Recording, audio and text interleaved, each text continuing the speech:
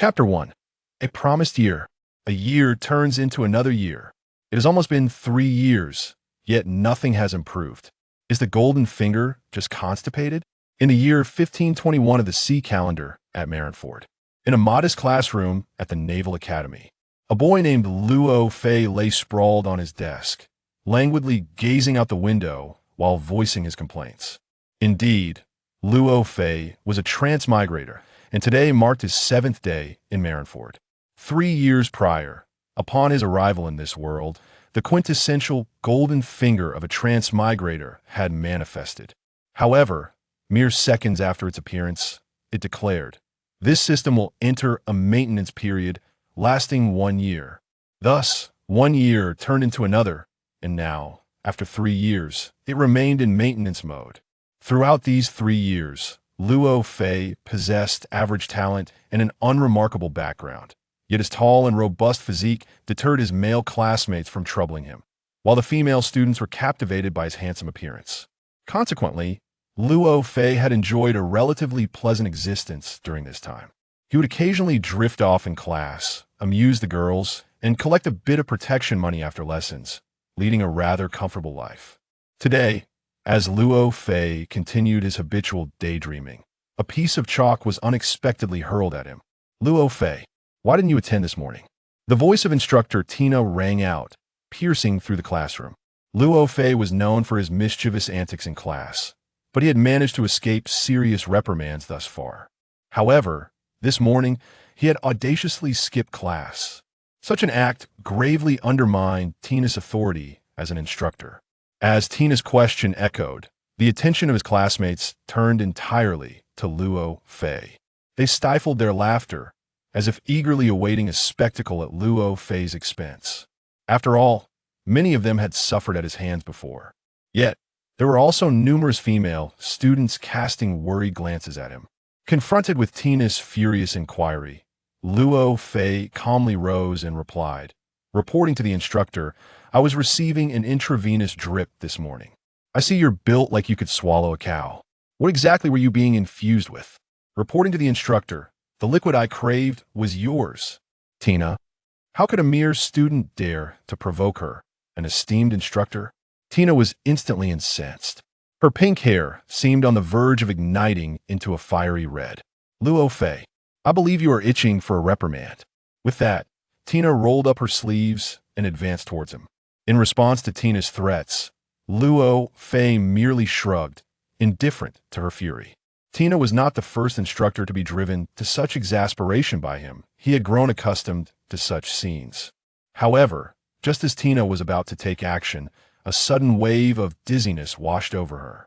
When she regained her senses, the world around her had transformed dramatically. It was a bright and sunny morning.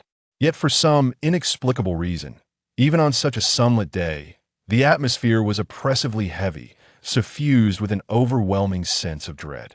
At the execution platform, a disheveled man knelt upon the ground. Before him stood 2 executioners wielding long blades. Yet despite the grim scene, the man exhibited no fear. Instead, he emanated an aura of formidable authority. Upon witnessing this sight, Tina's breath caught in her throat, for she recognized the scene unfolding before her. The execution platform of Loguetown, the pirate king Roger, the man who single-handedly ushered in the era of the great pirates, had resurfaced. Even standing on the execution platform, he was a figure of terror. The realism of the scene was so vivid that it felt as though she were present within it, and beads of sweat began to form on Tina's brow. The inexperienced naval soldiers trembled in fear, their legs quaking beneath them. "This is Marinford. Who dares to conjure such illusions?" Tina declared warily, her arm morphing into an iron rod akin to a barricade. Yet, her words bore no effect. The scene continued unabated. Is this truly the Pirate King, Roger? Is this the only man to have reached the end of the Grand Line? Quick, inform the commander. The Naval Academy has been infiltrated by a powerful entity. In an instant, the classroom erupted with a cacophony of voices. There was excitement, fear, reverence, and confusion. Soon, the entire Marinford reverberated with such sounds. "So everyone is witnessing this scene?" Tina gasped, Incredulity etched across her face. In that moment, panic surged within her, for she knew that the illustrious figure had already been executed. Moreover, it had been a public execution before the eyes of the world. Thus, the vision she witnessed, though strikingly real, was merely a reenactment of past events. Was this the power of a height-year devil fruit? To allow so many to perceive an illusion without their awareness was a terrifying ability, and it was no wonder that even someone of Tina's caliber would feel a sense of dread. However, the situation was far more dire. Not only was Marinford shaken by this spectacle, but people from all corners of the world were also witnessing it. Yet, amidst the global panic and confusion, one individual remained unfazed, even breaking into laughter. That individual was Luo Fei. Ding! Congratulations, host. The worldwide live broadcast system is being established. Ding! The worldwide live broadcast system has been successfully set up and bound to the sole host, Luo Fei. Ding! Congratulations, host. You have attained supreme management rights within the live broadcast room. Members from around the world are joining. Whitebeard has joined. Admiral Tsuru has joined. Buggy the Clown has joined. Red-haired Shanks has joined. Straw Hat Luffy has joined. In addition to these figures from the pirate world, Luo Fei noticed that the live broadcast system's database was continuously filled with footage. The Marineford War, Roger's death, the Skypiea arc, the Sabadi Archipelago arc, the Buster Call on O'Hara, the annihilation of the Rocks Pirates. The live broadcast room will randomly play 3D videos from the database. During the broadcast, random questions will arise, and all members in the live broadcast room may participate in the QA. Correct answers will yield generous rewards, while incorrect answers will result in the loss of one item. Quickly, the system provided this explanation. Live broadcast QA? So what benefit do I, the host, receive? Luo Fei remarked with some dissatisfaction. While other systems offered immediate rewards, he seemed to treat him no differently than the rest. The items lost by members who answer incorrectly will automatically belong to the host. A mechanical voice rang out, and Luo Fei's sense of balance was restored. Additionally, this live broadcast room supports a tipping function, allowing all participating members to contribute. The items for tipping include, but are not limited to martial arts, devil fruit abilities, special skills, etc. Members' abilities will remain intact after tipping. The host may also earn rewards by guiding other members in their tipping. The system added. Upon hearing this, Luo Fei felt a wave of relief wash over him. Guiding others to tip him was akin to conning them, and he was quite adept at conning. As Luo Fei reveled in his newfound excitement, messages began to flood the water-blue floating screen before him. Kong, if I'm not mistaken, that's Roger, right? Sengoku. Garp, how dare you speak? Weren't you the one responsible for guarding Loguetown? Why is he back? You better give me a satisfactory answer. Whitebeard, could that guy still be alive? Haha, I truly miss the days we drank together. Ace, old man, your bag is about to burst. Did you know? Crocodile, oh? Are you saying Whitebeard is in critical condition? Whitebeard, haha, it's not that serious. You're so concerned about me. Are you eager to become my son? It's fine to be my son, but you must first bow to me. Crocodile. Rayleigh, Captain, I truly hope you can see this world again. In a live broadcast room, the world's elites spoke one after another. This left ordinary citizens too intimidated to utter a word. As for the authenticity of a live broadcast room, no one dared to question it. Due to the formidable power wielded by certain influential figures, the authenticity of this live broadcast room, transcending all forms of energy, has been thoroughly validated through various means. As for the ordinary masses, they have no necessity to be privy to such knowledge. The imagery within the live stream continues unabated. Even as the legendary pirate king, Joel D. Roger, stands upon the gallows, his spirit remains indomitable. Addressing the throngs of spectators gathered below the scaffold, Roger utters his final declaration with unyielding fervor. Do you covet my treasure? If so, it is all yours. Seek it out. I have concealed all my riches there. This proclamation ignites a fervor across the globe, heralding the dawn of the great pirate era. In a fleeting moment, Roger's flickering flame of life transforms into an inferno that ignites the world. At the moment of Roger's execution, the world erupted in chaos. 2 decades have since passed, yet this chapter of history continues to resonate with profound impact, particularly for those pirates who, inspired by Roger's words 20 years ago, ventured forth to the Grand Line. Nostalgia washes over them in waves. The current live space offers them a transcendent platform for communication, unbound by the constraints of time and space. However, amidst the exchanges of greetings and inquiries about each other's circumstances among the influential figures in the live room, the broadcast suddenly halts. Above the live stream, a line of red text materializes. Question and answer session. Why was Pirate King Roger captured? Correct answer reward. Zeus, the thundercloud. Incorrect answer penalty. Randomly strip 1 item from the incorrect respondent, including but not limited to fruit abilities, martial prowess, life, equipment, etc. Zeus, the thundercloud? The ordinary spectators within the live room may not comprehend the significance of this entity. Yet for those pirates who have already embarked on their journey along the Grand Line, as well as certain high-ranking Navy officers, the meaning of Zeus is abundantly clear. Meanwhile, in the latter half of the Grand Line, on Whole Cake Island, Big Mom reclines upon her throne, gazing at a white cloud prostrated beside her, and smugly declares, "Ha! I alone have conjured Zeus, the thundercloud." Could there possibly be a second Zeus in this world? This so-called live broadcast room is nothing but a ruse. As for the question of why Roger was captured, it is utterly trivial who would concern themselves with such matters. With that, Big Mom seizes a colossal confectionery towering over 1 meter in height and shoves it into her mouth. A live stream directed to the entire world? Big Mom harbors no belief in such a notion. To her, it merely represents a grand illusion, and such illusory abilities are ones she possesses herself. In fact, within the realm of the Grand Line, numerous individuals wield similar powers. Thus, Big Mom pays little heed to the events unfolding in the live broadcast room, until 3 seconds after she has stuffed the dessert into her mouth. Zeus. Where is Zeus? Big Mom stares in bewilderment at the empty air before her. Originally, Zeus, the thundercloud, was right there. Yet, in the blink of an eye, it has vanished without a trace. As Big Mom processes this shocking revelation, she notices that the section of the live stream displaying the question and answer rewards now features Zeus.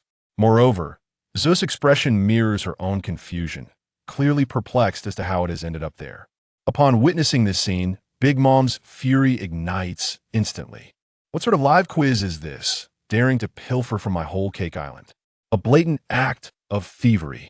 Having dominated the pirate world for decades, she is incensed by the audacity of someone stealing from beneath her very nose. In a fit of rage, she swings her fist toward the live stream. However, the broadcast is merely an illusion, and her fist passes through without making contact. Soon, Katakuri, her most capable son and subordinate, arrives at the palace on Whole Cake Island. Observing Big Mom's furious state due to Zeus' disappearance, Katakuri falls into deep contemplation. Perhaps this live stream indeed possesses powers that surpass all worldly bounds? Otherwise, why had his observation Haki failed to perceive anything at all? With this thought in mind, Katakuri quickly concentrates, directing his focus back to the live stream. Meanwhile, the prominent figures within the broadcast engage in fervent discussion regarding the matter at hand. Whitebeard, Zeus the Thundercloud. Is that the new favorite of that Charlotte fellow?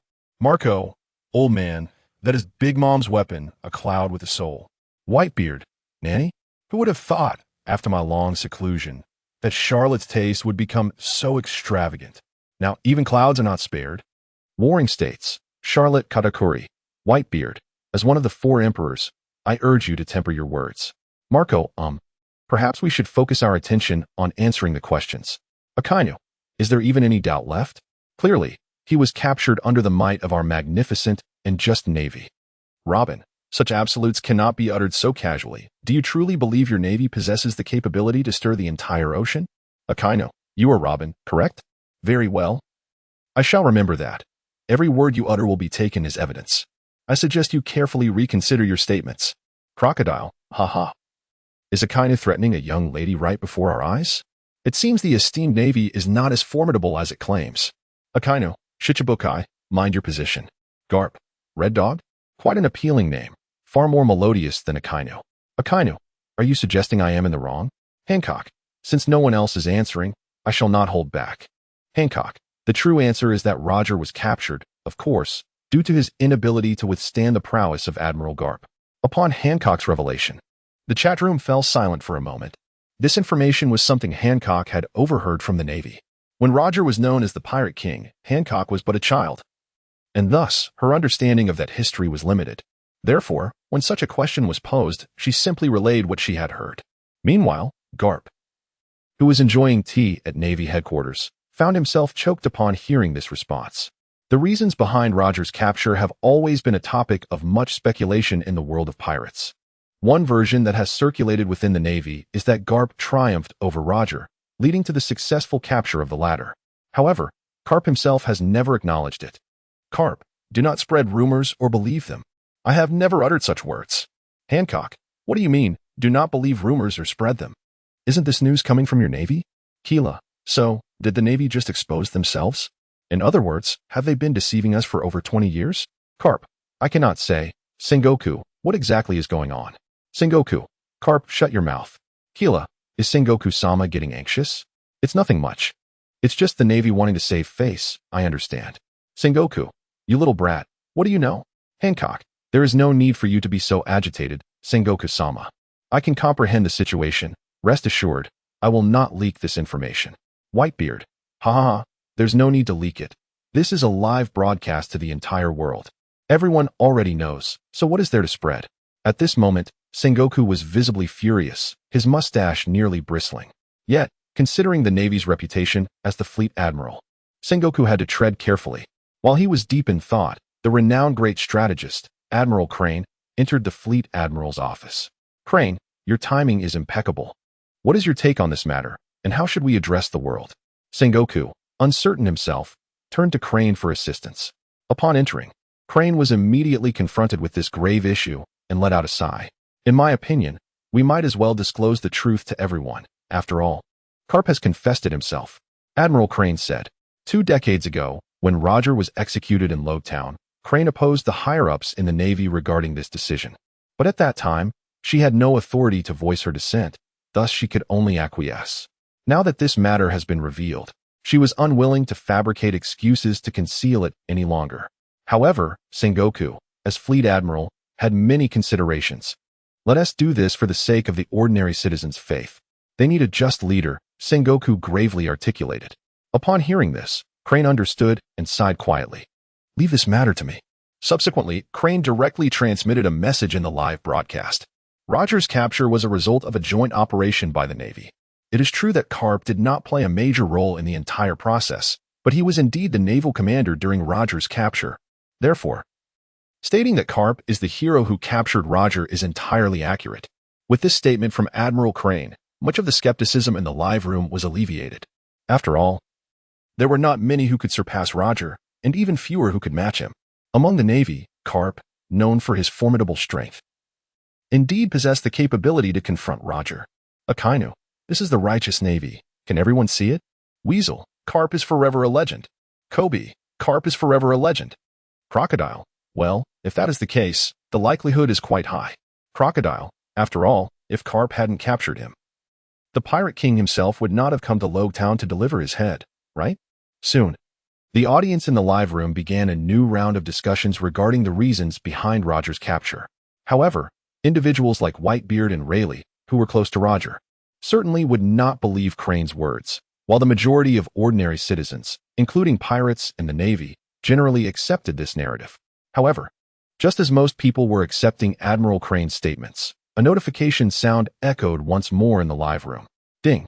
Hancock answered, Roger was captured by Garp. And the answer was incorrect. Punishment for the wrong answer. Deprivation of her conqueror's haki. Ding. Crane answered, Roger was captured by the Navy. And the answer was incorrect. Punishment for the wrong answer. Deprivation of her Navy's 6 styles. Upon hearing this notification sound, both Hancock and Admiral Crane were immediately stunned. Not only had they answered incorrectly, but the abilities referenced by the system had seemingly vanished into thin air. Soon, The prominent figures in the live room were equally bewildered. An ability that could be stripped away from someone out of nowhere. What kind of terrifying existence was this live room? Amidst the panic and fear of everyone, there was one person who remained calm and even laughed aloud. That was Luffy, because just after the live room announced the stripping of Hancock and Admiral Crane's abilities, a separate notification sound resonated in his mind. Ding. Congratulations, host. The fusion of Conqueror's Haki is successful. Ding. Congratulations, host. The fusion of the Navy's 6 styles is successful. Luffy felt the changes coursing through his body and was filled with delight. It turned out that the penalties for others' incorrect answers were rewards for himself. As Luffy rejoiced, he began to demonstrate the abilities he had just acquired, 1 Conqueror's Haki and 1 Navy's 6 styles. Whenever he wished, he could wield both of these powers. On the other side, while Luffy reveled in the unexpected acquisition of these abilities, the rest of the live room was struck with astonishment over this sudden turn of events. Hancock, my Haki, is gone just like that? Hancock typed in shock and fury in the live room, as one of the individuals deprived of abilities. No one understood better than her what had just transpired. She had merely answered casually, intending to test the authenticity of the live room. Well, now the authenticity of the live room had been established. Not only had she failed to gain a reward, but she had also lost her own Haki in vain. Blackbeard, isn't Hancock one of the Shichibukai, devoid of her Conqueror's Haki? Isn't Amazon Lily in grave danger? Blackbeard, hey, if you're willing to be my captive wife, I'd be more than willing to place my flag on Amazon Lily. Kizaru, you wish for a toad to eat swan meat? Moria, what a melodious expression. The Navy has finally spoken sense. Ace, Blackbeard, are you planning to come to Amazon Lily? Very well, I shall wait for you here. Hancock, you vile man. Do not dare approach my territory. Even if my Conqueror's Haki has disappeared, the walls of Amazon Lily remain steadfast. Hancock and the Navy headquarters, having caused me to lose my Conqueror's Haki, I shall demand recompense. Shiki, ha ha. I knew someone like Roger could never be captured by the Navy. They are indeed lying. Shanks, Amazon Lily is not as easy to breach as you think. Grant me a favor and allow the world to maintain peace, will you? Outside the live room, Sengoku observed the rapidly scrolling messages in the chat box, his mustache trembling in rage. If it were not for the penalties and rewards, Sengoku could have explained the emergence of the live room as a mere prank. However, now, the reward agent Zeus had been forcibly pulled into the live room by an unseen force from Big Mom, and the incorrect answers from Hancock and Admiral Crane had resulted in the loss of their respective abilities. Under such circumstances, how could he possibly shift the blame? No. How could he continue to uphold the Navy's justice? Moreover, in addition to this, Sengoku was troubled by another matter. Hancock, as one of the 7 warlords, had lost her formidable Conqueror's Haki. With such a loss, could she still be regarded as a sovereign ruler of the seas? The comments from the pirates in the live broadcast room suggested they were beginning to take an interest in Hancock's territory. If this situation continued, the territorial disputes among pirates would undoubtedly spark a new wave of conflict, something Sengoku wished to avoid. It was at this moment that Shanks, one of the 4 emperors and renowned across the seas for his fruit of face, made his appearance. His words managed to quell the restless pirates momentarily. After all, Hancock's position as an empress was supported by more than just her Conqueror's Haki. Furthermore, with Shanks speaking, the audience in the live stream had no choice but to show him respect. Consequently, they abandoned discussions about Amazon Lily and redirected their focus towards the Marine headquarters. Whitebeard exclaimed, "The Marines are indeed shameless. To uphold such absurd justice, they have no regard for their dignity." Golden Lion chuckled, "Indeed, Sengoku, as Fleet Admiral, speaks of righteousness and morality.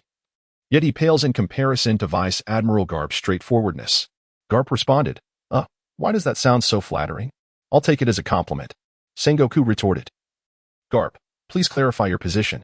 Caesar Clown chimed in, "I wonder if everyone remembers the scientific weapon explosion incident at Punk Hazard. It was clearly a Navy research facility. Yet the blame was entirely shifted away from the Marines." Doflamingo replied, "Of course, I remember. The Navy's announcement stated that it was you, Caesar, who conducted dangerous experiments without permission." Moonlight Moria added, "That makes sense. Without the world government's authorization, how would a mere Caesar dare to undertake such perilous actions?" Sengoku admonished, "Warlords, please be mindful of your positions." Whitebeard laughed heartily. Sengoku is getting anxious."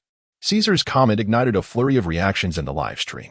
Whether they were 4 emperors or 7 warlords, none of them harbored hopes for world peace. After all, war is merely a redistribution of power among various factions, providing a justifiable rationale for the strong to devour the weak. These pirates viewed themselves as the strong. Naturally, Shanks, who thrived on reputation, was an exception. At this moment, both the four emperors and ordinary civilians began to question the navy due to Caesar's insinuations. Sengoku was overwhelmed with frustration. This group was indeed difficult to manage, especially the 7 warlords, who were granted supreme status by the world government, yet treated the navy with such disdain. It was utterly infuriating. One day, I shall find an opportunity to dismantle your ranks, Sengoku declared angrily from his office. Vice Admiral Tsuru, sensing Sengoku's fury, offered a comforting remark, "Do not be enraged. At least Empress Hancock still leans towards the navy." Just as Tsuru finished her consolation, Hancock addressed Sengoku in the live stream. "Sengoku, if you can restore my conqueror's haki, I will believe in the navy's deception." Sengoku was taken aback. Can this thing be returned? Moreover, who knows where Hancock's haki is gone? And what does she mean by deception? Why add the word deception if you believe? Sengoku was on the verge of blood pressure overflow from his frustration. As fleet admiral, many decisions were beyond his control, yet he bore the brunt of so much blame. Was the justice he upheld truly just? And those 7 warlords, each one was as ungrateful as a wolf. He must find an opportunity to propose the abolition of the warlord system to the world government. Just as Sengoku began to spiral into self-doubt, the live stream took a new turn. Kizaru interjected, "Everyone, please calm down. While we Marines do have a penchant for pride, it is unnecessary to lay all the blame upon us." Caesar interjected, "What do you mean by the Marines have a penchant for pride? Is that a confession?" Sengoku admonished Kizaru. "Mind your position." Kizaru replied, "I merely spoke the truth." Sengoku declared, "Salary increase next month." Kizaru responded, "Understood, Admiral." Kizaru muttered to himself, "I'm not confessing. I admit I had a bit too much to drink. This is a personal matter. Do not attribute it to the Navy." Shanks remarked with a smile, "Is this the power of capital?" He observed the lively chat in the live stream, reminiscing about how long it had been since he had seen such an entertaining scene. Meanwhile, Sengoku was nearly fuming. Since the inception of this live stream, the Navy's authority had been continuously questioned, leaving him, as fleet admiral, feeling somewhat ashamed to face others. In the live stream, everyone was vociferously condemning the Navy, especially those pirates with past grievances against them, who were fervently defaming the Marines. The chat was abuzz with excitement, however. The quiz page remained stagnant, lacking any new responses. After witnessing the fates of Hancock and Tsuru, no one dared to answer for fear of facing dire consequences. Even seasoned pirates like Whitebeard and Golden Lion, who were familiar with Roger, hesitated to respond. After all, no one had informed them of the reasons behind Roger's decisions at that time. Even if they could speculate a few possibilities, they could not guarantee their correctness. Of course, a select few high-ranking Marines were privy to this knowledge, yet they could not openly admit it to save face. Just as everyone hesitated to respond, a mechanical voice suddenly echoed in the live stream. "Warning. If no correct answers are provided within 30 seconds, one random member's life will be forfeited." With such administrative power, it was indeed convenient. The ability to manage participants, mute them, or grant rewards was akin to the host's privileges. Within the Marine Academy, Luo Fei expressed his satisfaction. He had not anticipated such benefits from being the first to answer. The system was not misleading. At that moment, a storm cloud named Zeus appeared beside Sujan. Despite being merely a cloud, it possessed human-like eyes and a mouth, with a fluffy, cotton-like body that made it appear adorably plump. "Master, please take care of me." Upon meeting Luo Fei, Zeus greeted him. Initially, Luo Fei was somewhat concerned that this storm cloud, created by Big Mom, might be unmanageable. Yet now, observing Zeus's obedient demeanor, Luo Fei felt completely at ease. "Ah, good child, just stay by my side from now on. Rest assured, as long as I have a morsel of meat, I shall certainly share a taste of steam with you." Luo Fei chuckled, patting Zeus's soft, plump form. He recalled that this creature had an insatiable fondness for the clouds produced by Nami's climate baton. It would be delightful if such a delicacy could grace the live stream in the future. Alternatively, once he grew more powerful, seizing it directly could also prove to be a splendid idea. However, for the time being, it seemed prudent to let Zeus indulge in a bit of steam to make do. Soon after taming Zeus, Luo Fei shifted his attention back to the system's live stream. He remembered that during the introduction of the super administrator privileges, the system had specifically mentioned the ability to bring others in. Yet, now that nearly everyone from the pirate world had already entered the live stream, where else could he possibly recruit individuals? System. Are there still those who have yet to join? Prompt. Currently, only members with a life presence from this world have entered the live stream. Additionally, you may invite members from the realm of the afterlife in this world, as well as those from other worlds. The realm of the afterlife. In other words, old fellows like Roger and Odin, whose ashes are unaccounted for, can also be summoned? Prompt. Indeed. However, the live broadcast room must reach a certain level before the privilege to summon individuals from other realms can be unlocked. With each advancement in level, the room gains the ability to invite members from the underworld.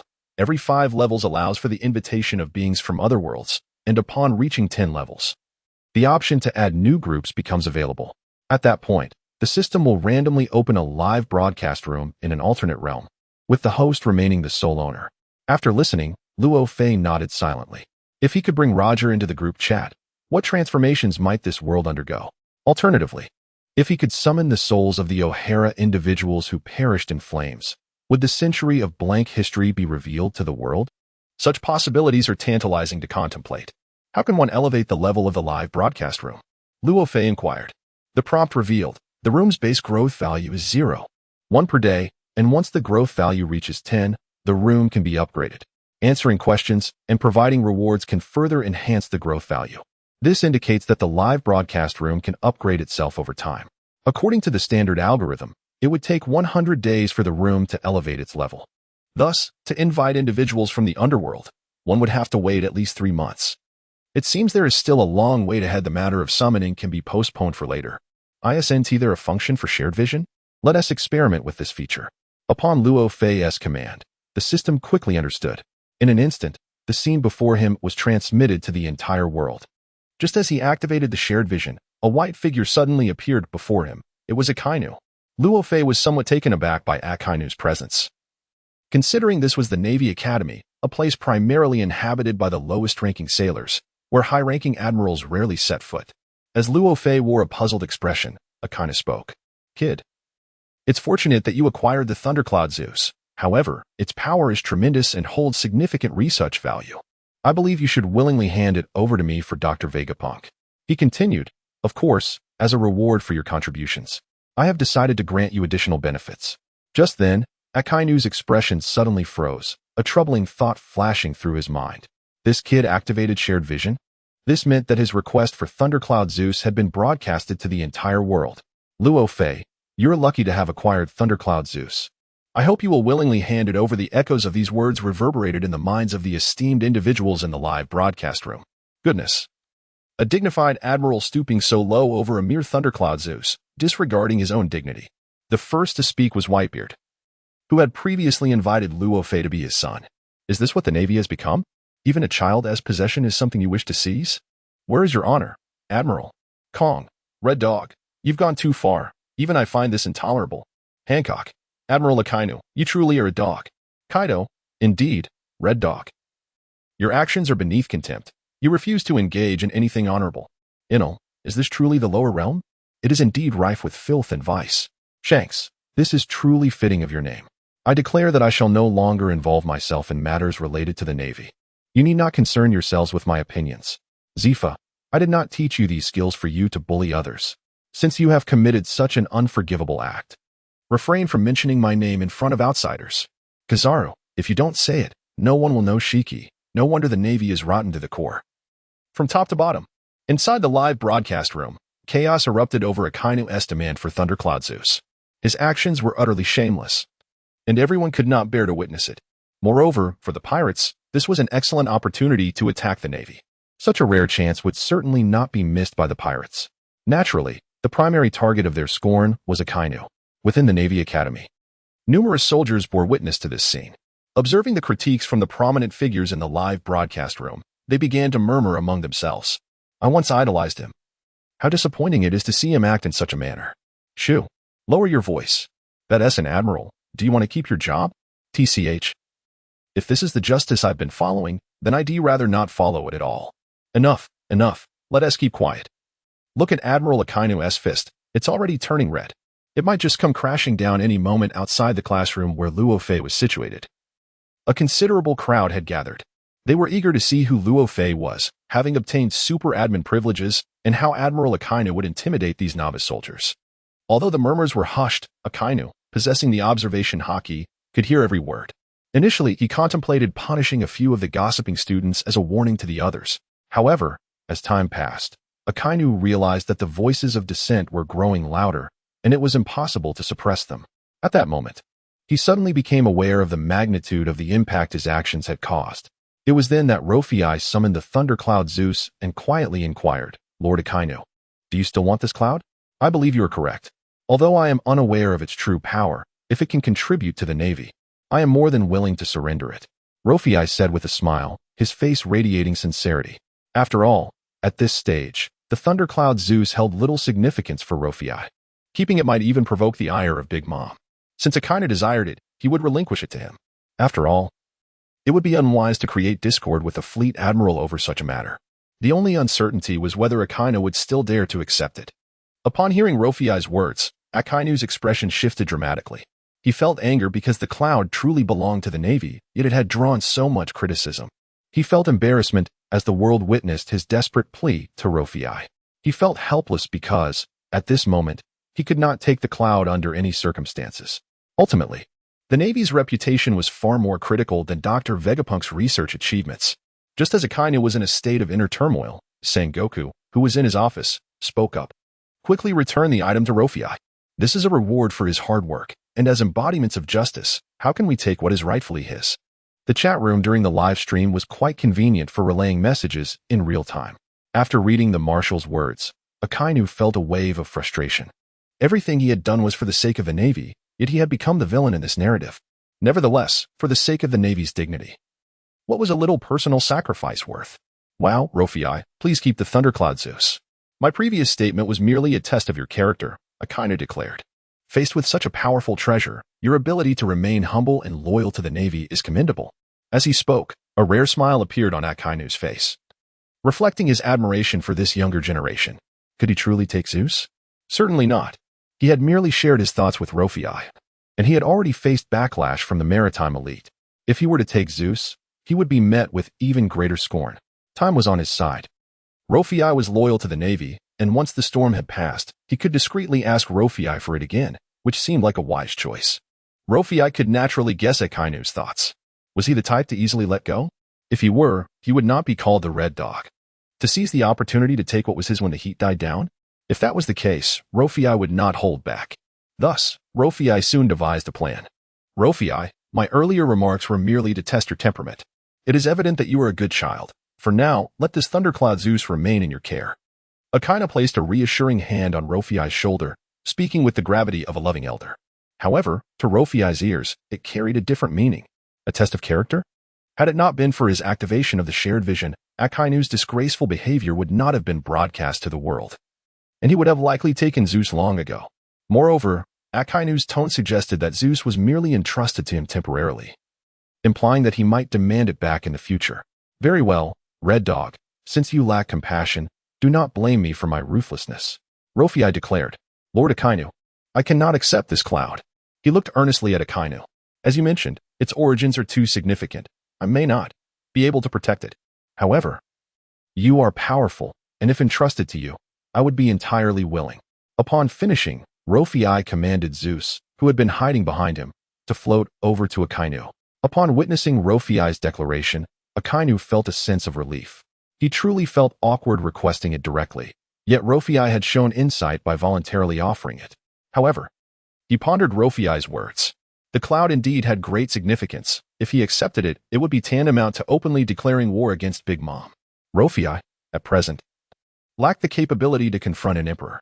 For Akainu to take the cloud was a clever move on Luo Fei's part. An intelligent and loyal soldier of the Navy, impressive. At that moment, Akainu began to view Luo Fei in a new light. As Akainu prepared to awkwardly accept Zeus, the live stream erupted once more. Shanks commented, "Do you not wish to become a target for all?" This kid sees through it clearly. Nevertheless, handing Zeus over to Marine headquarters would indeed be safer. Whitebeard added, "When that lunatic Big Mom goes berserk, the entire Marineford will likely suffer." Tsuru remarked, "In my opinion, the thundercloud Zeus cannot remain. It is better to avoid unnecessary trouble. Perhaps it would be best to return it to Big Mom." Akainu retorted, "Return it? On what grounds? This is a product of our Navy's strength." Doflamingo interjected, The Navy's strength? It is clearly Rofei's personal possession. It seems that Lord Sakazuki has not given up on seizing Zeus. Shiki chimed in. Big Mom. When are you planning to attack Marineford? Count me in. Hancock cautioned. Rofei, do not heed Akainu's nonsense. If you wish to keep it, do so. As for the potential revenge from the four emperors, rest assured, when Big Mom attacks Marineford, your frontline soldiers will undoubtedly suffer. Charlotte Smoothie taunted. Red Dog. Come and take your beating. Look at how terrified that child is. Katakuri laughed. How amusing. A mere Marine Admiral dares to challenge the four emperor? The titans of the live stream were unified in their disapproval of Akainu taking the Thundercloud Zeus. After all, if it remained in Rofei's possession, the threat would not be as great. However, if placed in the hands of Akainu and transformed into weapons for mass use, the threat would be substantial. While the esteemed figures in the live broadcast were vehemently criticizing Akainu, they hoped to compel him, under the weight of global public opinion and to preserve the Navy's honor, to abandon this objective. Amid the ongoing heated debate in the live stream sparked by a remark from Rofei, in a fit of anger, typed the following words in front of Akainu. Do not speak nonsense. Our Navy's admirals are formidable. Upon reading this, a radiant smile blossomed on Akainu's face. This is the flower of Marineford. This is the future of the Navy. Young man, you truly are commendable. I shall promote you upon my return. Akainu mused inwardly. As the audience in the live stream appeared perplexed, seemingly supporting Rofei, they wondered why he, in a moment of confusion, picked up a Navy textbook to peruse. Through shared vision, all present could see the contents of this textbook. Look, our Navy is indeed powerful. Lord Garp once felled Roger with a single punch, and Lord Kasasky leveled Dressrosa with one blow. Lord Kuzan summoned an ice age that obliterated an entire nation. And Lord Sengoku is even more formidable, toppling Whitebeard's pirate ship with a mere golden body. Do you still dare to underestimate our Navy? Let me tell you, being a pirate should not make one too arrogant. Whitebeard interjected. When did my ship get toppled? I was unaware of such an event. Caesar remarked. How amusing. A storm cloud in the form of Zeus has allowed me to witness such an extravagant spectacle. I had no idea the Navy was this formidable. Doflamingo added. Akainu. Let us have a word. Rofei's statements left the audience in the live stream utterly astonished. Punching the four emperors and kicking the seven warlords? The Navy truly is impressive. Yet, if the Navy were indeed so powerful, why would they recruit formidable pirates as warlords, granting them the title of world government to suppress certain seas? If the Navy were as strong as claimed, would they permit four emperors to roam freely across the seas? The answer is, of course, negative. This implies that the Navy is merely boasting. Whitebeard exclaimed, Sengoku, come out and stop playing dead. I believe you owe me an explanation. Hancock interjected. Sengoku is extremely busy. It is not as if we can just meet him at will. Doflamingo retorted. How can you speak of the great Sengoku in such a manner? Surely, he is preoccupied with ensuring the Navy's great achievements are documented in the textbooks. Doflamingo continued. After all, crafting tales requires time. Moria added. So it was allies. I almost lost my grip on my giant scissors. Katakuri stated, Sengoku, I await your answer. What on earth is going on? The live stream was abuzz with such messages, continuously challenging the perspectives of the influential figures at sea. The Navy Academy is a foundational institution for the Navy. It is implausible that Sengoku would be unaware of the significance surrounding the compilation of the Navy Academy's textbooks. However, nowadays, the naval textbooks are marred by such distortions of fact and exaggerations, undoubtedly influenced by the directives of Sengoku. Thus, the members of the live broadcast seized upon this point, persistently pressuring Sengoku for a response. At this moment, within the office of Marshal Marineford, Sengoku found himself troubled by this matter. After much effort to obscure the truth surrounding Roger's capture, yet another issue had arisen. Who on earth authored this textbook? It was utterly absurd. Sengoku swore that this was indeed the first time he had laid eyes upon the contents of the textbook. However, at this juncture, such words hold little weight. As the Admiral of the Navy, his personal conduct unequivocally reflects the Navy's stance. Any misfortune that befalls the Navy inevitably implicates him, the Admiral. The distortion of facts by textbooks, which has offended the notorious pirates, is a matter of significant consequence. Even Sengoku, renowned for his strategic acumen, finds himself momentarily at a loss for effective solutions. Reluctantly, he turns to Vice Admiral Tsuru, who has recently lost the 6 styles of the Navy. Though merely a Vice Admiral, the burden upon her is less than that of Sengoku. After analyzing the current predicament, Tsuru swiftly proposes a remedy. In my view, with the situation being broadcasted live across the globe, we have reached an irretrievable point. It would be prudent to find a scapegoat to take the blame, thus salvaging a modicum of dignity. As for who to select for this role, I have already identified a candidate within the Naval Academy, Admiral Akainu.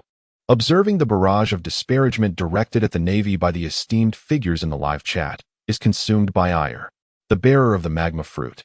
His visage reddens with indignation, akin to a volcano on the verge of eruption. Standing before him, Law can almost perceive the steam emanating from Akainu's agitated form. Yet, regardless of the tempest of fury brewing within Akainu, he finds himself unable to unleash it. After all, as the saying goes, what can one accomplish as merely a keyboard warrior, separated by a screen? If only there were no screen, he could at least vent his frustration by smashing something. However, the current situation resembles a void live broadcast room. Could it be that Akainu is to vent his frustrations at thin air? Moreover, the surroundings are filled with newly enlisted Navy soldiers. Having just inquired of Luo Fei regarding the thundercloud Zeus, he has likely disappointed them already. If he were to lose his temper now, it would only serve to diminish his standing within the Navy further. The world is so splendid. Yet I find myself in such a state of agitation. This is unseemly. Unseemly. Akainu consoled himself in this manner. As the steam on his forehead dissipated somewhat, the pressing concern at hand is not the tarnishing of the Navy's reputation, but rather how to prevent its further degradation. Luo Fei. Let us first disable the shared vision.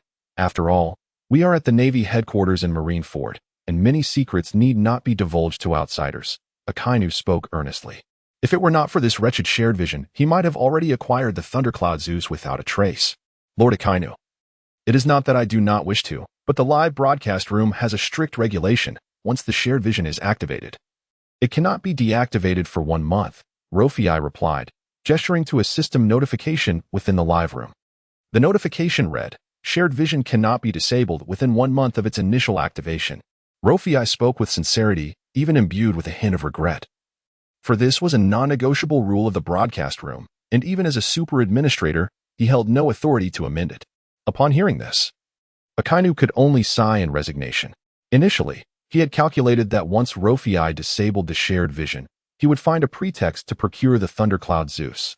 Now, it appeared that any thoughts of acquiring thundercloud Zeus within a month were futile. What Akainu did not know was that this rule had been recently added by Luo Fei, using his host privileges. After all, Luo Fei was merely an ordinary Navy member, lacking formidable strength or a solid background. Yet he had suddenly acquired management rights over this live broadcast room. Such an occurrence surely attracted the attention of various influential figures. For Luo Fei, this was hardly a fortuitous event. He even had reason to believe that without the protection of the shared vision, exposing his actions to the world could lead to unforeseen peril. Simultaneously, Luo Fei was acutely aware that within the chat interface, those pirates who rallied under the guise of supporting him were merely seeking to tarnish the Navy's reputation. Their intentions were far from genuine. The deliberate imposition of a 1-month time frame also provided Luo Fei with a space for growth. Through answering questions and stripping erroneous members of their capabilities, Luo Fei had now obtained Conqueror's Haki, the Navy's 6 styles, and Big Mom's Thundercloud Zeus. Just from a single inquiry, Luo Fei had garnered such an array of rewards to enhance his strength. He mused that subsequent questions would undoubtedly yield further rewards. A month hence, he would surely have grown more formidable. By then, he would no longer require the protection of the shared vision. Luo Fei reveled in this optimistic contemplation. However, within the live broadcast, it was Akainu's remarks that once again sparked contention. Red Dog, Navy Secrets? How could mere ordinary sailors have access to your classified information? Your confidentiality organization is indeed a farce. Big Mom, I advise you to think carefully before you speak. Are you suggesting that Trafalgar Law should cease sharing his vision and then seize Zeus for mass production? Doflamingo, the views of Marineford possess a unique charm. Once closed, they shall be lost to us. Kizaru, are you certain you wish to behold the vistas of Marineford? Shirahoshi, could we not close it? I still wish to see the outside world. Luffy, is it impossible to turn off the shared vision? Ha ha ha, splendid. Trafalgar, consider it a favor owed to you. Might I borrow your sight to glimpse my grandfather? Garps, you rotten brat, still thinking of me. Old man Dayton is in excellent health. Rest assured. I shan't meet any misfortune until your decaying will is awakened. Hancock, grandfather? Grandson? What is happening here? In the chat group, a vibrant discussion ensued. At this moment, Luffy had gathered a band of like-minded companions, becoming a sensational pirate. The fact that Vice Admiral Garp had a grandson turned pirate was, in Sengoku's eyes, a disgrace to the Navy's image. Thus, to prevent Garp from further exposing himself, Sengoku summoned Garp to his office, intending to keep a watchful eye over him to ensure he remained silent. On Trafalgar's side, he readily acquiesced to Luffy's request, as he deemed it appropriate to honor the future Pirate King. Upon realizing his plans to acquire Zeus were foiled, Akainu decided to depart from the Marine Academy. Despite this minor incident, the pirates did not forget the Navy's textbook tales of their admirals pummeling the 4 emperors and kicking the 7 warlords. Particularly, those imprisoned and impelled down were eager for chaos within the Navy, incessantly discussing the matter in the live broadcast. Consequently, to swiftly quell the situation, the Navy devised a strategy: find a scapegoat willing to assume the blame, thereby preserving the Navy's dignity. The act of altering textbooks and disparaging the 4 emperors and 7 warlords was a burden too heavy for an ordinary individual to bear. To find someone to step forward and claim responsibility, it must be someone of admiral rank. Currently, there were 3 admirals in the Navy. Akiji was on an undisclosed vacation. Tsuru was idle due to unpaid wages, leaving Akainu, enthusiastic and steadfast in the Navy's justice, as the most suitable candidate to shoulder this burden. After discussions between Sengoku and Admiral Tsuru, they unanimously decided that Akainu would bear the brunt of this predicament. Thus, as Akainu exited the Marine Academy, he was summoned to the Fleet Admiral's office. Upon his arrival, he was immediately met with an avalanche of accusations. What? A collective error, and you expect me to bear it alone? I refuse. Akainu obstinately protested. Sengoku, patting Akainu's back as one would comfort a wounded pup, continued, consider it this way. This is for the sake of our Navy's justice. If you do not enter hell, who will? By taking on this burden alone, the entire Navy will be spared. Look, if you accept this blame, acknowledge this mistake is yours, our Navy's honor will be restored. Akainu contemplated Sengoku's words. Sacrificing the self for the greater good indeed. This was the essence of the Navy's justice. Very well, I agree. However, I wish to make one request. Seeing Akainu's agreement, Sengoku relaxed and sipped his tea. What is it? After your retirement, may the position of Fleet Admiral be passed to me? Akainu candidly expressed his aspirations. After all, Sengoku currently needed his compliance. If he did not seize this opportunity to voice his desires, when would he? Waiting until Sengoku's retirement would be too late. Sengoku, caught off guard, sputtered his tea, splattering it onto Garp. To think that, in his current state, Akainu would audaciously aspire for his position. Such ambition. Yet, in some respects, ambition is not inherently negative. Compared to Akiji's laid-back demeanor and Kizaru's lethargy, Akainu's drive could be perceived as a positive trait. However, Sengoku was not in a position to make any promises at this juncture. Let us discuss this further, Sengoku finally replied, stroking his goatee, in Marineford. Within the Fleet Admiral's office, although Sengoku did not explicitly agree to Akainu's request, he did not outright refuse it either. After all, among the 3 admirals, only Akainu appeared to be the most reliable candidate to assume the role of Fleet Admiral. However, his indolent disposition truly renders the warring states uneasy. There lingers a sense of apprehension that entrusting the future of the Navy to Kizaru would inevitably lead to its downfall. As for Akiji, the situation is even more pronounced. Although he displays a greater level of composure in comparison to Akainu, his demeanor remains a concern. Since the conclusion of the Ohara incident, Akiji has become rather lethargic, embarking on a journey around the world on a bicycle under the pretense of hunting down the remnants of Ohara. Now 2 decades have passed, and the once spirited youth has transformed into a curly-haired gentleman. In contrast, Akainu diligently commutes to work every day, undeniably the most devoted admiral in the Navy. However, his sole flaw lies in his extreme views and obstinate adherence to his own opinions. As a subordinate, Akainu is an exceptionally proficient executor. However, if he were to command the entire army as a marshal, Sengoku harbored concerns that his temperament would inevitably lead to significant turmoil within the Navy. Thus, given these considerations, Sengoku finds himself unable to make any commitments to Akainu at this moment. Sengoku remains in robust health, and sustaining this for a few more years poses no issue. He possesses ample time to evaluate Akainu's capabilities.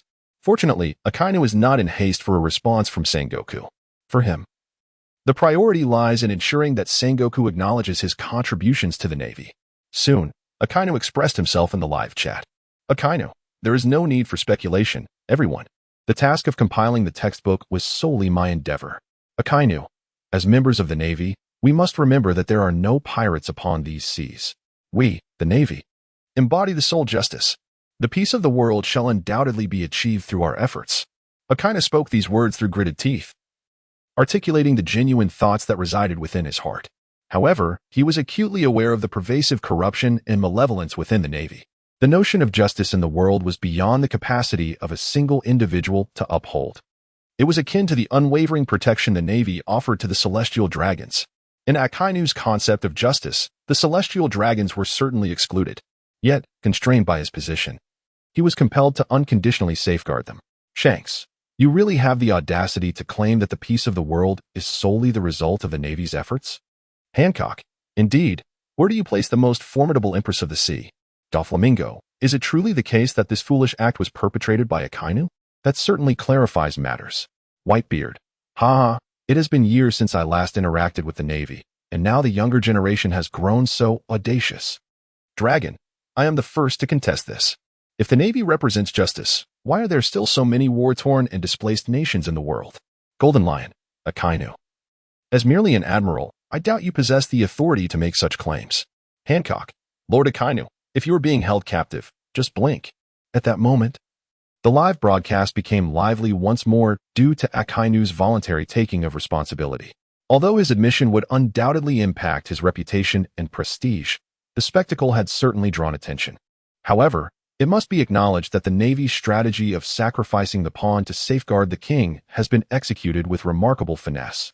By allowing Akainu to draw all the fire, the entire Navy's reputation has been preserved. Only in this manner can the banner of justice upheld by the Navy remain unyielding.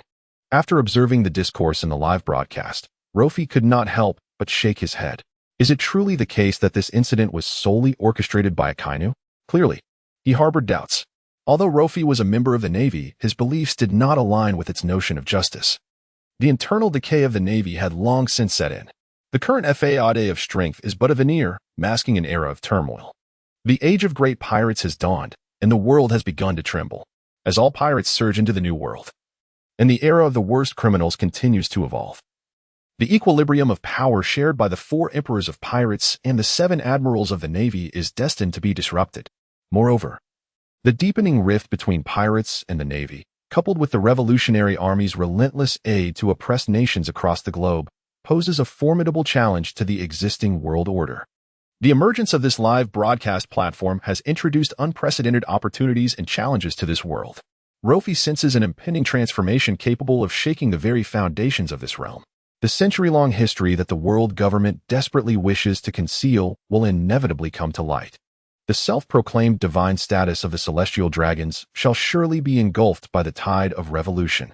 What Luffy must now do is to continually fortify himself, striving to possess the strength to not only withstand the coming tempest, but to master it. Amidst the banter and playful jabs exchanged by the prominent figures in the live broadcast, Luffy ascended to his main account and issued the following announcement. Host, risk notification for the live broadcast. This platform serves as a QA session. Incorrect answers or failure to respond will incur system penalties, with the most severe consequence being the loss of life. Host, members who cannot bear the consequences are advised to respond with the word exit within 24 hours. Any requests to withdraw beyond this period will not be entertained.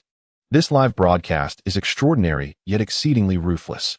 Correct answers yield rewards, but these rewards come at the expense of the abilities or possessions of other group members.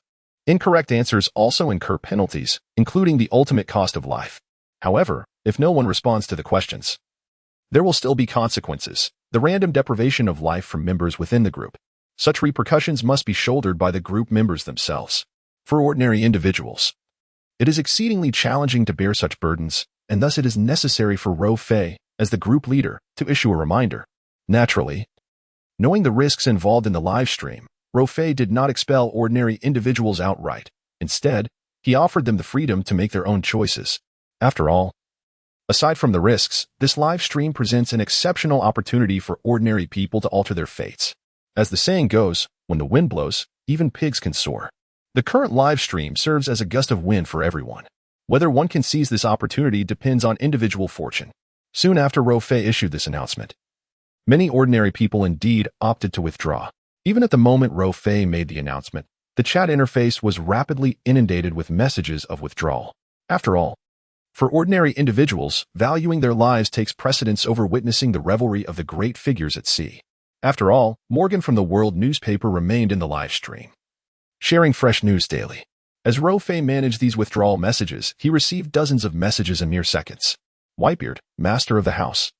Are you the creator deity of this world? Inaru, do not meddle with the divine. I alone am the true god of this world. Luffy, you dare to claim to be a god? Just watch as I send you flying with a single punch. Doflamingo, might I inquire whether the master of the house would make an appearance so we can conspire for supremacy over the seas? Kaido, Doflamingo, have you grown tired of living? You dare to seek independence? Tsuru, Kaido, what do you mean by seeking independence? Do you harbor some unmentionable secret? Doflamingo, haha. We are merely acquaintances. I did not expect Admiral Tsuru to be so sensitive at her age. Shanks, master of the house, do not heed their nonsense. They merely wish to exploit you to disrupt this world. You must not reveal yourself. Big Mom. Shanks, can you please be quiet? Big Mom, I wholeheartedly welcome the master of the house to visit Whole Cake Island. I shall ensure a splendid reception. Whitebeard, might I inquire whether the master of the house would consider becoming my son? I would offer you the same warmth as family. Hancock, I have long heard of your illustrious name, master of the house. I am most enamored. Might you have the time to visit Amazon Lily? The emergence of Luo Fei's identity as the master of the house instantly astonished the various powerful figures. After all, the ability of this live stream to arbitrarily strip away lives is a terrifying existence. They all speculated on how formidable the master of the house must be. As the sole ruler of this live stream, Luo Fei gazed at the endless flattery and invitations, momentarily lost in thought. Who could have imagined that these individuals, who incessantly referred to him as master and lord, included many who commanded the vast seas? Given the circumstances, even Roger, were he alive, would likely address Luo Fei with respect. However, Luo Fei did not savor this feeling of being the center of attention for long. After addressing the withdrawal messages, he reverted to his ordinary persona. If they perceived him as powerful and mysterious, then let them continue to believe so. There was no immediate need to reveal his identity as the master of the house. Due to the emergence of the live stream, chaos erupted across the seas. At the Navy Academy, Zifa lost interest in lecturing and dismissed the class. Striding out of the classroom towards the marshal's office, other soldiers followed suit. Meanwhile, the live stream image reappeared. The setting remained in Loguetown, but this time it depicted 20 years after Roger's execution. 2 decades of tumultuous change had swept through the ages. On the execution platform stood a young man wearing a straw hat and a radiant smile. Above him, the clown Buggy brandished a knife, poised above his head. That young man was Luffy. Unfazed by Buggy's boisterous laughter, Luffy faced death with courage, displaying a brilliant smile reminiscent of the pirate King Roger, who had been executed right there 20 years prior. The sky was shrouded in dark clouds. Just as Buggy prepared to strike Luffy down, rain began to pour from the heavens. Thunder roared and lightning flashed. Suddenly, a bolt of lightning struck the execution platform, causing it to fracture and tilt, thus saving Luffy.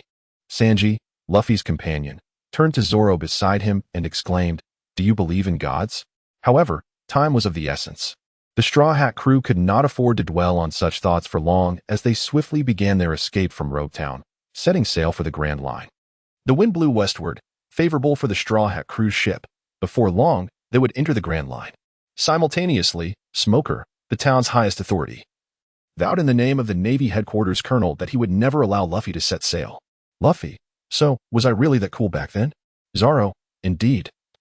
The situation was quite perilous. Sanji, everyone, the meal is ready. Let us eat first. Chopper, wow. The captain back then, Zoro and Sanji, were already so formidable? Usopp, you simply haven't witnessed my prowess. In such a situation, if I had intervened, even an admiral would have nothing to fear. Nami, Baka, hurry and eat, or it will get cold. Do you know how rare it is to enjoy a fresh meal at sea? As the brains of the Straw Hat pirates, Nami panicked upon witnessing the live stream. They could have quietly sailed through the Grand Line, but now, thanks to this live stream, the entire world was watching them. Without having made a name for themselves yet, they were already under the scrutiny of the world's powerful figures, which was hardly a favorable situation. Thus, Nami urged Luffy and the others to speak less in the live stream, seeking to minimize their visibility. However, this group of individuals seemed utterly incapable of absorbing any words. A mere compliment from Chopper ignited their obnoxious competitive spirit, leading them to openly discuss among themselves in the live chat. Unable to tolerate it any longer, Nami directly interjected with a remark. The beautiful swordswoman has brought meat. Beautiful? Swordswoman? Meat. This single statement caused the Straw Hat crew to swiftly vacate the chat interface. Frankie exclaimed, "What a bizarre bunch." At that moment, Frankie was still in Water City and had never encountered the Straw Hat crew. His comment was merely an expression of boredom. Once Luffy and the others realized they had been duped by Nami, they begrudgingly resigned themselves to their meal. After all, they had just promised to assist Princess Vivi in her journey to Alabasta, and conserving their strength was imperative. Soon after Nami's words were uttered, the chat group fell silent. The Straw Hat crew ceased their chatter, while the other prominent figures appeared bewildered. Whitebeard remarked, "Was that lad just now wearing Roger's straw hat?" Mihawk, the Hawkeye, inquired, "Shanks, did you gamble an arm on this new era, referring to that boy?" Garp chimed in, "Smoker, you scoundrel. How dare you press Luffy's head to the ground? Just wait until you return. I shall deal with you." Hancock questioned, "What is the situation? May I ask what relation Garp has with Luffy?" Doflamingo interjected, "What relation?" "A close connection, of course." Moria added, "As a Navy hero, yet constantly shielding a pirate brat. It truly is laughable." Whitebeard declared, "The Navy is no better." Luffy laughed heartily, "Aha, don't mind it. Uncle Smoker may seem fierce, but he is actually a kind-hearted man. At the time, my strength was lacking, so I accepted the outcome." Smoker retorted, "As a proud Navy officer, to be labeled a good person by a pirate? Just you wait, Straw Hat. I shall have my revenge." Garp admonished, "Smoker, who do you think you're looking down upon? I command you to report to Marineford at once." Smoker refused. "No, I will not accept any orders until my term is over." Although Garp's insistence could be seen as self-serving, Luffy understood that he merely wished to spare Luffy from a formidable adversary on the Grand Line. Even Garp's desire for Luffy to join the Navy stemmed from a wish to better protect him. However, having been raised among mountain bandits and befriending Ace, Sabo, and Shanks, along with the legend of Pirate King Roger, Luffy could never acquiesce to Garp's commands to obediently become a Navy officer. Of course, Smoker would not yield to Garp simply because he held the rank of Vice Admiral. Smoker was resolute, steadfast in his convictions, often disregarding orders from superiors. Seeing Smoker's stubbornness, Garp abandoned the idea of recalling him and turned his attention back to Luffy. Garp said, "Luffy, you're quite the cheerful lad. However, revealing yourself too soon is not wise. Continuing as a pirate will surely lead you into peril." Garp continued, "If you can come to an understanding, I would gladly welcome you into the Navy's embrace." Kobe exclaimed, "Really? Is Luffy-senpai going to join the Navy?" Luffy replied, "I appreciate the concern, but I cannot be subdued, for I am destined to become the Pirate King." Garp shouted, "Shanks, what are these for emperors? Utter nonsense. You are nothing but a cult leader. Look at the mess you've caused." Shanks, feeling aggrieved, thought to himself, "It seems so unjust." Luffy willingly set sail to escape Garp's love-fueled iron fist, and yet it sounds as though I lured him away. What alleviates sorrow? Only a feast can do so. Thus, Shanks quickly commanded his crew to prepare for a banquet, despite having just held one the previous day. As for the trivial matters in the live chat, Shanks merely smiled and chose not to engage in further argument. After all, his goal was world peace. Shanks encouraged everyone, "Let us focus on the live stream. I suspect new questions will arise soon." His words reminded everyone in the chat that the full name of the live stream was QA live stream. With a live stream underway, questions were bound to follow. The first live stream featured the question of why Roger was captured. Due to the scarcity of individuals aware of the true circumstances of that incident, coupled with the erroneous information deliberately disseminated by the Navy, no one in the chat could provide the correct answer. Ultimately, an unknown Navy officer named Luffy answered correctly, earning not only Big Mom's Thundercloud Zeus, but also the coveted super admin privileges of the live stream. Suddenly, everyone in the chat felt a sense of awe towards this platform, with anticipation building for the upcoming second live stream QA. Both pirates and Navy personnel eagerly sought to gain this additional power. The live stream continued, with everyone's gaze fixed upon the recently revealed Straw Hat crew. In the tumultuous rogue town, as Smoker initiated his actions, a tall man clad in a green cloak also made his appearance. "Let the winds blow, the storm of destiny approaches. That will pass down through generations, the transformation of eras, and the dreams of people. So long as they pursue the answer to freedom, all of this shall never cease." Pirates, you say? Quite appealing indeed. As he spoke, a faint smile broke through the stern visage concealed beneath his hood. Meanwhile, Smoker had intercepted Luffy at a crucial juncture in Loguetown, just as Luffy found himself overpowered by Smoker, who pressed him to the ground. The man in the green cloak appeared. Illuminated by flashes of lightning, Smoker recognized the man's true identity. A menacing red scar marred the right side of his face. "It's you. The town has long sought your head." "Ha. The world awaits our answers," the man replied. Following their brief exchange, a violent storm suddenly engulfed the sky, sweeping the entire town into chaos. Buildings crumbled, coastal artillery shattered, and all were caught in the tempest, rendered immobile. Once the destructive storm subsided, Loguetown lay in disarray. Luffy and his companions managed to board the Going Merry, setting sail for the Grand Line. Amidst the unexpected thunder and lightning, the true identity of the man in the green cloak was finally revealed. QA time. How did the mark on Dragon's face come to be? Correct answer reward, Jinbira. Incorrect answer penalty. Randomly strip one item from the incorrect respondent, including but not limited to fruit abilities, martial prowess, life, equipment, etc. Upon the announcement of this reward, the audience in the live stream expressed their astonishment. It is widely acknowledged that the famed sword, Jinbeiluo, belongs to Vice Admiral Peach Rabbit. While the exact rank and strength of this blade remain uncertain, Luo Fei speculates that Jinbeiluo is likely among the 12 supreme blades, each a paragon of swordsmanship, significantly enhancing the prowess of its wielder. Notable examples include the Tsongyun Xie, wielded by Whitebeard, one of the 4 emperors, and Blackbeard, knight, belonging to one of the 7 warlords of the sea. As a member of the Navy, Luo Fei has also heard rumors regarding this sword. The name Jinbeiluo symbolizes a guardian of the seas, and Vice Admiral Peach Rabbit, who possesses it, is often regarded as a candidate for promotion to admiral. Hence, whether due to the sword's symbolic meaning or its inherent power, it is enough to make everyone covetous. For the Navy, acquiring this sword equates to possessing a stepping stone for rapid advancement, while for pirates, obtaining Jinbeiluo would be tantamount to delivering a resounding slap to the face of the Navy. Imagine the uproar if the Vice Admiral, a candidate for admiral, were to have his signature weapon seized by pirates. Such news would be detrimental to the Navy's prestige. Consequently, the audience in the live stream, particularly the pirates, erupted in excitement upon hearing about this reward. Cavendish, the reward is indeed the sword of a Navy Vice Admiral. I wonder if I were to acquire this blade, would the ladies in the Navy become utterly infatuated with me? Bartolomeo, can we maintain some dignity here? Dasky, little pirates, do not be so arrogant. Once I deal with that straw hat brat, none of you shall escape. Blackbeard, just what I need, a new sword. I wonder how it feels to wield Jinbeiluo. Smoker, don't get too ahead of yourselves. Did you even answer correctly? Kid, the Navy actually has time to banter with us pirates in the chat? Are they too scared to answer the questions? Smoker, you little brats are certainly full of bravado. Where are you? I am coming to apprehend you. Jewelry Bonnie, is the Navy in a state of desperation? Hawkins, my divination just indicated an 80% chance that the Navy answers correctly. Perhaps I should remain in the shadows.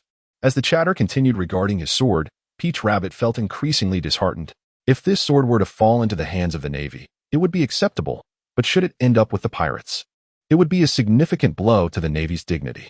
Given the urgency of the situation and its implications for the Navy's reputation, Peach Rabbit, stationed at Marineford, promptly made her way to the Admiral's office.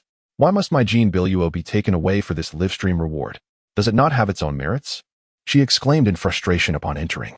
Upon seeing Peach Rabbit's arrival, Sengoku sighed. Calm down, it has merely been designated as a reward for the live quiz. If the questions are answered correctly, it will soon return. Kong, munching on potato chips, chuckled. You make it sound so simple. Answering the questions is not that easy. Have you forgotten how I lost my 6 powers? Hawk's retort was tinged with irritation. She had no clue regarding this round's question. The mark on Dragon's face was shrouded in mystery, and she pessimistically thought that only Dragon himself knew its significance. If Dragon were to answer correctly, would Jinbeiluo not fall into the hands of the Revolutionary Army? In the Admiral's office, Hawk's comment cast a somber atmosphere. However, amidst this tension, Kong chuckled heartily. Rest assured, that fellow will not disclose the reason. Kong's confidence prompted Sengoku to question him skeptically. Do you know something we do not? After a brief silence, Kong seemed to reflect upon a past memory before leisurely declaring, no one in this world knows the origin of that mark better than I do. Vice Admiral Peach Rabbit. Do not worry, I will ensure you reclaim Jinbeiluo. Since those pirates desire it, let them answer the questions. They are unlikely to provide the correct answer, thus quelling their arrogance. Initially anxious to arrive, upon hearing Kong's seemingly reassuring words, Peach Rabbit appeared even more perplexed. Did Kong imply he knew the correct answer? Perhaps we should trust Kong this time, Sengoku stated decisively, gazing at the chat group. I wish to see what further chaos those pirates can unleash. Seeing the Admiral's faith in Kong, Peach Rabbit, though still bewildered, chose to remain silent and join Sengoku in observing the chat. In stark contrast to the calm demeanor of Sengoku and others, the notorious pirates were far from composed. Kid, the leader of the Revolutionary Army, Dragon? Though I have never seen him, I suspect that mark is merely a common scar, either a birthmark or a result of being struck, nothing so mysterious. Bonnie, if you are so confident, why not answer the question? Are you not afraid we might steal your answer? Hawkins, he indeed does not fear. For even he does not believe in his own answer. Luffy, gah. So Kid is merely a troublemaker stirring up confusion. Kid, if I am the troublemaker, then what are the rest of you? Luffy, ahem. Why does the chat seem to be getting more entertaining? Crocodile, could it be some sort of totem? I have read in ancient texts that some old tribes would tattoo symbols on their bodies representing their clan. Luffy, that explanation holds some merit. Befitting the identity of a revolutionary army leader. Hancock, if it is a totem, then it makes sense. Hancock, moreover, since the administrator has deemed this answer plausible, I am inclined to believe it. Now, it is time for me to answer the question. Old Empress Osa, the former ruler of Amazon Lily, no. You cannot. The kingdom has numerous affairs to attend to. Please manage the state matters first. In the live stream, nearly everyone had come to accept this answer, including Luffy, who, as the room moderator, echoed the sentiment. However, the reason he expresses such sentiments is not due to his internal agreement with the answer. Rather, it stems from the fact that whenever a member answers incorrectly, a certain ability of his is stripped away. Once these abilities or possessions are taken from him, they inevitably fall into the hands of himself, the owner of the dwelling. Thus, at present, Luo Fei eagerly desires everyone to participate in answering questions. An accurate response merely rewards a singular golden relic. However, if one were to answer incorrectly, what might be lost could well be treasures of greater significance than the legendary Jinpyra. A casual conjecture from Crocodile, coupled with the incitements of Luo Fei, led the audience in the live stream to almost universally accept this notion. After all, Dragon, as the leader of the Revolutionary Army, has always presented a magnificent and formidable image to the public. Even the scar upon his visage must conceal some heroic tale. Yet, in light of Hancock and Crane's previous missteps, the audience has grown markedly more cautious. Amidst this tension and uncertainty, a brave soul finally spoke up. Buggy, this time, no one shall impede me, Buggy the Great, from seizing the Jinpyra. Shanks, Buggy, do take care. Merely observe the live stream. There's no need to answer questions. Don't risk your life in vain. Buggy, Shanks, I have yet to forgive you. Spare me your prattle. Whitebeard, this jester dares to speak thus to the red-haired Shanks. Quite the audacious character. Whitebeard, speaking of which, this Heba seems somewhat familiar. Have I encountered you before? Buggy, it's Buggy, not Heba. Moria, ha ha. You all carry on with your discussions. I shall claim the Jinpyra for myself first. Moria, the mark upon Dragon's face. The correct answer is the totem of the Revolutionary Army. Within the Terror Triad ship, Moria's smile grew increasingly sinister. With a chilling laugh, he promptly dispatched his statement. As the eldest among the 7 warlords, Moria bore witness to the era of Roger and the reign of the 4 emperors. In his youth, he even dared to challenge Kaido. Following that failed endeavor, all of Moria's crew perished, leaving him as the sole survivor. A decade ago, he navigated the Terror Triad into the fog-laden seas, where he allied with the nefarious surgeon of death, Hogback, to establish a zombie army. Since then, Moria has languished in obscurity, retreating to a corner of the world, never again attempting to surge into the new world. However, despite the apparent decline of Moria's physical form, the flame of his ambition to return to the new world flickered faintly within him. The wounds and blows sustained during his previous battle with Kaido had caused him to lapse into despondency. This live QA session presented him with an exceptional opportunity. Fortune favors the bold. Perhaps he could seize this chance, along with the rewards for answering questions correctly, to rise once more. Moria was resolute about this golden opportunity. As Moria's message was successfully sent, the barrage of messages in the chat interface suddenly quieted. Buggy, damn it, you're stealing my questions. Moria, do you have a problem? Upon hearing Moria's retort, Buggy quickly lost his bravado. After all, his opponent was one of the 7 warlords of the sea, while he was merely an ordinary pirate just setting sail from the East Blue. Buggy, your answers are splendid, remarkable, and simply outstanding. I have no objections. Absolutely none. Shanks, ha ha ha. Buggy, I never imagined you would still be so cowardly after 20 years. Buggy, you don't understand. This is a strategic retreat. I, Buggy the Clown, still have a few tricks up my sleeve. Machi, beast tamer of Buggy's pirates, truly worthy of being the captain. You possess great wisdom. Machi, long live the captain. Meanwhile, at the Marine headquarters in Admiral Marinford's office, Garp watched the speculations of the chat populace. Upon seeing Moria's final answer, he burst into laughter. These individuals certainly knew how to flatter the revolutionary army. Haha, however, that mark on Dragon's face is indeed far more precious than gold. Just as Garp finished speaking, the QA prompt reappeared in the live stream. Ding. Moria answered that the mark on Dragon's face is the emblem of the revolutionary army, but it was incorrect. Penalty for incorrect answer. All of Moria's physical abilities will be revoked. As the sound of the prompt echoed, a profound silence descended upon the entire live stream. The audience was left dumbfounded by the announcement. First Hancock's Conqueror's Hockey, and now Moria's complete loss of physical prowess. The penalties for incorrect answers in this live stream were indeed severe. Among the stunned viewers, Moria was the most shocked. Overwhelmed by the gravity of the situation, he collapsed to the ground in a state of shock. Although Moria's strength had long been questioned by the world, many still considered him to be the weakest among the 7 warlords. Yet, despite this, one must concede that Moria's fruit abilities are formidable, and his martial prowess is equally commendable. After all, many years ago, Moria was able to wield a blade and fiercely clash with Kaido. Although he ultimately faced total annihilation, he at least managed to extricate himself unscathed. Reflecting upon the past and present, how many individuals possess such capabilities? Although the years of complacency and decline have gradually transformed Moria into a rather unfit figure, it remains undeniable that his physical skills surpass those of the vast majority in these waters. Now, having lost all his martial skills, he is left with only the shadow fruit. In the wake of the shocking revelation, Moria appeared to be utterly drained, sitting on the ground in a daze. Initially, he had aspired to leverage this live broadcast to amass wealth and stage a comeback. Yet, here he was, suffering a double loss. Moria felt a surge of bitterness. However, as Moria wallowed in despair over the loss of his entire martial prowess, the live broadcast ignited a new wave of discussions. Doflamingo, TSK, TSK, TSK, what an extraordinary punishment. Moria, bereft of all his martial skills, is akin to having lost both his right and left arms. Crocodile, I wonder if Moria, now reduced to merely his fruit abilities, can still maintain his position as one of the 7 warlords of the sea. Doflamingo and Crocodile, eager to stir chaos, engaged in a back and forth that incited countless pirates to contemplate their moves. The prospect of defeating a former warlord of the sea, especially in light of the current uncertainty surrounding Moria, presented an enticing opportunity for fame and fortune. With Moria freshly bereft of his martial abilities and significantly weakened, it was indeed a prime moment for these pirates to strike.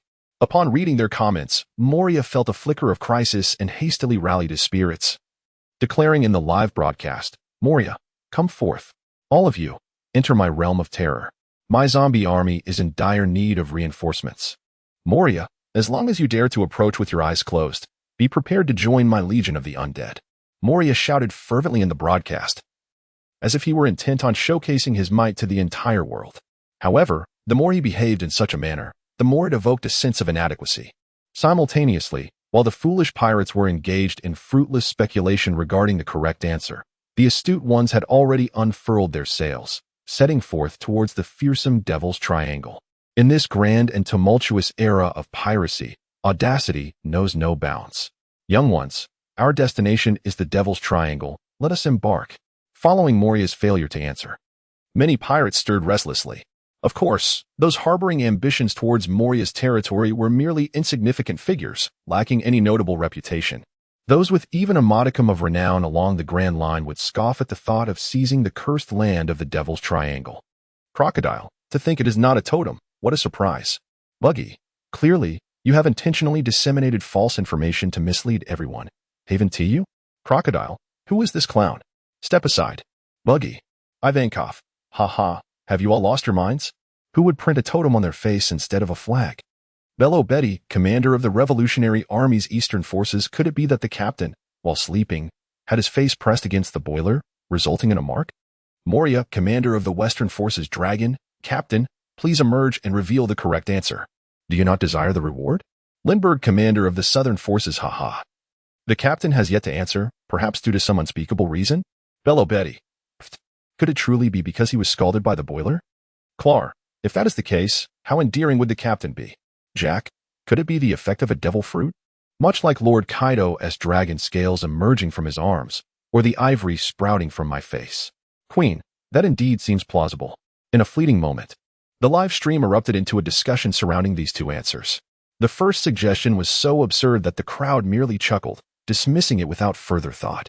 However, Jack's second hypothesis held a semblance of reason, albeit he himself had no intention of answering, uncertain of its veracity. Amidst this stalemate and discourse, a second contender emerged. Walbo, I wish to answer. The mark on the dragon's face originates from a devil fruit. In the spirit of strike first to gain the advantage. While the audience debated the authenticity of the response, Walbo boldly stepped forward to answer. Walbo was originally the king of the Drum Kingdom, a user of the Chop Chop fruit, and known as the White Iron, a selfish tyrant. When Blackbeard attacked the Drum Kingdom, Walbo abandoned his people, fleeing to the seas to become a pirate. He was subsequently defeated by Luffy when attempting to reclaim his kingdom, and thereafter faded into obscurity. The Drum Kingdom is the very birthplace of Chopper. He recalled that Luffy and the others must have already sent that vile king flying during their previous encounter in the Drum Kingdom. Upon witnessing Walbo's sudden appearance in the live stream and his participation in the answering, Chopper's fury ignited. However, soon after, news from the live broadcast room once again brought a radiant smile to Chopper's face. Ding. Valpo's response, the mark on the dragon's face originates from the devil fruit, was incorrect. The penalty for the mistake, deprivation of his devil fruit abilities. The quiz continued. Upon hearing this news, Chopper was overjoyed. If Chopper understood correctly, the meaning of depriving one of all devil fruit abilities implied the removal of his powers while retaining the curse of being unable to swim. Now, the nefarious Valpo not only lost his advantage but also became a helpless landlubber. It would be amusing to see how he would stir up trouble this time. Realizing this, Chopper felt an immense sense of relief. Simultaneously, the live stream's administrator, Luo wore a broad smile. Because at the very moment when Moria and Valpo answered incorrectly, two bright system notifications echoed in Luffy's mind. Ding. Congratulations, host, Moria's complete martial arts integration was successful. Ding. Congratulations, host. The ability of the Devour fruit has successfully merged. Note, the Devour fruit ability has merged into an active ability, freeing the host from the limitations of being unable to swim as a devil fruit user and allowing the ability to be activated or deactivated at will. As these two announcements concluded, Luffy felt his body brimming with vitality. After all, Moria was a formidable opponent capable of confronting Kaido during his peak, and the strength of his martial arts needs no further elaboration. The ability of the Devour fruit allows the user to consume anything, transforming the ingested items into a part of their own body or synthesizing new entities. More terrifyingly, the user can also consume their own body, and upon regurgitating it, they will emerge slimmer. Although Luffy was not entirely satisfied with the ability of the Devour fruit, he felt a surge of potential within him. Nonetheless, it is undeniably an enhancement of ability, especially since one can independently choose whether to utilize it, free from the constraints imposed by the side effects of the devil fruits. From this perspective, it is relatively humane. After experiencing the harmonious fusion of two powers within his body, Luo Fei redirected his attention to the chat interface before him. After all, two incorrect answers had already emerged, and considerable time had elapsed. Observing that no one in the live stream had yet attempted to answer the question, Luo Fei promptly activated his host privileges and set the answering time to 3 minutes. 3 minutes may seem neither excessively long nor too short. Yet upon hearing the time limit, both the Navy and the pirates began to feel a sense of urgency. Should the time elapse without any answers, it would result in dire consequences within the live stream. Luo Fei was confident that under such constraints, some valiant souls would inevitably step forward. As for the answer to the question, he mused that apart from himself, only Garp and Dragon were privy to it. It was clear that Dragon would never divulge the answer personally. Garp's reluctance to answer thus far likely stemmed from his anticipation of the pirates' responses. In any case, the pirates were just as clueless about the correct answer, engaging in futile analyses in the chat group. Therefore, it seemed prudent to let them take a shot at it. With Garp maintaining his composure, Luo Fei felt no rush, as all that mattered was to answer before Garp did. He had already deduced nearly all of Garp's anticipated timing. Soon, Amidst the fervent discussions in the chat group and the final 3-minute countdown in the live stream, many began to feel the mounting tension. Concurrently, in a small tavern on an island in the Grand Line, a robust, hirsute middle-aged man erupted into hearty laughter. As he laughed heartily, the gaps in his teeth became conspicuously apparent. This man was Blackbeard. Ha! It's neither a totem nor a devil fruit. So, the correct answer must be this. I will answer. Upon hearing Blackbeard's declaration, his crew was taken aback. Captain, do you truly know the answer? Answering incorrectly could have dire consequences. You must remain calm. Fear not. I swear by the name of the D family. This time, I shall certainly answer correctly. Blackbeard proclaimed confidently, shattering an empty bottle of liquor. I will answer this question. Everyone, step aside. Blackbeard continued, the mark on Dragon's face is no ordinary mark. It embodies the will of the D family. He declared, a person's dream does not perish, just as the name of the D family shall ultimately resound throughout the world. With Blackbeard's grandiose proclamation successfully sent, the entire world was left in a state of bewilderment. The term D family was not unfamiliar to the formidable figures of the sea. Nearly every individual from the D family who had thrived throughout history was a formidable character. A race that commanded respect and was often referred to as the nemesis of the gods. While the name D indeed carried a formidable weight, Blackbeard's answer, though captivating, lacked any semblance of logic. To assert that the mark on Dragon's face was a manifestation of the D families will seem rather far-fetched. Crocodile remarked, has he been driven mad by Ace's pursuit? Ace responded, oh, is Teach losing his mind? Quickly tell me where he is. I'll see if I can remedy him with some fire therapy. Shanks commented, while I admit the D family is indeed powerful, the connection he draws between the two is rather dubious. The crowd was rife with skepticism regarding Blackbeard's answer, questioning not only its validity, but also his mental faculties. It was evident that not only the world at large struggled to comprehend Blackbeard's assertion, but even his own crew shared the same bewilderment. Yet, Blackbeard continued to smile cheerfully in the face of these remarks. Even when confronted with the teasing of those in the live stream, he took the opportunity to impart some wisdom. Blackbeard declared, what do you, a bunch of unacquainted minions, know of the vast ocean? To which Basses interjected, Captain, you are intoxicated. Perhaps it would be wise to refrain from further comment. Among those who had just subtly ridiculed Blackbeard's intellect were none other than Shanks, one of the 4 emperors, along with other pirates, including the formidable warlords of the sea, all of whom held considerable stature. Now, Blackbeard audaciously proclaimed in the live stream that these individuals were merely minions. Was this not an affront to their dignity? Although they had set sail with Blackbeard, it was with the fervent ambition to carve out a name for themselves in the New World. However, they have just offended Whitebeard and have yet to establish a solid foundation. At this juncture, being too ostentatious is hardly a favorable circumstance. Nevertheless, Blackbeard evidently did not take Bosch's admonition to heart. Perhaps it was the intoxication from the drink, or perhaps it was Blackbeard's inherent gambler's nature. He disregarded the derisive comments in the live stream. Blackbeard, ha ha ha, I am not drunk. Whether we live or die, it is all left to fate. If you are afraid, you have already lost. Let us live in this very moment. Blackbeard, my comrades, let the music play and the dance continue. Bring forth the drinks. Bosch's boss, are you inebriated? When did we ever have music and dancing?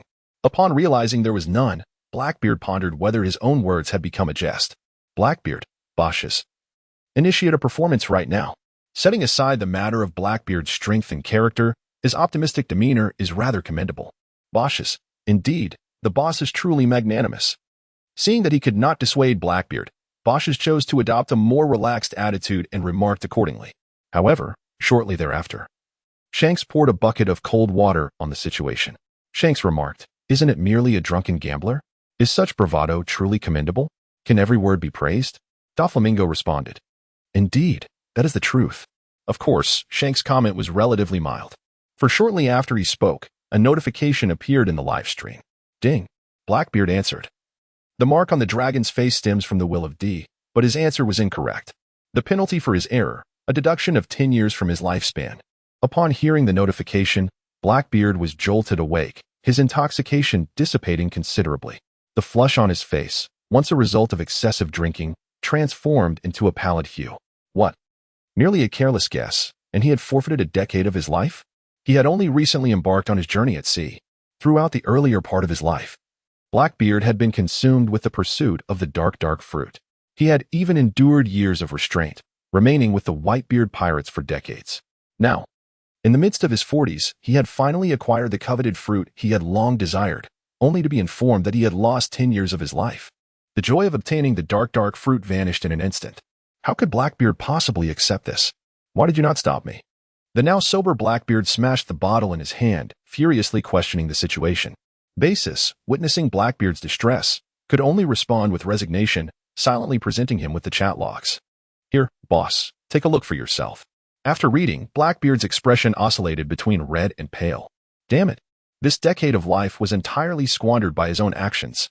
Blackbeard was indeed a gambler, and inebriated, he was even more so. His seemingly outrageous comments in the live stream were genuinely reflective of his thoughts at that moment.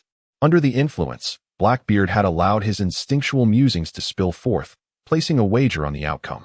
Should he win, he would secure the famed sword, Uru. However, the outcome was unmistakably evident. He had lost the wager. Furthermore, his penalty for incorrect answers was slightly distinct from that of others. While those who erred faced the forfeiture of their abilities or possessions, Blackbeard, on the other hand, faced the dire consequence of having his lifespan stripped away. Big Mom, how is it that the deprivation of lifespan is not my exclusive domain? What on earth is this cursed live stream all about? Ace indeed. The blunder committed by Teach has drawn the ire of the heavens. Whitebeard, son, you must always prioritize your safety while traversing the outside world. Ace, rest assured, father.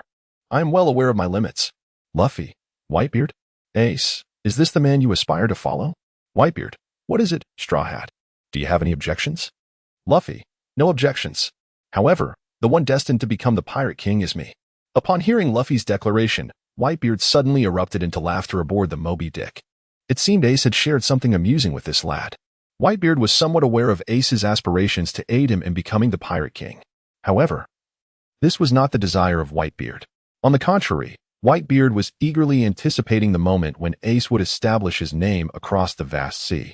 Nevertheless, such matters had become inconsequential.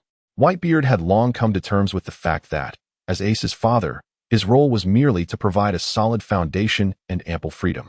The remaining affairs could be surrendered to fate. Whitebeard exclaimed, "Ha! What audacity!"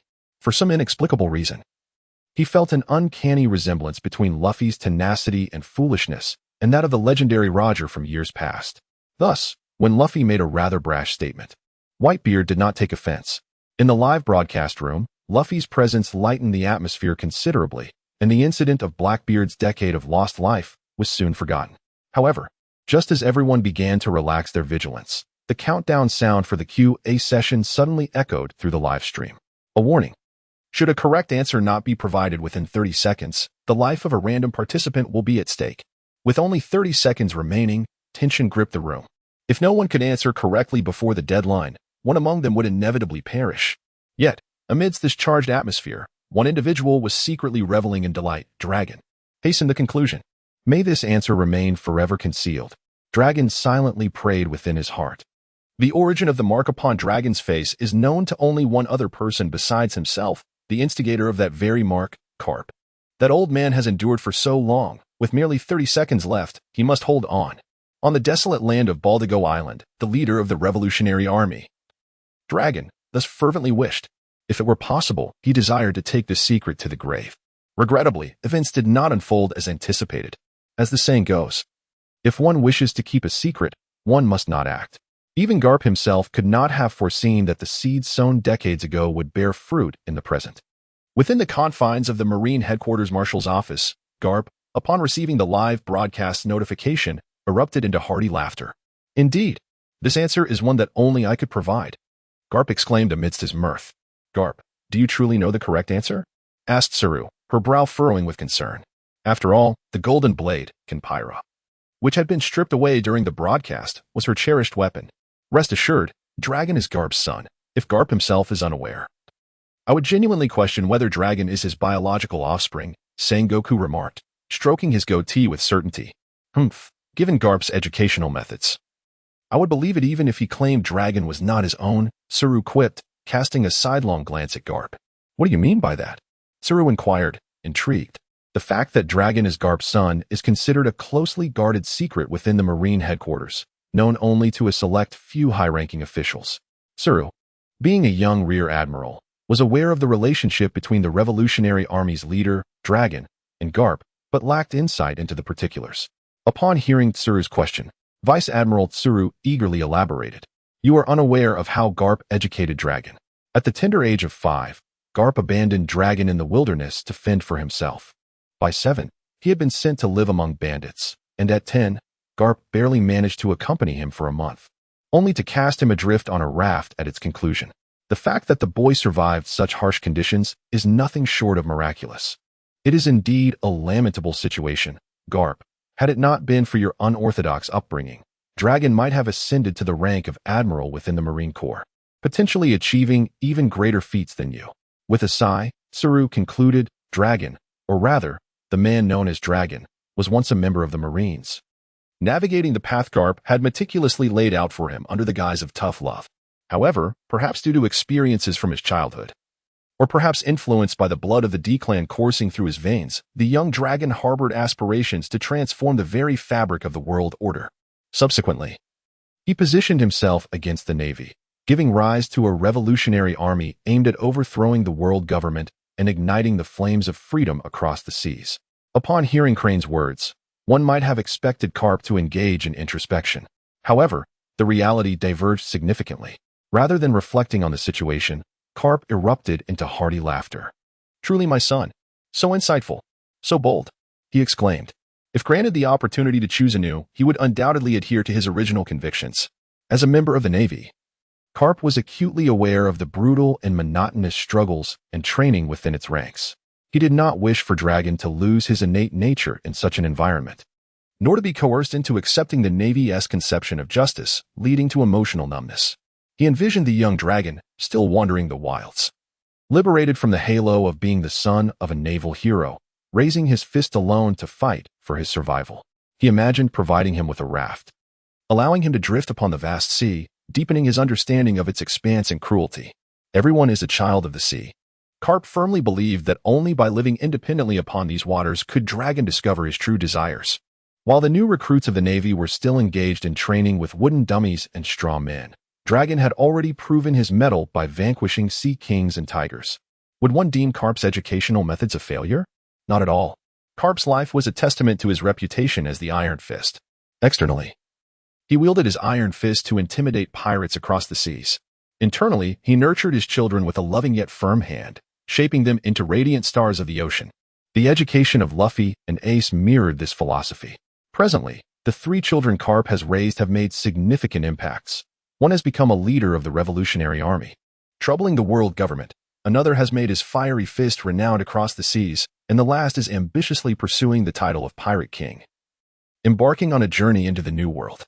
It is undeniable that Garp's children have all become formidable figures upon these waters, each seeking their own interpretation of justice and freedom. Garp stands at the pinnacle of a steadfast and just navy, searching for his own sense of righteousness. Dragon has chosen to fundamentally transform this world, seeking to liberate all through revolution. In contrast, Ace and Luffy have opted for the life of pirates, relishing their freedom upon the boundless seas. Perhaps, in some mystical sense, this reflects the extraordinary destiny of the D-clan. Enough of discussing that rebellious son. Let us return to the questions. Garp chuckled. Although he referred to Dragon as a rebellious son, he held no resentment in his heart. Fleet Admiral Sengoku, observing Garp's demeanor, could not help but interject. Do not rejoice too soon. Dragon has caused us considerable trouble. If this continues, a great conflict is inevitable. At that time, I hope you can remain steadfast in your convictions. In response to Sengoku's admonition, Garp merely shrugged with a smirk, stating, Admiral, I hope you can ascertain your own position. After all, I am the only one privy to this answer. Garp proclaimed with a sense of pride. Sengoku was determined to reclaim the golden Pizarro from Peach Rabbit, but their sole hope rested with Garp. Hearing Garp's words, Sengoku sighed in resignation. All right. Let us answer the questions. Time is of the essence. You know the answer. You are the leader, right? Garp finally nodded in satisfaction at Sengoku's remark. However, just as Garp was about to respond, an unexpected event unfolded. Someone in the live stream had preemptively provided the correct answer. This person was none other than Luo Fei. Since no one else is answering, I shall dare to give it a try, Luo Fei declared. Have you ever considered that the mark on Dragon's face is neither a birthmark nor the flag of the Revolutionary Army, nor any emblem of the D-Clan? This implies that the mark was not self-inflicted. Luffy continued, if we disregard personal reasons, it must be a remnant from a conflict with another. Pray tell, who in the world could have left such a mark on Dragon? He concluded, indeed, it could only be the Navy. Luffy asserted, among the Navy. The one capable of subduing Dragon is undoubtedly our heroic Vice Admiral Garp. He speculated further, as for the origin of that imprint. I dare to conjecture it is none other than the imprint of Vice Admiral Garp's sandal. That concludes my answer. Luffy's reasoning appeared somewhat plausible, yet in reality, it was merely a fabrication. Some ordinary pirates and naval personnel, lacking discernment, were quickly captivated by Luffy's assertions.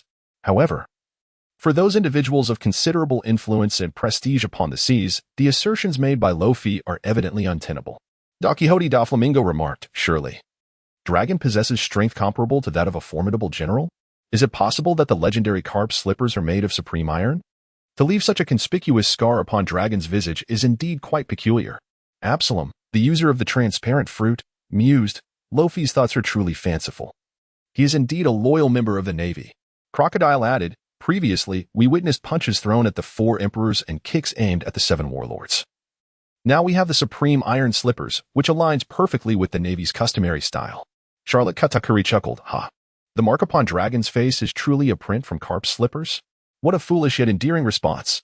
Due to Luffy's status as a super administrator, these influential figures dared not openly challenge him, resorting instead to veiled jabs while awaiting the ultimate resolution. Luffy, unperturbed, took note of the sardonic remarks made in the live broadcast. Dare to ridicule me? Very well, in this live stream, I am the master. Just wait for the opportunity to retaliate. Luffy pondered silently. Ding. Luffy's response regarding the origin of the mark on Dragon's face, attributing it to Garp's slipper imprint, was deemed correct.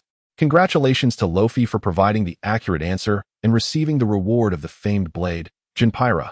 As this announcement resonated throughout the live stream, the audience was left in utter disbelief. It was, indeed, the imprint of Garp's slippers. The most outrageous and implausible response turned out to be the truth. Doflamingo, who had just been mocking Luffy, was rendered speechless, having had the fortune of encountering Dragon on several occasions.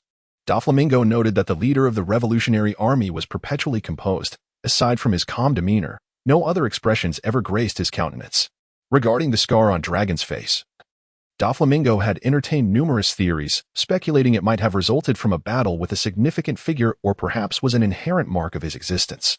Yet he never anticipated that the seemingly enigmatic and formidable mark was, in fact, the imprint of Cap's sandal. How absurd. Meanwhile, on Balyadigo Island, a swirling tempest of white sand enveloped the entire isle, rendering it akin to a desolate fortress amidst a vast desert. However, it is precisely due to the swirling white dust that visibility near the beach is severely hindered, resembling a natural barrier.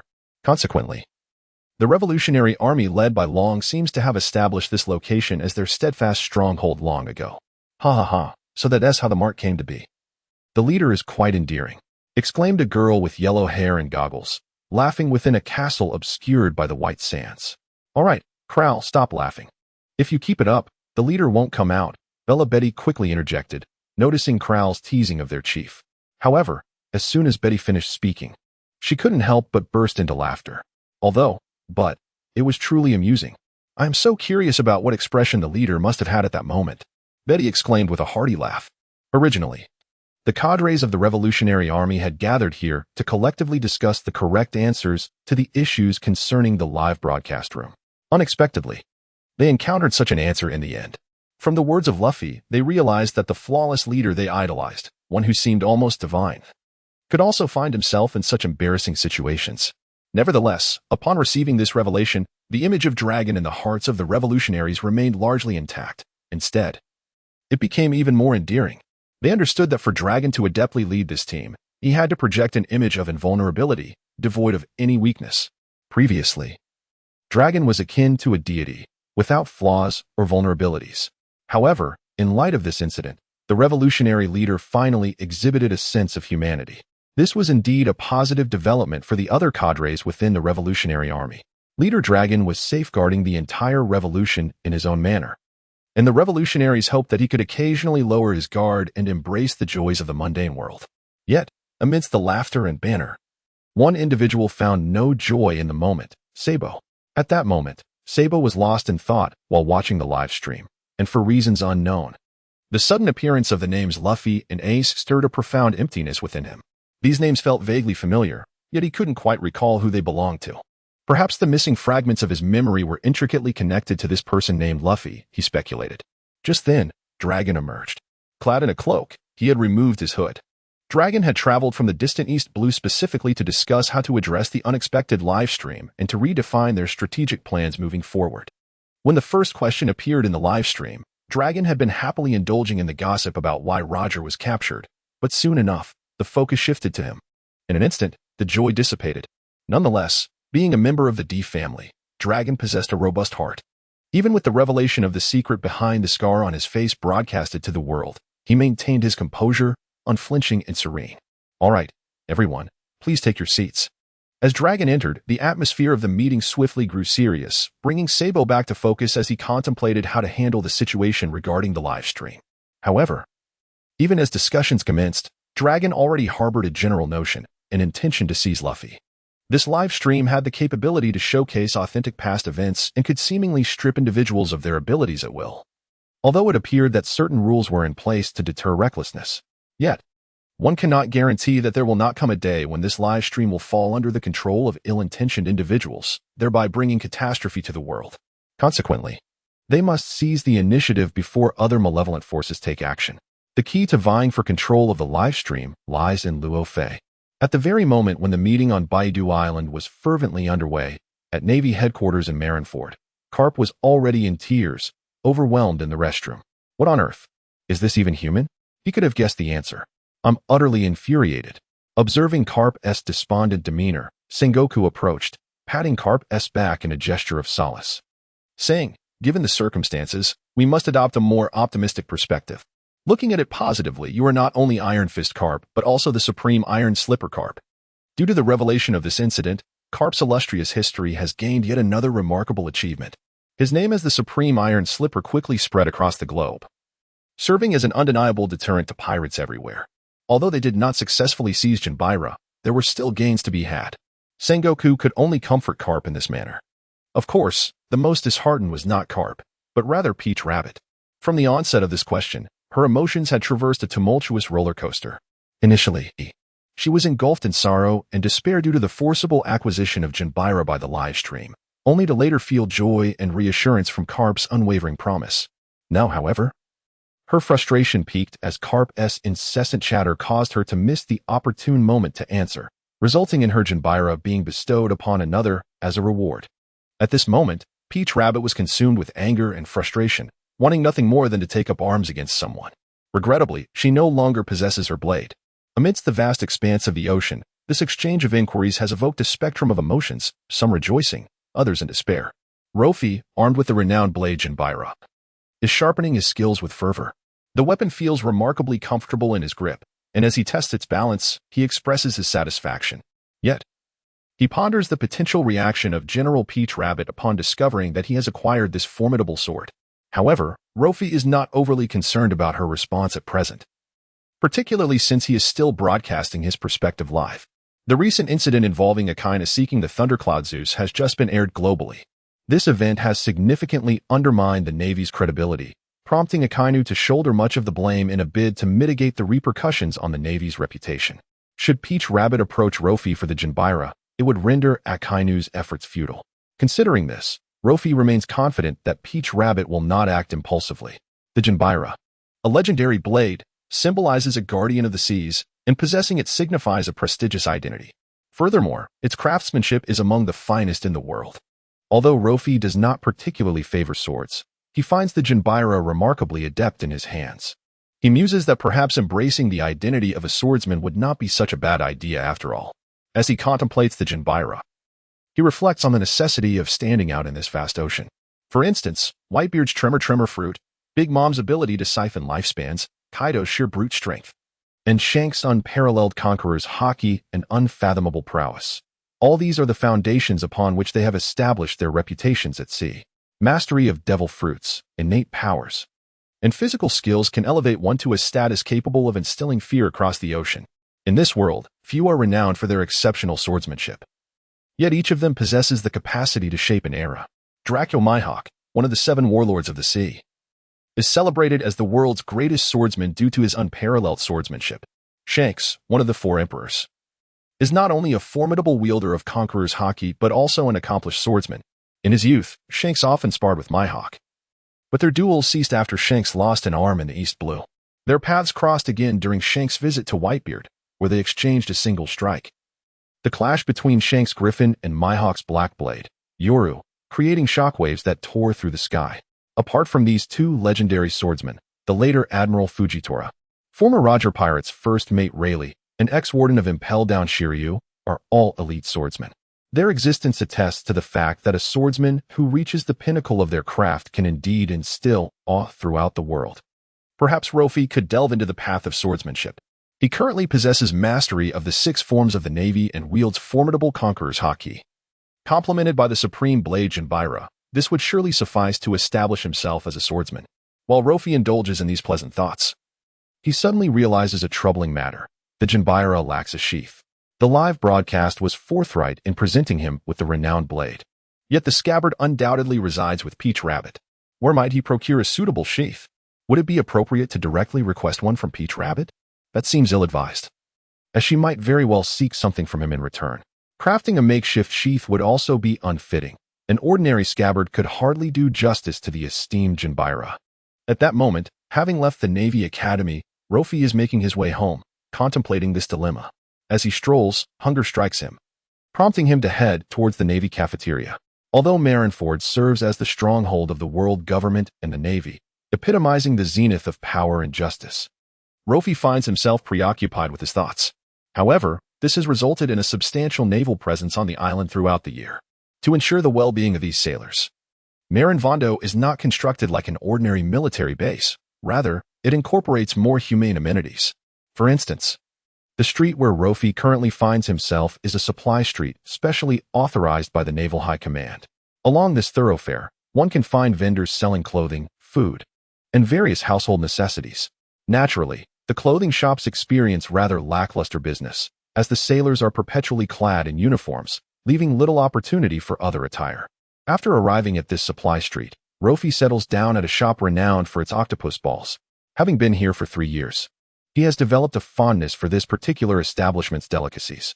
"Owner, I would like an order of octopus balls," Luffy exclaims with delight. Indulging in a serving of octopus balls after school is truly one of life's great pleasures. Certainly. Soon, the octopus balls Luffy ordered are brought to his table. Just as he is about to take a bite, a familiar voice echoes from behind him. "Luffy?" It is a girl's voice, one that he recognizes well. Turning around, he is greeted by a girl with short black hair and wearing red-framed glasses. "Dashi, what brings you here? Aren't you supposed to be in the East Sea?" Luffy inquires, somewhat surprised. Originally, both Luffy and Dashi were ordinary first-class soldiers. 2 years ago, Dashi distinguished herself among her naval peers due to her exceptional swordsmanship, swiftly ascending to the rank of sergeant and being assigned to the East Sea under the direct command of Vice Admiral Smoker. In contrast, Luffy, known for his mischievous nature and lack of extraordinary talents, remained at the Naval Academy. Upon recognizing Luffy, Dashi naturally took a seat opposite him. During their time at the Naval Academy, they had forged a close friendship, with Luffy often playing pranks on Dashi. Despite the passage of 2 years, their bond remained unscathed. "I happened to come to headquarters to report on the situation in the East Sea, and I didn't expect to see you here," Dashi remarked with admiration after sitting down. "I also witnessed the live stream. I was surprised by how accurately you guessed the answers twice. That's impressive." Given Luffy's penchant for mischief and his imaginative ideas during their time together, Dashi was not astonished by his correct guesses. However, Luffy felt a bit bashful and scratched his head upon hearing her praise. His ability to know the answers stemmed from his prior knowledge of the plot's trajectory, rather than mere guessing. However, in order to provide a reasonable explanation to the crowd, he could only admit that he was relying on conjecture. "Haha. Let's not dwell on that. Tell me about your experiences by the East Sea." Luo Fei swiftly redirected the conversation. After uttering this, he instructed the waiter to bring another serving of takoyaki. "When we first arrived at the East Sea, the pirates there were quite rampant. But things have improved significantly under the regulation of Admiral Smoker. By the way, the takoyaki there is absolutely delicious. I must bring you someone I have the chance. Tashigi and Luo Fei, once dear friends, had much to discuss after 2 years of separation. However, in the midst of Tashigi's speech, her transponder snail suddenly rang. Hastily, she answered the call, only to find it was Smoker on the line. Keep it brief. The entire world is watching, so be careful not to disclose any secrets. Smoker commanded coldly. Upon hearing his voice, Tashigi instantly became tense. Hello, Admiral Smoker. She responded promptly. After the call ended, Tashigi cast an apologetic glance at Luo Fei. Refraining from continuing her tales of the East Sea, Luo Fei could understand the shift in Tashigi's demeanor, after all, with the shared vision activated. Even though he had a thick skin and was unperturbed by the prospect of being watched by the world, he still needed to consider Tashigi's feelings. How is your swordsmanship? Have you been diligently practicing since your arrival at the East Sea? Luo Fei inquired. What began as casual conversation soon sparked a gleam of excitement in Luo Fei's eyes with Tashigi's subsequent response. Everything has been splendid at the East Sea, particularly my swordsmanship, which has advanced remarkably. Moreover, when I first arrived in Loguetown, I seized a shop that specialized in smuggling swords and weapons.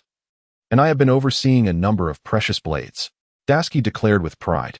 After all, she had taken on such a significant case shortly after her arrival at the East Sea, a remarkable entry for her records that would undoubtedly aid her in future promotions. Initially, Tashigi's words were merely a sharing of her experiences over the past 2 years at the East Sea with Luo Fei. However, upon hearing this, Luffy swiftly discerned another piece of information.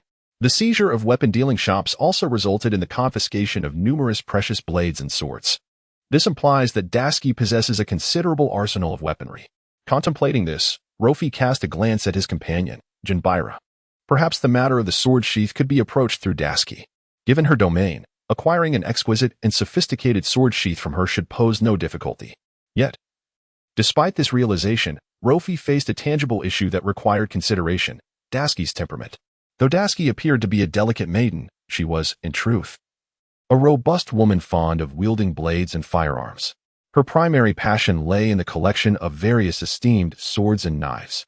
Thus, persuading her to part with a sword sheath would likely prove to be a formidable challenge. Nevertheless, engaging with Tashigi was certainly preferable to approaching Tautu.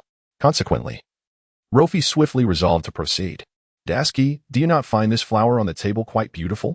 Luffy inquired with a smile, promptly diverting Tashigi's attention to the vase adorned with flowers. The vase was refreshed daily with fresh blooms, and Tashigi had just noticed a rose that had been placed there not long ago. In that fleeting moment when Tashigi looked down, Luffy seized the opportunity to discreetly place a petal of the rose he had previously plucked into his mouth. Admittedly, while the flower was visually appealing, its taste was rather unpalatable. Nonetheless, for the sake of his forthcoming plans, Luffy bore with it. It is indeed quite lovely, Tashigi concurred, her response initially a mere formality. However, as she lifted her gaze once more, she was taken aback by the sight before her. In the briefest moment, a magnificent bouquet of roses had appeared in Luo Fei's hands. Noticing that Tashigi was momentarily stunned, Luo Fei eagerly pushed the vibrant, dew-kissed bouquet towards her. Grinning as he remarked, "What do you think? Isn't it beautiful? Consider it a gift for your promotion to sergeant. 2 years ago, you left in such haste that you had nothing prepared, so I'm making amends now." Upon hearing Luo Fei's words, Tashigi felt a warmth envelop her heart. It turned out that beneath Luo Fei's playful exterior lay a heart of exquisite sensitivity. Moreover, this was her very first experience of receiving flowers. However, the sight of such a grand bouquet of roses left Tashigi somewhat perplexed. She was at a loss for words, her cheeks flushing as she struggled to articulate her feelings. Was she moved? Was she on the verge of tears? She mustn't cry. That would only mean she'd need comforting. Just as Luffy believed he was offering her solace, Tashigi finally managed to express the lingering thought. Achoo. Indeed, Tashigi sneezed, and it was a resounding one at that. Fortunately, Luffy, quick on his feet, swiftly cradled the bouquet and gracefully retreated a few paces, thus avoiding any repercussions. After the sneeze, Tashigi felt a wave of relief wash over her. Humph, you haven't changed at all, Luffy, still as cheeky as 2 years ago. The first thing she did after feeling better was to confront Luffy. After all this time together, she had never realized her own allergy to pollen. With her fist raised, she glared at Luffy. Of course, her anger was feigned, merely a mask for the fleeting flutter of her heart. Seeing this, Luffy quickly tossed the roses aside and presented her with a golden sword, the Jinpira. Hey, calm down. Aren't you the one who adores collecting fine blades? Here, take this Jean Pira I just acquired as a token of my sincerity. Luffy spoke earnestly. Upon receiving the offer of the Jean Pira, Tashigi found herself momentarily speechless. Truth be told, no swordsman could remain indifferent to a legendary blade like the Jean Pira, and she was no exception. Yet, beyond the thrill it sparked within her, she held steadfast to her principles. Well, considering your earnestness, I'll let this slide. However, you should keep the Jean Pira for yourself. Lord Tatu has always been someone I deeply respect and admire, and I am not yet worthy to wield such a weapon, Tashigi asserted with conviction. Since it is your reward, take good care of it, she added, imbued with a swordsman's sense of duty. Luffy sighed quietly upon hearing her words. What a pity. If you refuse it, it will merely gather dust at my place, he lamented. This statement piqued Tashigi's curiosity. What do you mean by that? She inquired hastily. I don't have a sheath. When I received it from the live stream, it was just the sword, nothing else. Where am I to find a suitable sheath for it? Luffy explained. Tashigi nodded thoughtfully. If it's merely a decent sheath, I could assist you with that, she proclaimed with a sense of justice. Target achieved. Luffy secretly rejoiced. The big shots in the live stream began to comment on Luffy's antics. So, you swindled a sword sheath just like that? Huang Yuan remarked, amused. Luffy, you really are something else, Akainu added. Indeed, it seems a woman is hard to keep. Smoker chimed in. Wait. Has no one questioned how Luffy conjured such a magnificent bouquet? Moria interjected. The atmosphere in the live stream soon lightened, primarily because the questioning had concluded, ensuring no one would meet their demise. With the tension lifted, there was ample time and energy to indulge in other thoughts. Additionally, Luffy's brazen request for a sword sheath became a source of playful banter among the viewers. Smoker, Tashigi's superior, even warned her in the stream, the longest road is Luffy's tricks. Tashigi, don't let this rascal deceive you, he cautioned. In his mind, Luffy had become a master of charm, and he doubted Tashigi, often occupied with missions in the East Sea, could decipher Luffy's ruse. However, Tashigi had no time to entertain his warnings as she strolled side by side with Luffy beneath the leafy avenues of Marineford, a bouquet of roses cradled in her hands. Despite her allergy, this was the first bouquet she had received in over a decade, and it was from Luffy, making it all the more significant. Thus, she couldn't simply discard it. Yet, for the sake of her health, she prudently donned a mask while holding the roses. Now that Tashigi had completed her report to headquarters and was preparing to depart, Luffy was accompanying her to the port. As for her promise to send him a sword sheath, she would have to devise a way to do so once she returned to the East Sea. Along the way, Tashigi pondered the origins of the extravagant bouquet in her hands. Luffy, where did you conjure these flowers? She asked, bewildered. Luffy smiled slightly at her question and replied confidently. Ah, have you forgotten? Valbo answered incorrectly and lost his fruit ability, which I, as the super admin of the live stream, have naturally inherited. He explained that Valbo's fruit allowed him to transform into anything he consumed. This bouquet? I created it from a surplus of my own nails, Luffy declared, extending his hand as if presenting a treasure. He took great pride in this newfound ability he had discovered in haste. In a smaller context, if he employed the skill at the Naval Academy, he would surely attract a multitude of admirers. Of course, with his striking appearance. He already had a considerable fan base at the Academy, making it a delightful avenue for mischief. On a grander scale, though, the gulp fruit had yet to awaken, merely functioning at its basic level of transformation. If he were to develop its potential further, what wonders could unfold? The power of a fully awakened devil fruit was formidable. Just look at Crocodile and Doflamingo. Their awakened abilities could devastate an entire nation in an instant. Such power would be a cause for concern for anyone. Although Luffy was unaware of the exact capabilities that the gulp fruit would bestow upon him upon awakening, he was certain it would surpass his current abilities. However, just as Luffy basked in his contentment, Tashigi's eyes widened in astonishment. So, everything that was stripped away from the live stream has come to you, she exclaimed, genuinely shocked.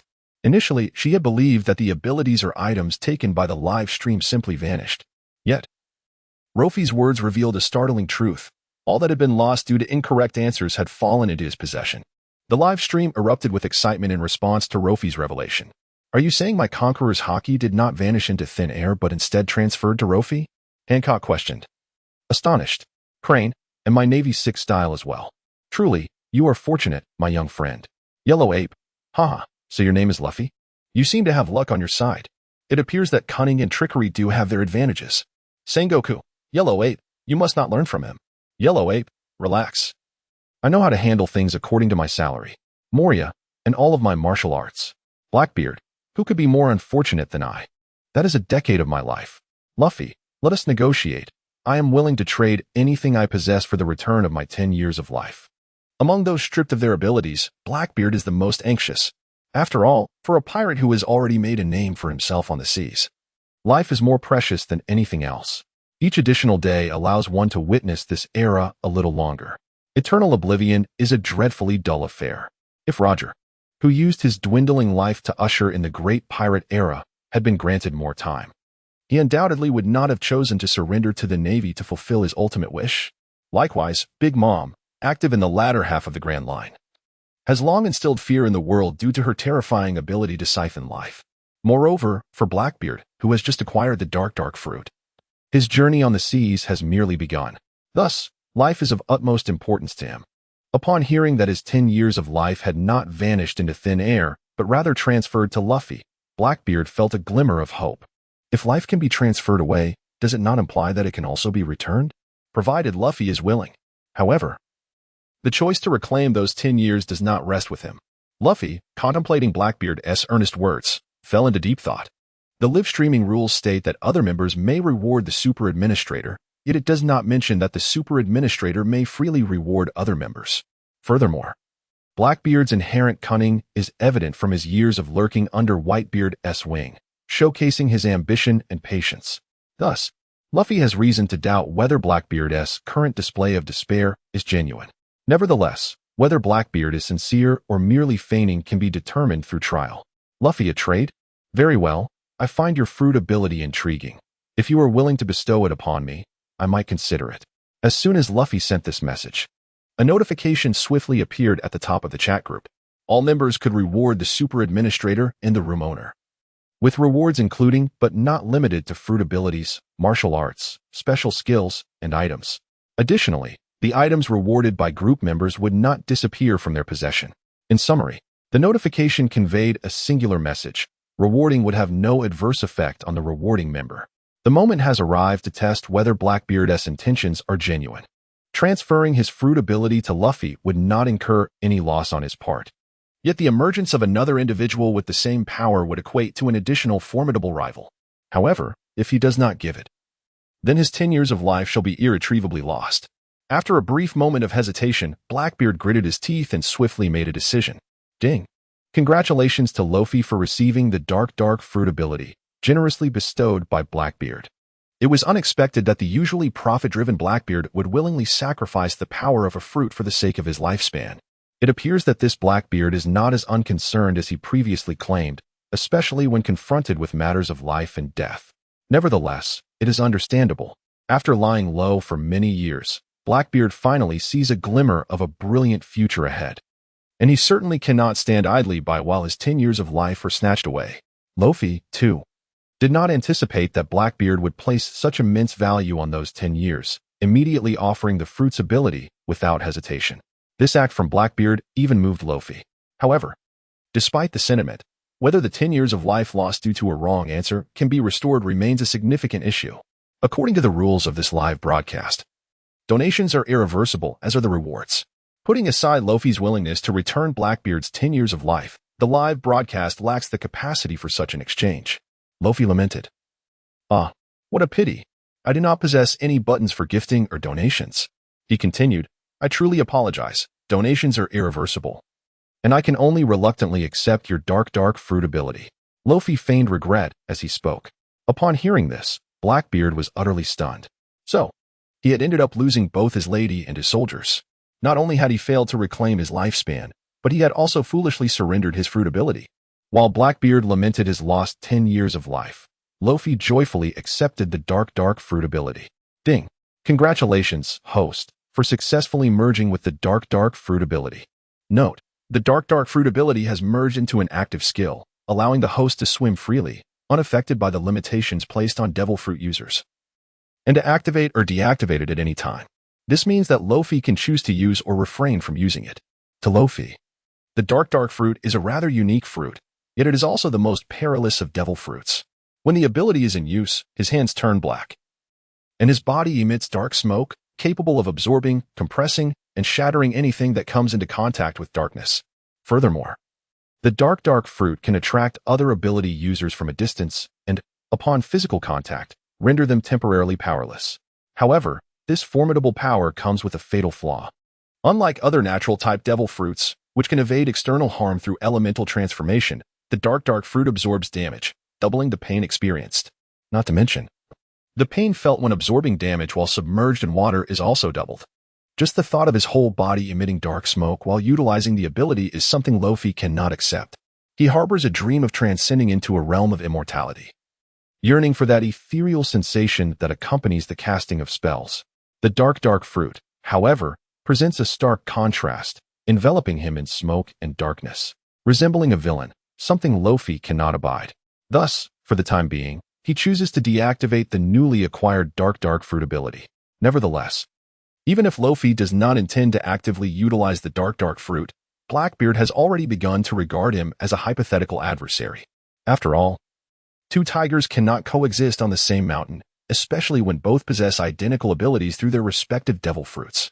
If the secret of the dark fruit were to be discovered by others, it would severely jeopardize his circumstances and plans.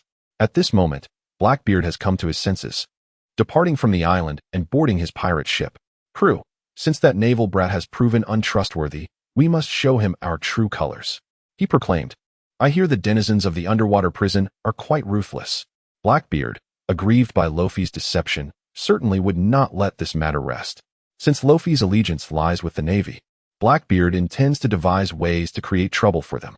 When chaos ensues within the Navy, that will be his opportunity to infiltrate and exact revenge on Luffy.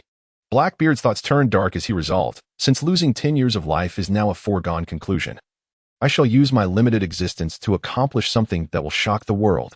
It seems my plans must be expedited. I truly hope the day of upheaval arrives swiftly. On the deck, Blackbeard gazed out at the sea, his smile growing ever more audacious. Soon, the Blackbeard pirates set sail once again. As the Blackbeard pirates embarked on their new journey, the rest of the world tuned into the live broadcast and overheard the information Luffy had inadvertently revealed. Damn, how did I not realize this could be used to woo the ladies? Exclaimed Walpole. TCH, do you think everyone is as crude as you?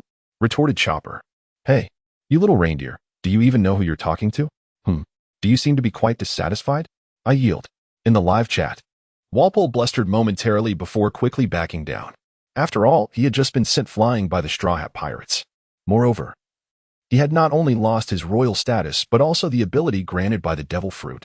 In the live QA, losing the fruit ability due to a wrong answer is entirely different from voluntarily gifting it away. The latter remains unaffected, while the former signifies a total loss. Thus, Walpole now finds himself not just a defeated dog but a dog that cannot swim, with little hope of recovery. In such circumstances, his only option for self-preservation is to keep a low profile. This is the correct usage of the Gura no Mi, exclaimed Don Quixote Doflamingo. Luffy is indeed a brilliant administrator. Doflamingo was the first to commend Luffy, recognizing that as the administrator, he wielded considerable authority within this live broadcast. Furthermore, Doflamingo sensed that Luffy's identity was far from simple. Why had the live broadcast chosen him as the administrator and granted him such formidable abilities? In light of this, it was prudent to cultivate an alliance. Shortly thereafter, Hancock also stepped forward to speak. Is it merely for transforming into roses? It seems Luffy has yet to grasp the true purpose of the devil fruit. What do you know, Empress? This is wisdom disguised as folly. Crocodile interjected. Truly, an astute administrator, to have comprehended the essence of the devil fruit so swiftly. Indeed, a bouquet of roses can win a fair maiden's heart along with a sword sheath. It is indeed worthwhile, added Moria. Hancock remarked, Luffy, I wonder if you have mastered my hockey of conquerors. If not, I could assist you. Currently, Hancock has just lost her conqueror's hockey, and Amazon Lily has attracted the attention of numerous factions from around the world. Hancock is in dire need of a powerful protector, and Luffy presents a commendable option. After all, Luffy is the supreme administrator of the live stream, wielding unparalleled authority within this realm. In less than a day, he has assimilated a plethora of formidable abilities. Thus, compared to the exaggerated flattery from other pirates, Hancock's words carry a semblance of sincerity. Weasel, flattery without merit is either deceit or theft. Luffy, do not heed their words. Hancock, insolent wretch, step aside. Within the livestream, the perspectives of the pirates regarding this matter shifted rapidly. From initial shock to an outpouring of praise, the transformation occurred in less than a minute. If Luffy truly lacked the knowledge to wield the powers of the devil fruit, merely employing its abilities for trivial pursuits, this would be precisely what all the great pirates would relish. After all, Luffy's sudden acquisition of such capabilities poses an uncertain future, which undoubtedly represents a significant threat to the pirates of the New World. However, based on Luffy's prior conduct, they have nearly concluded that he is merely a charming, eloquent, yet unambitious marine, loyal to Akainu. To extinguish the spirit of such an individual, the most effective method is to elevate him through excessive praise. Sand Crocodile was the first to grasp this notion, thus he began to lavishly extol Luffy in the livestream. Yet, despite Sand Crocodile's seemingly grandiose proclamations, he had already discreetly dispatched members of Baroque Works to investigate Luffy and Marineford. Other pirates quickly caught on, following suit to extol Luffy's virtues. Like Sand Crocodile, these pirates covertly devised plans, sending forth numerous teams to Marineford. Meanwhile, Luffy had just escorted Dasky to the port. Observing the comments from the pirates in the livestream, he fell into deep contemplation. These fellows seemed to harbor ill intentions. Luffy mused, stroking his chin. Could he not discern their little schemes? They simply wished to exalt him to the heavens, only to later drag him down when the opportune moment arose. However, since they were intent on crafting such a Na'vi persona for him, Luffy felt no hesitation in indulging them. After all, certain actions, when undertaken by a rational person, might seem rather peculiar. However, if one were to embody the persona of an innocent and Na'vi individual, the task would become significantly easier. Just as Luo Fei pondered how to fully embrace this simplistic character, Admiral Sengoku spoke in the livestream. Sengoku, Luo Fei, since you hold the position of super administrator in this livestream, endowed with the power to manage participants, I implore you to expel all members of the Navy under the age of 16 from the room. After all, this livestream is fraught with peril and temptation, and we cannot allow our naval personnel to be distracted from their training by such matters. Sengoku continued, of course, if anyone wishes to leave voluntarily, that would be even better. As a multitude of pirates lauded Luo Fei, Sengoku articulated his intentions clearly, to safeguard the vital forces of the Navy. The most formidable deterrent to the world lies within the admirals and various armed forces of the Navy, all of whom emerge from the ranks of ordinary sailors. Through the previous 2 QA sessions in the livestream, Sengoku had come to understand that the threats discussed were far from mere exaggerations. Had it not been for Luo Fei's fortunate guess, there might have been lives lost in the livestream by now. Moreover, if no one continued to answer questions, the livestream could potentially claim a solitary life. However, it is also possible that it could lead to the loss of lives. Thus, Sengoku hopes to utilize the extraordinary administrative privileges held by Luffy to extricate some young naval personnel from this perilous live broadcast. These young soldiers represent the future and hope of the Navy. Sengoku will not allow this unknown risk to befall them. Hence, he instructed Luffy to expel all naval personnel under the age of 16 from the livestream. Furthermore, Sengoku wishes for Luffy to take this opportunity to convey his stance to the world. Luffy is a man of the Navy, bound to heed its orders. And those pirates in the New World who harbor thoughts of currying favor with Luffy for personal gain should abandon such notions forthwith. Naturally, if Luffy were to become overwhelmed by the sudden influx of various superpowers and heed the flattery of those pirates, thereby acting against the interests of the Navy, Sengoku would not hesitate to take action.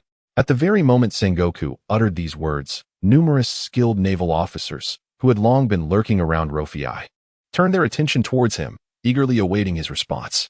Luffy is no longer the ordinary naval officer he once was. He has now assimilated the conqueror's haki of the Empress, the 6 powers of Vice Admiral Tsuru, and the complete martial arts of Moria.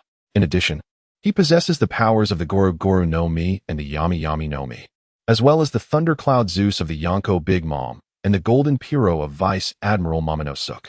The amalgamation of these abilities has elevated Luffy's strength to a level comparable to that of the 7 warlords. Can an ordinary naval officer, suddenly endowed with such formidable powers, maintain his original stance? Sengoku hopes so, yet he cannot be entirely certain. Thus, Luffy, in the present moment, is not only regarded with wariness by the formidable pirates, but also arouses a measure of suspicion among the high-ranking officials of the Navy. Luffy, for his part, senses the unusual atmosphere surrounding him. He understands that this question posed by Sengoku serves as a test. However, Sengoku's so-called test is rather superfluous. Luo Fei is not yet prepared to turn against the Navy. After all, compared to the pirates in the New World, the naval officers in Marineford are considerably more agreeable. Moreover, Luo Fei concurs with Sengoku's proposal. This live stream is a chaotic whirlpool of fame and fortune, and it is indeed unnecessary for certain individuals to be present. Luo Fei, you are correct, Admiral. I shall proceed with the personnel screening and expel all naval members under the age of 16 from the live stream. Soon after uttering these words, Luo Fei accessed the member management page and, after filtering out those under 16, promptly expelled them with a single click. KB had initially hoped to take advantage of this live stream to observe Luffy's journey in the Grand Line.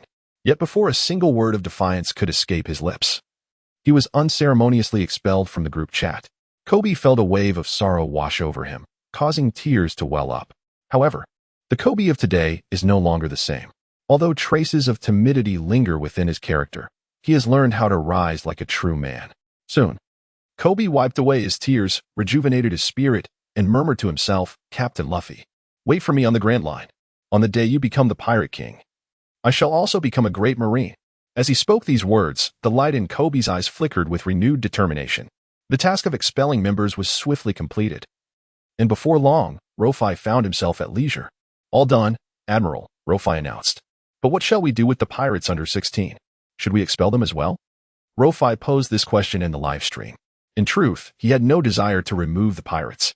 After all, the more participants there were, the greater the chance of erroneous answers, thus providing him with additional opportunities to acquire abilities. In this regard, the pirates shared Luffy's sentiment. They were indeed reluctant to exit the group chat, to err on the side of caution. Sengoku hoped that the younger Marines would voluntarily withdraw to safeguard the remaining strength of the Navy. However, the pirates are altogether different. What do pirates believe in? To seize the day and indulge in revelry, to embrace freedom and live life on their own terms. The ultimate goal of a pirate is to attain greater wealth and status. This live streaming room presents an extraordinary opportunity for all pirates. The pirate captain hopes to have more of his crew members present in the live stream, as this would increase their chances of answering questions correctly and receiving rewards, thereby enhancing the overall strength of their crew. Those pirates under the age of 16, regardless of their achievements, also wish to gain something from this live stream. Thus, when Luo Fei uttered his words, a sense of panic swept through all the pirates. They were all concerned that Luo Fei truly intended to expel all those under 16 from the group chat. Hancock, my Amazon Lily does not need to withdraw. We fear no danger. At this moment, Hancock had just lost her conqueror's haki, rendering her country vulnerable. They needed the opportunities presented in the live stream to bolster their national strength. As a former slave who rose to become the empress, Hancock understood well the meaning of power. Therefore, even at the risk of losing her life, she was willing to take the chance. With Hancock leading the charge, other pirates began to express their own sentiments. Big Mom, our members from Cake Island also refused to withdraw. It's merely a matter of life being taken away. There's nothing to fear. Kaido, my beast pirates will not allow any crew member to leave. Shanks, thank goodness I have no child laborers aboard my ship. What a joyous thing that is, worthy of a celebration. Quickly, bring me wine and meat. Mihawk, if you keep feasting on wine day after day, be wary of becoming a lazy glutton. Shanks, ha ha ha. I'm not Moria, relax. Moria, do I get hit even when I don't speak? In response to the pirates' declarations, Whitebeard remained remarkably zen. Whether his crew chose to stay or leave was entirely voluntary. Upon witnessing these affirmations, Luo Fei smiled faintly. That smile, unmistakably, harbored ulterior motives. They do not wish to leave the live stream, do they? Then they must show some sincerity. Just as the pirate leaders began to articulate their thoughts and express their reluctance to depart, Luo Fei had already devised a plan to ensure these individuals would pay a price. After all, this was his live stream, regardless of whether they were emperors or warlords. In this space, they were all but subordinates. Although the Navy seemed to hold some advantage at present, that advantage was merely a reflection of Luo Fei's influence. If Luo Fei had not declared his allegiance to the Navy, figures like Sengoku and Akainu would be utterly insignificant. Luo Fei firmly believed that everything in the world is akin to Tai Chi, with black hiding within white and white encompassing black. Pirates represent the forces of darkness. Yet among them are also those of righteousness. Conversely, while the Navy bears the banner of justice, its internal decay has spread to its very foundation, rendering it irreparable. Therefore, he saw no necessity to truly align himself with the Navy. Soon, Luo Fei spoke in the live stream. It seems everyone is unwilling to withdraw. However, as Lord Sengoku stated, for the love and peace of the world, we must do our utmost to protect our future generations. Through our efforts now, we can ensure a better life for the next generation. This is the essence of our Navy's justice. Luo Fei continued. Yet, you pirates often raid children across the globe, luring them onto your ships and exploiting them as free labor, which is an egregious crime. In such perilous circumstances within this live stream, we cannot involve them. Thus, for the sake of love and peace, they must withdraw. Luo Fei declared with conviction. As this statement echoed in the live stream, countless pirates were left bewildered. At the forefront was Shanks. Back in the day, when Luffy cried and begged me to take him aboard, I refused. Now you're accusing me of employing child labor? What nonsense is this? Garp, Shanks. Impossible. If you continue to spread rumors, I will chase you to the ends of the earth. Hancock, why does Lord Garp defend the Straw Hat Boy so fervently? Is there some hidden secret? Sengoku. No, there is nothing at all. Kizaru, Lord Admiral. This is a bit too obvious, isn't it? Sengoku, Kizaru, double your salary and keep your mouth shut. Kizaru, got it. After Shanks expressed his dissatisfaction, other pirates began to voice their grievances as well. Moria, all my crew are zombies. Where would I find children? Whitebeard, I would never stoop to raiding children. They willingly recognize me as their father. Doflamingo, as everyone knows, my pirate crew is a family business. The idea of abducting child laborers is simply absurd. Please do not spread baseless rumors. Luo Fei, I'm not spreading rumors. These words came straight from Lord Sengoku's mouth. Luo Fei, you pirates are utterly wicked and shameless. With this statement, Luo Fei deftly absolved himself of responsibility while simultaneously disparaging the pirates. After all, he was merely an ordinary Navy officer. Who would believe that such words could be spoken without someone pushing him from behind? Crocodile, is the moderator perhaps brainwashed by the Navy? The Sand Crocodile boldly proclaimed in the live stream. Kaido, if anyone is to smear reputations, the Navy would take the crown. I doubt anyone would dare contest it. Doflamingo, that tone indeed resembles something Sengoku would say. Luffy, ha ha ha, being a pirate is still the way to be free. Garp, Luffy, come here, and I'll make sure to smash your head. Luffy, no way. Just as the live stream was engulfed in another wave of anti-Navy sentiment, Sengoku found himself bewildered. When did I ever say such things? I don't recall.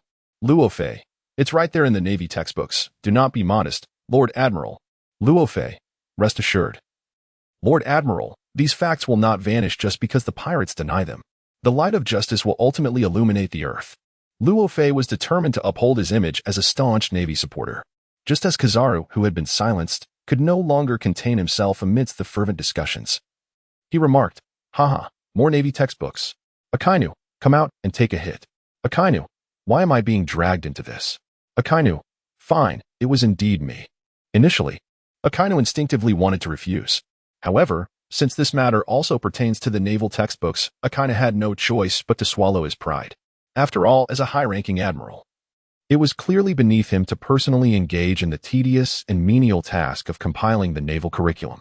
However, following the incident where the 4 emperors were all defeated and the 7 warlords were kicked aside, the responsibility for this situation fell squarely upon Akainu as the Navy's scapegoat. With the emergence of the Navy's scapegoat, Sengoku felt a sense of relief. At the very least, the pirate's ire was no longer directed at him and the Navy as a whole. To provide an explanation to the world's pirates, Sengoku proclaimed, so it is. I never anticipated that such a person would emerge from our Navy, distorting the truth and tarnishing our reputation. I hereby announce that Akainu is stripped of all his military duties effective immediately to reflect upon his actions at home. Sengoku's punishment of Akainu was merely a means to quell the voices of the global pirate community. After all, the textbook incident involved numerous notorious pirates, and if left unaddressed, it was likely that these pirates would cause trouble for the Navy and the towns under its jurisdiction. Sengoku was unwilling to see the delicate balance he had maintained for so long disrupted. Moreover, this textbook affair resembled a ticking time bomb. If he did not take action, it could very well explode at any moment. Thus, Akainu had to be sacrificed. Nevertheless, Sengoku's actions were merely a temporary measure. After all, Akainu's abilities and status within the Navy had already been established, and a mere title could be restored at any time. On Akainu's side, he initially wished to voice his feelings of injustice. But before he could articulate his thoughts, he was subdued by intelligence operatives sent by Sengoku. Admiral Akainu, the Marshal's actions are a necessary evil. We hope you can understand and cooperate with our work. Please remain in your quarters for the next few days. One of the operatives stated. Akainu was not without the capacity to resist. However, even if he were to overpower these intelligence agents now, what would come next? He still had to navigate his career within the Navy and aspired to ascend to the rank of Marshal to unleash his might. Therefore, he chose to endure this momentary grievance. Cursed pirates, one day, I shall eradicate you all, Akainu declared vehemently as he removed his admiral's insignia. As a result of Sengoku's self-sacrificial act, the pirates were finally silenced and ceased to use the textbook incident as a point of contention. With the resolution of the textbook matter, the Navy found itself devoid of any points of attack. Thus, they swiftly returned to their stronghold.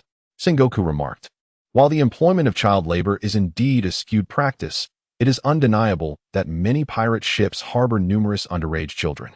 Since all individuals under the age of 16 have exited the Navy, the same should apply among pirates. Sengoku continued, Luo Fei, your proposal is quite commendable. Feel free to act upon it. The implication was clear. If one wished to expel individuals, they should proceed boldly, with the entire Navy backing them. Although Luo Fei had exposed the textbook incident, Sengoku recognized Luo Fei's loyalty through this affair, thus he was willing to trust and support Luo Fei's decisions. With Sengoku's backing, Luo Fei resumed speaking in the live broadcast. Understood. Marshal, Luo Fei declared. Pirates, I now grant you 30 minutes to voluntarily withdraw. Should no one exit by the end of this period, I shall be compelled to exercise my super admin privileges. The 30 minutes served both as a time for the pirates to deliberate on their exit and as an opportunity for them to consider the costs of remaining. Ultimately, Luo Fei specifically mentioned his super admin privileges, ensuring that any pirate with an ounce of sense would comprehend the implications of his words.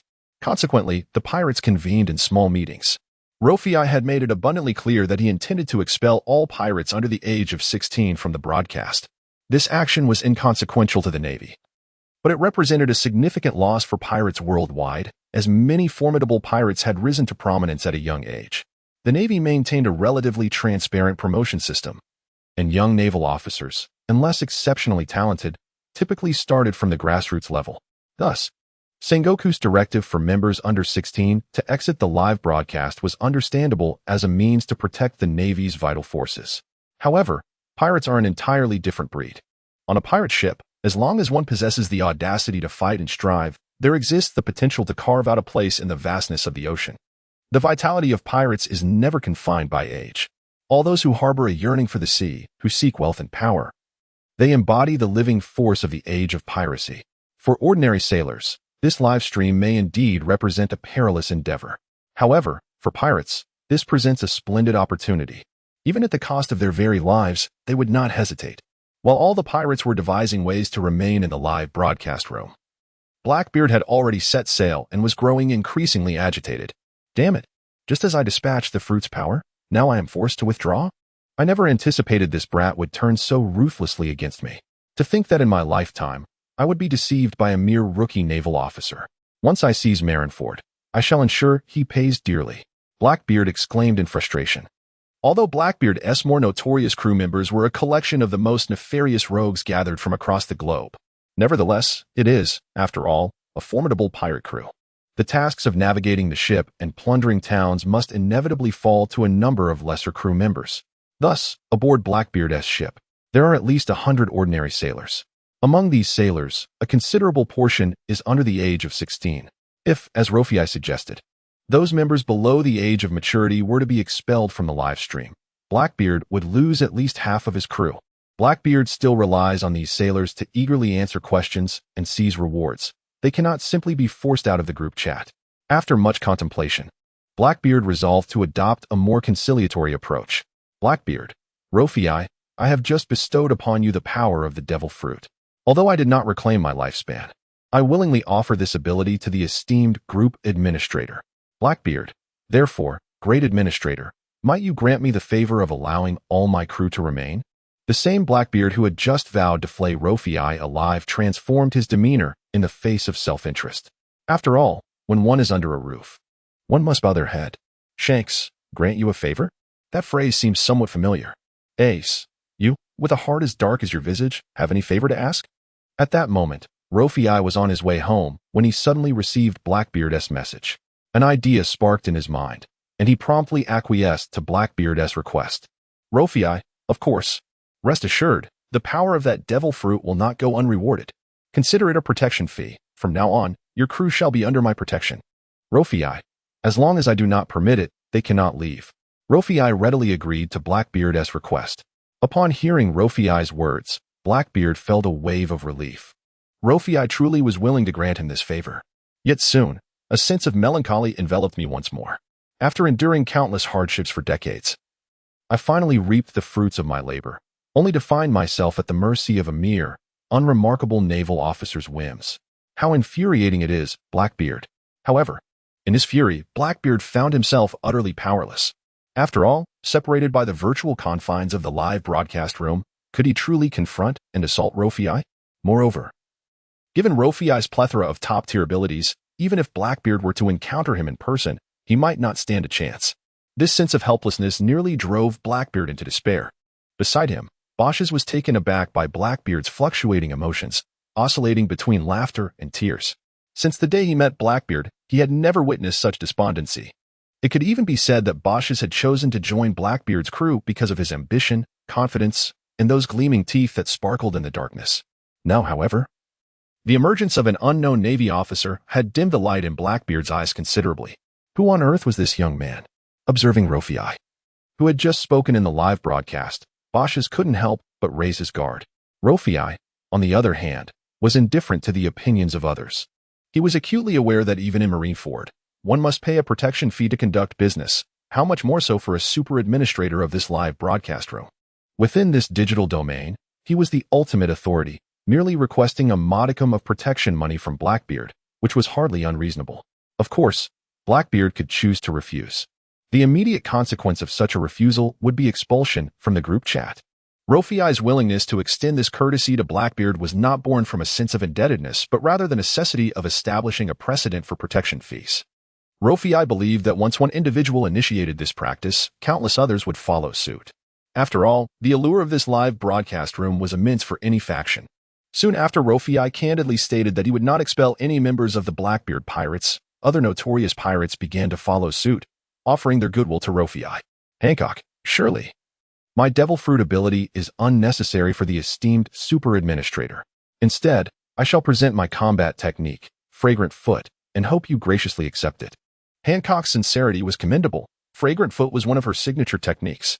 Having lost her conqueror's haki, her willingness to offer this skill indicated her respect for the live broadcast room and recognition of Luo Fei's status. Doflamingo, as is widely known, Dressrosa is renowned for its love, passion, and toys. I am willing to supply top-tier toys annually, hoping that the esteemed super administrator will allow my subjects to remain in the broadcast room. Compared to Hancock, Doflamingo was rather stingy. While Hancock had at least offered a skill, Doflamingo merely wished to provide some trivial toys as if he were dealing with children. Perhaps realizing the inadequacy of his proposal, Doflamingo added, "Of course, if the esteemed super administrator enjoys dance performances, I would also be willing to present the finest dancers from Dressrosa." Doflamingo believed that, for a spirited youth like Luo Fei, the allure of beautiful women would outweigh that of wealth and status. His assumption proved accurate. Upon hearing Doflamingo's offer of top-tier dancers, Luo Fei felt a flicker of interest. After all, among Doflamingo's cadre, there were a few individuals Luo Fei genuinely admired. For instance, Violet from the Don Quixote family, with her elegant and mature charm, was undoubtedly the embodiment of many men's dreams. If Doflamingo were willing to offer Violet, Luo Fei might indeed consider his request. However, Luo Fei was certain that Doflamingo, who valued family above all, would never part with her. Thus, Luo Fei dismissed Doflamingo's proposal with a mere smile. Following Doflamingo's remarks, Moria chimed in. "Moria, aside from zombies, I have little of worth aboard my ship, but if Doflamingo's toys can be offered, then my puppets can be presented as well. Big Mom, this pace is rather swift. Is it necessary to present gifts to Super Administrator Luo Fei in order to ensure my crew and subjects remain in the chat? Big Mom, if so, I shall reluctantly offer the cake freshly baked from my long loaf. This is something I hold dear. Perona, puppets? What puppets are left aboard the thriller bark? Wait, Moria, Are you planning to offer my puppets to the super administrator? I vehemently oppose this. Shanks, does the young brother Luo Fei indulge in alcohol? I happen to have a few barrels of fine wine aboard my ship. Kaido, we have nothing but an assortment of peculiar beasts on my ship. If the esteemed super administrator does not mind, you are welcome to witness a free performance of my beasts. Kizaru, Kaido, there can be no killing without trade. We do not advocate for any form of animal performances. Kaido, have you heard of devil fruits? The Navy clearly has limited knowledge. Of course. Kaido's words were a mere facade. While he invited Luo Fei to view a free performance on his ship, his true intention was to find a way to imprison Luo Fei once he stepped aboard, whether forcing Luo Fei to become his subordinate or sending him to Wano to labor. Kaido had ulterior motives. Luo Fei saw through their schemes. Such trivial favors would not sway him. With the 4 emperors and 7 warlords leading the charge, Luo Fei soon announced his intention to expel all members under the age of 16 from the broadcast room. The pirates were on edge, and in a bid to remain, many began to express their goodwill towards Luo Fei. In no time, a fervor of gift-giving swept through the live broadcast room. It seemed that failing to present a token of appreciation would be an affront to the very essence of this space. Even Monkey D. Luffy, captain of the Straw Hat Pirates, was influenced by this trend and resolved to offer something to the super administrator Luo Fei. Luffy, this broadcast room is so fascinating. I don't want anyone to leave. Since everyone is offering presents, we can't fall behind. Luffy, Sanji's delicious meals cannot be offered, nor can Nami's oranges. Our ship is rather impoverished, isn't it? We have nothing of value. At this moment, Luffy gazed at the pristine going merry and sighed quietly. Yet, Luffy was undeterred. He refused to believe that, after scouring the ship, he wouldn't find a single noteworthy item. Thus, after thoroughly searching his pirate ship, Luffy finally discovered something worthy of offering. Luffy, how about we present gold and jewels to the esteemed super administrator? Buggy, you're claiming poverty yet offering gold and jewels? Are you not merely showing off? Luffy, is your ship poorer than mine? Luffy surveyed the meager offerings aboard and concluded that this was all that held any value. Unfamiliar with the true worth of these treasures, Luffy remained oblivious to their significance. However, Nami is well aware that for Luffy, money holds no value whatsoever. However, Nami has always regarded money as vital as life itself. Upon witnessing Luffy so casually offering the treasures aboard their ship, she immediately became alarmed. Nami exclaimed, "You must not speak carelessly. There are no crew members under the age of 16 on our ship." To which Luffy responded, ISNT Chopper 1. Chopper chimed in. Nami, this live stream is so much fun. I don't want to leave. Chopper quickly joined the conversation. Contemplating that if merely losing wealth would allow him to remain in the live stream, he would certainly strive for that. However, being relatively new to the crew, he was still unaware of the extent of Nami's obsession with money. Nami reassured him, "It's all right. You'll just step out for a moment. Once you're of age, the admin can bring you back in." Chopper whimpered, "Wah, Luffy, save me." Luffy declared, "You are all my companions, and we must stay united. It's just gold and jewels. It's not a big deal." Nami, infuriated by Luffy's intention to tamper with their small treasury, was on the verge of losing her composure. However, amidst his anger, he had to devise a way to retain Chopper in the live broadcast while safeguarding the treasure. Soon, Nami conceived a clever excuse. Nami, Chopper is a reindeer. He doesn't count as a person. Therefore, he cannot be excluded from the list of those under 16. Walpole, haha. A pet is indeed a pet. Even aboard a pirate ship, he remains just a pet. Dr. Correa, ha. This is truly an amusing pirate ship. My foolish son, are you faring well on board? Yet, despite Dr. Correa's intervention, Chopper's negative emotions could not be alleviated. Hearing Nami's words made Chopper feel utterly despondent. Fortunately, Nami did not intend any malice. She merely referred to Chopper as a reindeer as a temporary measure to ensure he could remain in the live broadcast. Thus, after addressing Chopper, Nami quickly approached him to offer comfort. Chopper, being soft-hearted and having already established trust in his companions, began to accept Nami's fabricated narrative after a few moments of reassurance. Chopper, all right, I'm a reindeer. Luffy, is that really okay? Nami, what is the problem? The super admin doesn't know Chopper anyway. Besides, it's just a temporary measure. Chopper won't mind. Nami's words, spoken in the live broadcast, were visible to the entire world, leaving even Law incredulous. Did she just reveal her true thoughts? Law, do you take me for a fool? He murmured. Nami, oh no. I forgot this is a live broadcast. Can we retract that? It was at this moment that Nami realized the irreparable mistake she had just made. But it is all too late. In this live broadcast, words spoken are akin to water spilled. There is no way to retrieve them. The Straw Hat Pirates are collectively bewildered. Sanji exclaimed, "Baka, such a personal matter cannot be discussed aboard the ship. Of all places, you chose the live stream?" Usopp retorted, "Indeed. It is I, the vice captain, who is far more reliable." Jesus Burgess chimed in, "Has Usopp truly become the vice captain?" "Huh. I am genuinely happy for you. I await your arrival in the Grand Line." The chat group buzzes with lively conversation. However, while conversation is enjoyable, the pressing issues must still be addressed. Although Chopper is a reindeer who has consumed the human fruit, his presence in the live stream has already confirmed his human identity. Thus, according to the rules recently established by Luffy, Chopper is also classified among the underage pirates. Logically speaking, Chopper should be excluded from the group chat as well. Fortunately, at the critical moment, Nami offered up the treasure. After all, compared to tangible wealth, Nami evidently values the intangible bond of friendship far more. Once the Straw Hat Pirates presented their treasure, Luffy did not impose any difficulties upon them, for the current Straw Hat ship held nothing he particularly desired. The fact that the notoriously frugal Nami surrendered her treasure was already a significant concession. At that moment, upon returning home, Luffy received a notification from the livestream. Ding! Congratulations to Luffy for receiving a reward of 5 chests of treasure from ordinary member Nami. Would you like to accept? Was there really a question? Naturally, he chose to accept. Thus, through the shared vision initiated by Luffy, the entire world witnessed the 5 chests of glimmering treasure. Among the pirates sailing the seas, the sight of such riches ignited their greedy ambitions. Who would have thought that this relatively unknown pirate crew was quite affluent? They had merely presented 5 chests of treasure. Who knows what rare treasures might still be aboard their ship? Onward, crew. Target the Straw Hat Pirates. With that, yet another pirate ship set sail from the Grand Line, aiming for Luffy's crew. However, these individuals only perceived the surface allure and failed to grasp the deeper complexities involved. For instance, Luffy's enigmatic connection to Garp. The elite swordsman Zoro, feared by countless pirates as the pirate hunter, and the boastful sniper Usopp, among others, represent unknown forces of combat within the Straw Hat Pirates. To provoke them without comprehending their true strength would undoubtedly render these intruders mere stepping stones for Luffy and his companions to make their names in the New World. Meanwhile, Luffy, having just received the treasure, nodded in satisfaction. The contents of a single chest were worth more than a lifetime's earnings as a Marine. Moreover, he had received 5 chests in total. From Luffy's understanding, the Straw Hat Pirates had only recently set sail, perhaps not even a year prior.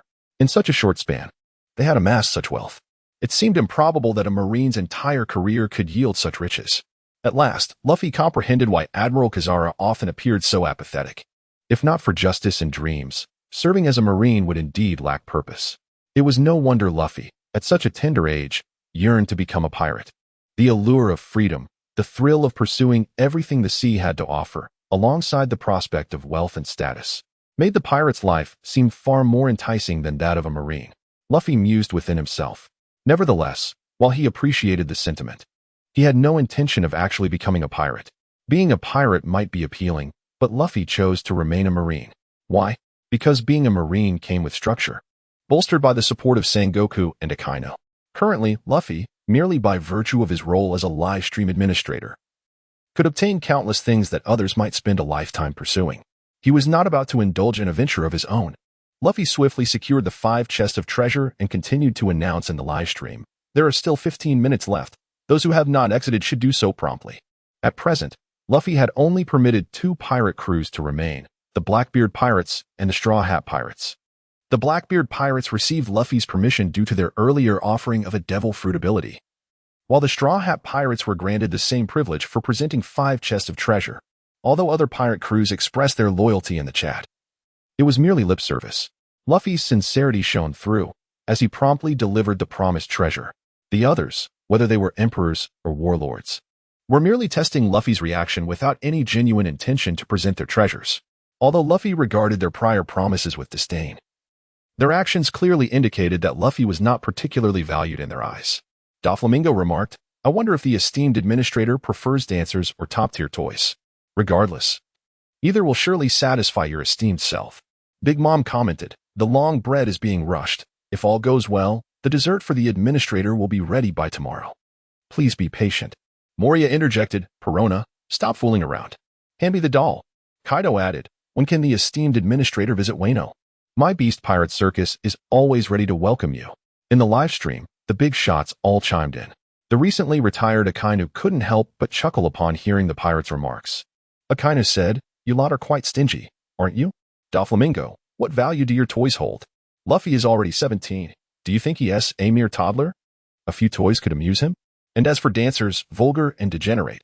Akainu continued, and Moria, do you dare present dolls as gifts? It seems you've resorted to stealing from others. Perhaps the Shichibukai truly needs a reshuffle. He further stated, however, if we're speaking of the least thoughtful gesture, I must say it's Big Mom. What is so special about desserts made from long bread? If you have the capability, bring forth those exquisite confections gifted to you from around the world. No, desserts are something only you would consider top-tier delicacies, right? With such a lack of sincerity, don't be surprised if your underage crew members exit the live stream. Even you might find yourselves in jeopardy. Now, as Akainu had no official duties, he felt entirely liberated. He disregarded the emperors and warlords completely. Moreover, when he had previously asked Luffy for Zeus, Luffy had clearly shown loyalty to the Marines, albeit a little too blindly. Nevertheless, that was acceptable. The Marines needed supporters like Luffy, unwavering in their dedication. Since Luffy was a staunch advocate of the Marines, it was only right for Akainu to lend his support. Furthermore, the pirate's dismissive attitude was evident to all. Luffy's status as a livestream administrator was not being taken seriously. This was not a favorable situation for the Marines. It was only when Luffy, as a Marine, became the singular supreme presence in the live stream that it would serve the greatest benefit to the Marines. For the pirates, this would undoubtedly be a formidable deterrent. Upon witnessing Akainu's backing, Luffy quickly followed suit. Ladies and gentlemen, are you merely dismissing us? Even a newly embarked pirate crew of fewer than 10 members can present 5 chests of treasure, yet you can only offer empty words? Nami, I feel quite offended. Rofy's statement is quite clear. He holds no regard for these pirates' professed loyalty. The reason for this disdain has been articulated by Rofy himself. The pirates are exceedingly stingy, offering meager gifts that are barely enough to appease a beggar, especially considering that Rofy is the supreme administrator in this room, which boasts thousands of viewers. Rofy, there are only 5 minutes left until the expulsion deadline. Having uttered this, Rofy immediately muted his microphone. Whether to stay or leave is now left for the pirates to ponder, as time is swiftly slipping away. Consequently, the pirates began to grow anxious. Hancock was the first to offer her abilities to Rofy. After all, unlike other pirate crews, Hancock represents an entire nation. The isolationist policy is intended to protect her people from harm. And this live stream not only exposes them to the outside world, but also grants them the opportunity to alter their fates through participation. Hancock could not permit her citizens to be expelled. Ding. Congratulations, Rofy. Member Hancock has sent you the skill Perfume Femur through a donation. Rofy was quite pleased with this skill. It is worth noting that during the war 2 years hence, Hancock utilized this very technique, Perfume Femur, to petrify the modified human weapon, Bartholomew Kuma, and ultimately shatter him. The transformed Kuma is devoid of emotion. Thus the notion of being petrified by the fruit's ability does not apply. This suggests that the Empress's Perfume Femur can petrify foes not solely due to the support of her fruit ability, but likely through rigorous physical training akin to that of Sanji's later abilities. Moreover, when facing the Smoke Man Smoker, this technique proved equally effective. These instances underscore that Hancock's Perfume Femur is undoubtedly among the pinnacle of martial arts. Having lost her Conqueror's Haki and now offering her unique technique, Hancock's intentions and sincerity have not gone unnoticed by Rofy. Hancock, I have presented my martial arts technique, hoping that the esteemed administrator can protect my Amazon Lily, allowing us to remain in the live stream. After sending her offering, Hancock added this with a tone of sincerity and respect, fearing that Rofy might refuse. Currently, Hancock's strength has diminished due to her loss of Conqueror's Haki, and her Amazon Lily is under threat from numerous maritime forces. She desperately requires a formidable ally, and Rofy, as the sole supreme administrator of the live stream, naturally became her primary choice. The protection Hancock referred to was precisely this. Rofy, not one to be devoid of compassion, recognized the gravity of Hancock's sincere demeanor, especially from someone as proud and confident as the Empress. Thus, he felt no need to impose upon her. Rofy, Amazon Lily, and the Kuja pirates need not withdraw. Kizaru, Oh ho, it seems that the Empress is somewhat more generous. The other pirate crews should hasten, for time is running short. Kizaru interjected with a gleeful comment. However, the pirates, feeling the weight of their precarious situation, could hardly afford to heed Kizaru's taunts. Katakuri. So, the esteemed administrator desires abilities rather than material wealth. Katakuri was the first to grasp the underlying intent. After all, intangible abilities are far more potent than tangible wealth. Moreover, Luffy has already received 5 chests of treasure from the Straw Hat Pirates, which diminishes his need for material riches. As for why Luffy accepted the Straw Hat Pirates' treasure, Katakuri surmised it was likely due to their current impoverished state. After a discussion with Big Mom, Katakuri promptly represented Cake Island in donating to Luffy. Ding! Congratulations, Luffy. You have received 100 years of lifespan from livestream member Big Mom. This was the outcome of Katakuri and Big Mom's careful deliberation. Big Mom had recently lost Zeus, and her resentment lingered. If she were to continue bestowing abilities upon Luffy, it could lead to her unraveling. Thus, Katakuri proposed that if she was unwilling to offer abilities, they should instead provide something equally significant, lifespan. With this analysis from Katakuri, along with the leadership of Hancock and Big Mom, other pirates began to take action. Ding! Congratulations, Luffy. You have received top-tier swordsmanship from livestream member Shanks. Ding! Congratulations, Luffy. You have received a box of artificial Zoan devil fruits from livestream member Kaido. Ding! Congratulations, Luffy. You have received a box of buggy balls from livestream member Buggy. Ding! Congratulations, Luffy. You have received the skill string doll from livestream member Doflamingo. The livestream chat quickly became inundated with these donation notifications. Observing this flurry of donations, Moria, far away in the Devil's Triangle, found himself in a predicament. Moria, I genuinely have nothing of value to offer. If all else fails, esteemed administrator, would you settle for a ghost doll? Perona, dammy. Moria, children should not interrupt when adults are speaking. Luffy, surely you have a fellow named Absalom aboard your ship? His transparent fruit seems rather remarkable. Moria, ranking lower among the warlords, had already lost all his martial skills. With only his fruit abilities remaining, he found himself significantly weakened. Especially since the Devil's Triangle is a place where few dare to tread. Faced with the task of presenting something of worth to Luffy, he had little more than his fruit ability to offer. However, he was reluctant to relinquish his last trump card so easily. Moria attempted several tactics, even playing the sympathy card, in hopes of minimizing what he had to offer Luffy. If he had to concede something, he might as well let it be the fruit ability. Thus, when Luffy expressed interest in Absalom's transparent fruit, Moria sighed in relief. Fortunately, Luffy had not coveted his ability. Otherwise, it would have added further woes to his already struggling ship. Thriller bark. Moria, Absalom, quickly, present yourself to the esteemed administrator. To signify his earnestness, Moria declared this in front of all the world as powerful figures. Absalom, upon hearing Moria call for him in the live stream, was utterly bewildered. If one were to encapsulate Absalom's current state in a phrase, it would be, caught off guard at home.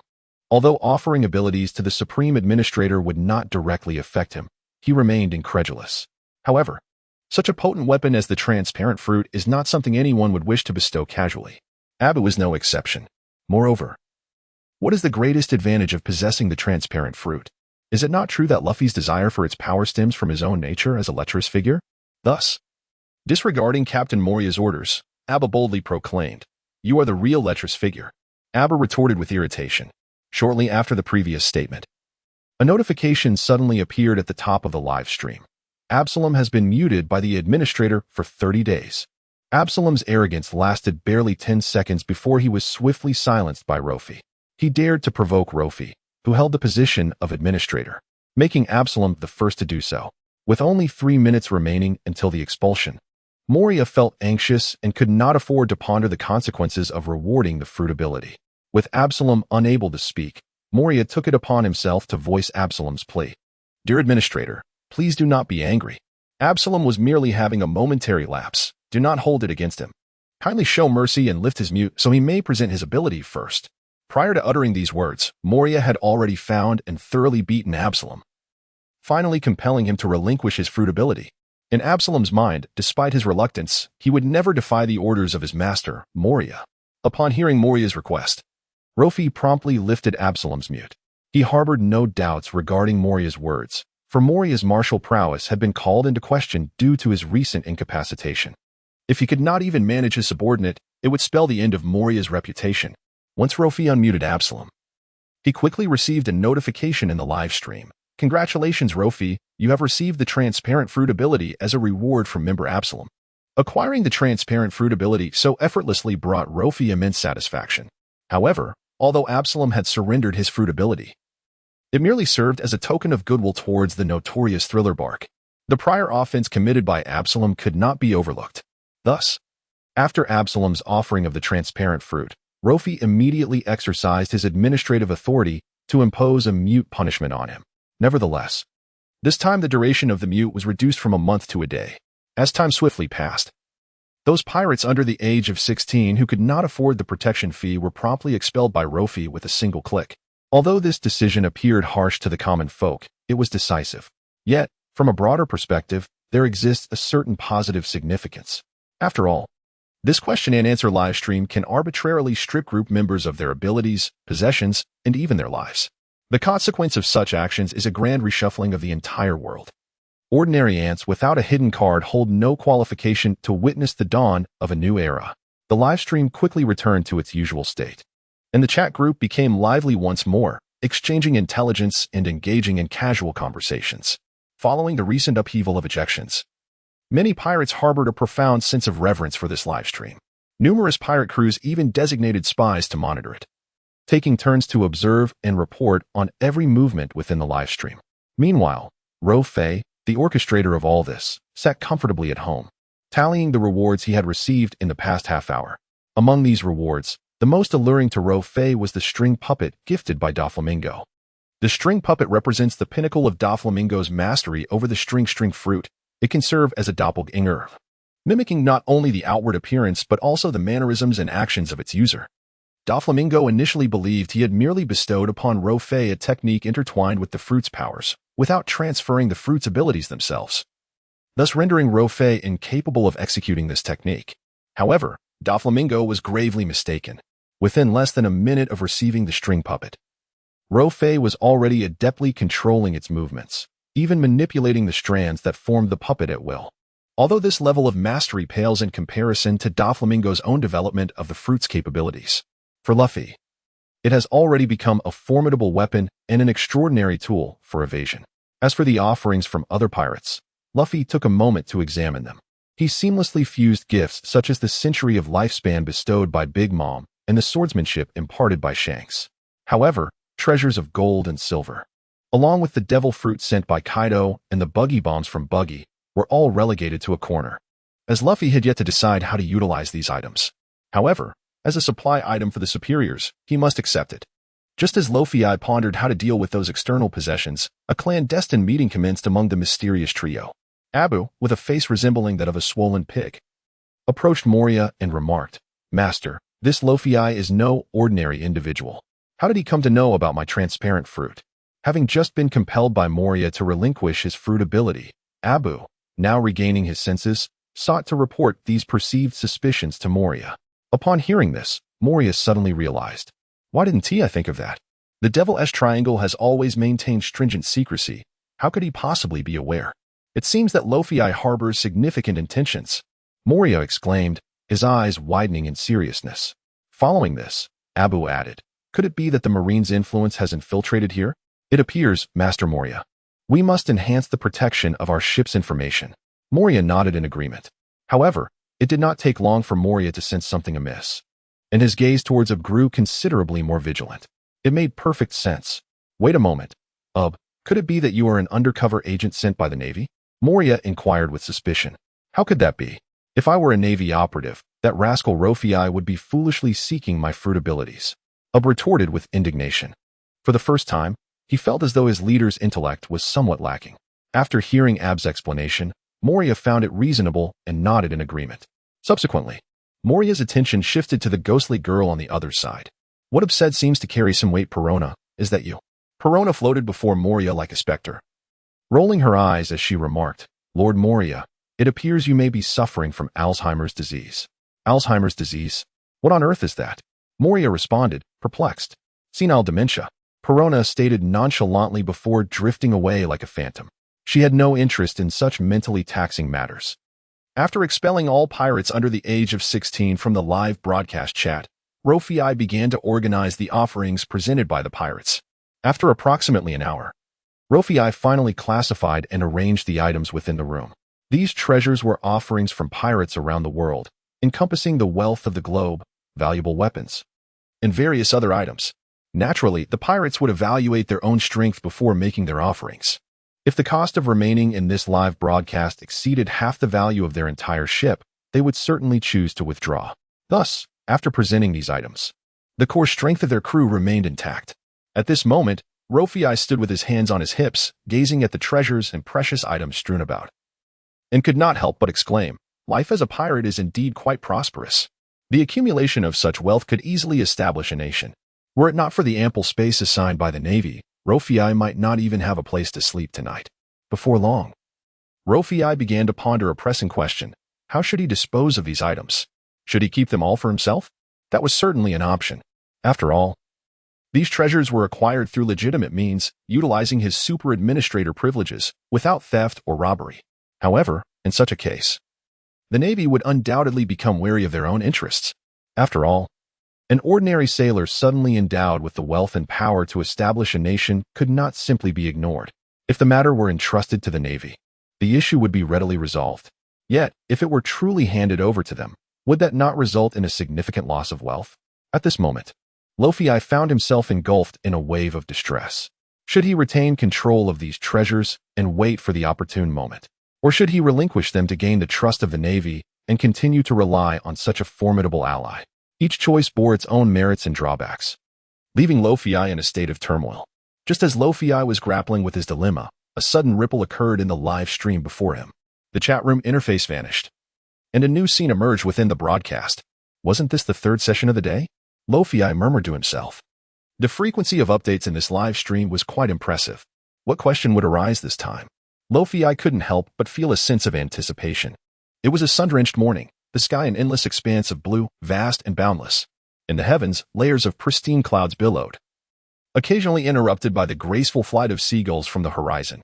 As the clouds parted, a dozen islands of varying heights came into view. Behind these islands, a rainbow arched like a bridge across the sky.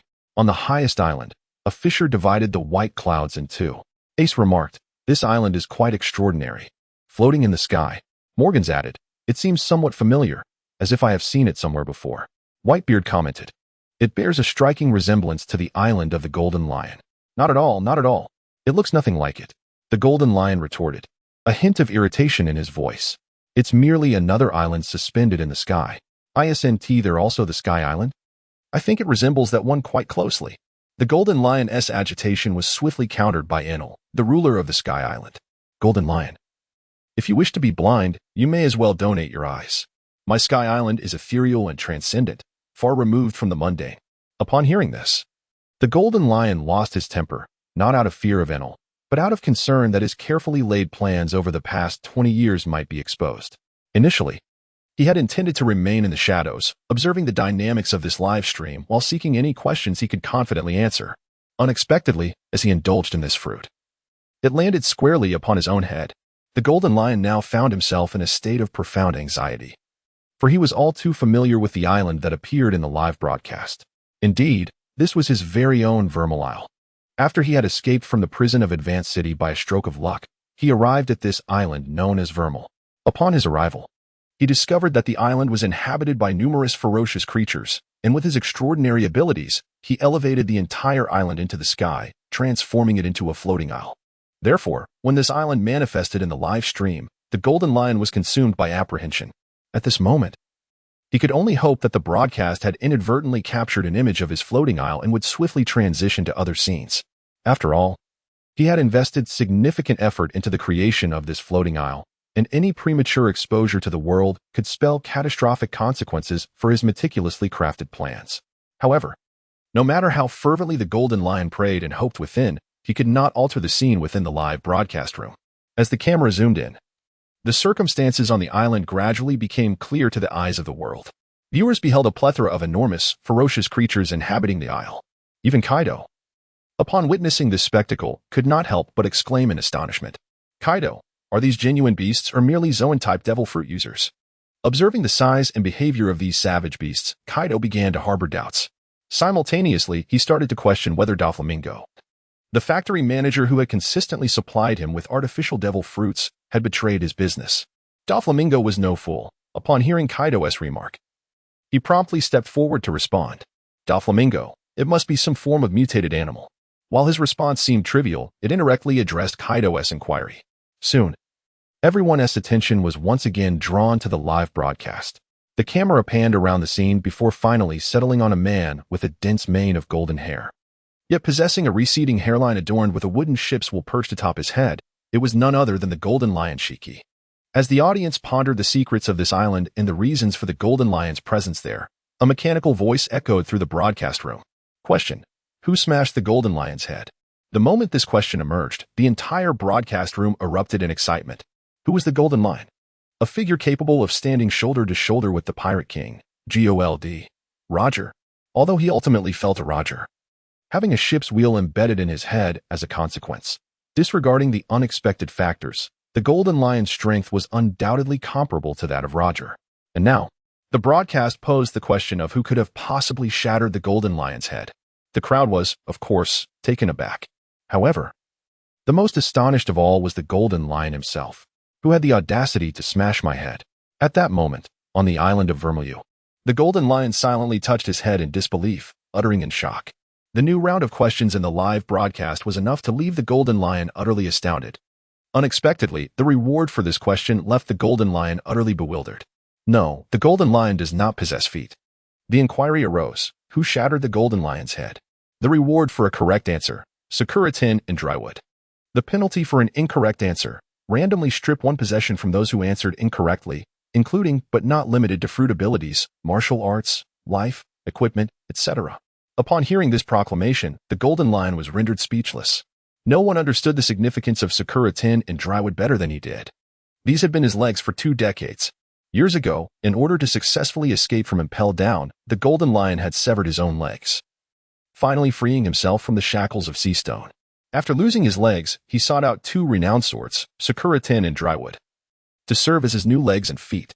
Just as the Golden Lion was processing the shocking information, the 2 legendary swords affixed to his lower limbs suddenly vanished into thin air. With a thud, the Golden Lion collapsed to the ground. At that moment, a torrent of expletives surged through his mind. How could this happen to him? The Golden Lion was incensed, unleashing a barrage of curses.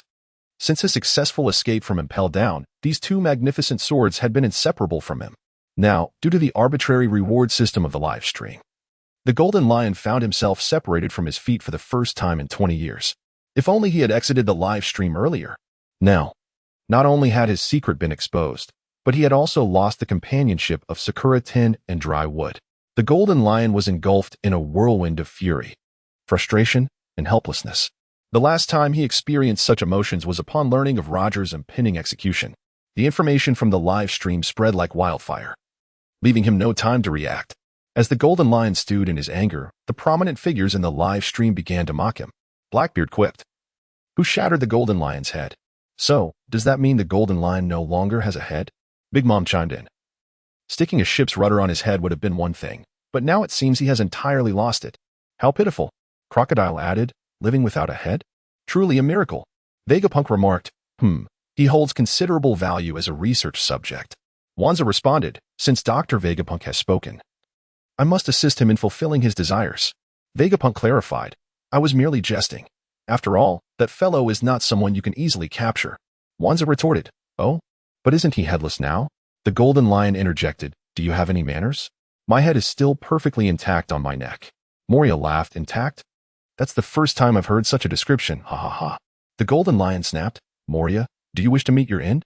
At this moment, the Golden Lion was utterly exasperated. Not only had his painstakingly built secret base been exposed, but he was also subjected to ridicule by others in the live stream.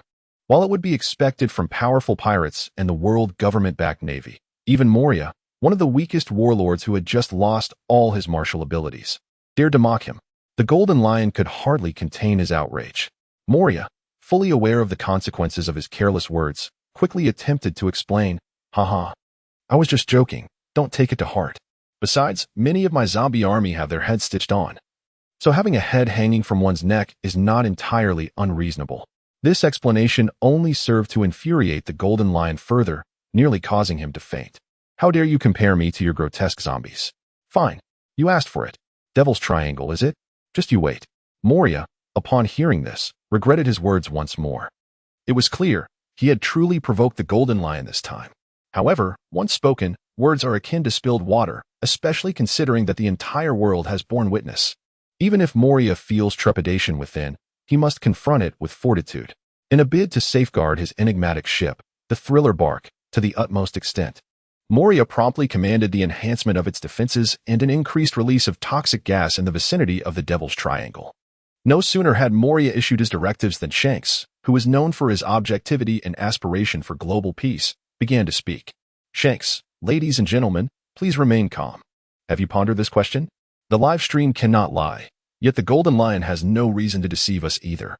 Shanks continued, as for the Golden Lion, aside from his 2 injured legs, the rest of his body is intact, including his head. This implies, Shanks asserted, this inquiry hails from the future. His hypothesis sent shockwaves through the entire live stream.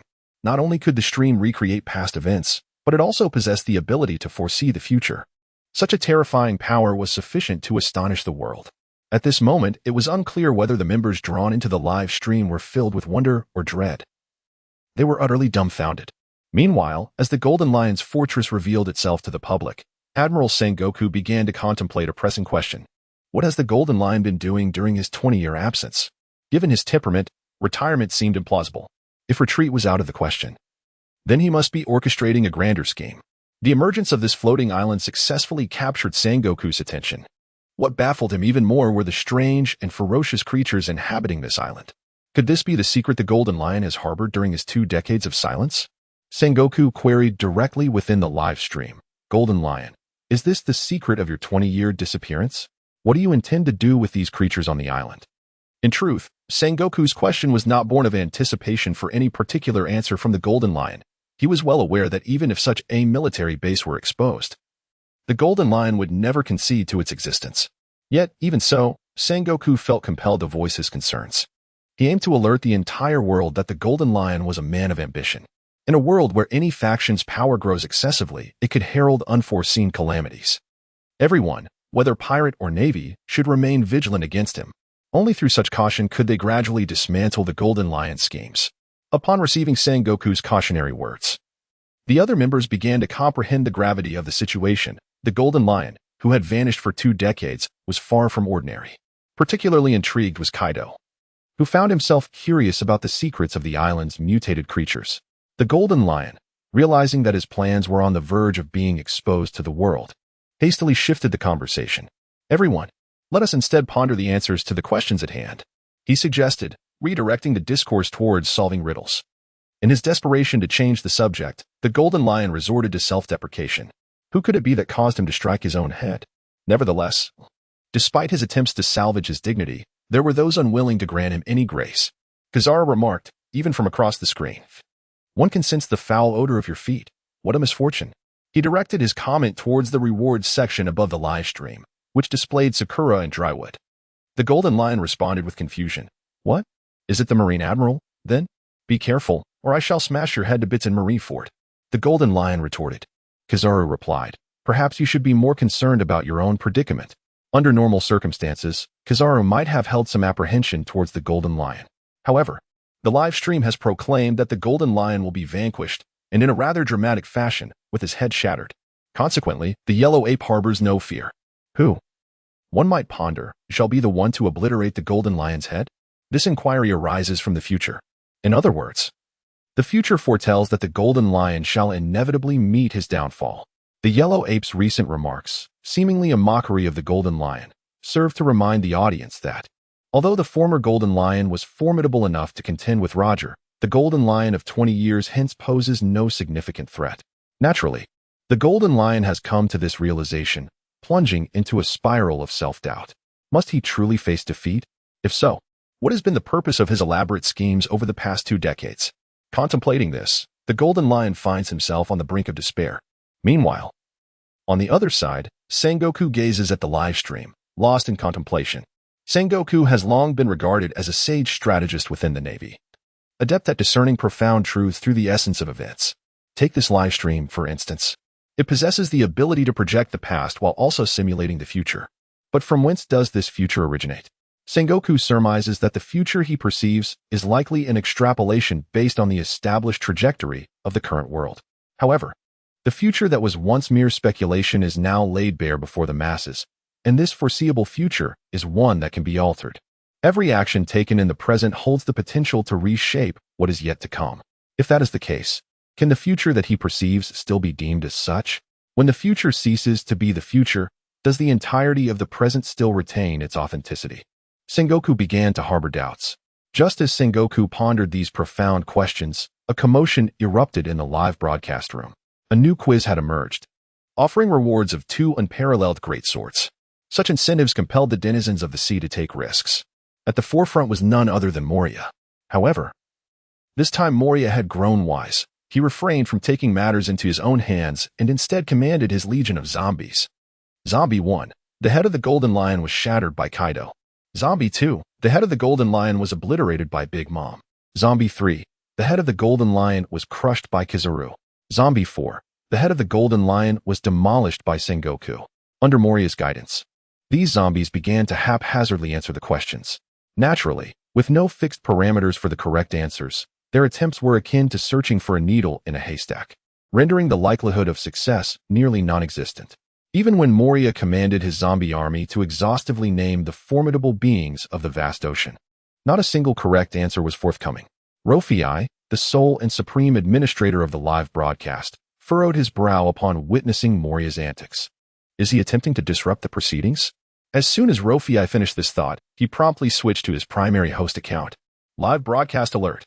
Cheating behavior detected from Moria and his crew, severely disrupting the order of the quiz. Moria's answering privileges have been revoked, and all of Moria's zombie crew have been expelled. This announcement was issued by Luo Fei utilizing his host privileges. After dispatching the message, Luo Fei ensured it was pinned at the top, guaranteeing visibility for all participants in the live room. When the quiz feature was first introduced, Luo Fei had anticipated that some might exploit bugs in the live system, recklessly responding at the cost of their own well-being. However, he never anticipated that the true instigators of the chaos would be these very zombies. Within these undead bodies resided human souls, which is why, when the live stream initially sought participants, this particular group was mistakenly regarded as independent entities and allowed entry. Little did they know that such turmoil would arise. Nevertheless, Luo Fei's response was prompt. He issued an announcement and immediately began to expel individuals without hesitation. Anyone attempting to employ cunning tricks to gain undue advantage in the live stream would inevitably face the consequences of the established rules. Those who dared to challenge the order of the live stream would find no leniency from Luo Fei, although he appeared carefree and somewhat careless.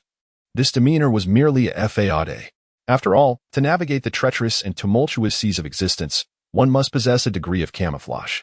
Furthermore, Luo Fei bore the mysterious and formidable guise of the livestream host. Meanwhile, Moria, who was orchestrating these events in the Devil's Triangle, felt his smile abruptly vanish upon seeing the sudden announcement in the livestream. In a desperate bid to keep his entire crew within the livestream, Moria had compelled Absalom to relinquish the abilities of the transparent fruit. This strategy was the result of his exhaustive contemplation. Yet, as fate would have it, plans often falter in the face of unforeseen changes. Mere seconds after the implementation of this tactic, and without even a single correct answer, they were flagged for violations. Moria's joy dissipated in an instant. Naturally, the one who felt the most disheartened was Absalom.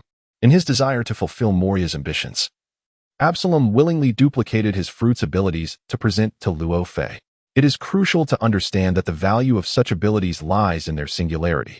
However, at this moment, Luo Fei effortlessly acquired the exact same fruit ability as his own. Was this not tantamount to Luo Fei obtaining a fruit ability without any cost? How infuriating. That kid truly had it easy, Abu remarked bitterly from a shadowy corner. Nevertheless, Luo Fei paid little heed to Abu's lamentations. After all, the advancements in technology continually exceeded one's imagination. The Navy's Vegapunk, the nefarious scientist Caesar, and the moving nation Germa 66. These were quintessential examples of how technology transformed the world. Furthermore, as far as Luo Fei was aware, Germa 66 was persistently researching battle suits that could render the human body invisible, a project still in the works. It was entirely plausible that the Vinsmoke family had already completed this research. Therefore, achieving bodily transparency was not solely dependent on the transparent fruit. Rofy's willingness to accept Abu's transparent fruit ability as a condition for sheltering the enigmatic Sanji had already been a considerable concession to Moria. Moria's current actions, however, were indeed rather ungrateful. The question and answer session in the live stream continued. However, after Moria failed to answer and was permanently banned from responding, the question and answer live stream fell into a state of stagnation. After all, when it comes to the future, no one can predict what will transpire. The Golden Lion was a formidable force of the previous era, equally matched with Roger, daring to single-handedly infiltrate the Navy headquarters. And he was the first top criminal to escape from Impel Down.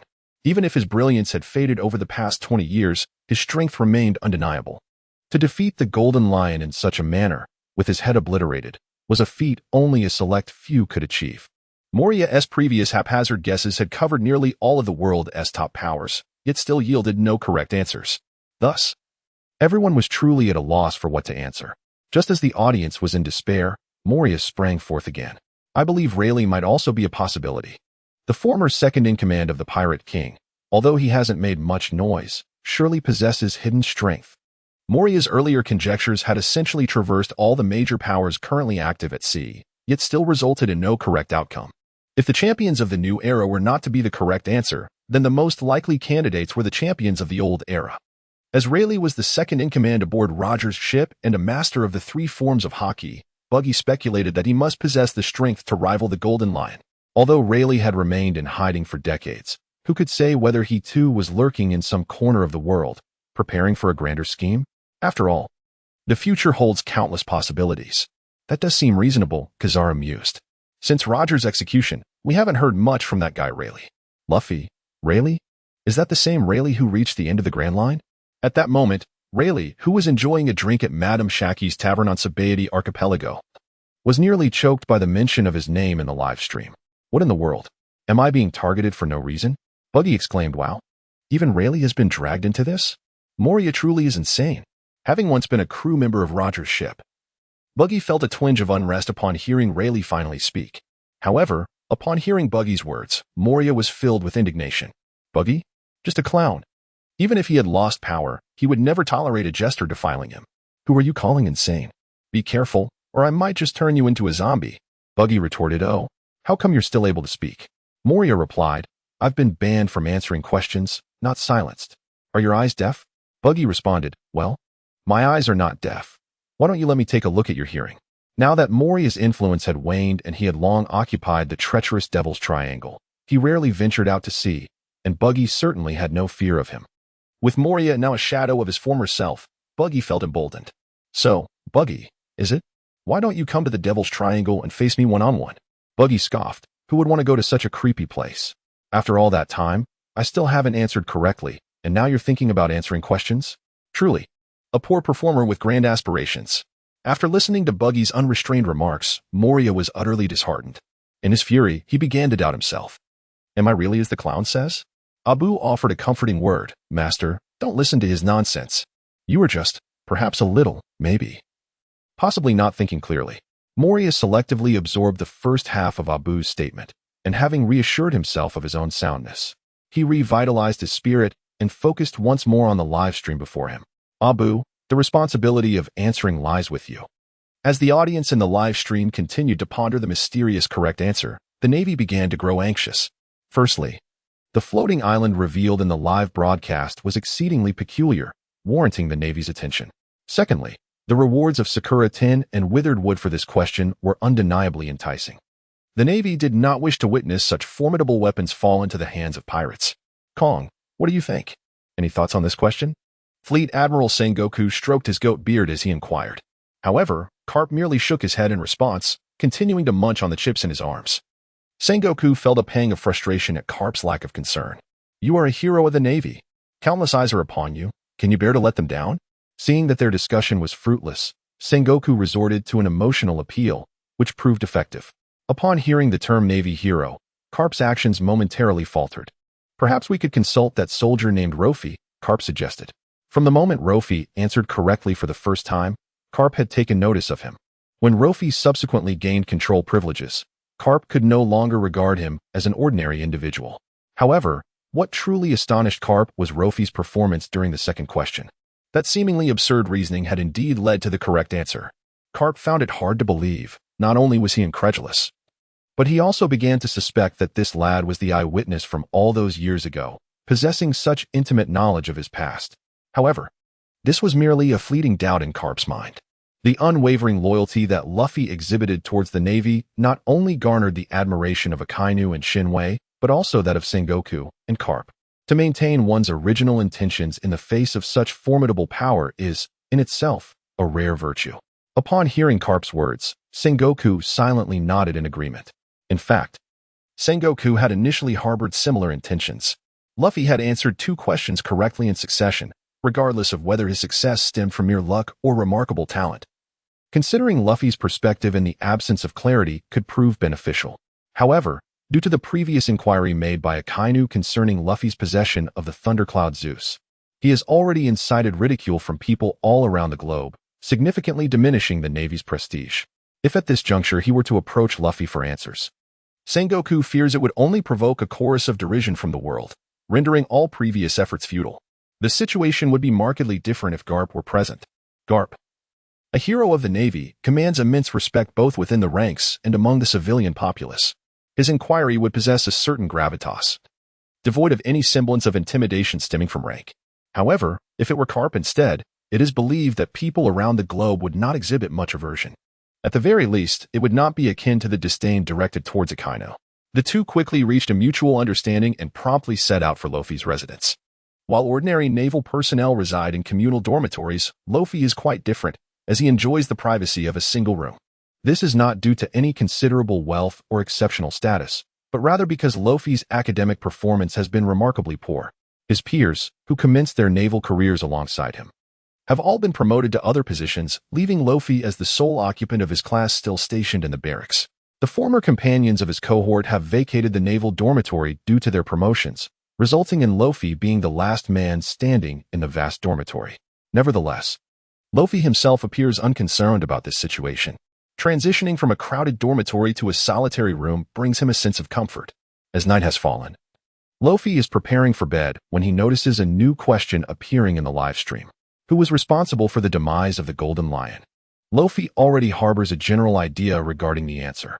The defeat of the Golden Lion is an event that, to his knowledge, occurs several years hence.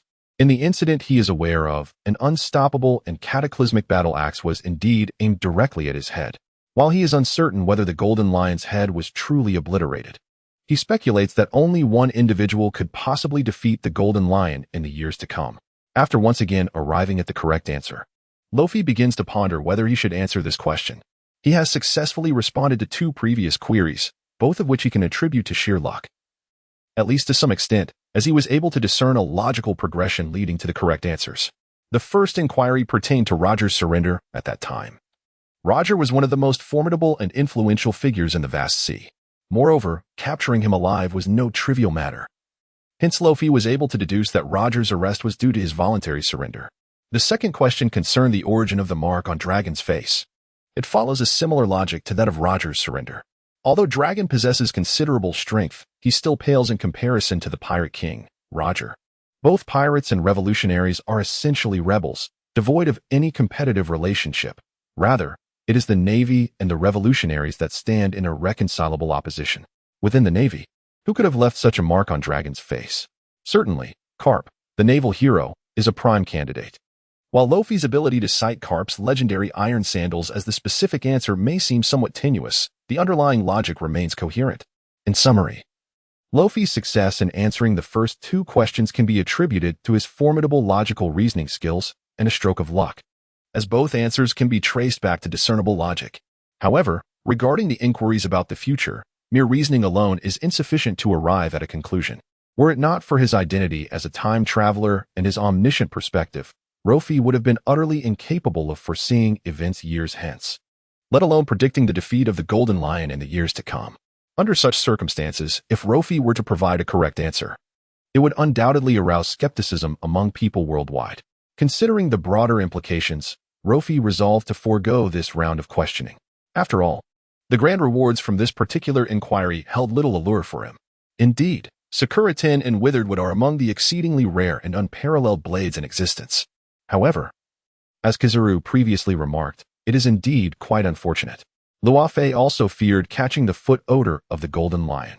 Moreover, Luo Fei already possessed the golden pira. Turn off the lights. Time for sleep.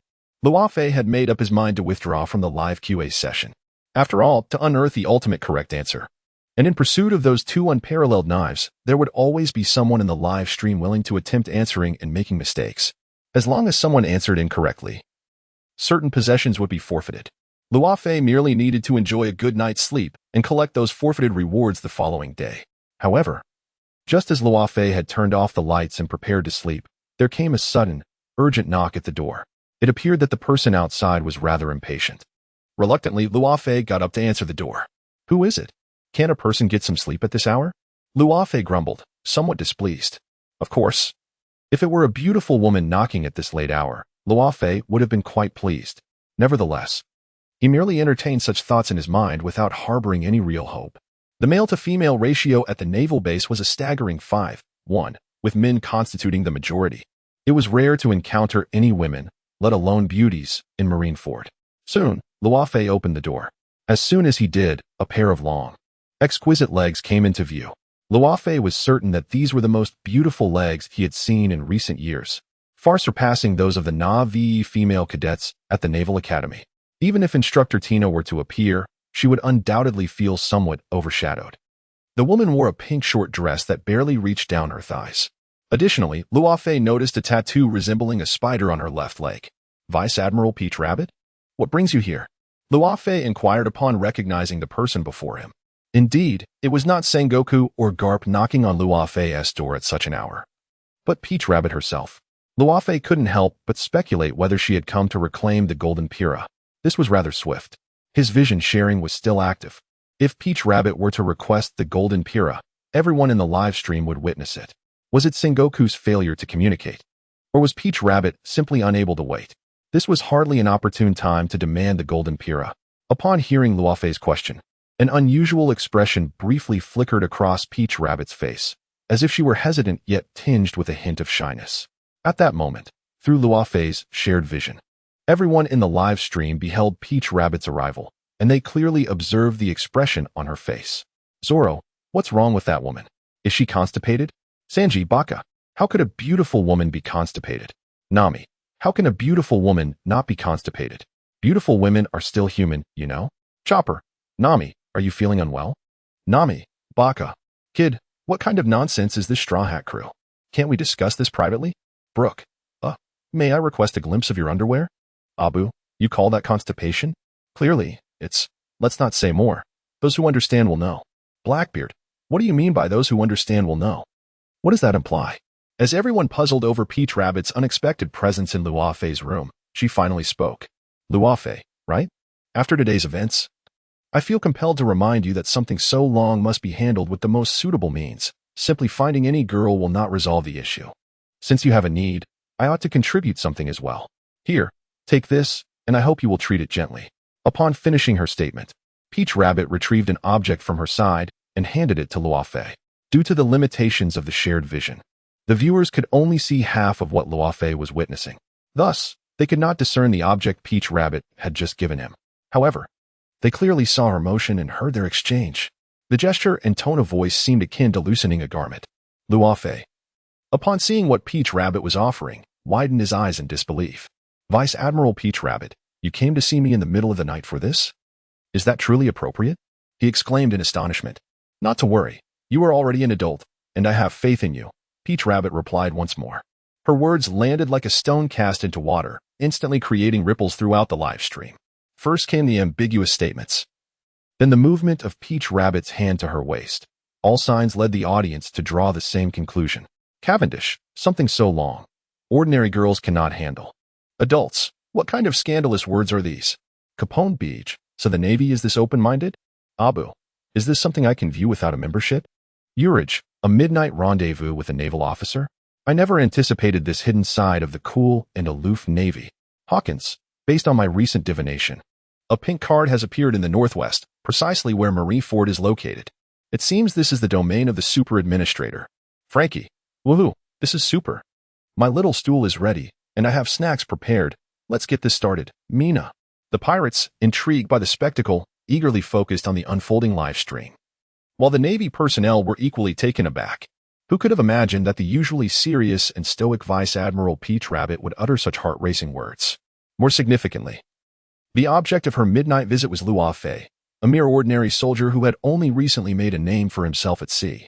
Kizaru, my heavens. This is too much to bear. Zeph, Peach Rabbit, what on earth are you doing?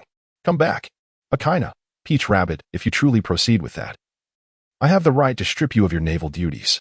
Akiji, well, it seems you were just relieved of your position. Tina, there must be some misunderstanding. As Luo Fei's instructor, Tina was somewhat acquainted with his character, though he might have been a bit mischievous and lacking in academic performance. He would never go so far as to provoke a vice admiral. Not only were notable figures within the Navy questioning Peach Rabbit's actions, but even the other naval soldiers gasped in astonishment upon witnessing her appearance. After all, none of them anticipated that the seemingly unyielding Ice Queen would possess such a passionate side. Unfortunately, Peach Rabbit was oblivious to all of this. The live stream was not forcibly open to every member. Each individual had the freedom to choose whether to activate or deactivate it. Peach Rabbit felt that the live stream was somewhat intrusive to normal life and did not keep it active at all times. Thus, she remained unaware of the various jests and the spectacle unfolding within the group at that moment. Luo Fei was in the same boat. After he decided to forego answering questions and prepare for sleep, he had already closed all visual feeds of the live stream. Yet, was the reality truly as everyone speculated? Certainly not. The item that Tao retrieved from her waist was not the loosened sash that the audience in the live stream might have imagined, but rather the scabbard of the revered sword, Jinpai Luo, which she presented to Luo Fei. Indeed, Tao's late-night visit was solely for the purpose of bestowing the scabbard upon him. After all, this sword, Jinpai Luo, had once been her cherished blade. Previously, when Luo Fei sought a suitable scabbard for this sword, he had specifically asked Dasky for one, and Tao had witnessed this through the live stream. Consequently, she felt a surge of affection for it. Tao realized that even if this sword were to be rightfully claimed by Luo Fei through answering questions, it had once been her beloved weapon. She could not bear to see Jinpai Luo deprived of its scabbard, tarnished by mundane trappings. Naturally, Tao harbored the desire to reclaim Jinpai Luo for herself. As a vice admiral, she was acutely aware of the delicate situation at hand, what actions were permissible and what were not. She could neither reclaim the treasured sword, Jinbairo, nor allow it to be sheathed in a mere ordinary scabbard. In a bid for compromise, Tao reluctantly decided to part with the original scabbard, which was the source of Luffy's astonishment. Not only did he witness his beloved weapon being taken by another, but he was also personally presented with the scabbard. Tao's generosity was remarkable. After his initial surprise, Luffy swiftly accepted the scabbard of Jinbairo, for a gift of such nature was not to be dismissed lightly. Even if Tao might seek to reclaim Jinbairo in the future, that would not occur for at least a month. By then, his own strength would likely have multiplied several times over, placing the initiative firmly in his hands. Grateful for Tao's gesture, Luffy expressed his thanks as he received the scabbard. Just as Luffy's hand brushed against the scabbard, a robust voice resonated from a distance. This cannot stand. The voice belonged to an older man, imbued with authority and a hint of admonition. Both Luffy and Tao were startled by the unexpected interruption, turning towards the source of the sound. Approaching them rapidly were Sengoku and Garp. Such disgraceful behavior! How could you conduct yourselves in this manner? Sengoku exclaimed as he hurried over. Indeed, to engage in such actions without even closing the door. Garp chimed in. Hearing Garp's remark, Sengoku couldn't help but roll his eyes. Is this truly a matter of closing the door? Luffy and Tao exchanged perplexed glances, wondering what Sengoku was doing here at such an hour. Could he possibly be bringing them something? Luffy mused optimistically. However, Tao was far less sanguine, particularly disturbed by Sengoku's choice of words. What disgraceful behavior? What are you talking about? She retorted, her brow furrowed in impatience. She had heard Sengoku's words clearly. Disgraceful behavior? What had she done? While Sengoku held the rank of Fleet Admiral, Tao was unwavering when it came to matters of principle. Sengoku, taken aback by Tao's vehement reaction, found himself momentarily bewildered. Wasn't he at them who were supposedly engaged in wrongdoing? How could they respond so defiantly? This simply could not do. As a vice admiral, Tao must set a good example. What if the junior naval soldiers were led astray? Such a scandal would be utterly reprehensible. With that thought in mind, Sengoku quickened his pace. He was also relieved that he had wisely ensured that Luo Fei had removed any naval personnel under 16 from the chat, preventing the younger sailors from witnessing such an incident. With the assistance of Moonwalk, Sengoku and Garp swiftly arrived at Luo Fei's door. However, upon arrival, they were instantly taken aback. Based on the earlier commotion in the chat room and the raucous reactions of onlookers, they had expected to find something scandalous unfolding. Yet, upon inspection, everything appeared entirely normal. Then, Sengoku's gaze fell upon the scabbard that Tautu had just drawn from her waist. The astute Sengoku quickly grasped the situation. A misunderstanding. Merely a misunderstanding. No need to dwell on it, he hastily proclaimed, chuckling nervously. Garp, realizing the confusion, echoed Sengoku's sentiments. Luo Fei, observing the two older men laughing uncontrollably and desperately trying to explain themselves without clarity, was left in a state of bewilderment. What on earth was wrong with these two? Why had they suddenly arrived at his doorstep and begun laughing as if under some strange spell? Admiral Sengoku, Vice Admiral Garp, is there something you need? Luo Fei inquired, concerned that if he did not intervene, they might continue laughing until they were breathless. Beside him, Tautu, catching a glimpse of Garp's evasive comments, sensed an opportunity and quickly reopened the chat room. The moment she laid eyes on the screen, her heart sank. The vile remarks and suggestive phrases struck her deeply, each word piercing her heart and soul. In an instant, she erupted with fury. Those nearby, Luo Fei, Sengoku, and Garp, could almost feel an invisible flame igniting above Tautu's head. This is outrageous. Just wait, she seethed, unable to contain her anger any longer. Typically composed and elegant, Tautu now unleashed her pent-up rage. Tina, prepare to set sail with me to capture those pirates, she declared. There was no room for compromise when it came to her principles. After a furious tirade, Tautu vowed in the chat room to pursue the capture of pirates across the globe. Naturally, Tina, as the most formidable user of the prison fruit, became a key member of her expedition.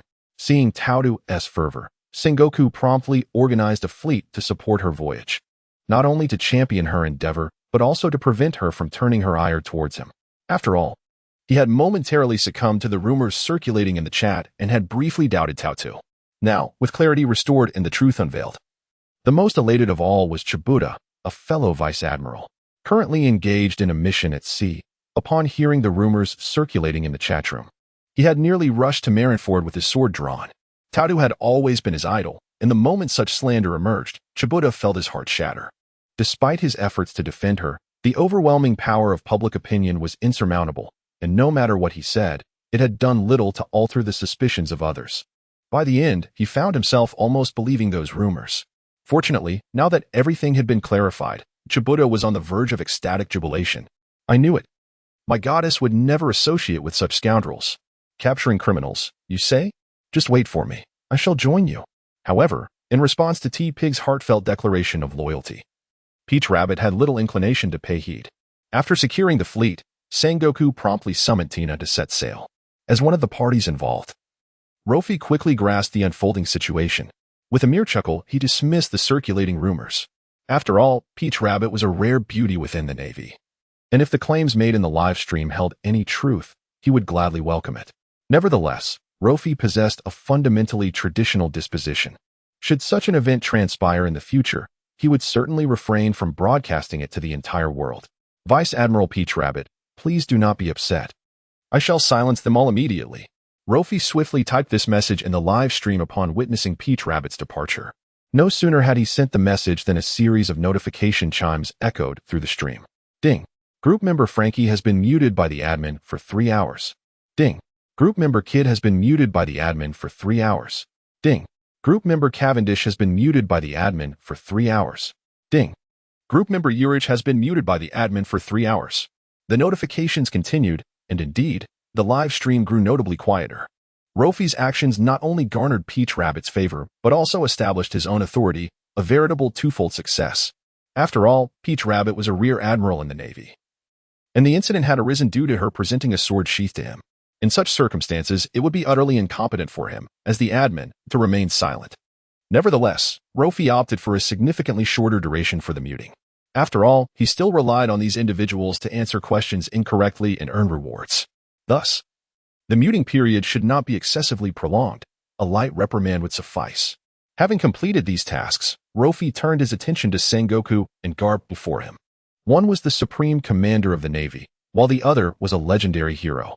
Luffy found it hard to believe that their sudden and spirited arrival in the dead of night was for anything trivial. Admiral Sengoku, Vice Admiral Garp. Did you come specifically for this matter? Luffy inquired tentatively. His words served to jog Sengoku's memory, reminding him of his original purpose for seeking Luffy's counsel regarding the live stream issue. However, Luffy was still sharing his perspective, and Sengoku hesitated. Could he broach the subject directly? Especially after the recent incident with Peach Rabbit and the sword sheath had just been broadcasted. Sengoku pondered how to approach Luffy about this matter while evading the scrutiny of the live stream audience. After a moment of unease, he retrieved a note from his pocket and handed it to Luffy. This note had been prepared in advance, intended as a contingency for conveying information discreetly. After all, it was somewhat embarrassing for a commander of Sengoku's stature to resort to passing notes like a schoolboy. Given the current circumstances, passing notes appears to be the most secure method available. Luo Fei gazed at the small note that Sengoku had shyly handed over after much hesitation, feeling a mix of amusement and exasperation. The esteemed marshal was actually passing him a note? Had Sengoku lost his wits? Nevertheless, despite the internal banter, there remained work to be done. Luo Fei quickly grasped Sengoku's intent. The craftsmanship of this note was extraordinary. It featured an intricate embossed design, with certain sections recessed, leaving no ink marks. Hence, mere observation would reveal nothing amiss. Only by touching it could one fully decipher the information inscribed upon it. Although the others in the live stream shared the same view of the note, they were unable to perceive its entirety due to this unique treatment, which explains Sengoku's audacity in conveying a note so openly. Soon enough, Luo Fei deciphered the content of the note. Luo Fei, you were quite astute. Could you assist us in determining the answer to this question? Sengoku was indeed up to no good. He had come to solicit intelligence from him. It was clear that his late-night visit was far from a simple inquiry. Should he divulge the answer directly to Sengoku? That would likely be unwise. After all, he had no connection to the individual who possessed the correct answer, and revealing it outright could easily arouse suspicion. Furthermore, he had already relinquished the opportunity to answer this question. If he were to disclose the correct answer now, it would deprive others of the chance to discover it through trial and error. Without the opportunity to err, how could he expect to receive any reward? However, remaining silent might be interpreted by Sengoku as an indication of concealment, a reluctance to contribute to the Navy. This left Luffy in a state of inner turmoil. After a brief moment of contemplation, Luffy conceived a compromise. He decided to provide a rough estimate. Perhaps, in the coming years, the notorious generation of villains would ascend the historical stage. Luffy gazed at Sengoku and articulated his thoughts. The future world will be a stage for the notorious generation. He spoke these words candidly, without any semblance of disguise. Luffy reasoned that since he would not be participating in this inquiry, it would be better to offer a general range to allow others to continue speculating, rather than leaving them in a state of confusion about where to even begin guessing. Upon hearing this, Sengoku was initially perplexed, but soon grasped Luffy's intention. The defeat of the Golden Lion would occur in the future, and naturally, in that future world, the old powers would be on the verge of decline. In this era of transition, it was entirely foreseeable that the new generation of pirates would take center stage. As for the Navy, only a handful of promising talents could be discerned, a stark contrast to the scattered pirates thriving in freedom and unrestrained growth. Therefore, it was highly probable that the ones capable of defeating the Golden Lion in the future would be the new generation of pirates. This audacious yet insightful speculation prompted Sengoku to silently commend Luffy, wondering if such strategic acumen truly belonged to a mere 17-year-old, or if he had underestimated this naval prodigy all along. However, such thoughts had only just begun to take root when Sengoku fell into a wave of self-doubt. If Luffy were truly a genius, how could he have remained at the same rank for so many years? In mere seconds, a fierce storm of ideas raged within Sengoku's mind. The ultimate conclusion he arrived at was that Luffy might indeed be a prodigious talent of the Navy. The reason for his prolonged stagnation in rank could stem not from laziness, but rather from a penchant for frivolity. Great wisdom often masquerades as folly. This, indeed, epitomizes true sagacity. With this realization, Sengoku felt a profound sense of relief. After all, the emergence of such a gifted youth within the Navy would be immensely advantageous for its future development. However, such joy did not endure for long, as the incessantly scrolling messages in the live broadcast provided him with a rude awakening. Blackbeard, is the answer the worst generation? Could it possibly be me? Boss. Answer cautiously. Bosch was now fearful of Blackbeard, apprehensive that in a moment of impulse, he might utter some bizarre response. Blackbeard, ha. Why are you so anxious? I was merely speaking off the cuff. Peach Rabbit. Blackbeard, the recently muted troublemaker dares to show his face again? Peach Rabbit, you were also on the list of mischief makers. Weren't you? The lifelong imprisonment package at the underwater prison has already been prepared for you. Just wait. Upon hearing Peach Rabbit's warning, Blackbeard instantly regretted his earlier antics. Had he known, he would not have indulged in such cleverness, merely succumbing to his verbal impulses. Now, he had gained nothing of value and had drawn the attention of the Vice Admiral, Peach Rabbit. Concerning Peach Rabbit's admonition, Blackbeard refrained from responding. In the past, he would have certainly boasted further, wielding the powers of the dark fruit to assert his dominance.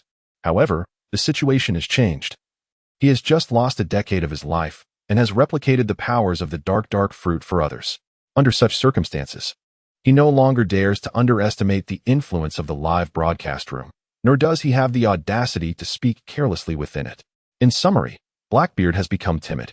Indeed, he has grown wary. Having lurked aboard Whitebeard's ship for decades and finally obtaining the coveted dark fruit, he had just begun to rekindle the bold aspirations of his youth, only to once again retract into a shell. The frustration within Blackbeard is palpable. Inside the live broadcast room, the question-and-answer session continues unabated, with participants engaging in lively discussion. Doflamingo remarked, "Time truly flies. Has the new generation of supernovas already begun to make their mark so swiftly?"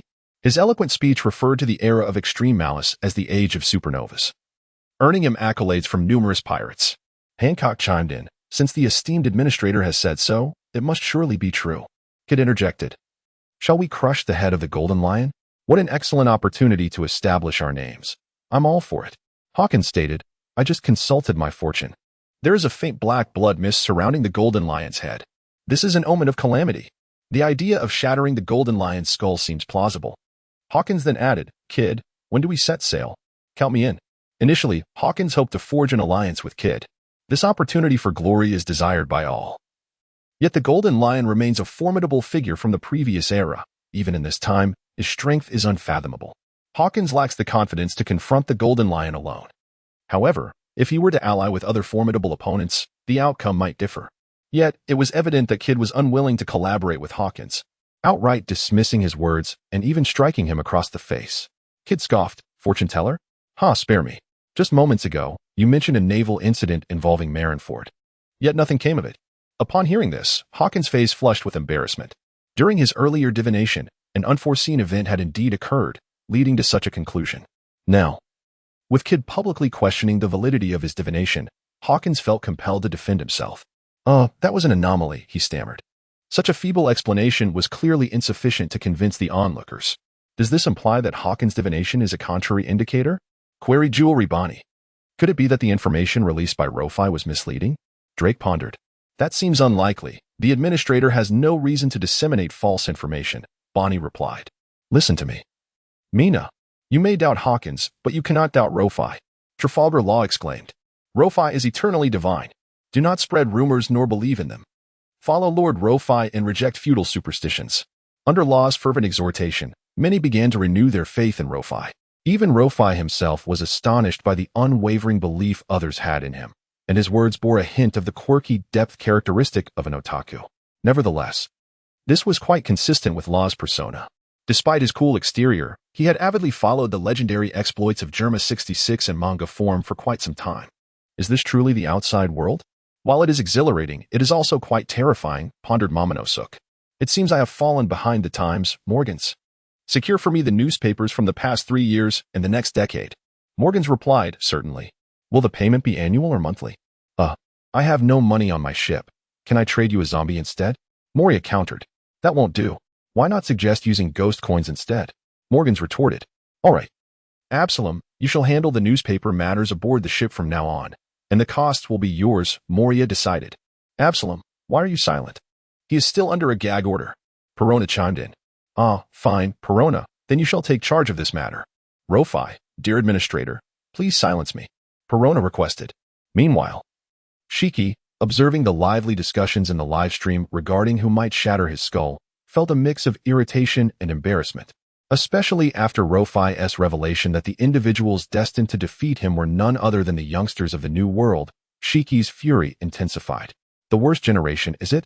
Very well, I shall traverse to the Red Land and extinguish you all at the very threshold of the New World. As a powerhouse of the previous era, Shiki could not permit these unfamiliar pirates to trample upon his illustrious reputation, especially not when his grand ambitions were still unfolding and had yet to reach their full potential.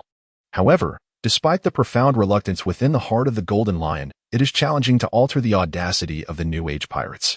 In this vast, boundless ocean, the arrival of the great pirate era surges with tumultuous waves, offering anyone with ambition and capability the chance to stand out. The so-called era of utmost malevolence represents the Sea Army de la Sea Army of this time. Kid, ha, the old monster's words carry quite the weight. Just wait for me on Sky Island. A new era shall undoubtedly be ushered in by me. Roger's treasure is destined to be mine, given the nature of their interaction. Where no one could see one another through the void of the live broadcast, Kid's tone naturally took on an air of arrogance. Luffy, nonsense. The one who will find Roger's treasure will undoubtedly be me. I am the man destined to become the Pirate King. Ace, Luffy. Is your goal also to become the Pirate King? That differs from my aspirations. Luffy, oh, are you also aiming to be the Pirate King? Then let us see who prevails. Hawkins, to be honest, I just performed another divination, and the results suggest that I too have a chance to become the Pirate King. Bonnie, did your divination also reveal that your predictions are unreliable? The Golden Lion's words not only failed to deter these individuals from discussing his bounty, but instead ignited an insatiable yearning among them for the title of Pirate King. As the debate over who would become the new generation's Pirate King escalated, within the borders of Dressrosa, a young girl with short green hair widened her eyes in confusion. Sugar, the man who becomes the Pirate King? Could it be that the Pirate King is a woman? Why are so many people vying to be her man? Sugar is a subordinate of Don Quixote da Flamingo and a member of the Don Quixote family, possessing the powers of the Hobby fruit, perhaps due to her youth and introverted nature. She is not well versed in the history surrounding the Pirate King. When the broadcast began with the footage, she happened to be asleep, thus perfectly missing the execution of Roger and the transition from the old era to the new. Buggy, good heavens. Even Roger's coffin lid can hardly contain this. Shanks, ha. Indeed, such youthful audacity. Shanks, once a crew member of Roger, is one of the few who knows this news across the seas. And Doflamingo happens to be one of them. Although Shanks appears amiable and often greets others with a smile, pirates are still pirates. To avoid Shanks seeking revenge, Doflamingo quickly interjected on Sugar's behalf in the live broadcast. Doflamingo, ha. It seems to be a child's perspective, Sugar dear. Adults are speaking. Children should refrain from interrupting and go play for a while. Doflamingo, Baby 5, take Sugar to play. Otherwise, I might turn you into a toy water gun. Baby 5, but I can only transform into weapons. A water gun hardly qualifies as a weapon. Doflamingo, be a good girl. Sugar needs you. Baby 5, also a member of the Don Quixote family and a part of the Spade Pirates Elite Assassination and Maid Unit, possesses the power of the weapon fruit, enabling her to convert any part of her body into a weapon. Initially, upon hearing Doflamingo suggest transforming into a water gun for Sugar's amusement, Baby 5 displayed a face of outright refusal. However, upon hearing Mingu express his need for Sugar, Baby immediately altered her attitude and readily agreed. Baby 5 exclaimed, does Lord Sugar need me? All right, I shall come right away. There is no denying that Baby possesses a tender heart and an earnest desire to be needed. In the treacherous Devil's Triangle, on the enigmatic ship, Perona observed this exchange and felt a sense of familiarity. Perona remarked, wow, Lord Moria. This fellow named Mingu seems remarkably like you. Upon hearing Perona's words, Moria couldn't help but chuckle. Who is Mingu? You may wonder. He is the king of Dressrosa, hailing from the celestial dragons, towering at 3 meters tall, perpetually adorned with striking red sunglasses and draped in a pink mink coat, often appearing as if he has just awakened from slumber. However, Moria was acutely aware that Doflamingo walked with an undeniable swagger, embodying the essence of a true tough man, a fact that was evident from the tone of his skin. More importantly, Doflamingo maintained a remarkably fit physique. However, Moria stands apart, for his prolonged existence in the shadowy depths of the Devil's Triangle has rendered his skin a ghastly pallor. The years of inactivity have further contributed to his corpulent physique. Though he towers over Doflamingo, his weight and shape give him the appearance of a lumbering catfish. in both intrinsic strength and external charm. Doflamingo embodies the very image Moria aspires to become. Thus, when Moria heard Perona remark on their similarities, he was overcome with joy. However, as the party being compared, Don Quixote Doflamingo was displeased. Within the 7 warlords, there exists a hierarchy of disdain, and Doflamingo looked down upon Moria, who had always dwelled in the shadows. To equate himself with Moria was evidently to diminish his own standing. Doflamingo remarked, Perona, though you are but a child, I advise you against uttering nonsense. I am strikingly handsome and charismatic. How could I possibly be compared to that pitiful recluse Moria? Moria, known for his protective nature, immediately countered in the live stream on Perona's behalf upon hearing Doflamingo's words. What's wrong? Our Perona possesses a keen eye for beauty, doesn't she? Not satisfied. Doflamingo responded, Perona, you claim to find me handsome, which is acceptable, even though we have never met. But what about Moria do you find beautiful? Perona replied, actually, it's not beauty I discovered, but rather the tone of your voices. You both sound quite like creepy uncles. Moria? Doflamingo burst into laughter. Haha. Did you hear that, Moria? What are you so proud of? Moria lamented. So the jester is indeed me? Buggy interjected. Who called me? The atmosphere in the live stream grew increasingly relaxed, yet the number of participants eager to answer questions dwindled. Shanks perceived this as a troubling sign. If no correct answers emerged, it would trigger the penalty mechanism of the live stream, potentially punishing himself or anyone present. Shanks exclaimed, ha ha ha, all right. They are just children who speak without thinking. Everyone, please continue answering questions. He added, after all, our lives are at stake. With Shanks' reminder, the pirates finally recognized the necessity of answering questions in the live stream to preserve their lives and seize the opportunity to answer correctly and win rewards. They swiftly commenced a new round of questioning. Roronoa Zaro had previously answered 2 questions correctly, and having shared insights from his perspective, he naturally became a guiding light for others in the live stream, particularly when they were at a loss. Following Moria's erroneous attempts, the consensus among the powerful figures of the new era pointed to the new generation. Killer declared, since no one else is answering, I shall. The one who will undoubtedly crush the Golden Lion's head in the future is our captain, Eustace Kidd. Bepo added, I too. With such strength and kindness. It must be our captain, Trafalgar Law. Vito chimed in, you're all just spouting nonsense. The ultimate answer must be our great godfather. With Roronoa's direction pointing to the new generation, the pirates who had recently begun to make names for themselves believed they were indeed the answer. Their crews, eager to please their captains and gamble for rewards, began placing their bets on their respective leaders. In no time, the live stream was filled with crew members proclaiming their captains as the final answer. However, amidst this fervor, one pirate ship stood apart, the Straw Hat Pirates. Luffy exclaimed, Hey, I say, Sanji, Zaro, Nami, Usopp, Chopper, don't you all believe in me? Zaro replied, I find such matters uninteresting. As for the rewards like the cherry blossom and deadwood, I have no need for them. Sanji added, Wouldn't it be more delightful to study gourmet food and beautiful women during the answering time? Usopp responded, Luffy, I support you, but I only have this little slingshot. I fear if I answer incorrectly, the live stream will confiscate it. Chopper exclaimed, Me. I wholeheartedly believe in you, Luffy. I'm going to answer. Nami cautioned. Hold your horses. Without absolute certainty, we shouldn't answer recklessly. Watching the incessant stream of messages, Sengoku felt as though his head might explode. Initially, Sengoku had hoped to gain exclusive insight into the answer by inquiring about Roronoa's knowledge. If he could extract relevant information regarding the correct answer, he could relay it to the ordinary soldiers, encouraging the Navy to actively participate.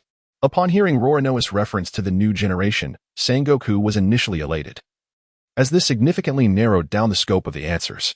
The reward at stake, the cherry blossom and deadwood, was of little personal value to him as an admiral. Yet it was highly coveted by the ordinary sailors. However, his elation was short-lived. Before he could inform the Navy soldiers of this news, the entire live stream had already caught wind of it. The expression on Sengoku's face vividly illustrated the adage of a genuine smile gradually fading away. Calm, who had accompanied Sengoku, couldn't help but chuckle at his friend's expressive demeanor. As longtime acquaintances, witnessing each other's triumphs was delightful, but seeing one another in a predicament was far more amusing. Kong would have loved to capture this moment on a transponder snail. In stark contrast to Kong's joviality, Sengoku was fuming. What foolishness was this? despite being astute enough to discern the unusual nature of the note and successfully interpreting its significance. He had locked the answers within a realm that few ordinary minds could conceive. Yet Rorinoa had brazenly revealed it before the entire live stream. As Sengoku pounded his chest in frustration, Rorinoa feigned ignorance, widening his eyes and saying, "Admiral, this is merely my conjecture. Why do you appear so distressed? If you deem it unreasonable, you need not believe it." Rorinoa spoke with sincerity, wholly oblivious to the impropriety of announcing the answer. Of course, this was merely an act. Masterfully playing the fool, he utilized his earnest tone and boyish charm to bewilder others. This was Rorinoa's forte. During his time at the Navy Academy, he had successfully enchanted many female classmates into discussing life in secluded groves.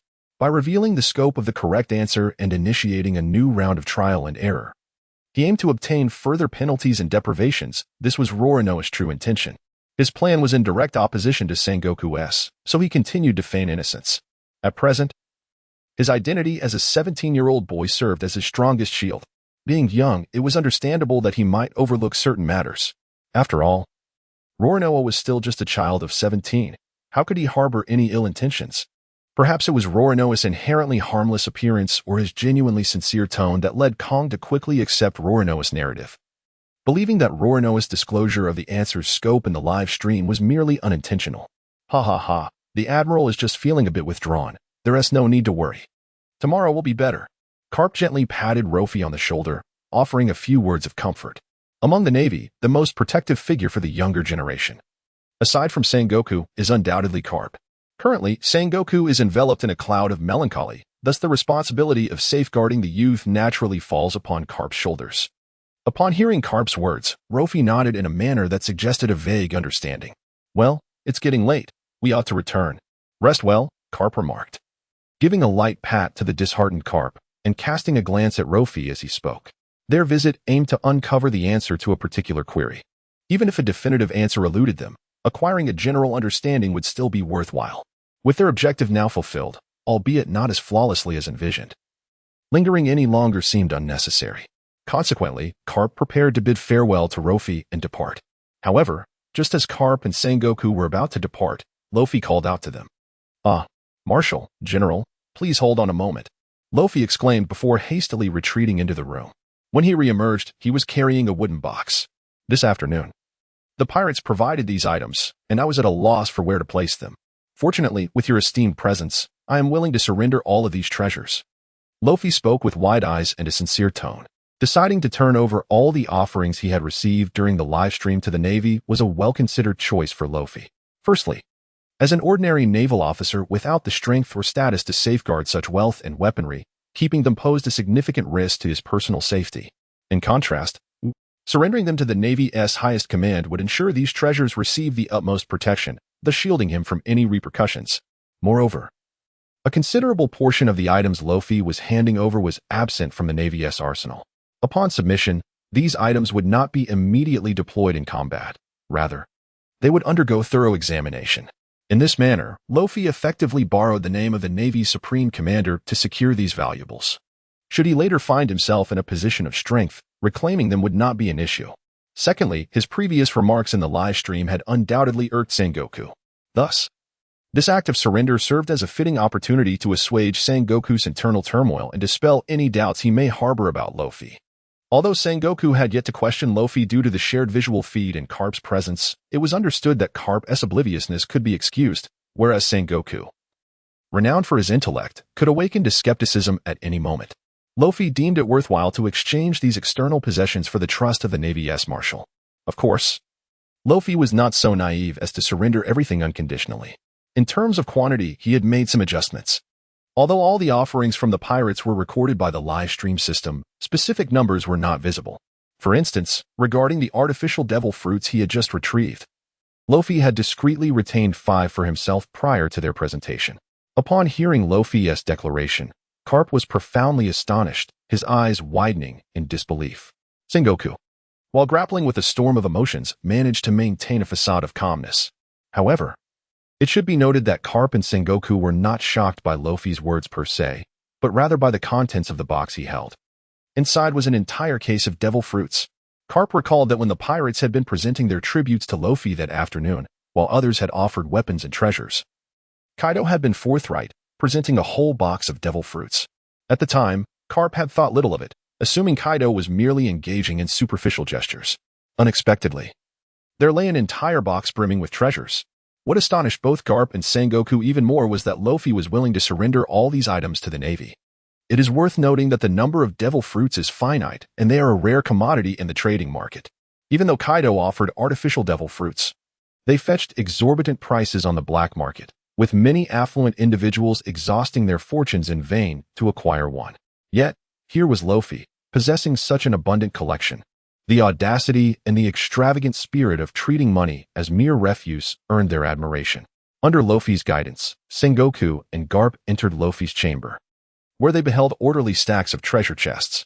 Observing these bountiful resources, particularly after learning of Luffy's willingness to turn over all the treasures, Sengoku felt a wave of relief wash over him.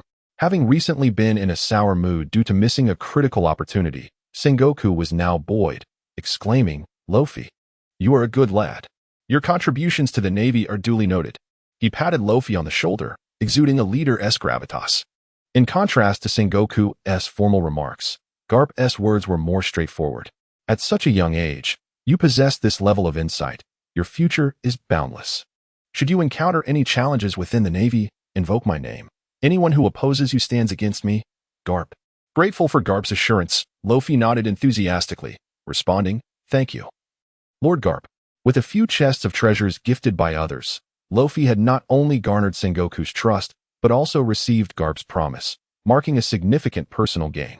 He inwardly reveled in the thought that Garp's declaration was broadcasted worldwide, ensuring that everyone understood Garp was openly backing him. On a minor scale, Garp's promise meant Luffy could navigate the Navy Academy with ease. On a grander scale, the protection of the Navy hero Garp commanded respect from all, be they pirates or Navy personnel. Contemplating this, Luffy felt a sense of pride swell within him. Such privileges were not even afforded to Luffy, Garp's own grandson. Once Luffy explicitly stated his intention to turn over the treasures collected from pirates, Sengoku and Garp swiftly arranged for their transportation. To honor Luffy, Sengoku also pledged to assist him in graduating from the Navy Academy and securing a commendable position. As for leaving the Navy Academy, Luffy was not particularly concerned. He found the academy life rather comfortable, spending his days teasing female classmates and riling up instructor Tina.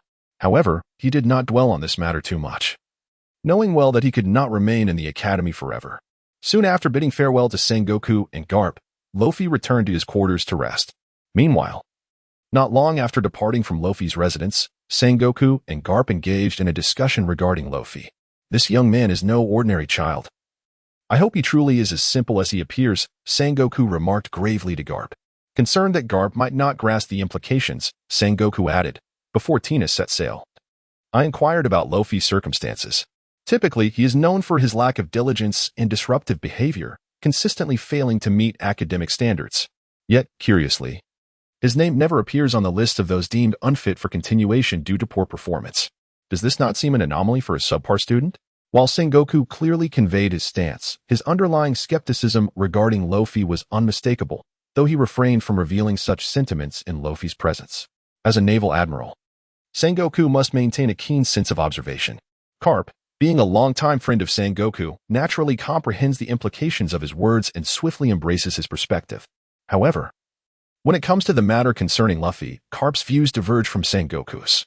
After a brief contemplation, Garp articulated, "It is not that Luffy is overly clever. Rather, he is exceptionally fortunate. Whether due to intellect or luck, I believe Luffy is a rare talent within our Navy, deserving of focused cultivation. For he is destined for greatness in the future." Regardless of the outcome, Garp aligns himself with Luffy.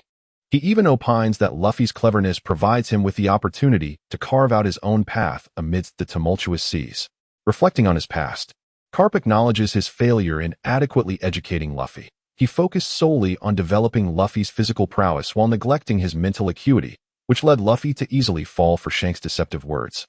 Embarking on the irreversible journey of piracy, had Luffy adhered to the path Garp had envisioned for him, he might very well be in a position similar to Luffy's now. By the way, if his calculations are correct, Luffy is also 17 this year. Perhaps sensing Sengoku's potential inclination toward actions detrimental to Luffy, Garp added, Let us not forget that Luffy now embodies numerous formidable powers. His Conqueror's Haki, martial skills, and Devil Fruit abilities surpass most in these waters, and who knows what other capabilities he may integrate in the future. At merely 17 years of age, the potential for his growth is immeasurable. With Garp's persuasive words, Sengoku momentarily set aside his reservations regarding Luffy. Garp's assertions ring true. Since the emergence of the livestream, Luffy has experienced rapid growth. Initially, he inadvertently inherited the moderator privileges of the livestream, subsequently answering 2 questions correctly through his unique analytical approach. In times of chaos, heroes are forged, and this livestream has indeed shaped Luffy. More importantly, despite possessing such immense power and abundant treasure, Luffy remains humble and even voluntarily proposes to surrender the riches, demonstrating unwavering loyalty, which leaves Sengoku with no grounds for suspicion. Perhaps, with proper guidance, Luffy could genuinely evolve into a formidable figure within the Navy. Upon bidding farewell to Sengoku and Garp, Luffy resolved to continue his slumber. However, just as Luffy had closed the door and had yet to extinguish the lights, a series of system notifications echoed in his ears. Ding. Congratulations, host. You have acquired Kira's scythe. Ding. Congratulations, host. You have obtained a portion of Bepo's fur. Ding. Congratulations, host. You have received Vito's long tongue. Ding. Congratulations, host. You have acquired Appa's headphones. As this cascade of notifications flooded the live broadcast room, Luffy found himself utterly bewildered. The scythe of Kira, the headphones of Appa, these were comprehensible to him. What is the peculiar connection between Bepo's fur and Law's elongated tongue? Is it truly outrageous that such oddities are to be stripped away from the live broadcast?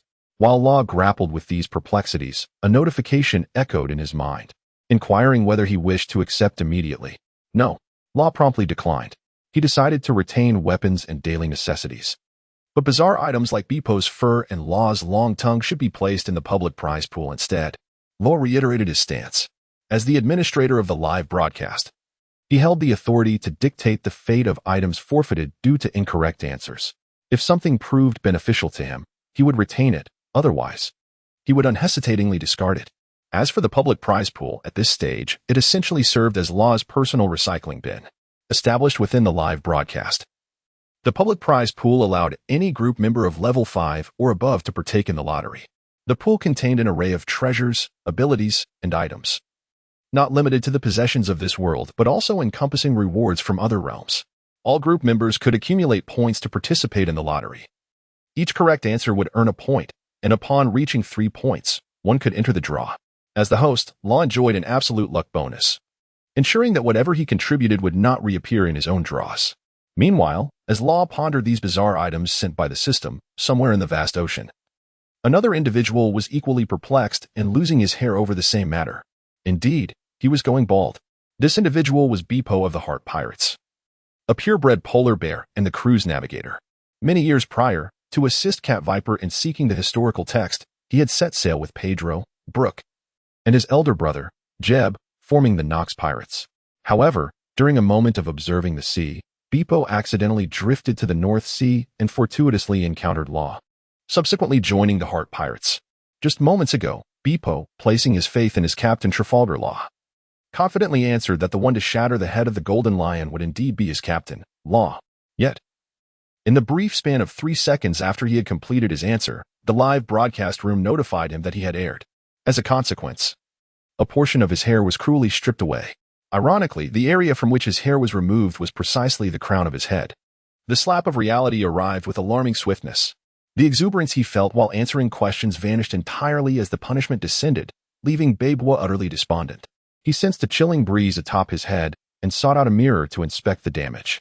The moment he gazed into it, his heart sank. Oh no! Having transformed into this state, which Mother Bear would still find me appealing? Babwa lamented with a sense of profound injustice. Captain Luo, noticing Babwa's near tearful demeanor, offered a comforting remark. It's all right. It's all right. It will grow back. Just exercise a little patience. Upon hearing Luo's heartfelt consolation, Babwa contemplated collapsing into Luo's embrace for a good cry. Yet when he lifted his gaze to meet Law's, tears welled up once more in his small eyes, resembling black beans. But Captain, could you perhaps hold back your laughter for a moment? Is it that obvious? I simply cannot contain myself. Beppo from the Mediterranean is truly hilarious. Law could no longer restrain himself and burst into laughter upon witnessing the gleaming top of Beppo's head. Beyond Beppo, numerous pirates had also faced penalties in the live stream. As one of the most notorious figures of this new era, Kid's name naturally appeared among the candidates for answering questions. The one who revealed the answer was none other than his crew member, Killer. A man adorned with a blue and white full-face mask and long golden hair, was nicknamed the Slaughtering Samurai. His formidable prowess had earned him a place among the most feared pirates recognized by the Navy. The scythe he often wielded was his signature weapon, which was stripped away during the live stream. The loss of his weapon was a profound humiliation for a warrior, especially at the hands of an intangible live stream, leaving him with no means to seek vengeance, merely left to swallow his bitterness.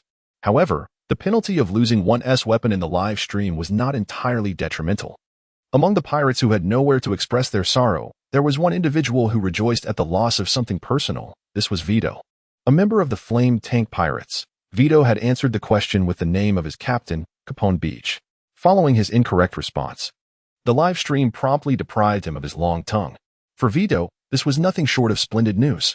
His genetic structure was quite unique, and his most distinguishing feature was indeed his tongue.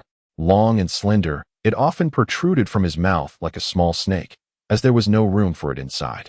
Vito, who possessed this lengthy tongue, had a penchant for laughter, yet often found himself inadvertently biting his tongue in moments of mirth. Consequently, he endured mouth ulcers for at least half of the year, with the other half spent either on the path to creating or treating them. Now, with his long tongue removed and only a normal length remaining, without any pain due to the live stream's intervention, this punishment felt tailor-made for him. It was utterly delightful.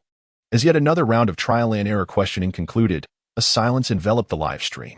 Since Law had previously restricted the answering range to the new generation of pirates, those who had recently begun their exploits on the seas had nearly exhausted their responses regarding their own captains. With the focus narrowed to the most notorious generation, those capable of standing out within this category had effectively been answered. Even the beast tamer under Buggy sought to take a turn at answering. However, Baki possessed neither the inclination nor the audacity to provoke the Golden Lion, and thus he swiftly delivered a thorough thrashing to thwart the beast tamer's desire to respond. Those pirates of notable repute, regardless of their stature, had all been addressed, and even within the Navy, several renowned vice admirals and rear admirals had not escaped this fate. Yet, not a single answer was correct. This is certainly not a fortuitous occurrence for the pirates of the New World. At this juncture, the notorious generation had only just begun to make their mark upon the seas, lacking profound foundations and formidable strength. Thus, the impending punishment was a significant blow to them. However, amidst the majority of pirate crews facing repercussions for their incorrect answers, one crew managed to evade unscathed, the Straw Hat Pirates. The reason behind this may elicit laughter from their peers. No one believed that their captain, Luffy, could possibly obliterate the head of the Golden Lion's rooster. Why? Even Luffy's own crew harbored doubts, so who could they expect to believe them? The outcome delighted the Golden Lion himself. Not a single individual, from the admirals of the Navy to the emperors and the 7 warlords, down to the supernovae of the notorious generation, answered correctly. Could it be that the one destined to defeat him had yet to be born? It would be preferable for this correct answer to remain forever elusive. The Golden Lion even began to pray, hoping that this question was merely a mistake by the system, wishing that his future self would not be vanquished by anyone. As the Golden Lion silently prayed, new developments emerged in the live broadcast. Garp remarked, "Ha ha ha. Luffy, it seems your crew has little faith in you. And you still aspire to become the Pirate King? What a failure." Garp sent this mocking comment, though he did not truly intend to demoralize Luffy. As a vice admiral of the Navy, Garp had to maintain his stance. Pirates are pirates, and thus he could only address Luffy in such a detached manner. As Luffy's grandfather, Garp found himself reminiscing about Luffy, particularly after encountering the youthful and spirited Trafalgar Law, who, at 17, still bore the innocence of youth. Garp couldn't help but ponder what Luffy might be like at this age. Just as Luffy was preparing to retort, Garp spoke again. "I am unsure how you have fared in the New World, but if no one else believes in you, I shall reluctantly place my faith in you." He declared, "The one destined to shatter the Golden Lion's skull in the future will undoubtedly be Luffy." At these words, a profound silence enveloped the room. Even Luffy, taken aback, wore an expression of disbelief. He had never imagined that the stern and unsentimental Garp, who had cast him into the perilous depths of the forest to hone his skills since childhood, would one day voice such confidence in him. Luffy recalled that whenever he proclaimed his dream of becoming the Pirate King in his youth, Garp would respond with a hearty beating. To Luffy's astonishment, his long-absent grandfather had chosen to acknowledge him in such a momentous context. Beyond Luffy himself, pirates and Navy personnel across the world paused in astonishment upon hearing Garp's proclamation. Some pirates active in the New World were somewhat familiar with this name. However, their understanding of Luffy and the Straw Hat Pirates is merely that of a motley crew consisting of no more than 10 members. Even more formidable pirates, such as Kaido and Doflamingo, who have long established their dominance in the latter half of the Grand Line, have never even heard of this name. It goes without saying that the Navy is even less informed, apart from Smoker and Tashigi, who have crossed paths with Luffy in Loguetown. The Navy has scarcely heard mention of his name. Thus, when Garp uttered this name, numerous individuals in the live stream expressed skepticism. Buggy, that rubber kid? Are you joking? Smoker, Garp, while you are indeed a vice admiral, I believe your judgment may be somewhat skewed this time. Caesar, ha ha ha, at least I have heard of the previous answers. Perhaps they could genuinely pose a future threat to the world, but this Straw Hat Luffy? I have never heard of him. Hawkins, are you referring to that kid with fewer than 10 crew members? Does he truly aspire to defeat the Golden Lion? Garp, are you dreaming? Tama, to be frank, the new generation does not solely refer to pirates. There may be formidable individuals within our Navy as well. I think Luffy is quite impressive. Akainu, Garp, to be blunt, as a vice admiral and a man renowned as a hero, your words and actions represent the Navy. I advise you to speak with caution.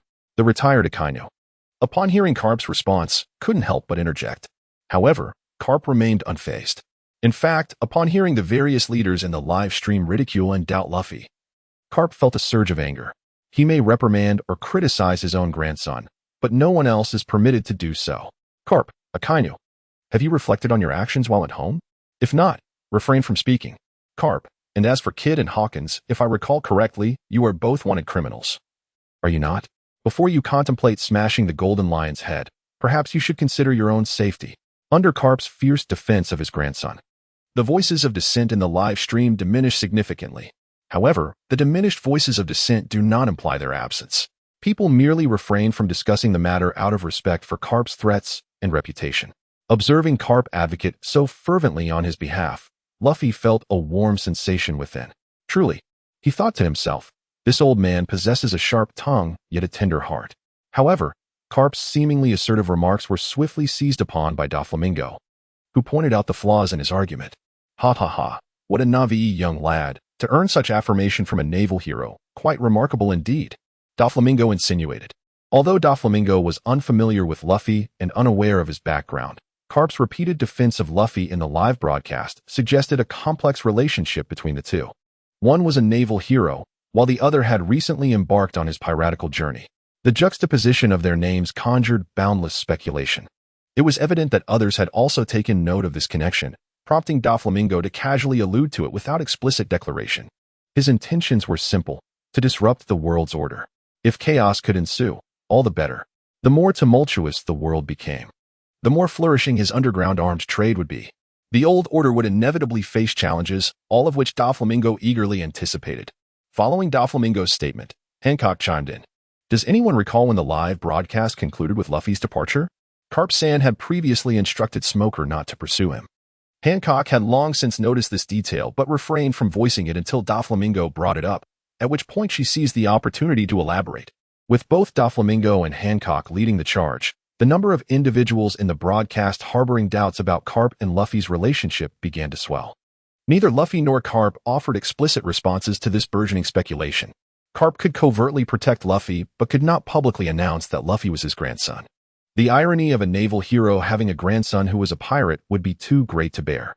This situation could potentially undermine the Navy's internal stability.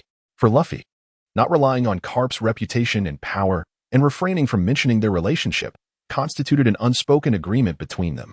Both Garp and Luffy opted to handle the scrutiny with a measured detachment. Others could voice their doubts as they pleased. They would continue to enjoy their lives in silence, leaving the disgruntled spectators to stew in their frustration. At that moment, Garp was walking alongside Sengoku, who was acutely aware of the dynamics between Garp and Luffy. Sengoku felt a twinge of reproach towards Garp for impulsively revealing his answer. Now, not only was the answer erroneous, but it had also cast doubt upon Garp's relationship with Luffy, jeopardizing the credibility the Navy had painstakingly built. Indeed, Sengoku did not endorse Garp's answer. While he was not intimately familiar with Luffy, he had gathered from Garp that Luffy was a mischievous child harboring dreams of becoming the Pirate King. In Sengoku's eyes, Luffy was an undisciplined youth prone to boastfulness, leading to a poor impression of him. Nonetheless, Garp merely smiled off Sengoku's reproach when he offered that answer. He too felt a lack of certainty. In an effort to encourage the newly embarked Luffy, Garp decided to take this action. Of course, prior to articulating his response, Garp had conducted a thorough analysis of the penalties for incorrect answers in the livestream. The items forfeited were merely superficial possessions, causing no harm to one's physical being. Moreover, the possessions relinquished after an incorrect answer ultimately fell into the hands of the Navy's Ruffy, whom Garp held in high regard. With his belongings entrusted to Ruffy, Garp felt reassured. Thus, after weighing the pros and cons, Garp confidently provided his answer. Furthermore, the future remains uncertain. It is entirely plausible that Luffy, with the bloodline and will of the D, may achieve extraordinary feats. Taking a gamble, he might just stumble upon the correct answer this time. As the audience in the livestream speculated about the relationship between Garp and Luffy, the answer was finally revealed. Garp declared, "The head of the Golden Lion was obliterated by Luffy, and lo and behold, it was indeed correct. Congratulations to Garp for earning Sakura tin and drywood." At the moment the answer was unveiled, Garp was taken aback. His offhand response had actually yielded the right answer? Even more astonishing to Garp was Luffy's tenacity in the face of challenges. Not only was Garp stunned, but so was everyone in the livestream. Among them was the Golden Lion himself, who, within a single day, experienced a monumental shift in his life. Upon learning of the livestream's arrival, he believed fortune had finally smiled upon him.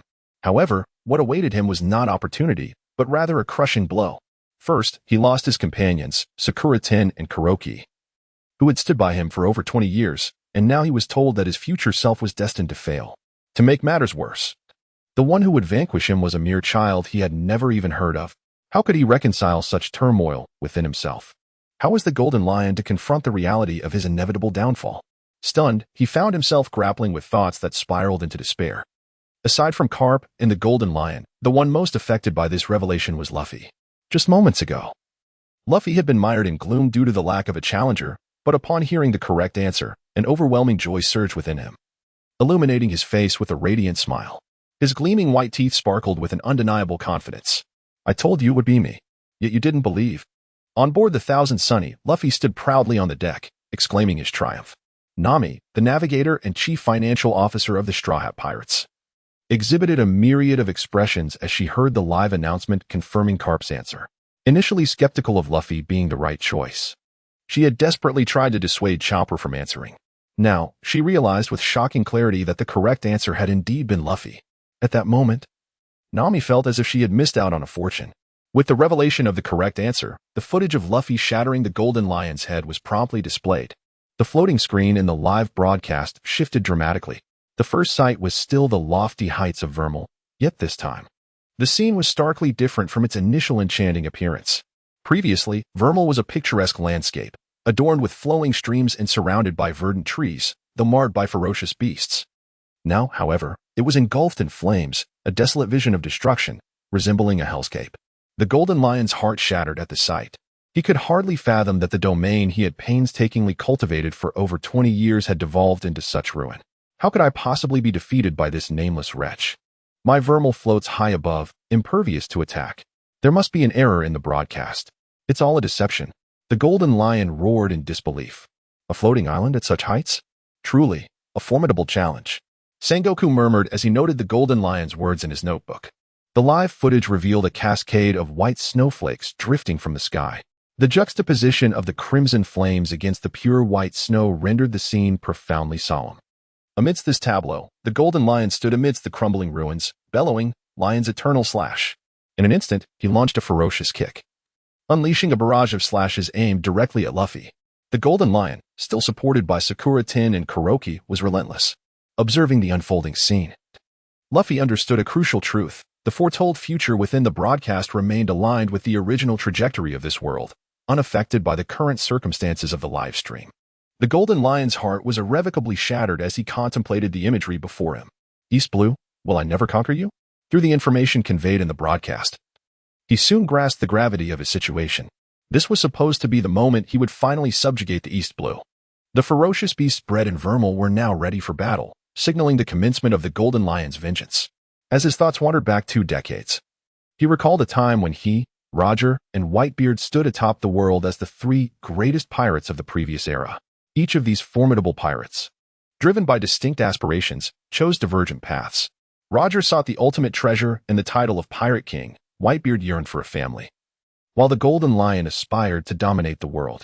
Their relationship was one of enmity intertwined with mutual respect. When Roger was executed and news of the dawn of the great pirate era reached Impel Down, many pirates rejoiced, yet the Golden Lion simply stated, "What is this great pirate era? What is the ocean without Roger?" East Blue, the birthplace of Gold, Roger, remained a poignant reminder of the Golden Lion's bond with Roger. He intended to unleash these beasts upon East Blue, wreaking havoc as a final farewell to Roger, while simultaneously declaring his power of vengeance to the world government. Regrettably, the live broadcast had already unveiled his fate and conclusion. It was absurd to think he would be defeated by such a mere child. On Vermal Island, the Golden Lion scoffed at himself. Simultaneously, Sengoku, who was also watching the live stream, quickly discerned the Golden Lion's intent. The obliteration of East Blue and a declaration of war against the world government represented the Golden Lion's long-held secret. Yet, the once ambitious dreamer of world domination had, after 20 years, reduced his aspirations to merely annihilating East Blue. Sengoku reflected, even heroes eventually face twilight. This world will perpetually be a stage for the new generation. The broadcast continued, as the encounters between the Golden Lion and Luffy intensified. Dark clouds gathered ominously in the sky, with thunder rumbling and flashes of lightning illuminating the scene. As azure storm clouds amassed over East Blue, "I will not allow you to destroy East Blue, Golden Lion," Luffy shouted defiantly at the Golden Lion, then bit down on his thumb to begin inflating himself. Within mere seconds, Luffy's body swelled, transforming into a massive form. His legs ballooned to an extraordinary size, culminating in 1 foot stretching skyward into the realm of thunder. "Golden Lion, I will not permit you to enter East Blue. I will not let you harm my friends." Giant Thunder Axe.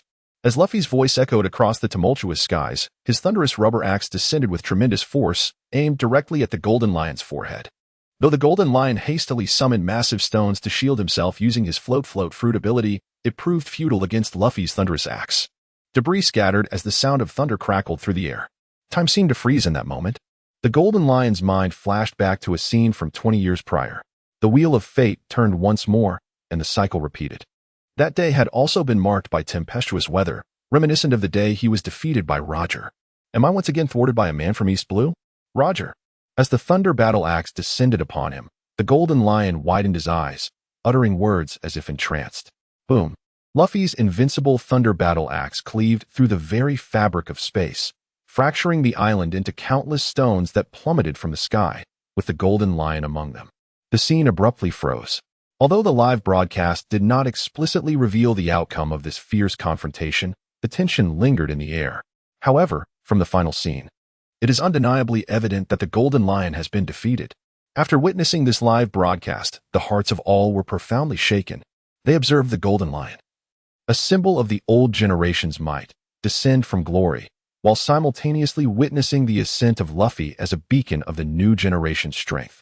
The Golden Lion's disheveled appearance was laid bare before the world, and in his unwillingness to accept defeat, he uttered a poignant remark during the broadcast. "It was not Luffy who vanquished me, but the very weather itself. I never imagined I would once again be bested by the elements." The Golden Lion was desperately attempting to salvage his dignity. However, those who beheld his ultimate outcome were not swayed. "Big Mom, come on, is it so difficult to acknowledge your defeat? You have been bested once more by a man from the East Blue, as you yourself have stated. Don Quixote da Flamingo, the strong of the bygone era are merely this." Inel, doesn't he that Thunder Axe seem somewhat familiar? As a multitude of pirates began to revel in the downfall of the Golden Lion, there was one who refrained from such derision. "Whitebeard, we are but remnants of an old era. If we have the chance to start anew, why not cast aside our shackles and embrace the present more fully?" Indeed, this individual was Whitebeard, a formidable force of the seas alongside Roger and the Golden Lion. Upon hearing Whitebeard's words of solace, the wounded spirit of the Golden Lion found a fleeting warmth. However, the subsequent words of Whitebeard once again made him acutely aware of the treacherous nature of this world. Whitebeard said, "Come, join my Moby Dick and be my son. Even if you are a bit older, you would still be welcomed." To this, The Golden Lion retorted, "Go to hell. Dream on." Although Whitebeard understood that the Golden Lion would never join his pirate crew, he still expressed it as such. 1. To jest at the Golden Lion for being defeated by a nameless foe, and 2. To convey that if the Golden Lion ever found himself in dire straits, he could seek out Whitebeard. They were pirates who had shared an era together. Despite their differing philosophies and paths, Whitebeard was willing to lend a hand to the Golden Lion, remembering their shared past. Though he jested, as one of the 4 emperors, Whitebeard could not dismiss the matter lightly. The very same Luffy who had utterly vanquished the Golden Lion could potentially pose a threat to him in the future. After the laughter subsided, Whitebeard promptly dispatched Marco to investigate all available information on Luffy. Once the live broadcast concluded, nearly everyone etched the name Luffy into their minds. Thus, aside from Whitebeard, other pirates also began to incorporate Luffy's name into their intelligence networks. Beneath the placid surface of the vast ocean, turbulent currents brewed. Meanwhile, Luffy, as the central figure, remained blissfully unaware. At that moment, he was lounging on the lawn of the Going Merry, idly blowing on his fingers. Through the recent live broadcast, Luffy had glimpsed the direction for developing his fruit powers. It seemed that replicating his own methods to expedite his growth and strength was indeed a viable option. Oblivious to the impending dangers, Luffy remained carefree and unperturbed. Fortunately, Nami was more vigilant, sensing that their recent notoriety might attract the attention of various forces, and advised the crew to act discreetly. After watching the footage, Luffy simply nodded in silence, not particularly surprised. This answer and the ensuing visuals had been within his expectations. The only unexpected aspect was that the one providing the answer was Garp. However, this was not a matter of concern for Luffy. His primary interest lay in what valuable items he could acquire from this round of questioning. Previously, due to Moria's interference, he had eliminated numerous plausible answers and, as the participants were merely zombies, there was little of value to seize, leaving him with only souls to claim. Thus, during the initial phase of questioning, Luffy had gained little of worth.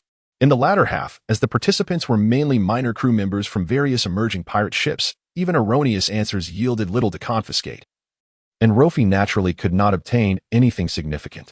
The most valuable item was likely the scythe that Killer frequently wielded. Nonetheless, Luffy was indifferent. The items he had already acquired were beyond the reach of most individuals in these waters throughout their lifetimes. Moreover, this was only the 3rd question in the live broadcast. Once he answered a total of 5 correctly, he would have the opportunity to draw rewards from a shared prize pool from another world. Time was on Luffy's side. After briefly organizing the items he had gained from this round of questioning, he prepared to resume his slumber.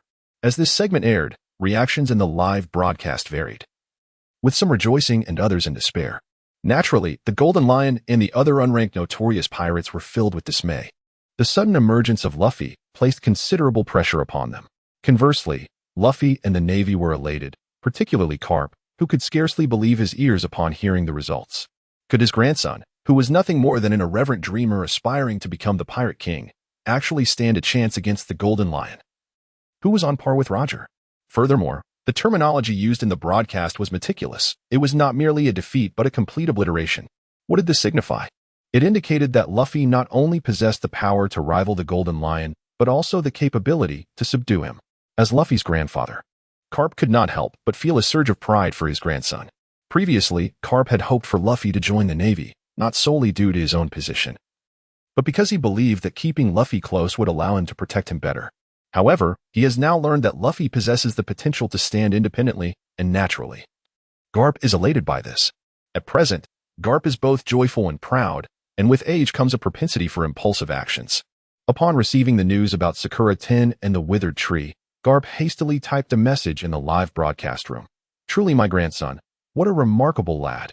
Garp's pride in Luffy is sincere, not as a naval hero but as an ordinary grandfather. This proclamation sent shockwaves through the live stream, the astonishment rivaling that of the revelation that Luffy was the one who had obliterated the head of the Golden Lion. Moria remarked, "A naval hero like Garp has a grandson who is a pirate? How outrageous." Doflamingo mused, "Ah, that makes sense.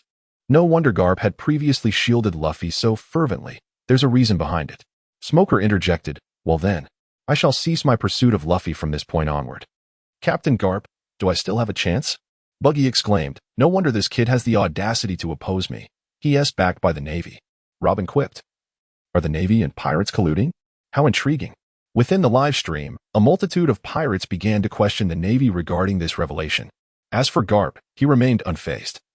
The knowledge of Luffy's future accomplishments was enough to overshadow any negative sentiments. However, the situation was quite different for Sengoku during the Warring States period. As the Grand Admiral, he naturally prioritized the greater good.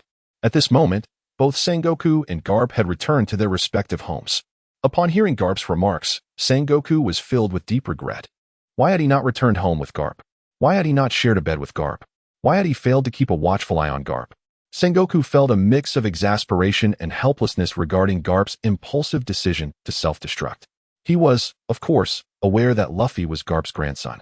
Due to the unique identity of Garp, this matter has long been regarded as a confidential incident within the Marine headquarters, impervious to external disclosure. Ironically, it was Garp himself who divulged this information. Once spoken, words cannot be retracted, especially when it is Garp who has openly acknowledged it. Sengoku, unable to manage a crisis response in time, had no choice but to seek alternative remedial measures. Before long, Sengoku devised a strategy. As the saying goes, if one cannot defeat an opponent, one must join forces with them. The future Luffy's ability to confront and vanquish the Golden Lion indicates that his strength is poised to ascend to formidable heights. The vast ocean teems with pirates, and the Navy's attempts at comprehensive apprehension are fraught with challenges. Their limited forces can only safeguard specific regions and citizens. Thus emerged the warlords of the sea and the heavenly gold, alongside bounty notices and bounty hunters.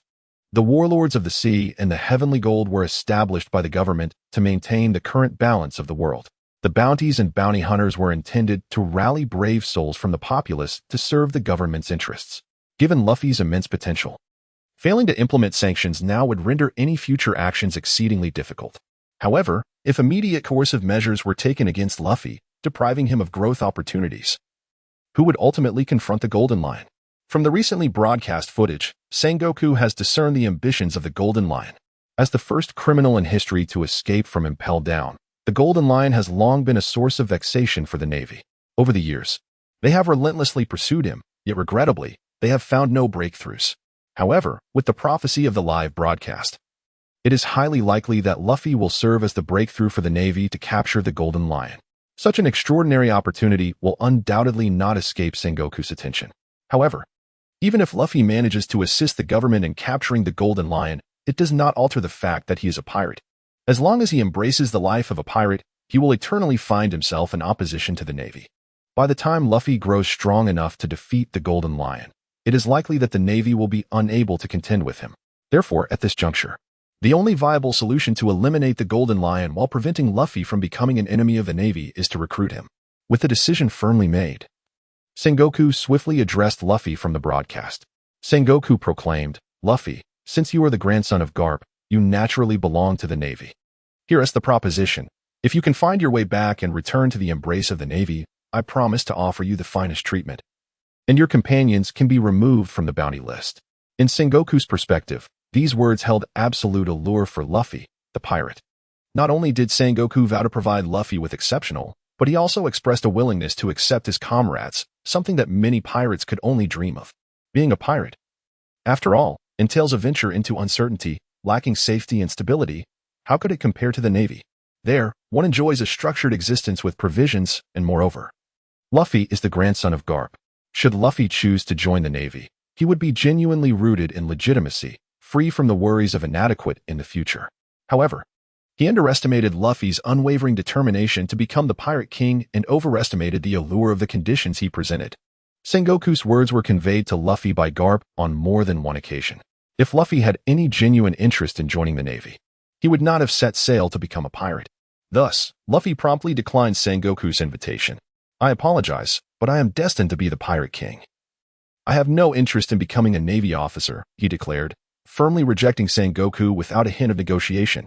Within a minute of Sengoku's proposition, he faced an embarrassing rebuttal. "Luffy is so cool, I adore him," exclaimed Bartolomeo. "Who are you, and where did you come from?" Luffy responded, "Are you Garp's grandson? You do exhibit a certain bravado." Buggy interjected, "He's merely a privileged brat riding on connections. What's so impressive about that?" Dragon then remarked, "Buggy, I have heard you harbor grievances against my family." Buggy was taken aback, realizing that his casual comment had drawn Dragon's attention. Furthermore, The tone of Dragon's statement clearly indicated his support for Luffy and his displeasure with Buggy's words, although the exact nature of Dragon and Luffy's relationship was unknown to him. He decided it was prudent to tread lightly in the presence of such a formidable figure. I was merely speaking offhandedly. I didn't expect to provoke the leader of the Revolutionary Army. Buggy stammered, perhaps sensing his previous remark lacked sincerity. He quickly added, by the way, Dragon-san, that shoehorn mark on your face is quite striking. Might you share a picture?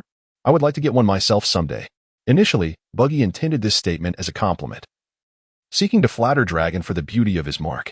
In essence, Buggy was simply trying to curry favor with Dragon.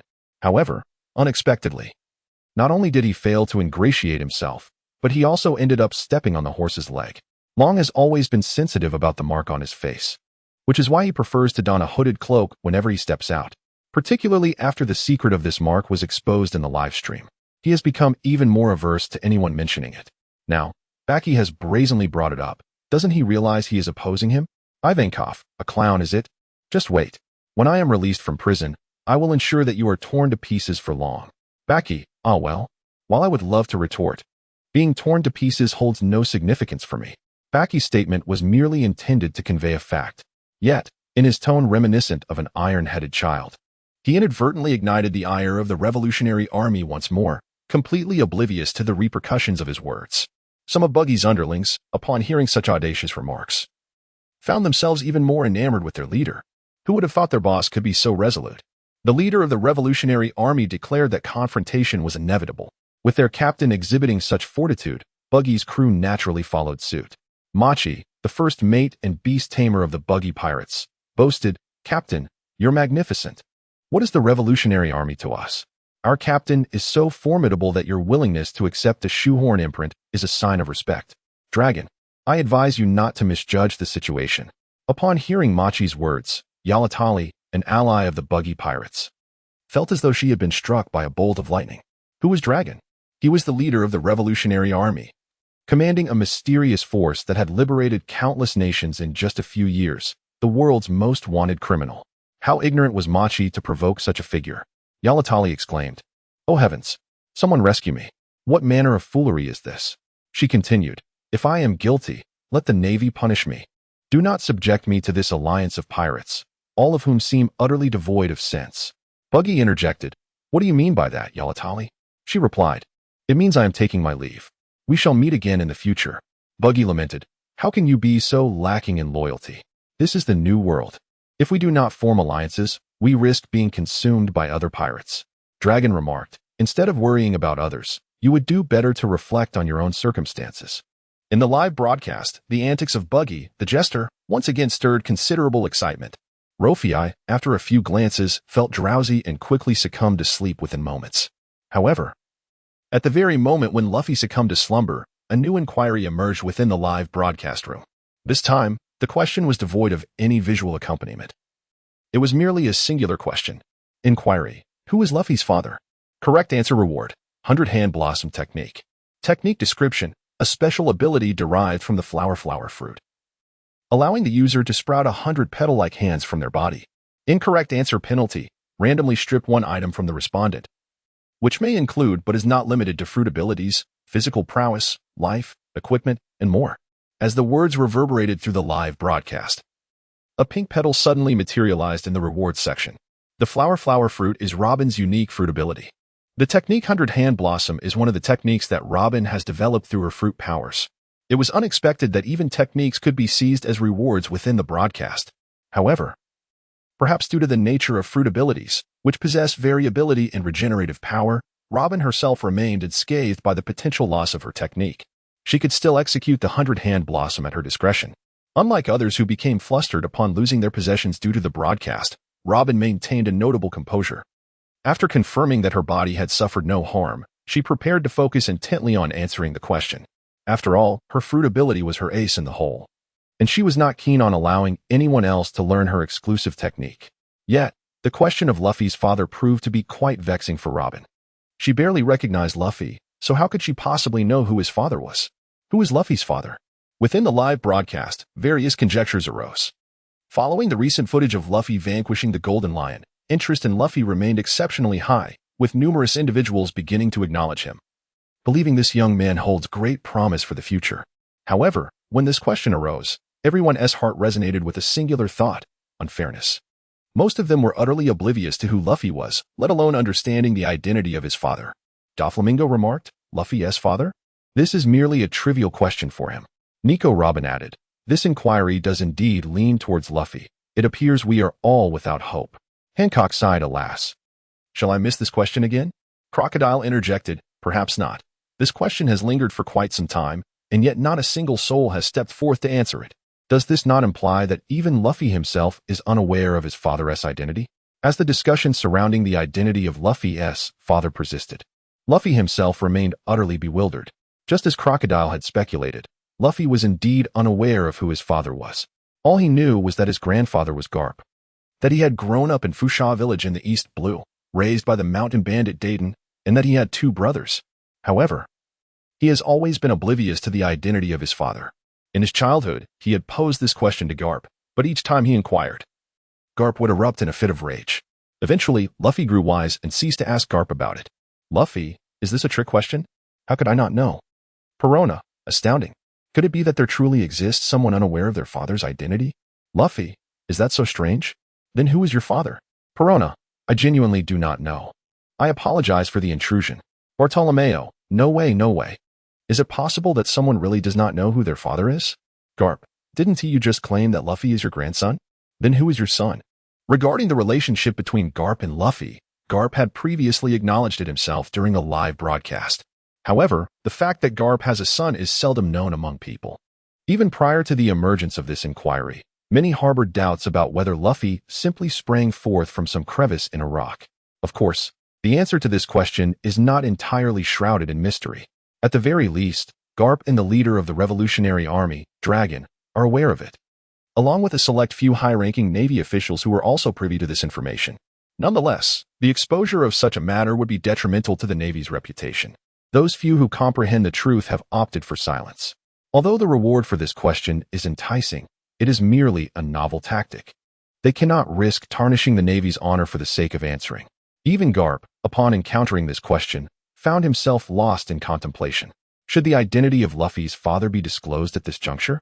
Would the dissemination of this news adversely affect Luffy himself or the Navy headquarters? Garp began to weigh his options. Meanwhile, on White Earth Island, Dragon stood atop a mountain peak, hands clasped behind his back. After guarding this secret for over a decade, is it truly destined to be revealed now? Who could possibly be more aware of Luffy's paternal lineage than he? At Navy headquarters, in Luffy's room, just as Luffy was preparing to drift into slumber, he was abruptly alerted by the commencement of a live-streamed inquiry, not even allowing one a moment's rest. He lamented upon hearing the question. However, upon witnessing this reward, Luo Fei immediately felt a surge of excitement. Had it merely been the technique itself, his reaction might not have been as pronounced. What truly captivated Luo Fei was the inherent fruitability concealed within this technique. Previously, in an effort to safeguard his family's members remaining in the live broadcast, Minggu had bestowed upon Luo Fei a skill known as string puppet. When this skill was first transmitted, it appeared merely as a tangled mass of puppet-like threads. However, after Luffy absorbed and integrated this technique, he could effortlessly wield the puppet, transforming it into his likeness or any other form he desired. Perhaps, by mastering this technique, he could also gain control over the powers of the Hana no Mi. After careful consideration, Luffy resolved to answer the question. However, the sensitivity of the issue at hand meant that those privy to the details, but who had not immediately participated in answering, were likely contemplating their responses, which conveniently afforded Luffy the time he needed. To secure the reward, Luffy had to act swiftly. Considering his current identity, he refrained from providing an immediate answer, instead stating in the live stream, "Everyone, do you recall when Luffy set sail? He should have never escaped my grasp, but thanks to that man's protection, he managed to leave safely." Upon hearing Luffy's words, nearly everyone in the live stream was momentarily stunned. The name of a singular man began to surface in their minds: Dragon, the leader of the Revolutionary Army. Earlier, when the live stream posed a question about the mark on Dragon's face, it coincidentally showcased the scene of Luffy setting sail. With Luffy's statement, the audience experienced a sudden epiphany. It appeared that each of their names bore the letter D. Of course, simply sharing a letter in their names was insufficient to validate this notion. After all, both Roger and Blackbeard also contained a D in their names. One could hardly assert that Roger and Blackbeard were both sons of Dragon, could they? What truly convinced them of this revelation was the fact that Dragon had escorted Luffy as he departed. Prior to this, the Revolutionary Army had operated with utmost discretion, akin to a hawk soaring through the night, amidst tempests that subsided to tranquility come dawn. Before Luffy's departure, the Revolutionary Army had liberated several nations in the East Blue, rendering a confrontation with the Navy unnecessary. Viewed in this light, the assertion that Dragon was Luffy's father seemed considerably more plausible. With Luffy's deduction, nearly everyone was convinced of his answer. Just as they prepared to rush in their responses, Luffy preemptively declared, "Therefore, Luffy's father must be Dragon, the leader of the Revolutionary Army." With this revelation, the livestream fell into a prolonged silence. Although they were ineligible for the rewards of this question, they understood the monumental implications behind this inquiry. Luffy's grandfather was the naval hero Garp, while his father was the leader of the Revolutionary Army, Dragon.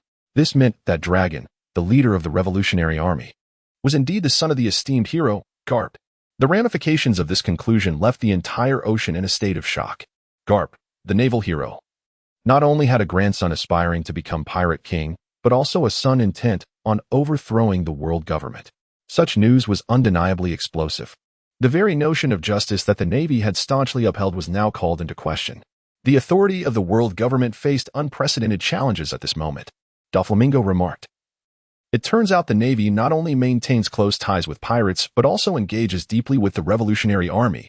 This is truly eye-opening. Moria added. If they can fabricate such a narrative in textbooks, what else might the Navy be capable of? Akainu interjected. Can we refrain from discussing this matter? Buggy exclaimed. I never imagined Luffy was your son, Dragon. I'm good friends with your son. Back in the East Blue, I assisted him quite a bit. In light of our connection through Luffy, could you possibly overlook my past transgressions? Luffy retorted, friends? I don't recall that. You didn't help me back then. Buggy countered, that's not how it went. When Smoker was pursuing you, didn't I helped divert his forces.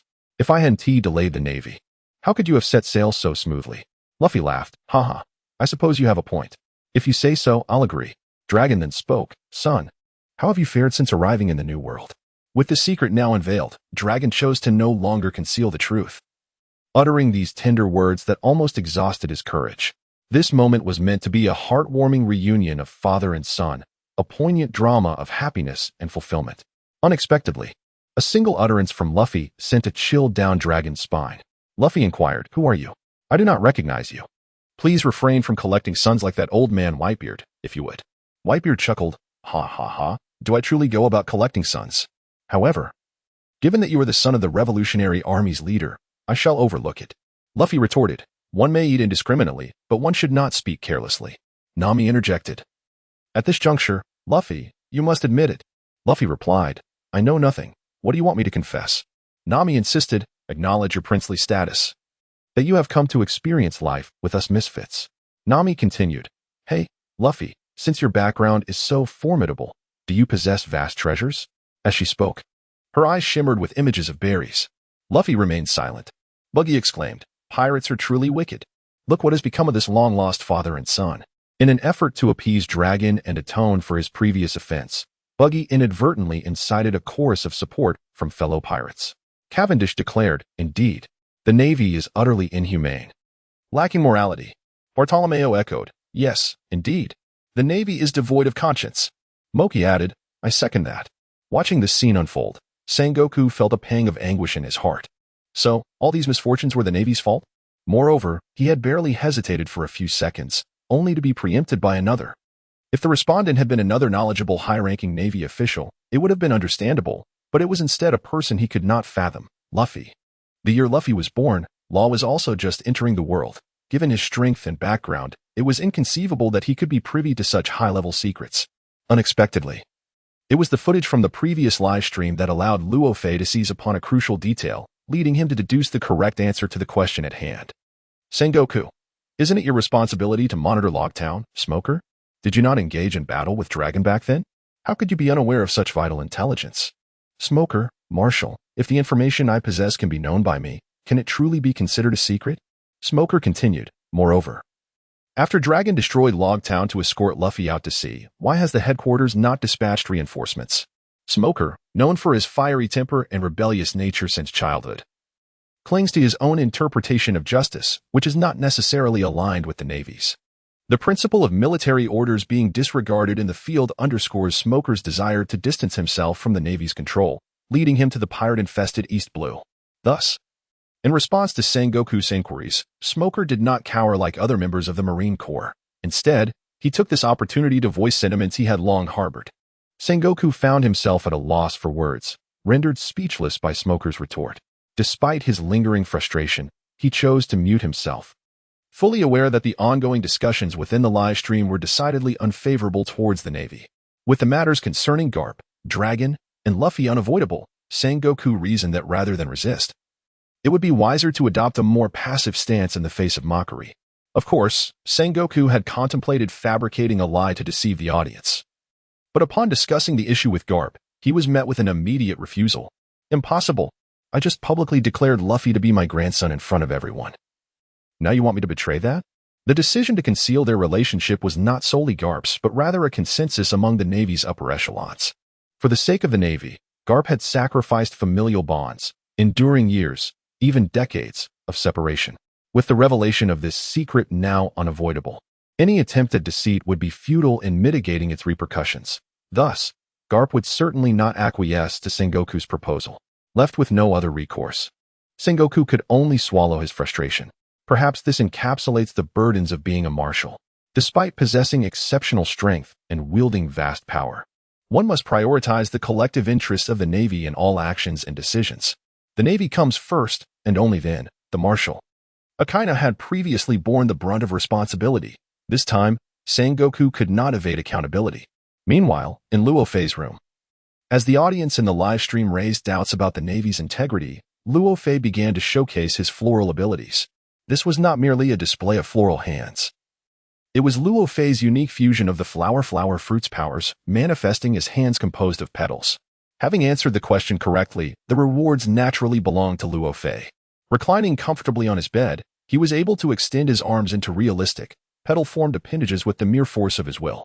His fingers were remarkably agile, almost as if they were genuine. Additionally, Luo Fei endeavored to harness this ability to explore the potential of the flower fruit further, experimenting with transforming into even more intricate forms. However, it ultimately became evident that the system was exceedingly straightforward, delivering techniques without offering any opportunity for synthesis or understanding. This revelation led Luo Fei to recall the string puppet sent by Minggu. When Minggu dispatched this puppet, he presumed he was merely sending a figurine, at most providing Luo Fei with a mere doppelganger, nothing more. To his surprise, Luffy discovered that not only could he utilize his thread puppet to create his own doppelganger, but he could also conjure various other entities through the powers of his thread fruit. In light of this, it would be more prudent to directly solicit donations from the members of the group. After mastering this skill, the night had grown quite late, and Luffy realized he needed to rest. Otherwise, he might truly risk exhaustion. To prevent any inquiries from arising in the live stream while he slumbered, Luffy swiftly switched to his primary account, setting the stream to sleep mode. This mode merely paused the live stream temporarily, allowing the chat group to continue functioning normally. Therefore, while Luffy peacefully slept, numerous pirates, naval officers, and other factions kept a watchful eye on the live stream and the world's developments through the chat group. The following day, Luffy awoke naturally, experiencing perhaps the most restful slumber he had enjoyed in 3 years. Due to the strict discipline of the Navy, there was a mandated wake-up time every day, and as an ordinary naval soldier, Luffy was, of course, required to adhere to this rule. However, times have changed. Luo Fei has ascended to the position of super administrator within the live streaming room, where he wields unparalleled authority. Furthermore, he has successfully answered 3 questions in succession, earning rewards that have significantly enhanced his prowess. In the span of a single day, Luo Fei has undeniably become the most radiant presence among the Navy. Under such circumstances, the higher-ups could no longer regard him as an ordinary naval soldier. Moreover, with Admiral Sengoku personally approaching Luo Fei yesterday, after he presented treasures, Sengoku even promised him a direct graduation from the Naval Academy, along with a position within the naval management. Currently, Luo Fei stands as a formidable force restraining the pirates. The notion of him indulging in slothful sleep is inconceivable, and even if Sengoku were to pamper him, he would willingly oblige. As noon approached, Luo Fei finally roused himself from his slumber. The first task upon awakening was to activate the live streaming room, allowing it to continue its random playback and initiate question and answer sessions. After all, the more questions that arise, the stronger his capabilities become. Once he disabled the sleep mode of the streaming room, he waited patiently, but the room remained silent. Thus, he decided to check the associated chat group to see if the other prominent figures were awake yet. After all, these extraordinary individuals were the primary targets for his endeavors. Upon entering the chat group, he was immediately inundated with messages. Tina, Luo Fei, are you awake? Tina, Luo Fei, are you awake? Approximately every 10 minutes, Tina would send the same message. Eventually, upon receiving no response from Luo Fei, Tina, in a fit of exasperation, proclaimed in the group, Luo Fei, why are you still in bed? Do you think you can be so lax after graduating from the Naval Academy? Just wait. Once I complete my current mission, I will return to Marineford and teach you how to behave. Although Luo Fei often exhibited mischief and playfulness, Tina was typically at a loss for how to discipline him. However, when it came to matters of discipline, she maintained strict standards. In her view, the act of oversleeping was a trait only exhibited by lackadaisical Navy members like Kizaru and Akiji. Upon witnessing Tina's barrage of messages, Luo Fei couldn't help but chuckle. He never expected that even while at sea, Tina would still be so concerned about him. Even more surprising was the realization that this live streaming room had become a tool for her supervision. Luo Fei, Tina, are you tired? Tina, just waking up? Tina is very angry. At this moment, Tina had discovered through Luo Fei's shared vision that he had finally arisen, but it was nearly noon. Under normal circumstances, she would have stormed into his room with a small whip. Nevertheless, Luo Fei chose not to directly address her ire and continued with a teasing inquiry. Luo Fei, you only need to tell me whether you are tired or not. Tina, after sitting on a ship all night, how could I be tired? Luo Fei, impossible. You ran through my dreams all night. How could you not be tired? If it weren't for the presence of instructor Tina in my dreams, I surely would not have slept this late. As soon as he sent that message, he found himself in fits of laughter. He had always enjoyed playing pranks on his classmates at the Naval Academy, and even though Tina was an instructor, she had often been the target of his mischief. He had thought that with Tina now at sea, he would have no opportunity to prank her again, yet this live streaming room provided him with a splendid chance. Meanwhile, somewhere on the ocean, Tina, upon reading Luo Fei's playful remarks, felt her molars clench in irritation. Tina? Tina, you little rascal, are you feeling cheeky again? Beware, I might just whip you. The ensuing chat group was filled with Tina's continued verbal onslaught against Luo Fei. However, the conversation has evolved from mere greetings to questioning whether Rofei is seeking a beating. In response to Tina's ire, Rofei merely retorts with a flippant remark. Rofei, instructor Tina, do you think we are in class? You can't reach me through the screen, haha? Tina, though furious, finds herself powerless. The others in the live stream, witnessing this exchange, cannot help but join in the banter. Cavendish, if I'm not mistaken, Tina is a Navy major, right? To boldly speak of spanking her students. TSK. The customs of the Navy are indeed quite open. Bartolomeo, can we refrain from those foreign antics? What does open even mean? Buggy, it means very liberal. How do you not know this, country bumpkin? Bartolomeo, ha, the Navy does sound quite liberal. Wait, who were you calling a country bumpkin? Buggy, whoever fits the bill. Whitebeard, I did not comprehend that. Buggy, I was wrong. Bruno, I can't take it anymore. This Rofei is utterly detestable. How about this, Tina? I can use my merman fruit abilities to send you back to Marineford. Will you go and teach that brat a lesson? Tina, I think that sounds great. Rofei, Bruno, do you think I'm merely a decoration? Ding. Group member Bruno has been muted for a day. Garp, Bruno, have you forgotten what I said yesterday? Only after being muted does Bruno recall that Garp had openly supported Rofei not long ago. He never anticipated that Rofei could sway even the venerable Garp. This fellow is indeed formidable. For reasons unknown, an overwhelming sense of unease suddenly envelopes Bruno. Meanwhile, Tina continues to vociferate in the live stream, refusing to believe that, as Rofei's instructor, he could silence her. Of course, Rofei would not actually mute Tina, not out of fear of her little whip, but because he considers Tina a blossoming flower of the Navy. The thought of her daily inquiries about his well-being seems rather pleasant. Tina, Bruno, being muted is no issue. Just come quietly and leave quietly, and deliver me to Rofei's room. Tina, next, just wait for my beloved little whip. Upon hearing Tina's words, Rofei's heart skips a beat, not from fear, but because he senses an underlying implication in her statement. Could she be hinting at something? Rofei, Bruno. I permit you to escort Instructor Tina back to Marineford. With that, Rofei promptly lifts Bruno's muting. However, Bruno was not in the mood for such frivolities. He had just received a warning from Vice Admiral Garp, and he still needed to uphold the dignity of the naval hero. Bruno declared, I voluntarily choose to remain silent for a century. Moria laughed, haha, has Bruno been completely silenced? Doflamingo interjected, somewhat presumptuously, pardon my boldness. But is this the kind of teaching method employed at the Naval Academy? Sanji echoed the sentiment with a question of his own. Tina, feeling provoked, retorted, pirates. Do you wish for death? Rofei chimed in, exactly, you shall not compete with me for Instructor Tina. To which Tina responded with confusion. In this light-hearted atmosphere, the live stream became much more relaxed. After a few exchanges, Tina realized she had fallen into Rofei's trap once more.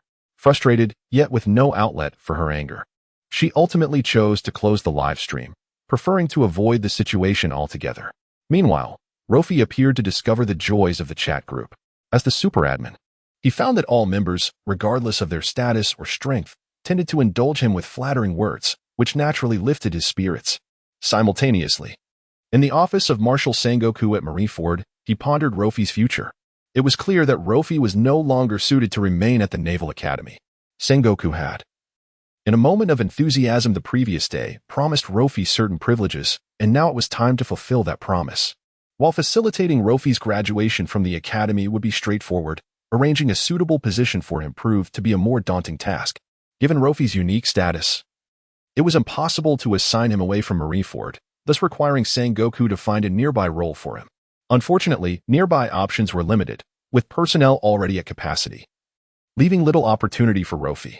Just as Sengoku was becoming increasingly anxious, Garp entered the room and stated, I know of a position that would be perfect for Rofei. Sengoku, surprised by Garp's involvement, felt a surge of hope. Garp, you have finally matured. You are considering my burdens now. Please, elaborate on your thoughts. Although Garp held the rank of Rear Admiral, he generally remained uninvolved in day-to-day matters, merely occupying a nominal position. Major issues were rare, and minor ones seldom required his intervention. However, Garp's enduring stature within the Navy likely stemmed from his reputation as a naval hero throughout his life.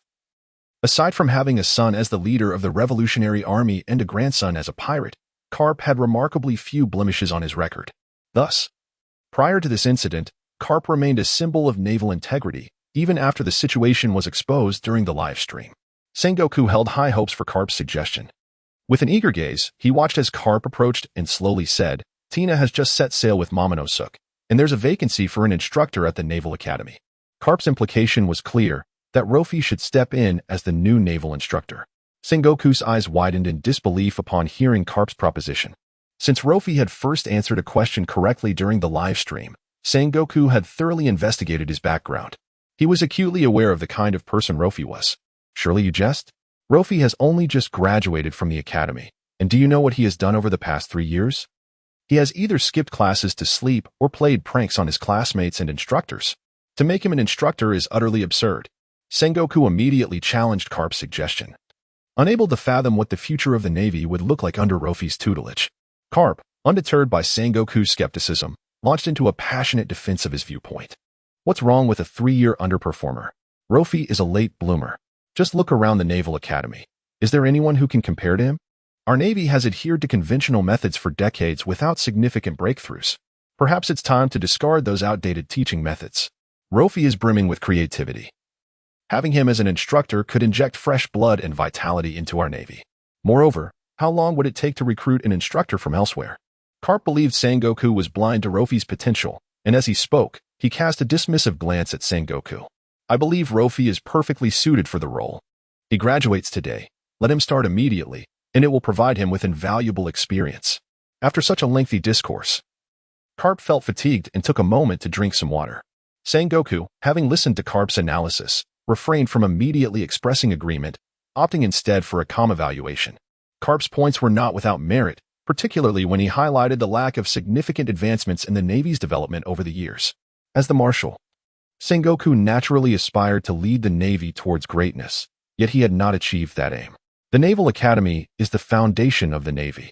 If the root issues remain unaddressed, how can the persistent challenges be resolved? Perhaps he should seriously consider Garp's suggestion. After a few moments of contemplation, Sengoku ultimately reached a decision. Regarding the absence of an instructor at the Naval Academy, I can agree to let Luo Fei take on the role for now. However, I remain concerned that he may struggle with such a significant responsibility, so I believe it prudent to assign a more seasoned officer to assist him. Sengoku stroked his goatee as he articulated his thoughts. This was the best compromise he could devise, ensuring Garp was not disappointed while providing Luo Fei with an opportunity. More importantly, it placed a small wager on Luo Fei's potential. If the gamble failed, he could simply reassign Luo Fei without substantial repercussions. However, if he secures a victory, he shall triumph over the entire future of the Navy. It appears to be an infallible gain. Upon hearing Sengoku finally relent, Garp nodded in satisfaction. For reasons unbeknownst to him, Garp felt an inexplicable sense of familiarity when he beheld Luffy, particularly after learning of Luffy's mischievous antics at the Naval Academy. Garp could not help but draw parallels between Luffy and his own impetuous grandson. As Crane and Sengoku listened to tales of Luffy's past, their expressions grew increasingly troubled, burdened by the complexities of Luffy's history. Yet Garp, in contrast, maintained a cheerful demeanor throughout. However, what sets them apart is that Luffy has embarked on the path of the Navy. This, too, has been the path that Garp has always hoped Luffy would pursue. Perhaps due to this connection, Garp is naturally inclined to assist Luffy whenever possible. Upon hearing Sengoku mention the search for another Navy officer to join Luffy as a mentor, Garp specifically cautioned Sengoku, saying, "Being too composed can be detrimental. You know how spirited that kid Luffy is. If you send him a crane, do you think he won't tie its feathers into a bow?" Garp assumed that the individual Sengoku referred to as Admiral Tsuru. This assumption is based on the familiarity Sengoku has with Tsuru, making communication more convenient and allowing for a certain authority over Luffy. Additionally, those at their level within the Navy often have ample free time, and Tsuru possesses the capability to undertake such a role. Thus, after this analysis, Garp naturally concluded that Sengoku was seeking Tsuru as a colleague for Luffy. However, upon hearing Garp's remarks, Sengoku shook his head, refuting Garp's assertion. "Rest assured, she is a young naval officer, one you should be familiar with, and her strength is considerable," Sengoku stated with confidence. He had already made his selection, though he was uncertain whether this individual would be willing to temporarily assume the role of instructor at the Navy headquarters. Without delay, Sengoku produced a transponder snail. Just as he was about to contact this person, the ethereal blue live broadcast screen before him rippled once more. A new live stream commenced. Naturally, Luo Fei also noticed the changes in the live stream. As the visuals began to rotate and the colors grew more vivid, Luo Fei understood that a fresh round of questions was about to unfold. In contrast to the other members who exhibited signs of tension in the face of the new broadcast, Luo Fei maintained a calm demeanor. After all, the future of the live stream was something he could foresee, and he possessed considerable knowledge of the past, except for the blank century of history. As the images on the live stream transitioned and gained clarity, Luo Fei immediately recognized that the setting was Marinford. As the camera gradually panned out, Luo Fei observed that while Marinford appeared outwardly serene, one aspect was decidedly amiss. The once bustling town, home to the families of numerous Marines, was now deserted. The Navy's flag continued to flutter in the sky, but the town's emptiness rendered it desolate. Such a scenario was clearly illogical. The mass evacuation of so many families signaled to Luo Fei that something significant was about to transpire in Marinford. As the livestream progressed, Luo Fei soon spotted the townsfolk, but this time the location had shifted to the Sabo archipelago. All the civilians who should have been in Marinford had sought refuge on Sabo. Their reason for fleeing was simple: to escape impending danger. The townspeople, now in hiding, were watching Marinford's every move on the central screen of the archipelago. Having been forewarned that a monumental event was to occur that day, one that would irrevocably alter the course of the world, they yearned to witness firsthand whether the future would bring salvation or calamity. The live stream not only displayed crystal-clear images but also conveyed an immersive experience, allowing viewers to feel as though they were present on the Sabo archipelago, keenly observing the events on the grand screen. However, due to the distant camera angle, the audience could only discern a vague outline of what was transpiring. Drake remarked, "What is depicted on the screen must be the execution platform in Marinford. Could it be that a significant figure is to be executed?" Kid retorted, "No surprise from a fallen Marine major. He knows even this." Hawkins added, "Have you all noticed? In the past, public executions of high-profile individuals were typically conducted in Loguetown at the entrance of the Grand Line. Why has it shifted to Navy headquarters this time?" Bonnie speculated, Could it be that this broadcast originates from the future? Before the scene concluded, a flurry of discussions erupted among the viewers. The sole topic of their debate was the identity of the individual who was about to ascend the execution platform. As the live stream zoomed in, the figure destined for execution gradually came into focus. Upon recognizing who it was, the spectators fell silent in shock, particularly Whitebeard. The moment he discerned the man standing on the execution platform in Marinford, his emotions surged, causing the drip he had only recently received to jolt and break several tubes. It was Ace. At that moment, Ace was kneeling with his hands bound behind him, his head lowered, revealing only a few strands of hair from the front. The sea stone handcuffs weighed heavily on him, rendering his body weary and drained. Concurrently, the audience noted through the live stream that Marinford was heavily fortified for Ace's execution. Surrounding the platform were thousands of Marines gathered from across the globe, brimming with morale and ready for action. 50 warships encircled the island, and the coast was lined with an array of heavy artillery. At the port stood 5 pivotal figures of strategic importance: the warlords of the sea, Bartholomew Kuma, Don Quixote da Flamingo, Dracula Mihawk, Moonlight Moria, and the Empress Boa Hancock. Below the execution platform were the 3 admirals, known as the Navy Headquarters Ultimate Combat Force, Akiji, Akainu, and Kizaru. These were merely the visible layers of their strategic deployments. The Navy's true covert operations remained unknown. Ultimately, the audience comprehended the immense importance the Navy placed on Ace's execution, sensing that this event would shake the very foundations of the world. After all the arrangements were showcased, the live stream abruptly froze. Luffy understood that the broadcast had concluded, and the question and answer segment was about to commence. Question: why was Ace captured? Correct answer: reward, the famed sword Raijin. Incorrect answer: penalty. Randomly strip 1 item from the incorrect responder, including but not limited to fruit abilities, physical skills, life, equipment, etc.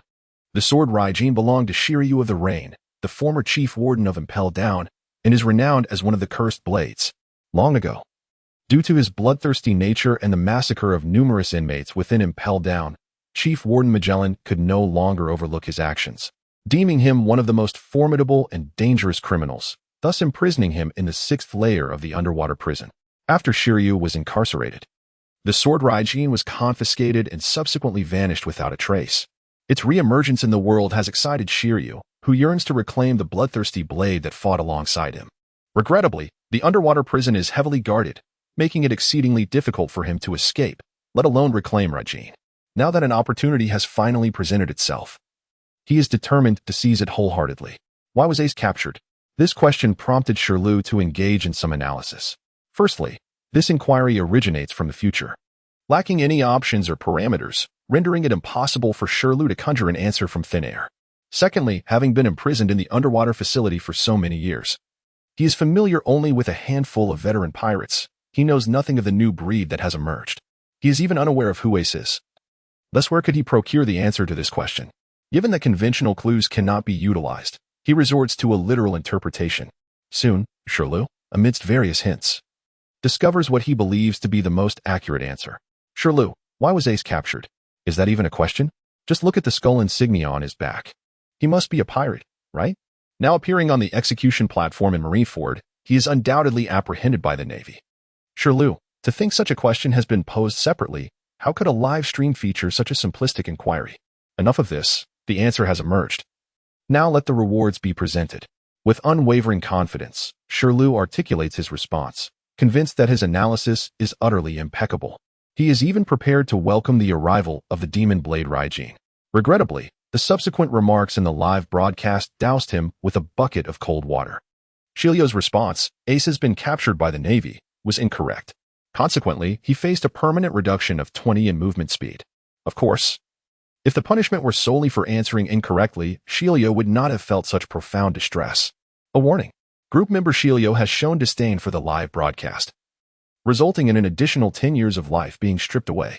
If you harbor a dislike for the live broadcast, you may choose to withdraw. However, should one choose to disdain the authority of the live stream, one must be prepared to face the consequences. The audacious words spoken by Shiryu cannot simply be overlooked by the live stream. Otherwise, with so many individuals present, anyone could voice their doubts, thereby hindering the continuation of the discourse. The current reprimand directed at Shiryu serves merely as a mild admonition. Should anyone transgress again in the future, The live stream will undoubtedly impose even more severe penalties. Upon receiving the notification of punishment, Shilio was filled with remorse. Not only had he failed to secure a reward, but his speed had also been inexplicably diminished by 20.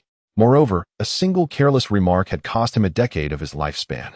Shilio exclaimed, "This is unjust. It's utterly unfair. I only erred twice. Why must I endure twofold punishment?" Ding. The system detected Shilio's negative remarks questioning the live stream, resulting in a 10-year lifespan reduction. Shilio retorted, "What a ridiculous live stream. I can't believe this." Ding. The system identified Shilio's abusive language directed at the live stream, leading to a 20-year reduction in lifespan. Shilio protested. "On what grounds? I refuse to accept this.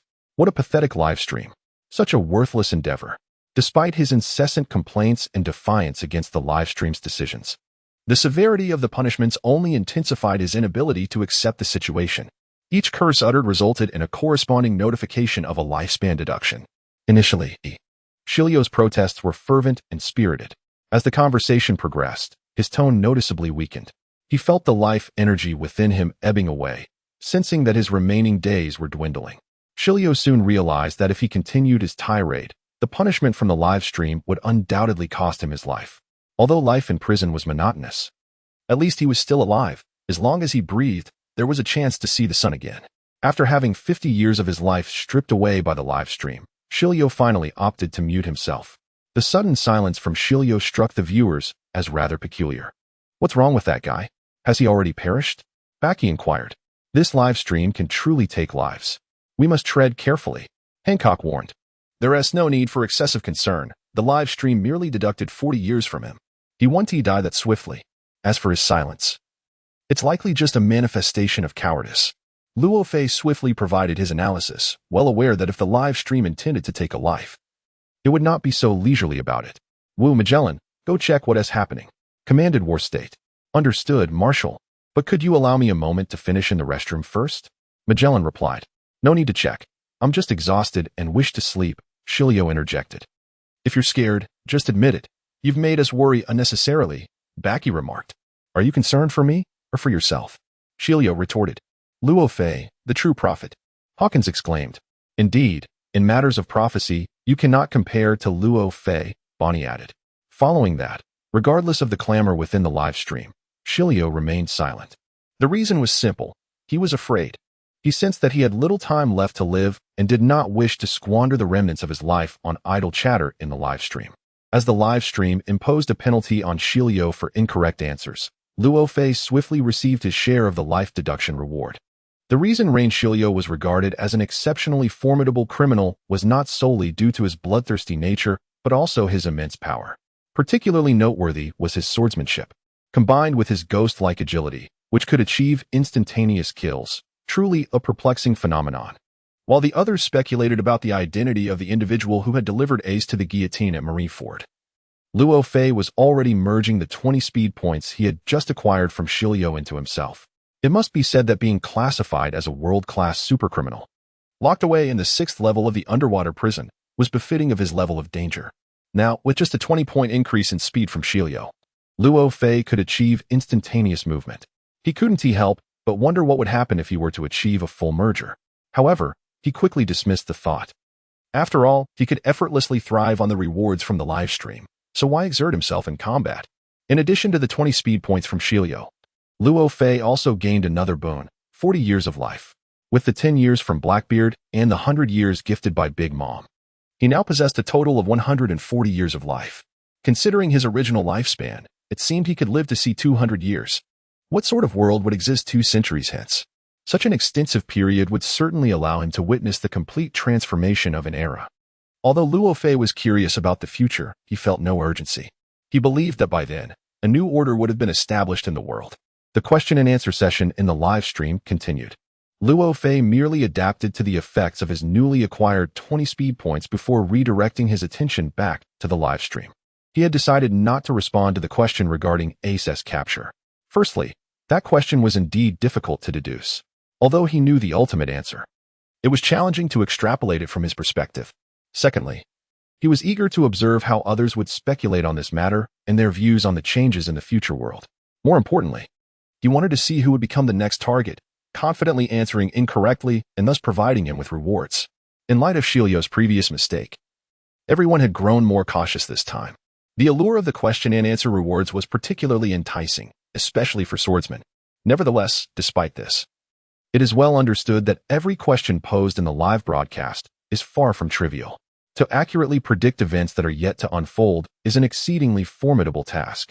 Moreover, the gravity of Ace's impending execution has eclipsed even the significance of the rewards at stake. Who is Ace? He is a young man who boldly challenged Whitebeard and single-handedly sank 5 warships with a single fiery punch, repeatedly rejecting the government's overtures to appoint him as one of the 7 warlords of the sea. Simultaneously, he serves as the 2nd Division commander of the Whitebeard Pirates. It is noteworthy that the Whitebeard Pirates comprise a total of 16 divisions, with those at the forefront wielding greater strength than their counterparts behind them. Thus, being appointed as a division commander speaks volumes of his prowess. Moreover, whispers abound that Ace is regarded as Whitebeard's successor. Whitebeard, known for his deep familial bonds, affectionately refers to his crew as his sons. Therefore, when Whitebeard beheld Ace being led to the execution platform in Marineford, his fury was palpable. Whitebeard exclaimed, "Who is it that has the audacity to deliver Ace to the guillotine at Marineford? I swear, should I discover their identity, I shall crush their skull." Ace responded with a laugh, "Father, there is no need to be so enraged. If this is indeed my fate, I shall accept it." Ace then turned to Marco and said, "If I should meet with any misfortune in the future, you must take good care of Father." At that moment, Ace uttered these words while traversing the desert of Alabasta. He was acutely aware of the implications of the live broadcast he had just witnessed. No one is devoid of fear when faced with death. As he stood on the precipice of the execution platform, Ace's mind was a blank slate. He had yet to discover the meaning of his existence. How could he simply resign himself to death? He could not accept such a fate. However, rather than embracing death, he was far more averse to the thought of causing distress to his beloved father due to his own disobedience. Whitebeard said, "Ace, return to me, stay by my side, and I shall ensure that no one dares to lay a finger on you." As he uttered these words, an ominous sense of foreboding began to creep into his mind. This unsettling intuition stemmed from Blackbeard. Blackbeard, originally a member of Whitebeard's pirate crew as the 2nd Division commander, was also Ace's subordinate. One fateful day, upon witnessing the dark fruit obtained by the captain of the 4th Division, a nefarious thought took root within Blackbeard. He ruthlessly assassinated Captain Sachi to seize the dark fruit for himself and subsequently established his own Blackbeard Pirates. The merciless acts of murder and theft committed by Blackbeard were intolerable to Ace, who could not permit betrayal among his crew, especially from one who had once served under him. Thus, disregarding all opposition, Ace embarked on a solitary quest to hunt down Blackbeard. Initially, Whitebeard had vehemently opposed Ace's pursuit of Blackbeard, recognizing the formidable nature of Teach. Yet, ultimately, he could not withstand Ace's relentless determination and reluctantly allowed him to go. Now, witnessing such a harrowing live broadcast, Whitebeard felt a twinge of remorse, pondering whether he should have been more resolute in preventing Ace from leaving that day. Ace declared, "I cannot return until I have captured that scoundrel Teach." He reassured, "Do not worry, Father. Once this matter is resolved, I shall return to the ship. You need not fret for me." At this moment, Ace's thoughts remained fixed on apprehending the traitor who had betrayed Whitebeard. Meanwhile, aboard the Straw Hat Pirate's ship, Luffy was engulfed by a surge of fury upon witnessing Ace's execution. Ace was his most cherished family member. He could not stand idly by as Ace faced death. "No, Ace, I will not allow you to be executed. Whoever imprisoned you shall be my enemy. I will surely crush them," Luffy exclaimed. "Calm down, please. We do not even know who captured Ace. What if that person possesses overwhelming strength, and we are no match for them?" Nami replied, fully aware that Ace was Luffy's brother. It was only natural for Luffy to be agitated by Ace's impending execution. However, Nami was acutely aware that the person capable of capturing Ace and delivering him to the Navy headquarters must possess formidable strength. Currently, Ace's prowess was at least on par with that of the warlords, and they did not have absolute confidence in confronting such formidable foes. Luffy exclaimed, "What is there to fear? Isn't it said in the live stream that I will one day shatter the Golden Lion's head?" Nami responded, "That seems somewhat reasonable. But when did you become so clever?" She then added, "Wait. The matter of shattering the Golden Lion refers to a distant future. For now, let us keep a low profile." Golden Lion interjected, "Can we please refrain from discussing that?" Luffy replied, "Of course, Golden Lion. Just remember, Ace, I am your brother." and I will protect you. Not only do I aspire to become the Pirate King, but I am also capable of defeating the Golden Lion. Golden Lion retorted, Are you doing this on purpose? Marco observed, Ace, is that brat truly your brother? He certainly is an audacious little rascal. Ace acknowledged, Ah yes. I apologize for the trouble caused. I would appreciate your care in the future. Sabo remarked, Luffy? Ace, that sounds quite familiar. On the island of white soil, a man with wavy golden hair spoke. This man was Sabo, the long-lost brother of Ace and Luffy. Ace exclaimed, Sabo? Is it truly you? Luffy cried out, Onaiken? Are you still alive, Onaiken? Nami interjected, Oh, this shift in the atmosphere is rather swift, I assent it. Ace urged, Sabo, are you the Sabo we know? If it is truly you, please respond. With Sabo's words, both Ace and Luffy felt a surge of excitement as memories of their childhood flooded their minds, recalling the joyful times spent together. Yet, the person they reminisced about was now engulfed in profound anguish, Sabo himself. Originally a noble of the Goa kingdom, Sabo had grown weary of the facade of aristocratic life from a young age. He chose to follow his own will and yearned for freedom, leaving behind his noble existence. In his pursuit of liberty, he encountered Ace and Luffy, and they forged a brotherhood, vowing to set sail together. Eventually, Sabo seized the opportunity to steal a small fishing boat and embark on his solo journey. However, he was tragically intercepted by the celestial dragons, who, while searching the East Blue, bombarded his vessel, leading to its sinking. In a moment of peril, he was rescued by Dragon. Unbeknownst to Luffy, Ace, and the Dayton family, they believed Sabo had perished. Upon regaining consciousness, Sabo found himself afflicted with amnesia due to a severe head injury, causing him to forget all past events. Thus, the amnesiac Sabo became a member of the Revolutionary Army. At that moment, even though Sabo had lost his memory, the constant appearance of Ace and Luffy's names in the live stream triggered fleeting fragments of recollection within his mind, particularly when he witnessed Ace being executed in the stream. Those memories became increasingly vivid. Yet, as Ace and Luffy repeatedly tagged him in the chat, the overwhelming influx of memories caused him excruciating headaches. His companion, Carl, could not bear to see Sabo in such distress and promptly knocked him unconscious, sending him to the doctor. As Luffy and Ace frantically called out Sabo's name in the live stream, a new alert appeared. Warning. If a correct answer is not provided within 3 minutes, one member's life will be randomly forfeited. Much time had already elapsed since the question was posed. Failure to respond would lead to impending punishment. With the previous example of Shiryu's life being unjustly taken, no one dared to doubt the live stream's ominous threat. No one wished to be deprived of their life. However, when it comes to the answer to this question, they truly find themselves at a loss. Although Rofy wishes to provide a category, the reasons behind Ace's capture are multifaceted, preventing him from offering any overt hints. Just as everyone is at their wits' end, there is one individual who cannot contain his laughter. This person is Blackbeard. His forthcoming plans are intricately linked to Ace. He is aware that Ace has placed a bounty on his head worldwide. Initially, Blackbeard had no intention of confronting him directly. After all, Ace possesses formidable strength and is the second in command aboard the Whitebeard ship, having only recently assimilated the powers of the dark fruit. He is still in the exploratory phase of mastering its abilities. Thus, facing Ace at this juncture would be far from advantageous. However, Blackbeard is equally aware that, given Ace's formidable strength, it is only a matter of time before he seeks him out. Thus, while evading Ace, Blackbeard contemplated how to confront him should their paths cross in the future. There is no doubt about Ace's exceptional prowess. As Blackbeard has just set sail, he is in dire need of capable hands. If Ace could be persuaded to join him in conquering the seas, it would be nothing short of splendid.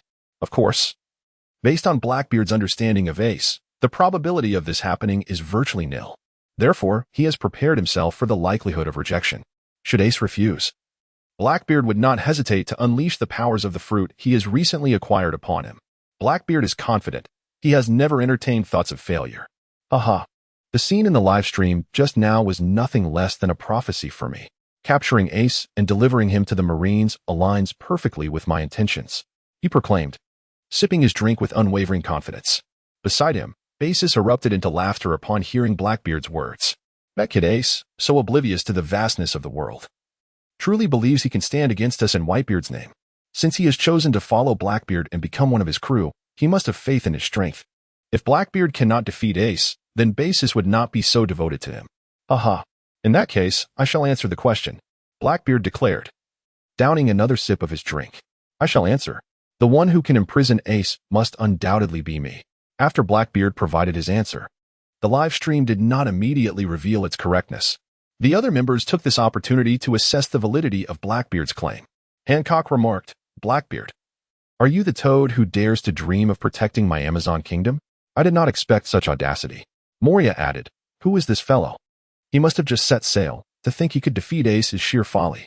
Frankie interjected, Yo, who would have thought that the warlord Moria could freestyle too?" Marco commented, "Blackbeard, it hasn't been long since we last met, yet your bravado has grown immensely. Kazar equipped, next dreamer, please step forward." Luffy exclaimed, "Blackbeard, though I do not know who you are, if you truly defeat Ace and send him to prison, I will make you regret it." Nami coughed. "Let us keep it civil." Law chuckled. "Indeed, the captain of the Straw Hats is as bold as ever." At this point, Blackbeard has just embarked on his journey and has yet to gain significant notoriety, so it is only natural that not many recognize him. However, Ace is a different matter altogether. Almost every individual who traverses the Grand Line has, to some extent, heard of his name. In these vast seas, reputation signifies strength and status. When compared to the current Blackbeard, Ace undoubtedly possesses a greater renown, leading many to doubt the veracity of Blackbeard's claims, especially since he had previously provided an incorrect answer. However, just as everyone was questioning the accuracy of Blackbeard's response, one individual quietly sighed in the background, Whitebeard. The fact that Teach could remain concealed aboard his ship for decades speaks volumes of his ambition, patience, and foresight. Blackbeard's strength is already inscrutable, and now, with the augmentation of the dark fruit, he is finally liberated and eager to make a name for himself across these waters, potentially engaging in reckless actions. At this juncture, Ace's direct confrontation with him may not yield favorable outcomes. This also elucidates why, after Teach's defection, Whitebeard refrained from immediate pursuit. On the other hand, upon witnessing Blackbeard's response, Rofei too let out a quiet sigh. His reasons mirrored those of Whitebeard. The truth of Blackbeard's answer was indeed correct. Whitebeard feared the possibility that Teach might ultimately imprison Ace. Meanwhile, Rofei lamented the ease with which Blackbeard had provided the answer to this query, resulting in the loss of yet another opportunity to reap rewards. Nevertheless, regardless of Rofei's regrets, a new answer has emerged, and the live broadcast has responded to the veracity of this answer. Ding. Congratulations to group member Blackbeard for a correct answer. Ding. Congratulations to Blackbeard for receiving the legendary sword Thunderstorm. The final answer has been revealed, and various factions hold differing perspectives on its implications. Undoubtedly, none of them anticipated that this seemingly inconspicuous Blackbeard would indeed stir such monumental upheaval in the future world. Hancock, I never imagined it could truly be Blackbeard. Buggy, ha ha ha. I always thought our Captain Blackbeard possessed remarkable charisma. Akainu, humph. A mere opportunist, swaying with the winds. Doflamingo, it appears a formidable individual has emerged aboard the Moby Dick. As the live stream audience engaged in fervent discussion in an unknown expanse of the Grand Line, a pirate ship resembling a white whale suddenly erupted with a cacophony of explosive sounds. With the reverberation of this blast, the entire vessel began to sway violently. The cause of this turmoil was none other than Whitebeard. Upon hearing the announcement in the live stream that Blackbeard had answered correctly, a surge of blood rushed to Whitebeard's head. With his fists clenched tightly, he struck the air beside him casually. Yet it resulted in such a tremendous commotion that the very atmosphere was filled with the sound of shattering, nearly capsizing the Moby Dick. Damn it, Teach. Whitebeard's furious voice resonated across the Moby Dick, deep and powerful, akin to a raging tiger. Father, please calm down. Marco quickly interjected, sensing Whitebeard's wrath. The live stream is merely a prophecy. We still have the chance to alter our fate. However, his comforting words evidently bore little effect. As one of the sons most cherished by Whitebeard, he could not bear to witness the impending calamity that might befall Ace. Thus, in the wake of his fury, Whitebeard swiftly inscribed a few lines in the live broadcast. Whitebeard, Teach. Listen well. I, Whitebeard, hereby vow that should you dare to inflict any harm upon Ace, I shall ensure your dismemberment. Whitebeard, all members of the Whitebeard pirates, heed my command. Launch a full-scale pursuit of the traitor Teach. Whitebeard, to all pirates across the globe. Listen closely. Whoever captures Teach and delivers him to my Moby Dick shall be generously rewarded by me. Whitebeard. Chapter 47. Marco. This era is named after Whitebeard. On the other hand, Blackbeard, upon receiving the system's announcement of his correct answer, was filled with uncontainable joy. Initially, he harbored doubts about his ability to confront Ace. as the latter was a well-established pirate with extensive experience on the seas, while Blackbeard had spent decades lurking aboard Whitebeard's ship with few opportunities for significant combat. In terms of battle experience, Ace held a slight advantage over Blackbeard. Furthermore, Ace had demonstrated a more mature development of his devil fruit abilities. Nevertheless, Blackbeard remained steadfast in his confidence. The source of his conviction lay in what he believed to be the most formidable devil fruit, the Yami Yami no Mi. The recent feedback from the live broadcast served to reaffirm his belief that he would ultimately vanquish Ace. Ace, a notorious pirate with a bounty of 500 million, was not only the second in command of the Whitebeard pirates but also bore the blood of the so-called Son of the Devil. Blackbeard understood the profound significance of executing Ace for both the Navy and the future trajectory of the world. Perhaps, by delivering a criminal of Ace's caliber to the Navy, he could secure greater advantages for himself. Encouraged by the hints from the live broadcast, Blackbeard began to envision a clearer path for his future endeavors. However, while ideals are beautiful, reality can be harsh. Blackbeard's joy was short-lived, as the harshness of reality swiftly brought him back to his senses. Through the exposure of his future in the live broadcast room, Blackbeard found his guiding light. However, Ace was also aware that, despite knowing he would eventually be captured by the Navy, he could certainly take measures to evade such an outcome. Yet, what truly instilled fear in Blackbeard was not Ace himself, but rather Whitebeard. As one of the four emperors, Whitebeard's strength and charisma need no elaboration. It would be one thing to contend with Whitebeard alone, but now, Blackbeard found himself at odds with all of Whitebeard's followers as well. Although Whitebeard, as a pirate emperor, was respected among many due to his non-confrontational nature, he had nevertheless placed a bounty on Blackbeard's head that would undoubtedly attract a significant number of his loyal followers. In such a scenario, Blackbeard could not afford to let his guard down. Nonetheless, this outcome was somewhat anticipated by Blackbeard. From the moment he killed Thatch and seized the dark fruit, he had envisaged this day. While he had not expected it to arrive so swiftly, he had at least prepared himself mentally for it. Thus, although the global manhunt initiated by Whitebeard caused him some concern, it did not instill fear. Whether he could conjure a miracle now hinged on the dark fruit he possessed. Moreover, after residing aboard the Moby Dick for many years, he was aware of Whitebeard's deteriorating health, all of which played into his strategic calculations. Having witnessed the future he desired through the live broadcast, Blackbeard dismissed Whitebeard's warning as inconsequential. Blackbeard proclaimed, "Do you seek my life? Haha. Let those unafraid of death come forth. I could use some practice." He continued, "Ace, I await your arrival." With this, he boldly declared his intentions in the live stream. Meanwhile, at Marinford, in the office of the Fleet Admiral, Sengoku sat in his chair, observing the live broadcast with a furrowed brow, clearly troubled. Sengoku was acutely aware of Ace's identity and understood the implications of sentencing him to death. Given the current world order, the Navy, the 7 warlords, and the 4 emperors represented crucial forces in maintaining maritime peace. Logically, to uphold the existing balance and tranquility, should the Navy capture Ace, they ought to return him to Whitebeard. However, the Navy cannot proceed in such a manner. Ace is a descendant of Roger, his veins coursing with the blood of the D clan, inheriting the will of D. The D clan has long been regarded as the nemesis of the celestial dragons. Across the vast ocean, Ace stands as the most prominent figure among the D lineage. If left unchecked, he may very well emerge as the leader of the will of D, which would be detrimental to the government's rule. Thus, in Sengoku's view, only by executing Ace can the authority of the government and the dignity of the Navy be better preserved. Through the foresight offered by the live broadcast, Sengoku envisions a future where Ace will find himself upon the execution platform at Marineford. This prospect brings Sengoku a sense of satisfaction. Yet simultaneously, he harbored profound concerns regarding the wrath of Whitebeard. In the matter of Ace's execution, Whitebeard's stance was unequivocally clear. He vehemently opposed it.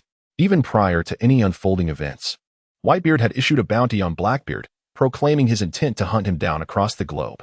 Should Blackbeard succeed in capturing Ace and delivering him to Marineford, would he be able to withstand the furious ire of the Yonko, Whitebeard? In the face of Whitebeard's fury, how many sacrifices would the Navy need to make to publicly execute Ace before the eyes of the world? And what rewards could possibly be reaped from such a perilous endeavor? Furthermore, how would his longtime friend Garp react, and what choices would he make? The global pursuit of Blackbeard, instigated by Whitebeard's decree, had already begun to shake the very foundations of the current world order. Should this event transpire, what monumental transformations would the world then witness? All of these concerns weighed heavily on Sengoku's mind. Meanwhile, the live broadcast was abuzz with excitement. The rise of Blackbeard and the fall of Ace had captured the attention of the world. However, the warring states displayed little interest in mere spectacle. Instead, to better prepare for potential future developments, they swiftly summoned several key figures from the Navy to collectively devise strategies. The recent live QA had unveiled certain transformations in the world to come, prompting many to ponder the significance of alliances. After all, to stand resilient upon these turbulent seas, aligning with the right leader is of paramount importance. Despite Blackbeard being pursued by Whitebeard, his triumph over Ace indeed served as a testament to his burgeoning power. Observing Blackbeard's meteoric rise, numerous pirates expressed their willingness to pledge allegiance or merge with him. Conversely, Ace and his comrades were not inclined to remain passive. Marco proclaimed, "We shall not spare a single soul who dares to oppose the Moby Dick." Thus, Blackbeard, "Prepare to pray for mercy." Marco continued, "This era is named after Whitebeard." To which Blackbeard retorted, "No, this era is called Blackbeard." Marco challenged, "Do you seek a fight? The Moby Dick awaits your challenge." In the live chat room, discussions swiftly devolved into a heated exchange between the two factions. One side championed Blackbeard, while the other rallied behind Ace. Naturally, there were also many bystanders, like Luffy, who adopted a more detached stance. Luffy's perspective was clear. Regardless of how the world might transform, the revelations of the past and the prophecies of the future would undoubtedly influence the present and beyond. Yet as long as it bore no relevance to him, he would remain indifferent. The overthrow of the old order and the establishment of the new has never been a matter settled in mere words. It has always emerged through countless cycles of creation and destruction, despite the current chaos in the chat room sparked by this incident. The true evolution of order is a far more intricate affair. Yet, perhaps a new world could emerge from their quarrels? This encapsulates the current mindset of Luo Fei. As the members of the live stream engage in fervent discussion, a new broadcast image quietly materializes. The visuals of the live stream begin to rotate once more. In accordance with the established tradition, the correct answer has now been revealed. The stream should showcase the moment when Blackbeard personally hands Ace over to the Navy. Everyone is eagerly anticipating the revelation of Blackbeard's formidable abilities that enabled him to defeat Ace. However, amidst the watchful eyes of all in the live broadcast room, it was not Blackbeard who re-emerged, but rather the already highly alert Marineford. The scene remained one of Ace facing execution. The shores of Marineford remained tranquil, with the crescent-shaped bay reflecting the azure sky. Everything appeared exceedingly serene, devoid even of a solitary seagull. For any living creature passing over Marineford, even in the skies above, would be met with indiscriminate fire from the Navy, including those symbolic harbingers of peace, the seagulls. The 7 warlords held their positions at the port, while the 3 admirals stood vigil beneath the execution platform, and within the naval harbor, 100,000 Marines stood poised for action. In such a tense atmosphere, Fleet Admiral Sengoku ascended the execution platform, standing beside Ace. "Ace, declare your father's name."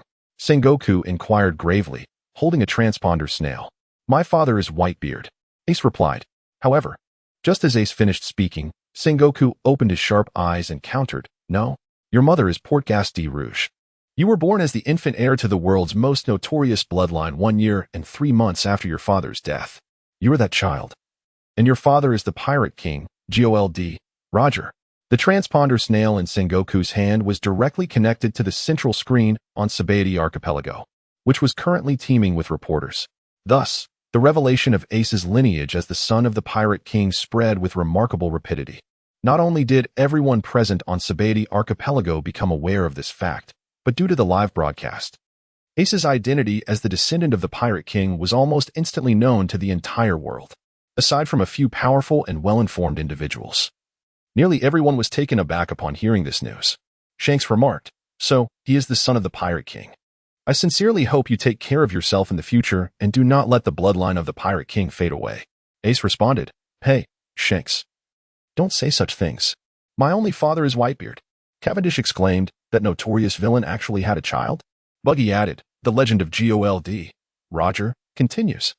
Sterry commented, "It's a relief he was captured. Being the child of the Pirate King, he must be incredibly ruthless." Arlita inquired, "So, is the power of the Fire Fist inherited from his father?" Bonnie asked, "Is he searching for One Piece too?" "Hey Ace, could you tell us where the ultimate treasure is?" Hawkins interjected, "You're thinking too much. Didn't you see the hints from the live broadcast?" Regardless, Fire Fist is doomed. Little Oars protested, "No, No, Ace is truly a gentle person. Marco cautioned, I advise you all to refrain from such talk.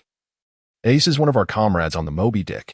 At this moment, Ace, upon witnessing the indications from the live broadcast and the discussions in the chat regarding his lineage, felt a disorienting wave of emotions. The truth of being the son of a demon was the very thing Ace wished to avoid confronting. Now, with the entire world suddenly exposed to this truth, it was evident that he was not mentally prepared for such a revelation. Ace was a pirate, and his father was the Pirate King. Logically, one would expect all pirates to revere the Pirate King, wouldn't they? However, Ace is not. In Ace's eyes, Roger's identity caused the death of his mother, Port St. Rouge, and led to his own execution by the Marines, rendering him an orphan from birth and forcing him to grow up among the destitute of uncertain destinies. In this place, everyone harbors disdain for Roger and, by extension, for him. Naturally, Ace becomes unwilling to acknowledge Roger as his father. In such a wholly rejecting environment, Ace struggles to find meaning in his existence as all around him wish for his demise. As he matures, Ace ultimately discovers his conviction in Whitebeard. Whitebeard embraces him as a son, granting him ample space and freedom to unleash his potential. He declares that all are children of the sea, and no one will be forsaken. From that moment on, Ace firmly recognizes Whitebeard as his true father, a belief he holds dearly. Yet now, the revelation of his identity as the son of a demon has been exposed to the entire world. The sense of powerlessness that has surrounded him since childhood, along with the despair of a future devoid of hope, has once again enveloped his being. Unbeknownst to him, tears silently cascade down his cheeks. In this moment of isolation and helplessness, Whitebeard once again made a bold declaration in the live broadcast. Whitebeard, Ace, do you remember what I once told you? Every individual's existence holds significance, and everyone possesses their own moment to shine. Whitebeard, no matter where you are, or what choices you make, I shall stand behind you. As a father, Whitebeard, anyone who dares to speak ill of Ace's lineage shall face my wrath. With Whitebeard's commanding proclamation, the chat room finally fell into a tranquil silence. Yet at this moment, Ace is weeping profusely. Having grown up in the shadows, his entire life has been a quest for the meaning of his existence. Even though he has now encountered a group of like-minded friends and brothers, along with the father he holds in the highest regard, he still remains unable to uncover this elusive answer. Yet, despite his circumstances, Whitebeard remains steadfastly loyal to him, unconditionally standing by his side regardless of what transpired. This sense of security was something Ace had never experienced before. Meanwhile, as the group engaged in conversation, the live stream continued to unfold. Recently, due to Sengoku addressing the world, the content primarily consisted of denouncing Ace's alleged crimes while extolling his own sense of justice. Bored, the audience shifted their focus to the chat group. However, at this moment, due to the appearance of a particular scene, all eyes were once again drawn to the live broadcast. That scene was the arrival of Whitebeard on the execution platform. Admiral Sengoku was passionately delivering a speech when he suddenly received a report from his subordinate, stating that the gates of justice at the port had opened automatically without any prior instruction. Simultaneously, on the crescent-shaped sea of Marineford, a thick fog unexpectedly enveloped the waters. As the fog dissipated, an innumerable fleet of pirate ships emerged. As these vessels gradually approached, the spectators finally recognized that these were all pirates under the command of Whitebeard. A total of 43 ships, each captain renowned across the New World, all of them exceptional masters of their craft. However, although the fleet of 43 ships under Whitebeard has now fully emerged upon the sea, the man himself, along with the Moby Dick, remains conspicuously absent. Surely, Whitebeard will make his appearance. As everyone awaits the moment of his emergence, the surface of the water suddenly ripples with waves cascading outward from the crescent-shaped harbor center, gradually forming a colossal surge. A shadow looms larger upon the sea, and then, like a magnificent white whale, the Whitebeard pirate ship bursts forth from the heart of the waves. At long last, the Moby Dick has made its entrance. Under the gaze of all, a tall and robust man with a crescent-shaped white mustache, wielding a naginata, stands at the bow of the ship. It is none other than Whitebeard himself. As the live broadcast focuses on him, all are captivated by the resolute and defiant glint in his eyes. It has been decades since we last met, Sengoku. I trust my dear son as well? Whitebeard bellows joyfully, facing Sengoku from the ship's prow. The climactic battle between the four emperors and the Marines is on the verge of commencing, igniting a fervor within countless hearts in the live stream. They're all eager to discover how this momentous conflict will ultimately unfold. However, Just as everyone was eagerly anticipating the unfolding events, the live stream abruptly froze. Subsequently, a mechanical voice resonated. The inquiry posed was, in the chaotic battle, who plunged a cold blade into Whitebeard's back? A correct answer would yield the reward of an otherworldly zodiac talisman, while a wrong answer would result in the random deprivation of an item from the incorrect responder, encompassing but not limited to abilities, martial skills, life, and equipment. With the sound of the notification echoing in the live stream, 12 octagonal zodiac talismans suddenly appeared in the space designated for rewards. Upon witnessing this prize, a myriad of question marks manifested above the heads of the stream's audience. Buggy exclaimed, "Zodiac talismans? What on earth are those? Aren't they merely 12 worthless stones?" Moria added, "I have no clue. Who could possibly answer that question?" Bartolomeo chimed in, 12 worthless stones as a reward? Excuse me, but I'm out of this question. Cavendish remarked, as if you could answer it anyway. Moria continued, "What exactly are these zodiac talismans? Could they not provide some explanation?" Robin speculated, perhaps the lack of explanation in the live stream suggests their utter ordinariness. Crocodile mused, "There might be a modicum of truth to that." Moria then questioned, "So, are you all prepared to forego this question? Would that not leave me with significantly fewer competitors?" Doflamingo asserted, "Indeed, no one can rival you. The opportunity is yours. Let us see if you can retain your position among the 7 warlords after answering this question." The audience remained oblivious to the capabilities of these 12 zodiac talismans, with many speculating they were merely ordinary stones, uniform in shape. Just as disdain washed over them regarding the 12 talismans, one individual's eyes suddenly sparkled with realization, Luo Fei.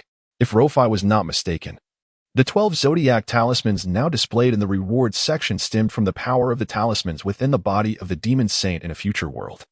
The rat talisman symbolizes reputation, granting movement to inanimate objects. The ox talisman represents strength, endowing the user with immense power. The tiger talisman signifies balance, capable of harmonizing conflicting forces while rectifying the deficiencies among the 12 talismans. The rabbit talisman denotes speed. The dragon talisman embodies destruction. The snake talisman allows for invisibility. And the yang talisman represents soul projection. The monkey talisman signifies transformation, enabling the user to morph themselves or others into any person or object. The chicken talisman represents flight. The dog talisman embodies eternal youth, and the pig talisman can emit electric light. Each of these talismans, when considered individually, serves as a formidable weapon in this world. The unexpected presence of rewards from another realm took Luo Fei by surprise. How many more surprises could this live stream offer? Luo Fei began to anticipate eagerly. Should he acquire this reward, he would not only command respect in Marinford, but could also traverse the entire world with unmatched confidence. Moreover, the question concerning the future was one that few could fathom. Thus, the reward felt destined for Luo Fei. The challenge lay in deciphering the logic leading to the correct answer. A rather perplexing task. In truth, the answer was not difficult to ascertain. The individual who had thrust a blade into Whitebeard's back was not easily noticed by others, resulting in a momentary hesitation among the participants. Thus, Luo Fei seized the opportunity to contemplate while others remained distracted. After a brief moment of reflection, Luo Fei initiated a brainstorming session in the live stream.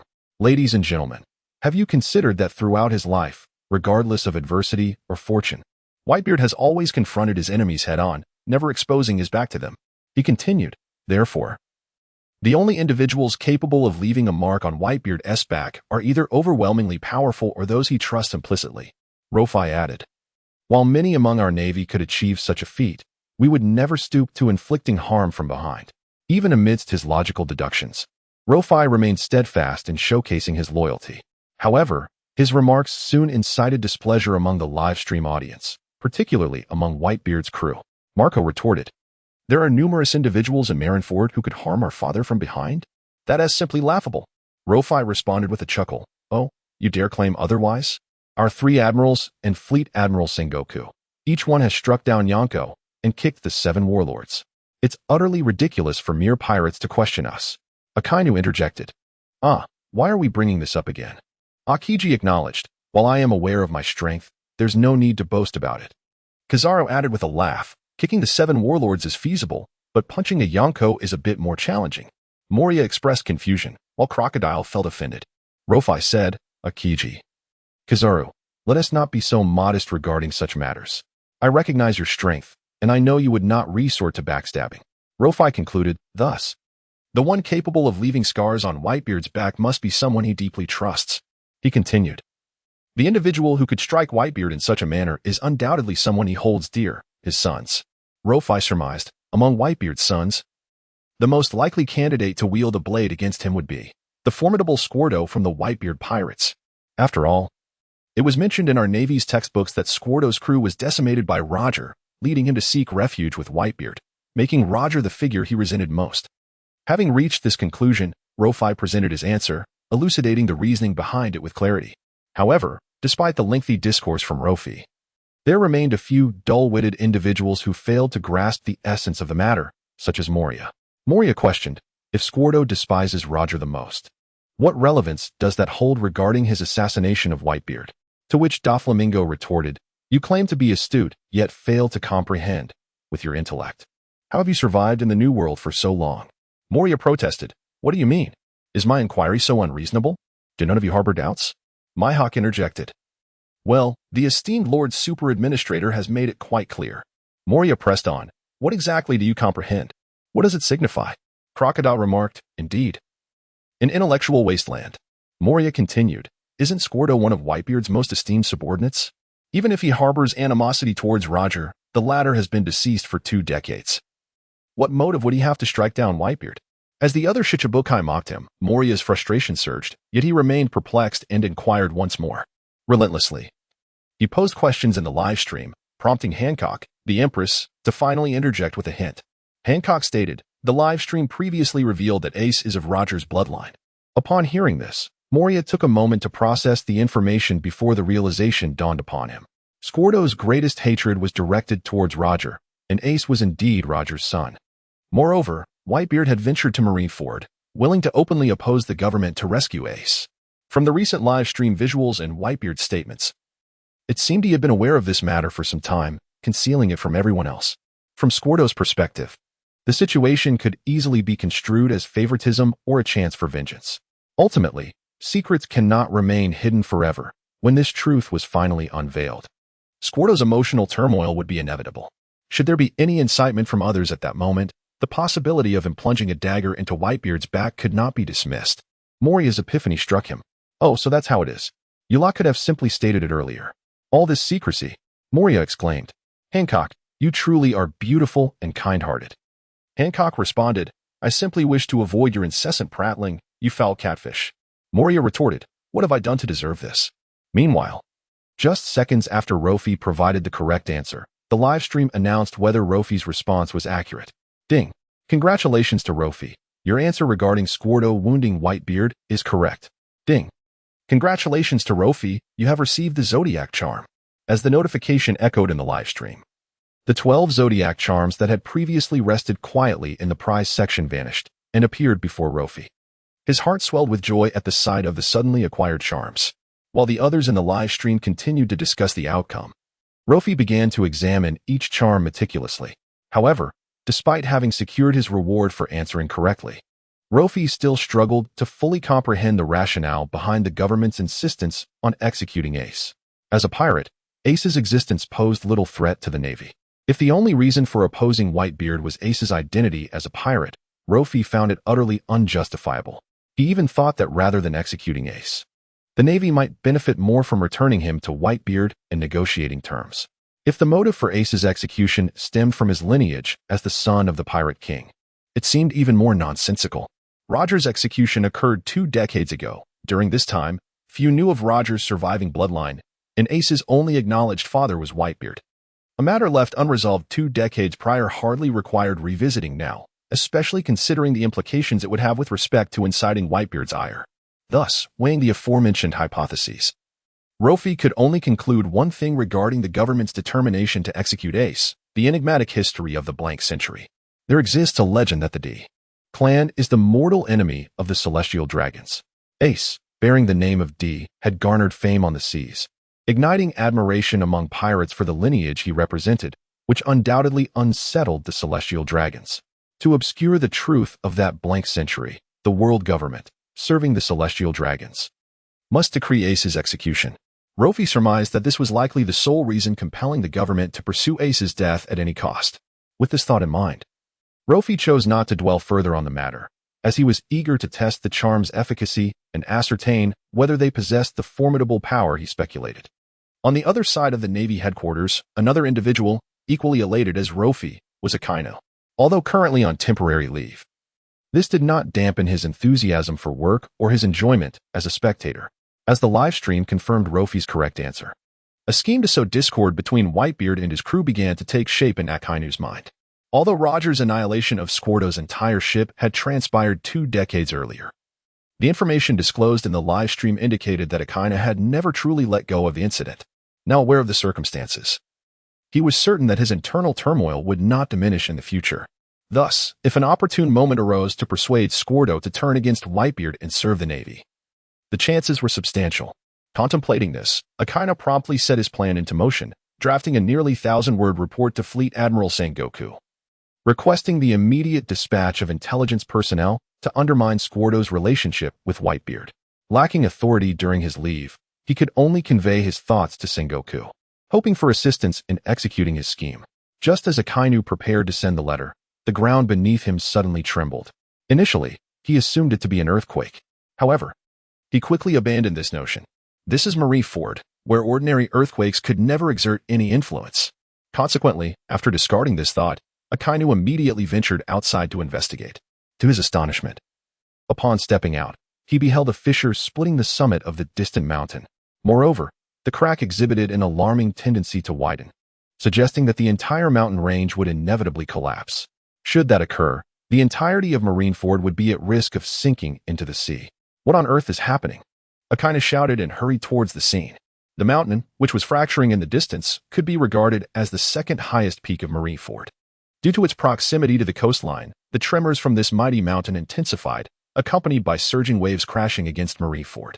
The tides grew increasingly ferocious, threatening to obliterate the surrounding structures and villages within moments. At this juncture, the sea had risen to several dozen meters and continued to ascend. Akainu found himself unable to match the pace of the encroaching waves. Before he could intervene, a gray haze enveloped his surroundings. The rising tide had assumed an overwhelming presence. Observing this scene, Akainu's heart raced with anxiety. If not addressed promptly, the entire Marineford would descend into calamity. Just as the situation reached a critical juncture, Admiral Akiji suddenly appeared. With a single move, Ice Age, the monstrous tidal wave transformed into a colossal dragon, freezing midair. The crisis was finally averted, allowing Akainu's tense heart to ease somewhat. Subsequently, Akainu swiftly activated his abilities, employing Meteor Fist to melt the ice and send it crashing back into the sea. After a brief span of half a minute, the imminent threat had finally passed. However, even as the overwhelming waves that engulfed Marineford recede, the underlying issues remain unaddressed. The mountain, which has already begun to fissure, continues to tremble, and a new surge of tides is gathering strength. Once the mountain can no longer withstand the pressure and collapses, these tides will surge forth once again. At that juncture, remedying the situation will become increasingly arduous. Therefore, the most pressing matter now is to ascertain the cause of the mountain's inexplicable cracking, identify the source, and avert its impending collapse. As the immediate crisis is averted, Akainu and Akiji exchange a glance before proceeding towards the origin of the tremors. Meanwhile, in the office of the Admiral, Sengoku and Garp have also sensed the anomaly on the island, prompting them to hasten to the central control room to review the island's surveillance footage.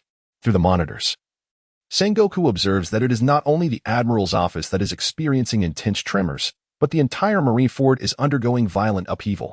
However, although varying degrees of tremors were felt throughout Marineford, the sensation was least pronounced in the eastern region.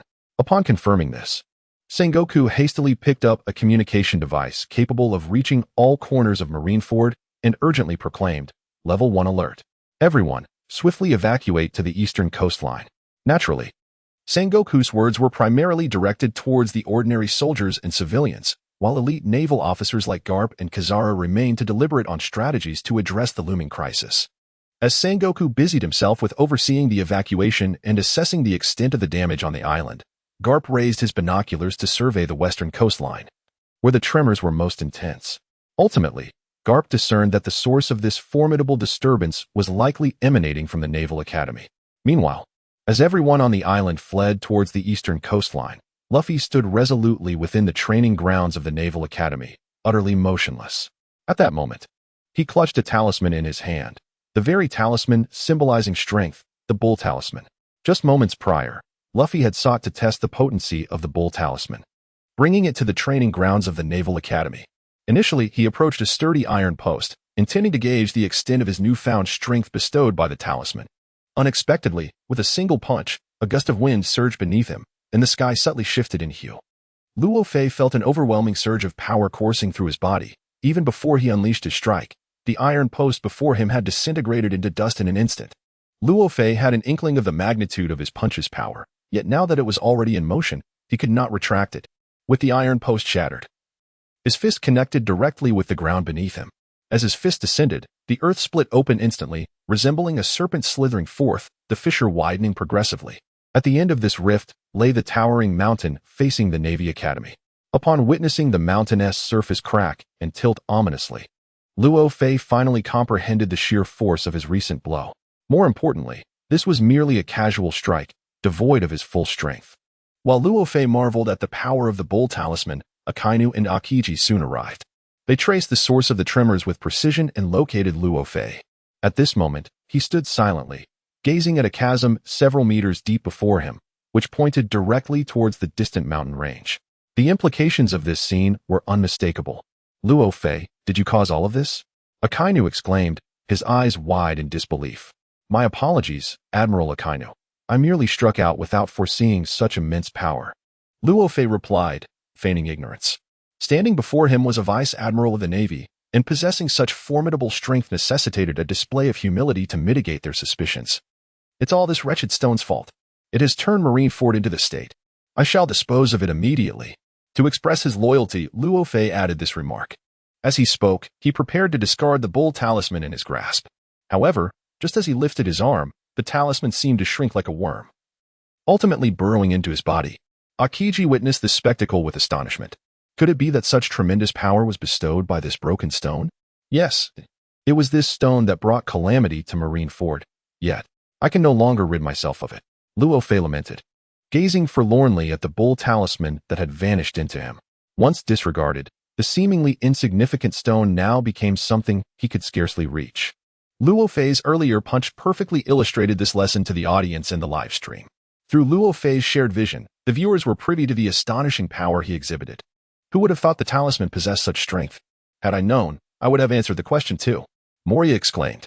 With that intellect of yours, it's better to refrain. Be careful not to lose your few remaining skills, Doflamingo retorted. Admiral, you were truly magnificent just now, Hancock exclaimed, lowering her stance in hopes of seeking Luo Fei's protection. Is that really the power of those 12 broken stones? Incredible! Bonnie gasped. Such an ordinary punch nearly demolished Marineford. What other secrets does the Navy hold? Nami pondered. This power could rival even the Navy hero Garp. I predict that within the next decade, Luo Fei will undoubtedly become the strongest man in the Navy, Rayleigh speculated. Has anyone noticed that the Admiral only utilized one Zodiac talisman? Perhaps this is merely a fraction of its power? Robin suggested. Upon hearing Robin's observation, the entire live stream audience gasped in unison. A single talisman nearly obliterated Marineford. The combined effect of all 12 would surely be cataclysmic. What a formidable monster has the Navy cultivated. As Luo Fei's punch reverberated across the seas, the waters began to churn ominously. Particularly, those pirates preparing to venture into the New World felt a wave of trepidation. As the live stream audience marveled at Luo Fei's exhibited strength, Sengoku, too, witnessed this moment through the shared vision. He could hardly fathom that such destructive power capable of annihilating Marineford emanated from a mere 17-year-old Navy youth. Moreover, if Luo Fei claimed this was merely a casual strike, what would a full-powered blow entail? Would Marineford itself be in jeopardy? The thought was terrifying. Simultaneously, Garp, noticing this as well, nodded approvingly while observing Luo Fei through the island's surveillance. Indeed, this lad mirrors my youthful spirit. He laughed heartily. Sengoku, unable to refrain from interjecting, quipped, "Are you mistaken? This Luo Fei surpasses your prowess at a young age." Garp, unfazed by Sengoku's jibe, laughed even louder. Haha, indeed. This kid is certainly more formidable than I was. Garp's rare acknowledgement of Sengoku's remarks prompted him to add, "Thus, my prior suggestion to appoint this young man as a Navy Academy instructor was undoubtedly astute." He concluded with a note of self-congratulation. However, in advocating for Luo Fei's appointment as a Navy instructor, Garp indeed deserved credit. Who would have thought Luo Fei would prove himself so remarkably? Let us head to the Navy Academy to witness it ourselves. After discussing the Warring States period, Jean Guo and Garp made their way to the Navy Academy. At that moment, Akainu and Akiji were still reeling from the astonishing power displayed by Luffy, and they were compelled to devise a plan to address the aftermath of the calamity. Both admirals were busily coordinating with the Navy responsible for the reconstruction of Marineford. In stark contrast, Luffy appeared to be enjoying a leisurely moment. While Akainu and Akiji scurried about, Luffy sat comfortably in a chair, shielded by an umbrella, watching the two admirals hustle with a sense of ease. Remarkably, this chair had been personally procured for him by Akainu, who had also arranged for the umbrella to be held over Luffy, driven by a concern that Luffy might be overwhelmed by the immense power he had just acquired. Particularly after Luffy expressed his anxiety regarding his newfound curse abilities, Akainu felt a heightened sense of worry. Luffy had not anticipated the meticulous care Akainu had taken in arranging such comforts, nor did he realize that since the textbook incident, Akainu had been quietly observing him. Although Akainu faced global scrutiny for the textbook incident the previous day, Luffy had unwaveringly defended him, standing by his side regardless of right or wrong. While Luffy's seemingly fanatical support had inadvertently caused Akainu some trouble, it had nonetheless solidified Akainu's belief that Luffy was genuinely loyal to the Navy and to him. Naturally, Akainu felt compelled to look after someone who was steadfastly loyal to him, especially during a time when he had lost some of his influence. Thus, he endeavored to foster a closer bond with Luffy. In a rather sentimental vein, one could say that Akainu had devoted all his tenderness to Luffy. As Luffy observed the two admirals bustling about, he felt an undeniable sense of satisfaction. In his mind, he began to fantasize about having a pair of sunglasses and a beach, and even better, being accompanied by a beautiful woman in a bikini. Though it was merely a daydream, Luffy believed that such a scenario would eventually manifest. However, there was one thing that puzzled him. Having nearly toppled the second tallest mountain in Marineford, where had Kizaru gone? Where is the esteemed Kizaru? Why haven't I seen him around? Luffy inquired aloud. Hearing Luffy's question, both Akainu and Akiji halted their tasks simultaneously and exchanged puzzled glances. Indeed, how could Kizaru not have arrived for such a significant event? Akainu exclaimed loudly, before starting to search for him in the live chat. Kizaru, where on earth have you run off to? He called. Akiji added, reconstruction efforts, you understand? Kizaru replied, huh?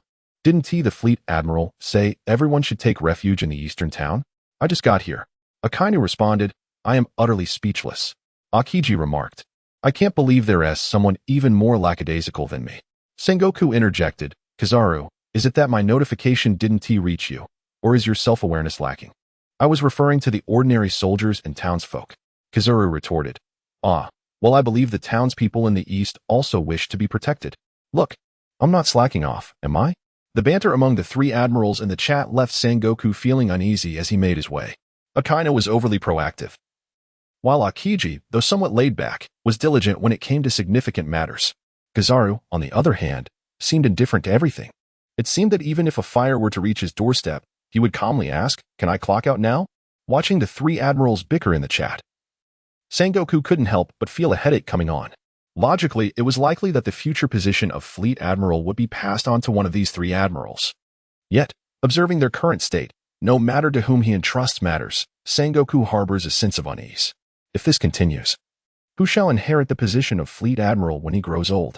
While Sengoku grappled with these worries, he arrived at the entrance of the Naval Academy and chanced upon Luffy. Since yesterday, Luffy had brought him an abundance of surprises, and the rapidity of his growth had far exceeded Sengoku's expectations. Perhaps, as a rising star, Luffy could continue to astonish him. With this thought, Sengoku's heart found a measure of tranquility. Soon, Sengoku stood before Luffy, whose sudden appearance took Luffy by surprise. After all, both Akainu and Akiji were preoccupied, while he, the instigator, lounged in the sun. Following yesterday's events, he had just begun to establish a magnificent image in Sengoku and Garp's minds, and he could not allow such trivial matters to tarnish it. Thus, upon seeing Sengoku and Garp approach, Luffy promptly rose to greet them. Admiral Sengoku, Admiral Garp. I intended to submit the talismans for Dr. Vegapunk's research, but inexplicably, as soon as they arrived in my possession, they fused with my body and cannot be removed. Whenever I contemplate retrieving them, a sharp pain assails my head, Luffy lamented. Luffy articulated this intentionally, firstly, to express his loyalty through the pretense of wanting to submit the talismans, and secondly, to deftly explain why the two admirals were resting while he basked in leisure. Of course, while he spoke sincerely about his willingness to relinquish the talismans, it was merely a fabled. Although it appeared to everyone that the 12 zodiac talismans had indeed merged with Luo Fei, he could still extract them if he wished, and they posed no detriment to his well-being. This pretense was simply a means to continue gaining Sengoku and Garp's trust. Despite possessing formidable power, Luo Fei understood that many would seek his life upon the vast sea. At this stage, as he had yet to fully master these abilities, he needed the Navy's support. Hence, it was prudent to subtly demonstrate his loyalty. Hearing Luo Fei's words, Sengoku nodded in satisfaction, evidently convinced by Luo Fei's account. Particularly after Luo Fei had personally delivered the tribute from the pirates the previous day, Sengoku's regard for him had soared. Luo Fei, you are a good lad. Since these 12 zodiac talismans are your reward, you should keep them well and not dwell on retrieving them, Sengoku said with a warm smile, his demeanor kind and gentle. Yet, these words were merely platitudes. Luo Fei smiled in acknowledgement, feigning agreement. In the face of such formidable power, no one could remain entirely composed, and Sengoku was no exception. Had Luo Fei not claimed that the talismans were deeply integrated into his bloodline, Sengoku would have sought every means to acquire them. The previous inquiry from Akainu regarding Zeus was a prime example. Without Sengoku's directive, Akainu would not have been so eager to act. Of course, these thoughts remained unvoiced within Luo Fei. After the exchange of pleasantries, it was time to get to the crux of the matter. Sengoku swiftly articulated his purpose. Luo Fei, was that punch you threw just a casual strike? Sengoku inquired with a smile. Indeed, I did not anticipate it would cause such significant damage to Marinford. Luo Fei replied with a hint of regret. Had Luo Fei been a man in his 30s, he surely would not have expressed himself in such a manner. However, at present, his body merely belongs to a 17-year-old youth, and thus he must fully exploit this identity to maximize his benefits. The most advantageous characteristic that this identity offers him is ignorance and innocence. Sengoku, upon hearing this, nodded in satisfaction once more and remarked, indeed splendid. With just a casual wave, one can shatter mountains. It truly echoes the prowess of Garp in his prime. I wonder what magnitude of effect you could achieve should you exert your full strength? As Sengoku spoke, his gaze drifted towards the distant sea. Thus, Luo Fei, direct your utmost effort towards that expanse of ocean. Consider it a military exercise to gauge the sheer force of your full strike. What do you say? Finally, Sengoku's intent became clear to Luo Fei. He wished to ascertain the extent of Luo Fei's power. Hearing Sengoku's proposition, Akinu swiftly interjected, this may not be wise. The ordinary punch delivered earlier has already caused considerable damage. Should it be a full-force strike, Marinford might indeed face grave peril. Akinu expressed his concern. Yet, Sengoku paid no heed to Akinu's trepidation. Having voiced such a request in front of the live audience, he must have contemplated the repercussions. No worries, let it be. A celebratory display for those pirates preparing to venture into the New World. Sengoku replied. Luo Fei was taken aback by Sengoku's request. His casual punch had nearly ruptured the mountains, and the subsequent tremor had triggered colossal waves. What if a full-force strike obliterated Marineford? There would be no need to await the onset of the war. Marineford would require reconstruction immediately. Nevertheless, despite the potential dire consequences, Sengoku remained resolute. The underlying reason was evident. Sengoku aimed to utilize Luo Fei's full-force punch to instill fear across the world. Since the inception of the live broadcast, reports had flooded in from the Navy station worldwide, indicating a sudden surge in local pirate activity.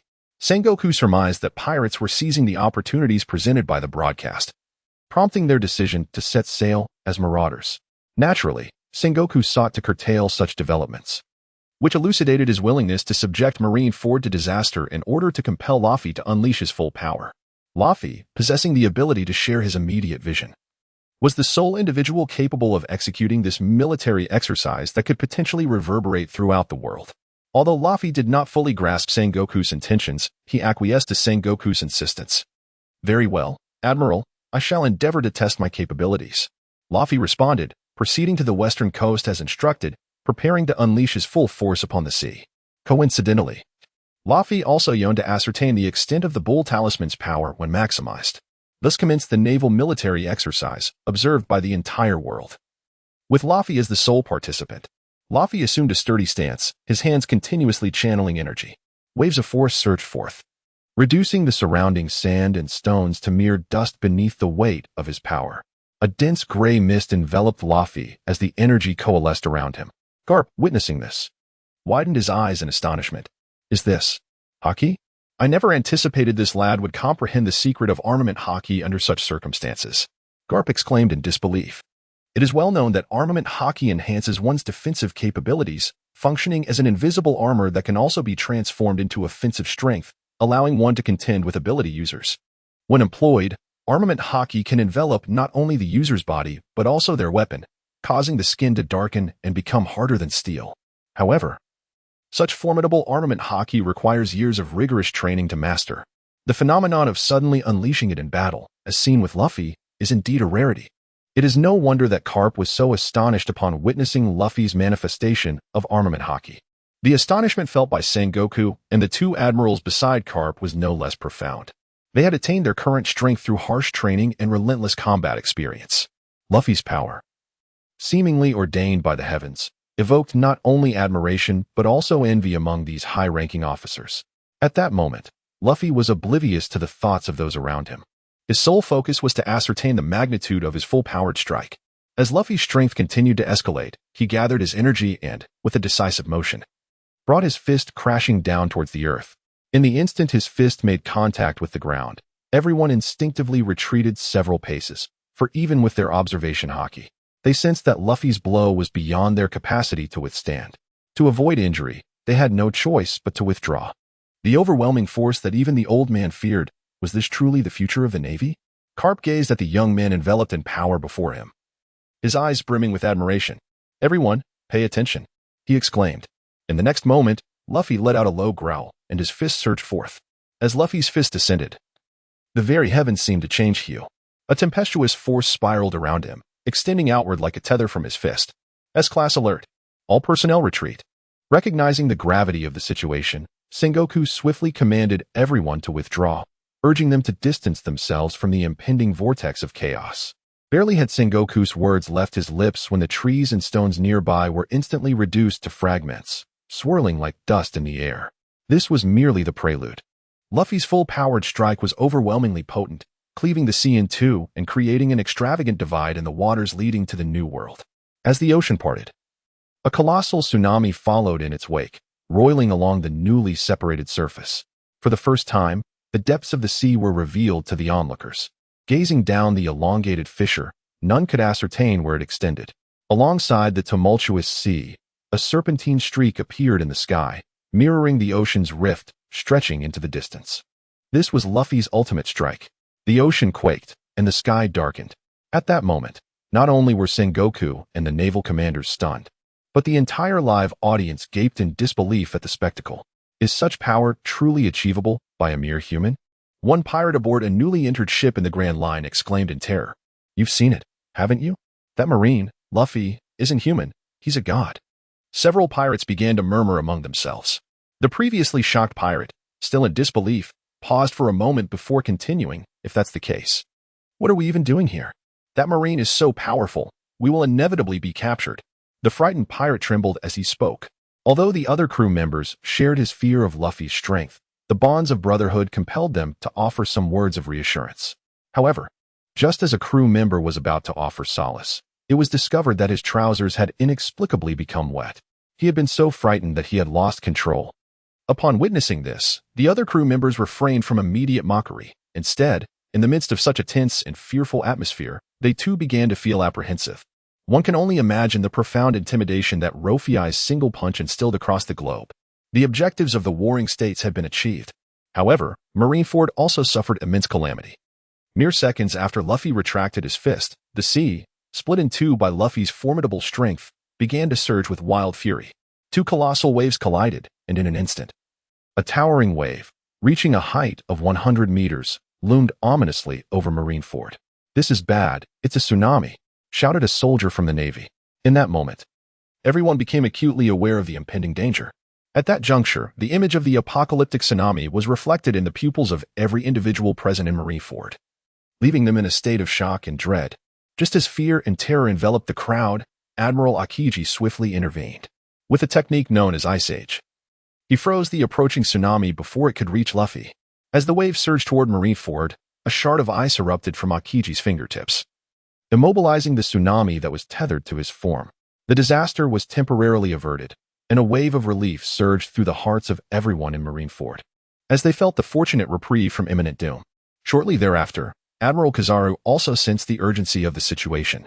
Within this realm of ice and snow, he unleashed a flurry of light beams, continuously releasing his light-speed attacks, causing the already frozen waves to shatter into fragments. "Hey, can you make those ice chunks smaller? This is quite problematic for me," exclaimed Akainu. As he uttered these words, he adeptly deployed his meteor fist, swiftly striking down the blocks of ice that Kizaru had created, sending them crashing back into the sea. Thus, through the concerted efforts of the three admirals, the catastrophe that threatened Marineford was finally quelled. Observing the scene before him, Luffy, the orchestrator of this chaos, felt a sense of satisfaction. Had it not been for the intervention of the three admirals, Marineford would undoubtedly have succumbed to annihilation. The full force of his bull talisman was potent enough to obliterate a nation, and Luffy reveled in this realization. However, he understood that such a display of strength exacted a considerable toll on his body. Without exceptionally robust physical prowess, he would likely need to rest for over half a year after delivering that powerful punch. Reflecting on this, Luffy felt a surge of gratitude for having assimilated all of Moria's physical techniques. Yet, he was acutely aware that mere physical prowess would not suffice. Having already expended his utmost strength once, he would require at least a month to recuperate before he could unleash such power again. It became clear to him that in pursuit of greater strength, he must master even more formidable abilities. He needed a more potent force. For an ordinary person, reaching this level of power made further advancement exceedingly challenging. However, for Luffy, everything is possible. The live streaming room before him presents a splendid opportunity. Perhaps, within a short span of time, this platform may enable him to realize his aspirations. The crisis at Marineford, through the collaborative efforts of the three formidable commanders, has finally been averted. Furthermore, prior to Luffy's strike, Sengoku had adequately prepared, ensuring that Luffy's punch not only showcased the might of the Navy to the world, but also spared Marineford from incurring irreparable calamities. For Sengoku, this can be regarded as a dual achievement. As for Luffy, this experience has afforded him a clearer understanding of his own strength. With the crisis now averted, Kizaru returned to his office to bide his time. Meanwhile, Akiji, after the disaster was resolved, rode his bicycle out to sea. Wherever Akiji pedaled, the ocean water immediately froze, creating a path for him. Initially, Akiji had returned at Sengoku's behest to discuss countermeasures in light of the emergence of the live streaming room. However, unexpectedly, he encountered a monster like Luo Fei. Do not misunderstand. The monster that Green Pheasant refers to does not pertain to Luo Fei's terrifying appearance, but rather to his power, which is so formidable that it is almost beyond belief for a mere human to attain such a level. In fact, it is quite the opposite. Luo Fei's youthful visage makes it difficult to believe that a 17-year-old boy could possess such strength. Green Pheasant's return to sea was also motivated by a desire to ascertain the extent to which the fist technique, which had caused the very heavens and earth to change color, unleashed by Luo Fei, had reached. Meanwhile, as the Navy personnel busied themselves in restoring Marineford, a new development unfolded in the live broadcast. The scene depicted Ace kneeling upon the execution platform. Upon witnessing this sight, everyone realized that the fierce battle was far from over. Ace had been captured by the Navy, and a global execution was being streamed live. Whitebeard, leading over 40 of his ships, was executing a rescue operation. This situation had escalated beyond the mere question of Ace's execution. It had transformed into a war between the Navy and the four emperors of the sea. Once initiated, one side would inevitably emerge as the loser. In the current scene, the Whitebeard pirates had engaged in a fierce brawl with the Navy, turning Marineford into a veritable hellscape, littered with corpses and marked by extreme brutality. The crescent-shaped bay of Marineford had been entirely frozen by Green Pheasant. Originally, this was a tactic intended to immobilize Whitebeard's Moby Dick. Yet, unexpectedly, the pirates had utilized Green Pheasant's ice age as a springboard, allowing them to successfully land on Marineford. In an effort to thwart the pirates' landing, the Navy immediately launched an assault on the ice surface. As long as they could shatter the ice back into the sea, the pirates would be prevented from coming ashore. Nevertheless, despite this, the Navy could not thwart the advance of the Whitebeard pirates, for the formidable figure of Little Oars had emerged. Little Oars, a descendant of the legendary demon berserker, possessed not only a colossal physique but also strength far surpassing that of ordinary men. In his eyes, Ace was a kind and gentle soul. It was Ace who once bestowed upon him a glimmer of hope, and now, in Ace's hour of need, he could not possibly retreat. Yet, despite Little Oars' immense stature, he remained but a mortal, and when faced with the relentless barrage of gunfire from the Navy, he ultimately succumbed. Even as his body fell, he resolved to dedicate his final strength to rescuing Ace.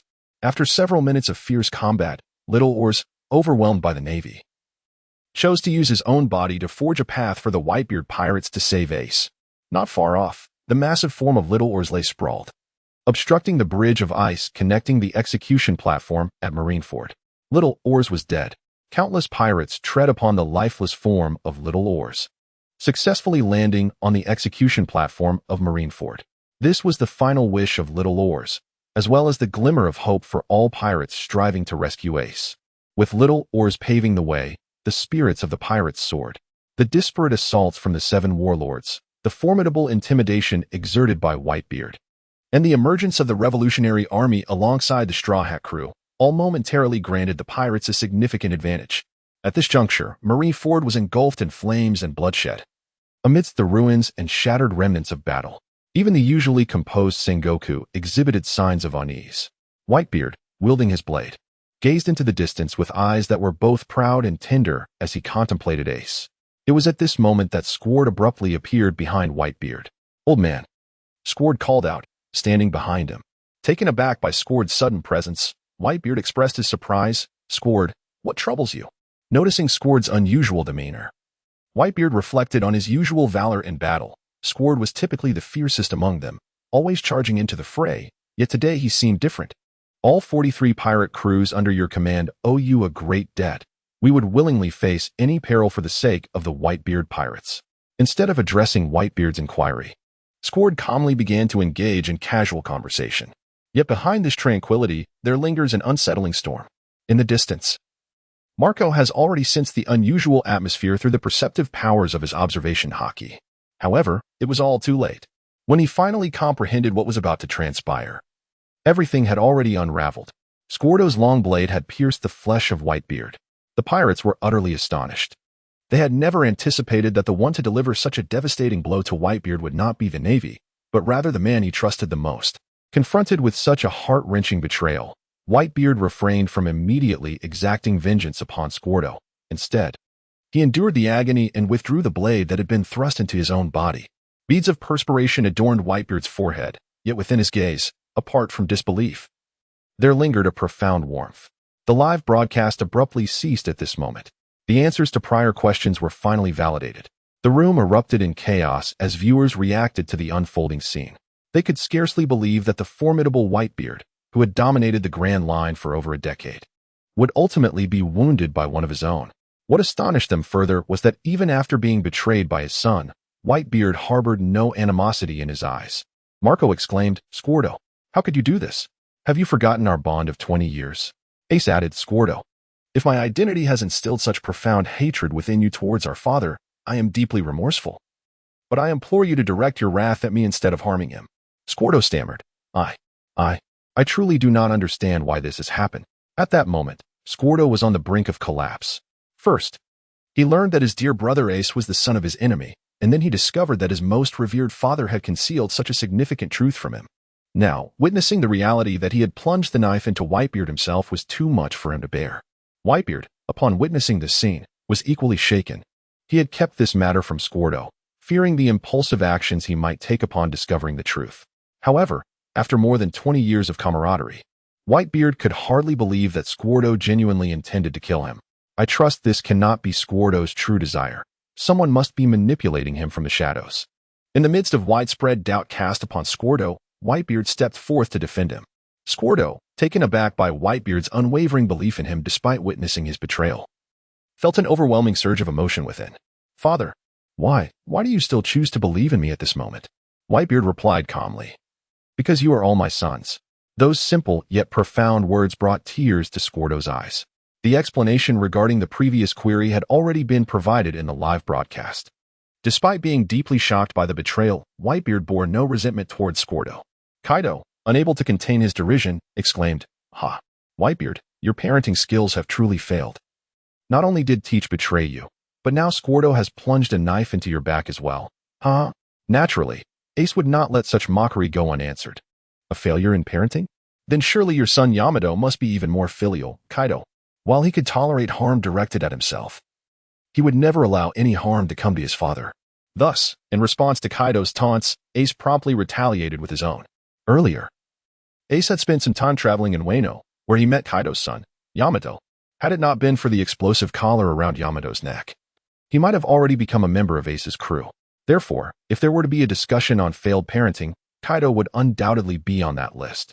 Kaido, seemingly struck by the truth of Ace's words, chose to remain silent, quietly retreating into the background. Big Mom chimed in. I've always said, anyone can betray you. Only your own blood is truly worthy of trust, Mom. Unfazed by the ridicule, Whitebeard laughed heartily. Aboard the Moby Dick, Marco observed Whitebeard's reaction with confusion and concern, hastening to offer comfort. At this moment, Whitebeard did not seek solace from others. He burst into hearty laughter and, with a grand gesture, pulled Squirtle into his embrace. How could his own son turn against him? What a foolish son you are, Squirtle. Yet, despite your folly, my love for you remains unwavering. I deeply sense your profound hatred for Roger. However, Squirtle, the notion of repaying debts with blood is utterly absurd. Has Ace ever wronged you? You have shared both joy and hardship with Ace, overcoming countless adversities alongside your comrades, whose child Ace is of no consequence. In this vast ocean, our paths have crossed. Not just you two, but all are my sons. We are all family. I hope you come to understand this. This is one of the rare moments when Whitebeard reveals his tenderness and vulnerability. He treats his family with utmost sincerity and, even in the face of potential betrayal, chooses to believe. Upon hearing this heartfelt declaration, the crew felt deeply moved, especially Squirtle, who was now in tears. Father. Squirtle repeatedly uttered the word father. Ultimately, as he called out father again and again, Squirtle found peace. From that moment on, no force or rumor could sway him. In response to the mockery and divisive words from the livestream, Whitebeard spoke up. I am certain this is not Squirtle's true intention. The one who has led Squirtle's loyal heart astray must be the Navy. Whitebeard continued. I remember that cowardly worm who shouts from the shadows. Anyone who dares to harm those aboard the Moby Dick is my enemy. Regarding the accusations from the live stream that Squirtle would betray him, Whitebeard did not blame Squirtle at all. Rather, he discerned the essence of the betrayal, which was the Navy's instigation. Given the current situation, it was evident that the Navy would resort to extreme measures to secure their victory in this battle for honor and reputation. It was not beyond possibility that the Navy could exploit Squirtle's unique identity to sow discord between father and son. In light of Whitebeard's speculation, a devoted supporter of the Navy quickly spoke up. Impossible. Our Navy is honorable and would never resort to such underhanded tactics. Indeed, this was Luffy, who felt compelled to defend his image as a diehard Navy fan, due to his unique position as a 17-year-old boy and a super admin in the livestream. He faced little resentment from the audience. Hancock interjected, I wouldn't be so certain, especially considering Akainu's recent textbook incident. Hasn't that matter passed? Akainu replied. Must we keep whipping the corpse? Whitebeard warned, Akainu, if you are indeed the one pulling the strings, I shall not let you escape. As the crowd continued to bicker over Squirtle's situation, a new development arose in the livestream. This time, there was no prior visual cue. Instead, a question was posed directly.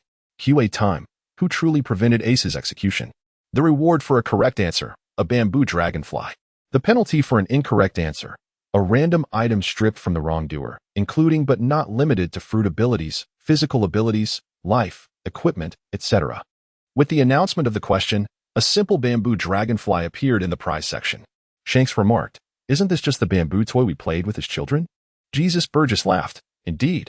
When Usopp was little, if he cried, I would toss him a bamboo dragonfly to play with, and that little rascal would have a blast. Seeing Jesus Burgess suddenly appear, Usopp aboard the Straw Hat Pirate's ship became extraordinarily excited. In Usopp's memories, he had few clear impressions of his father, Jesus Burgess, to the extent that even his appearance was a blur.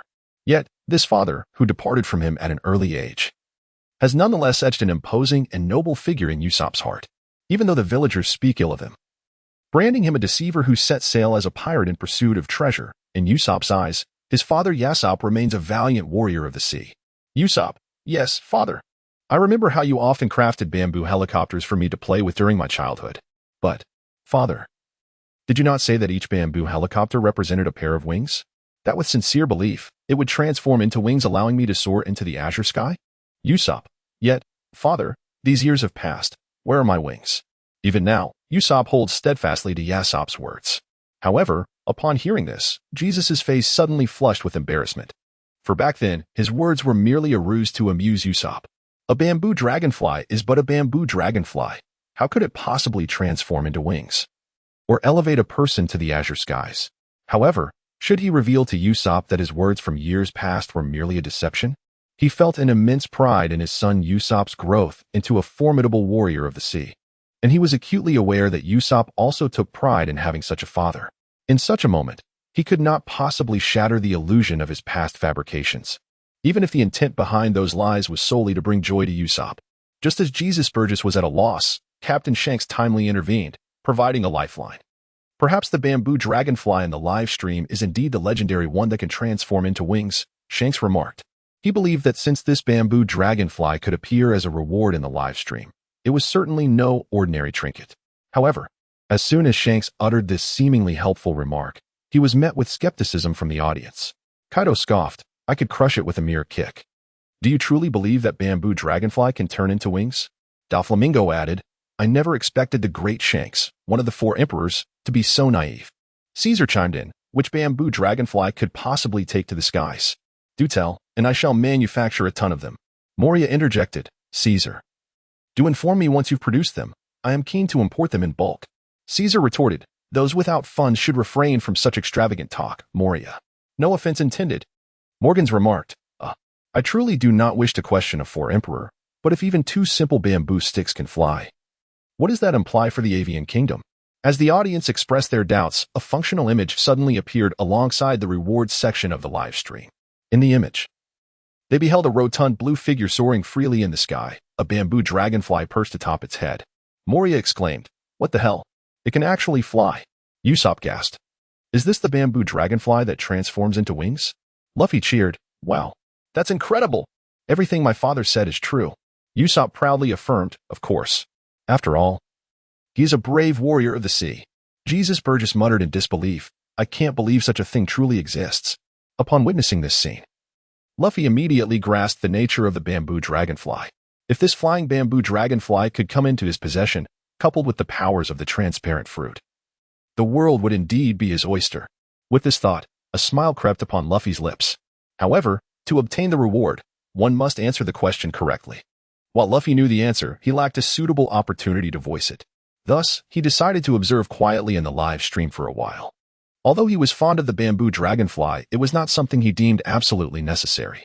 After all, with the technological prowess of Germa 66, soaring through the skies was hardly an unattainable dream. Regarding Ace's lineage and the matters aboard the Whitebeard ship, due to Whitebeard's deliberate intervention and the emergence of new questions in the live stream, this topic faded from discussion within mere minutes. Following the audience's first-hand witnessing of the bamboo dragonfly's effects, many began to vie for this reward. The ability to fly was a dream cherished by countless souls throughout history, a pursuit that had cost many their lives. Now, with this opportunity at hand, they were determined to seize it with all their might. Leading the charge were the scientists of the sea. Vegapunk exclaimed, a bamboo dragonfly that can soar through the skies? Excellent. If we can comprehend its mechanics and mass-produce it, we shall usher in a new era of naval history. Sabaody chimed in, if it's something that Dr. Vegapunk desires, I shall risk everything to secure it for you. Caesar interjected, do you honestly believe that this is something you can easily obtain? How naive. Frankie remarked, a bamboo dragonfly that can carry people into the sky? Intriguing. Bellamy added, if my jumping ability could be enhanced by this, wouldn't my damage output increase exponentially? Sugar quipped, imagine Bellamy with a bamboo dragonfly on his head. Ha. That thought is just hilarious. The Golden Lion pondered, Little girl, I suspect there is more to your words. Buggy mused. I wonder if this could be utilized in the buggy missile for precise strikes. Lindbergh exclaimed, why didn't I think of that?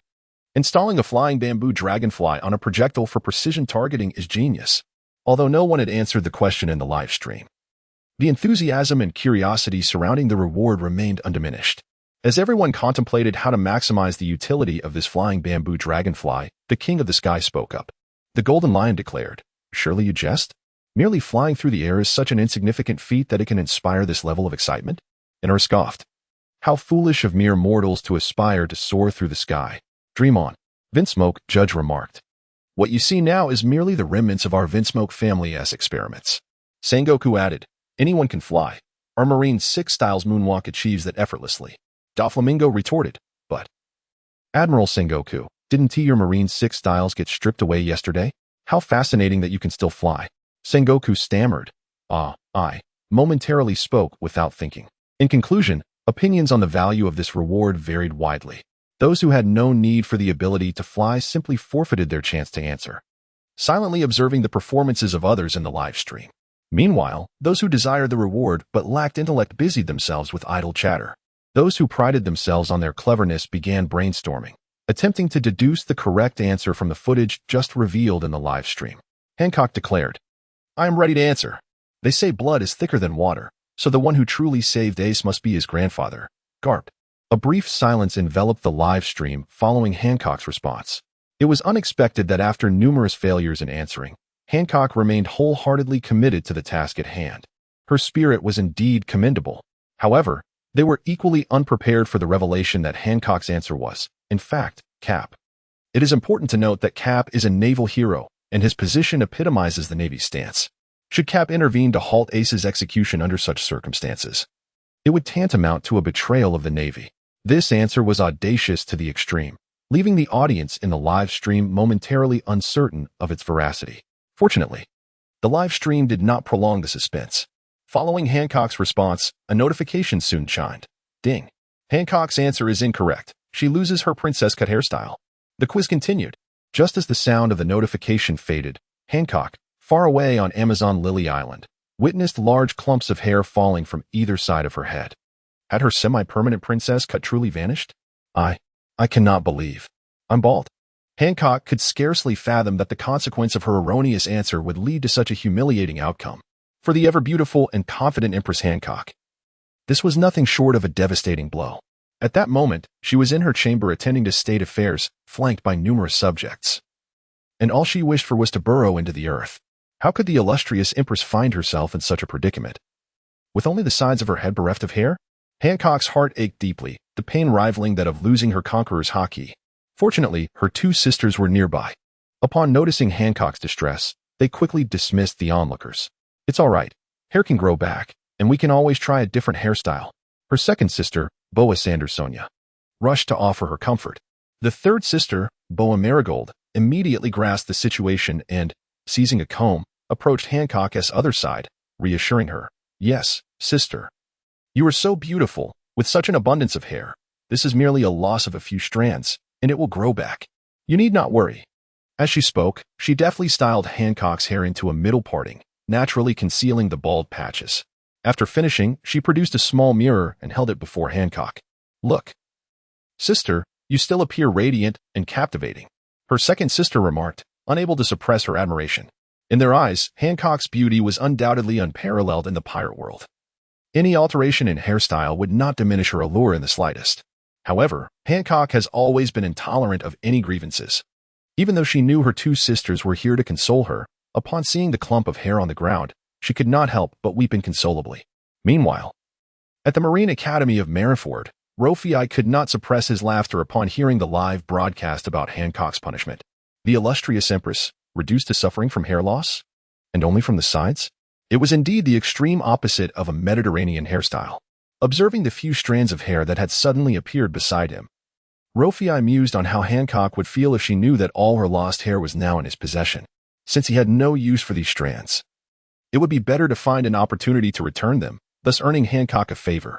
After all, a top-tier beauty like Hancock must be particularly concerned about her appearance. Helping her at this moment would surely leave a lasting impression on the Empress. If he could win her affection in return, it would be even better. With such thoughts in mind, Luo Fei soon spoke up in the live broadcast. Luo Fei, Hancock, as a member of the 7 warlords, I, as the administrator, promise that your lost hair will undoubtedly be returned. You need not be overly sorrowful about it. Hancock, is that true? I am most grateful. Hancock, then, is there hope for my conqueror's haki to be restored? Luo Fei, well, that's hard to say, but at least your hair will definitely come back. Although the conqueror's haki might not return, At the very least, her lost hair would be assuredly restored. Overwhelmed with joy, Hancock hurriedly expressed her gratitude in the live broadcast. Hancock, Administrator, you are indeed unlike other vile men. I shall remember your kindness. Henceforth, Administrator Luo Fei shall be a distinguished guest of Amazon Lily.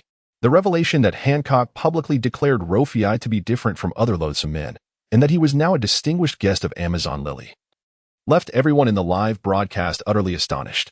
It is important to note that Amazon Lily is also known as Daughter Island, which, as the name suggests, is an island inhabited solely by women, home to the warrior tribe known as the Kuja.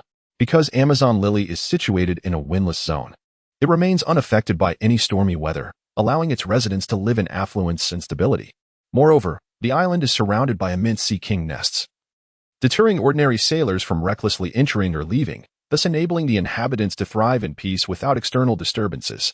Therefore, this place is both a paradise for women and a nightmare for men. The reason it is referred to as a paradise for women is that since its founding, the island has been exclusively inhabited by females, ensuring an abundance of beautiful maidens. More importantly, all the women here are virgins. Thus, describing this place as a paradise for women is by no means an exaggeration. However, due to the fact that it is an island solely inhabited by women, any male presence is considered an invasion and is met with severe punishment. From this perspective, any man who enters will inevitably meet a grim fate, with no return. It undeniably earns the title of a nightmare for men. However, at that moment, the Empress of Amazon Lily boldly declared in front of the entire live audience that Luo Fei was an esteemed guest of their nation. If he was indeed a distinguished guest, did that not imply he could come and go freely? As a result of Hancock's proclamation, Luo Fei inadvertently acquired a multitude of adversaries. Bucky, it's getting serious. The fists are hardening. Brooke, does that mean we can behold a plethora of colorful women's garments? Nami, who is this person? How vulgar. Sanji, indeed, unlike me. I can only feel pity for my sister. Chopper, goodness, what immense fortune has this lad amassed over lifetimes? Tama, would you care for this fortune? Chopper, I dare not. I dare not. Luo Fei, my young brother, take care of yourself. Do ensure your health. Trafalgar Law, haha.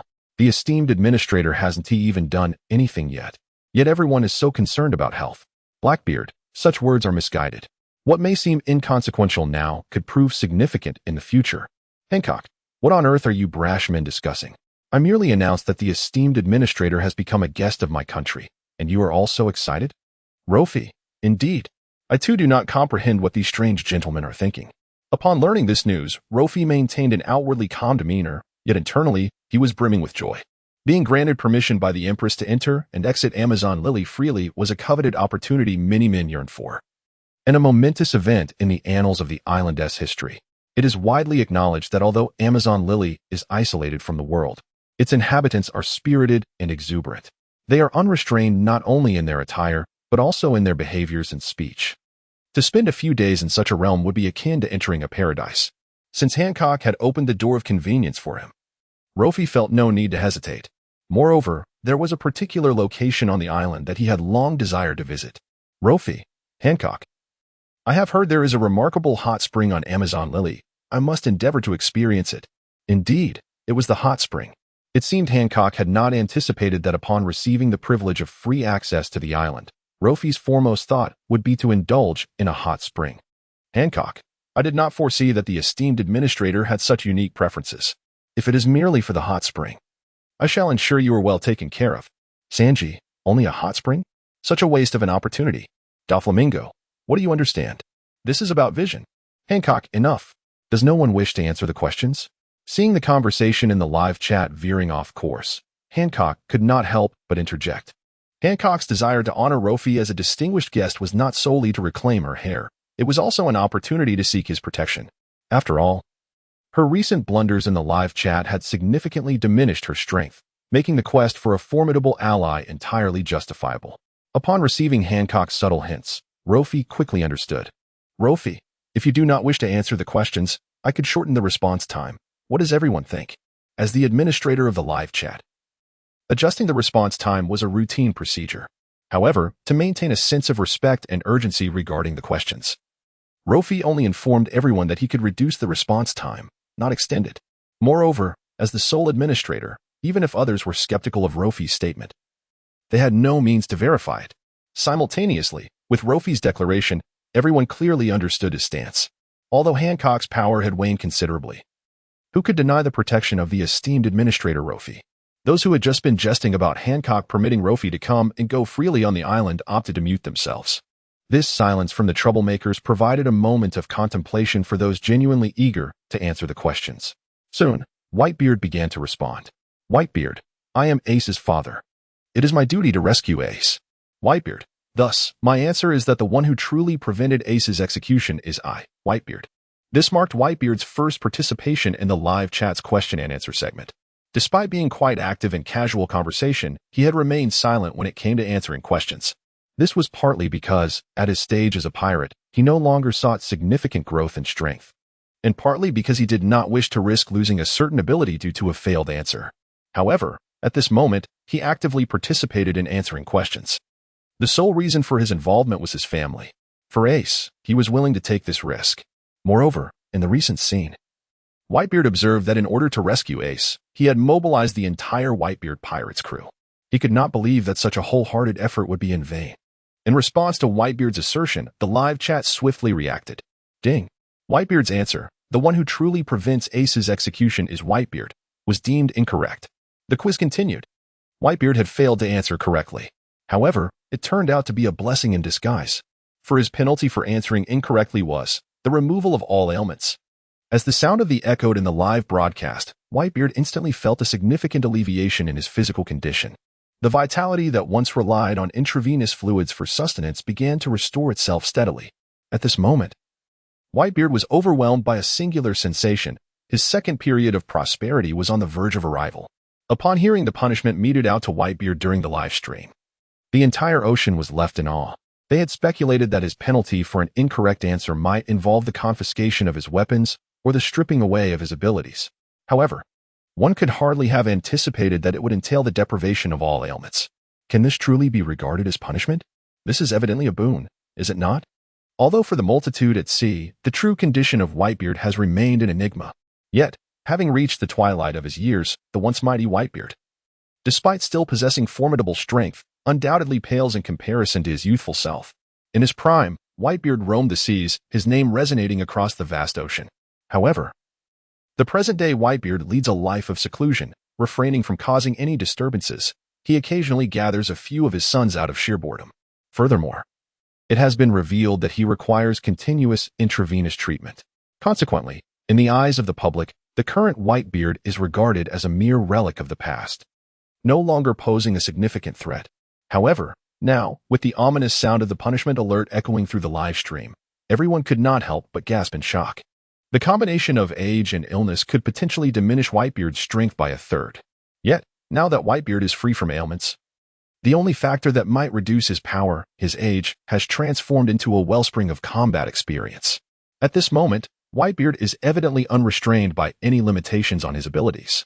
Since the dawn of a new era, Edward Newgate, known as Whitebeard, has been a formidable force stirring the seas.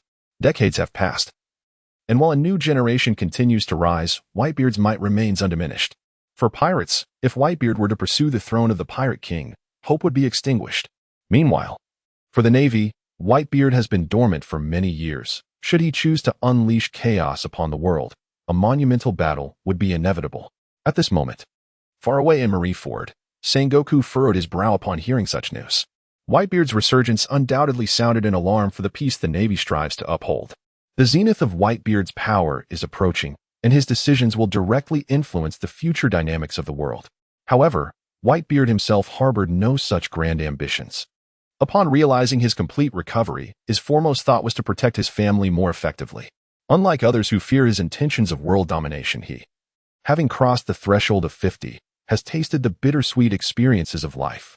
After witnessing the splendor and decay of the world, Whitebeard harbors but one desire, a joyful reunion with his kin. While many were anxious about Whitebeard's resurgence, Rofi found himself smiling. The eradication of all ailments? Such an outcome is indeed favorable. The punishment for incorrect answers in the live stream may not necessarily be punitive. It could also serve as a reward. Making everyone aware of this matter might even ignite a fervor for answering questions. Nevertheless, Rofi was keen on participating in the upcoming question-answer session, relishing the prospect of rewards. Before formulating a coherent strategy for answering, he aimed to encourage others while ensuring they did not arrive at the correct answers, to deftly lead the audience astray. Luffy began speaking in the livestream. I wonder if everyone has noticed that among the rescue team for Ace, besides the Whitebeard pirates, there are also several members of the Revolutionary Army. Luffy continued, the revolutionary forces depicted in the footage seem to have emerged from Impel Down, don't they? Earlier in the livestream, viewers had encountered a large and rather striking figure, none other than the cross-dressing king, Ivankov. While not many recognized Ivankov as a member of the Revolutionary Army, his close ties with the army's leader, Dragon, are hardly a secret. If this alone does not convince everyone of Ivankov's affiliation with the Revolutionary Army, then the steadfast companion by his side, Imizuna, undoubtedly can. With her unique hair, one side orange, the other white, Imizuna is a blatant representation of the Revolutionary Army. Originally, the Revolutionary Army had no standing to participate in this significant conflict. However, following the recent revelation of the backgrounds of the supernova pirates, Luffy and Ace, it appears that the Revolutionary Army has become entangled in this matter in an inexplicable manner. Thus, it is not entirely implausible to suggest that the Revolutionary Army may have intervened to prevent Ace's execution. As speculation resumed among the crowd, Hancock, who had initially failed to answer, provided a thought-provoking perspective. Hancock posited that since Luffy's grandfather is Garp, and Luffy refers to Ace as his brother, could it not indicate a blood relation between Ace and Garp as well? Although Hancock did not articulate this directly, her insinuation was clear. The person who might have stopped Ace's execution could indeed be Garp. After all, blood is thicker than water. Moreover, from the recent live broadcast, Garp's expression certainly conveyed a depth of emotion. As a grandfather, Garp was compelled to witness his grandson Ace face execution at the hands of the Navy, while being a celebrated hero himself, forced to remain a mere spectator. The irony of a white-haired man escorting a black-haired man to his demise is indeed a tragic spectacle.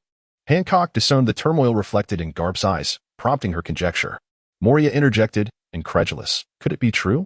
The Navy hero Garp not only raised the world's most notorious criminal, the leader of the Revolutionary Army, Dragon, but also shares an enigmatic connection with the Pirate King. Roger? Moria continued, goodness. Anyone who witnesses this must exclaim, your world is truly chaotic. As Hancock's remarks led the discussion astray, Luffy chimed in, adding to the commotion. Moreover, Ace, being the orphan of Roger, it seems rather implausible that Roger's crew would not partake in his rescue, does it not? Doflamingo responded, as for Roger's crew, it seems there are scarcely any left to speak of. Wouldn't you agree, Rayleigh? Rayleigh retorted, isn't this merely a form of moral coercion? All I desire is to live out my remaining days in peace on this island. Robin remarked, in the recent broadcast, when Whitebeard emerged from the sea. Wasn't there a layer of colorful film on his ship? Such craftsmanship is likely rare in this world. Rayleigh quipped, you might as well just mention my name. Shanks added with a chuckle, if that is the case, it would seem remiss for me, as an intern aboard the ship, not to take action, wouldn't it? If Ace were truly captured, I would undoubtedly intervene, not out of personal sentiment, but solely for the sake of world peace. Wouldn't you agree, Buggy? Buggy retorted, do not invoke my name. My time as an intern aboard Roger's ship was but a trivial chapter in my illustrious life. Despite Buggy's grandiloquent words, he was undoubtedly more cowardly than anyone else. What of Ace being Roger's son? When Roger was alive, he, as a mere crew member, had not basked in any glory. Now, 20 years later, with Roger turned to dust, how could he be expected to help care for his son? It seemed utterly impossible. As the audience in the live stream absorbed the exchanges from Shanks and others, they began to form a clearer picture. Rayleigh, once Roger's right-hand man, now wished to live out his twilight years in tranquility and was unlikely to engage in any rescue attempt for Ace. However, considering the fact that Whitebeard's Moby Dick leaped from the depths of the sea to Marineford, it was evident that even if Rayleigh was reluctant to plunge into the fray, he would still be willing to lend his support in Ace's rescue. Turning to Shanks, it was clear that he harbored a sense of duty. His motivation for rescuing Ace was straightforward, to avert a direct confrontation between the Navy and Whitebeard, thus preventing a cataclysmic war. Therefore, it stands to reason that Shanks would indeed be an individual committed to thwarting the impending conflict. However, to assert that the true force preventing Ace's execution was solely him would be an oversimplification. One cannot overlook Buggy, who was also a crew member of Roger alongside Shanks. It has been 2 decades since Roger faced his demise, and while Shanks has ascended to become one of the 4 emperors, instilling fear across the seas, Buggy remains merely a fledgling pirate setting sail from the East Blue. Even if Buggy harbored the desire to rescue Ace, he may lack the requisite capability. With the 3 former Roger crew members who had motives to save Ace now eliminated from consideration, the remaining entities consist of the Revolutionary Army, the Navy, and the pirates who allied with Whitebeard. Katakuri remarked, among the Navy, the most likely savior of Ace is probably Garp. Yet, Garp, can you truly bring yourself to sacrifice family for the greater good? His words were laden with anticipation as he deliberately tagged Garp, ensuring that the hero of the Navy would take notice. He awaited Garp's response. As a celebrated hero of the Navy, Garp should immediately assert his position, affirming that he would never betray the Navy's principles. Should Garp take a stand now, Katakuri would be led to believe that, in Garp's heart, the Navy's justice outweighs personal sentiments. However, as minutes passed, Katakuri still did not receive the answer he sought. At this moment, Garp, upon hearing Katakuri's question, fell into deep contemplation. When he witnessed Ace bound to the execution platform through the live stream, his heart was profoundly shaken. Alongside this shock, only pain and turmoil remained. Although Ace was not Garp's biological grandson, he had watched him grow up. Garp's affection for Ace was no less than that for Luffy. Yet as a hero of the Navy, Garp could only stand by and watch as a family member faced execution at the hands of the Navy. Merely observing the scene caused Garp immense heartache. Watching Whitebeard and others rallying support for Ace in the live stream brought Garp a sense of comfort. What the hero of the Navy could not do, Whitebeard, one of the 4 emperors of the sea, accomplished. How contradictory and ironic this was. Reflecting on this, Garp could not help but shake his head. At this moment, he wished he were just an ordinary old man. This way, he could openly exert all his efforts to rescue Ace. However, the justice he bore upon his shoulders was far too burdensome. If the future were indeed to unfold as predicted, could he truly stand by and watch Ace perish? The answer eluded him. He could only hope that if this event was destined to occur, it would be delayed. Before it transpired, Garp would certainly do everything in his power to prevent it. Defying fate was a daunting endeavor, yet for Ace, Garp was willing to attempt it. Ultimately, Garp did not respond to Katakuri's inquiry. Would Garp betray the Navy's justice for Ace? This question intrigued not only the pirates but also Sengoku. As a longtime friend of Garp, Sengoku was acutely aware of his strength. If Garp truly chose to assist Ace and side with the pirates, it would spell disaster for the Navy. Just as Garp struggled to find an answer, Sengoku spoke on his behalf. The dignity of the Navy is not to be trampled. I believe that Garp, as a hero of the Navy, would never commit an act that would bring shame upon it. With this statement, Sengoku had already made a decision for Garp. Simultaneously, his words served as a reminder to Garp to constantly remember his identity. Yet, these sentiments were merely Sengoku's personal opinion. Until Garp made a definitive statement, they could be dismissed as inconsequential. Silence was the most eloquent response. Although Katakuri's observation Haki could not foresee the distant future, he reasoned from a human perspective that Garp could not possibly be indifferent to Ace's demise. Thus, Katakuri quickly decided to answer. I shall respond. The one who will truly prevent Ace's execution is his grandfather, Garp. Garp himself did not react to Katakuri's assertion, but Sengoku, seeing Garp's prolonged silence, responded on his behalf. However, Sengoku's answer did little to convince the audience in the live stream, nor did it instill any belief in Katakuri. From the recent footage, Katakuri observed Garp's expression of tension and helplessness. Garp surely did not wish to witness Ace's death firsthand, although Whitebeard and others had already set out to rescue Ace. From a purely strength perspective, even with all of Whitebeard's 43 pirate ships, the Navy was still bolstered by admirals and the Shichibukai. The forces were evenly matched, and Whitebeard could not expect to gain a significant advantage, since the Navy had publicly made the decision to execute Ace before the entire world. They must have been thoroughly prepared. It would not be easy for Whitebeard to successfully rescue Ace.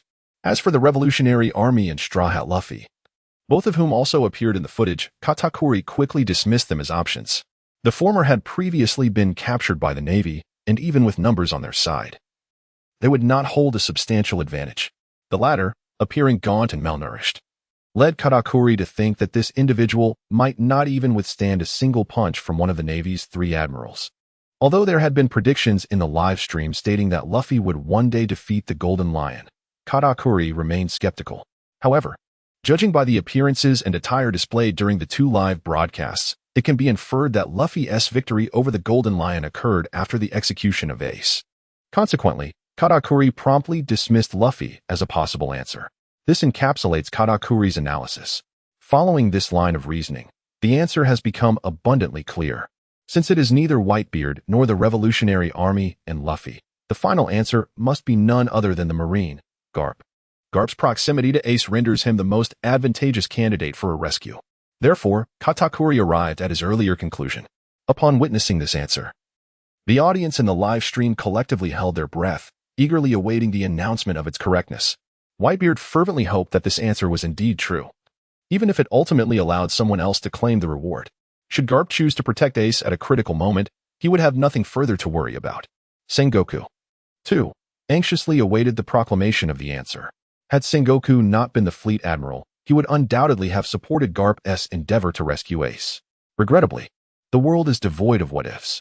His identity and position dictated that his choices could only lead him to the Navy. He fervently wished that Katakuri's answer was erroneous, that Garp remained a hero and a paragon of the Navy. Garp himself anticipated how he would respond if such a scenario were to unfold. As the final answer loomed closer, a palpable tension enveloped the hearts of many. Yet, only Luffy remained unperturbed, harboring a sense of secret delight. For he was aware that Katakuri's assertion was fallacious. Consequently, he would once again be rewarded for a group member's incorrect response. What rendered Katakuri most formidable was his unparalleled observation haki, which had grown potent enough to glimpse fleeting moments of the future. Now he possessed extraordinary physical prowess, the rare conqueror's haki, and the most formidable of all, the dark fruit. In addition to these, he was equipped with an array of weapons and treasures. Should he acquire Katakuri's formidable observation haki in due time, as he harmonized all these abilities, he would undoubtedly emerge as a titan upon the seas. At that juncture, commanding the entirety of land, sea, and sky would pose no challenge. Luffy optimistically mused upon this. Soon, the live stream responded to Katakuri's answer. As Luffy had anticipated, the answer was indeed incorrect. Ding. A group member answered, Garp prevented Ace's execution. Incorrect. Penalty for the wrong answer. Deprivation of Katakuri's observation haki. The questioning continues. Upon hearing this announcement, the live stream audience displayed a spectrum of emotions, some elated, others disheartened. The disheartened, of course, were those from Whole Cake Island.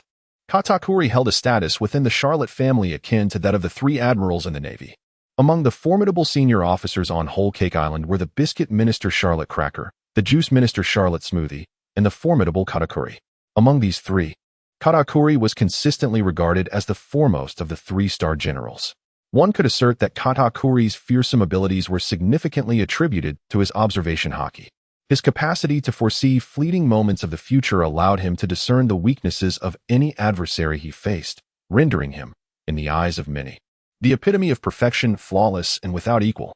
However, the live broadcast announced that Katakuri's observation haki has been permanently stripped away. After several rounds of questioning, no one can now challenge the outcome of the live session. Following the unexpected appearance of the broadcast yesterday, many ministers from the surrounding towns of Cake Island hurriedly made their way to the island to discuss the forthcoming plans. The Sweet Three commanders, along with all of Big Mom's children, have now gathered at the Cake Island castle. The news of Katakuri losing his observation haki has thrown everyone into disarray. Among all the siblings, Katakuri has always been regarded as a symbol of faith and leadership.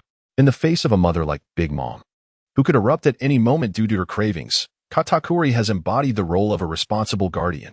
His formidable and unpredictable strength has served as their greatest shield. Now that Katakuri's observation haki has vanished, his power is undoubtedly diminished. Thus, even if no one openly voices their concerns, the unease lingers in their hearts. Meanwhile, seated at her high throne, Big Mom quickly turned her attention to Katakuri upon noticing the worried expressions of those around her. Observing Katakuri's calm demeanor, she uttered, "A penalty for answering incorrectly? Does that mean you will no longer possess observation haki? What a pity, Katakuri, your significance has diminished." As she spoke, a dangerous glint flickered in her eyes. The other ministers in the hall felt a surge of anxiety upon witnessing Big Mom's demeanor. She has always valued the contributions of those close to her, and anyone deemed useless risks being discarded by Big Mom. Of course, being simply cast aside would still be a favorable outcome. The true fear lies in Big Mom's potential wrath, which could result in the draining of one's lifespan or, in a fit of dissatisfaction, banishing them to the treacherous depths of the hellish jungle, much like the fate of Shiria's father, Yunu. Thus, Upon hearing Big Mom's remark about Katakuri's diminished role, an air of worry enveloped everyone. Even Katakuri himself felt a chill creep down his spine upon hearing her words. Stripped of his observation haki, he could no longer discern Big Mom's intentions. The atmosphere in the Cake Island Palace grew tense in an instant due to her statement. Fortunately, at that moment, Big Mom's 35th daughter, Rayleigh, approached with a large cake in hand. "Mom, look, this is a cake I made after consulting with Lord Snack. I assure you it tastes far better than those sent from the nation. Would you like to give it a try?" Rayleigh said, her big eyes sparkling with innocence. Upon seeing the dessert, the dangerous glimmer in Big Mom's eyes quickly faded. "Haha, a dessert? Of course, I must have a taste. However, if it doesn't taste as delightful as you claim, do you know what the consequences would be?" Big Mom cheerfully took a spoonful of the cake and brought it to her lips. As everyone watched her savor the cake with a look of satisfaction, they finally breathed a sigh of relief. They were all thankful that Rayleigh had brought the dessert, averting the immediate crisis. However, only Katakuri is aware that if his strength truly diminishes significantly, such a crisis will perpetuate. As the foremost of the sweet commanders on Cake Island, a decline in Katakuri's power will inevitably impact the overall strength of the island. Thus, as unease begins to permeate the hearts of the inhabitants of Cake Island, those who covet it from the vast seas also start to stir restlessly. Undoubtedly, the one who rejoices the most upon Katakuri's loss of observation haki is none other than Luffy. What Katakuri loses, Luffy gains. In other words, he has successfully mastered observation haki. However, it is possible that Luffy, lacking professional training in this ability and having only recently integrated Katakuri's observation haki, cannot yet wield it with the same formidable prowess as Katakuri. Fortunately, Luffy does not dwell on these shortcomings. His mindset is commendable, after all. These abilities are freely bestowed upon him, and any strength he can derive from them is a boon. He believes in the adage that more skills do not weigh one down. Although Luffy is not yet proficient in these techniques, it does not imply that he will remain so indefinitely. Moreover, his body has undergone extraordinary changes after assimilating such a multitude of abilities. What an ordinary person might take a year to master, Luffy can achieve in a single day. If this continues, within a month, he will have fully integrated these powers. At that point, Luffy will no longer require the protection of any faction. To accelerate his growth, Luffy resolves to proactively visit the training grounds for practice. However, just as he prepares to leave, a sudden fragment of memory surfaces in his mind. In this vision, Luffy has already stepped outside. And before reaching the Navy Academy's training grounds, he encounters Garp along the way. Judging by the circumstances, Garp seems to have come specifically to find him, greeting Luffy warmly and approaching him to say something. Just as Luffy attempts to discern Garp's words, his consciousness abruptly shifts, and he instantly returns to reality. The scene he just witnessed feels both strange and familiar, yet based on the attire he wears in the vision, it is clear that this event cannot have occurred in the past. It is even quite likely to transpire in the near future. After a brief moment of bewilderment, Luffy suddenly comprehends. Could it be that what he just beheld was a fleeting glimpse of the future? He is yet to step outside, yet he has already witnessed the scene that will unfold. This sensation is astonishing, causing Luffy to entertain doubts. Was the vision truly a glimpse of the future, or merely a figment of his imagination? To verify this hypothesis, Luffy promptly sets out. As he walks the familiar path from his home to the Navy Academy, he feels a sense of deja vu. However, having traversed this route countless times, he does not conclude that the previous vision originated from the future. The sole evidence that could convince Luffy of his brief foresight is Garp.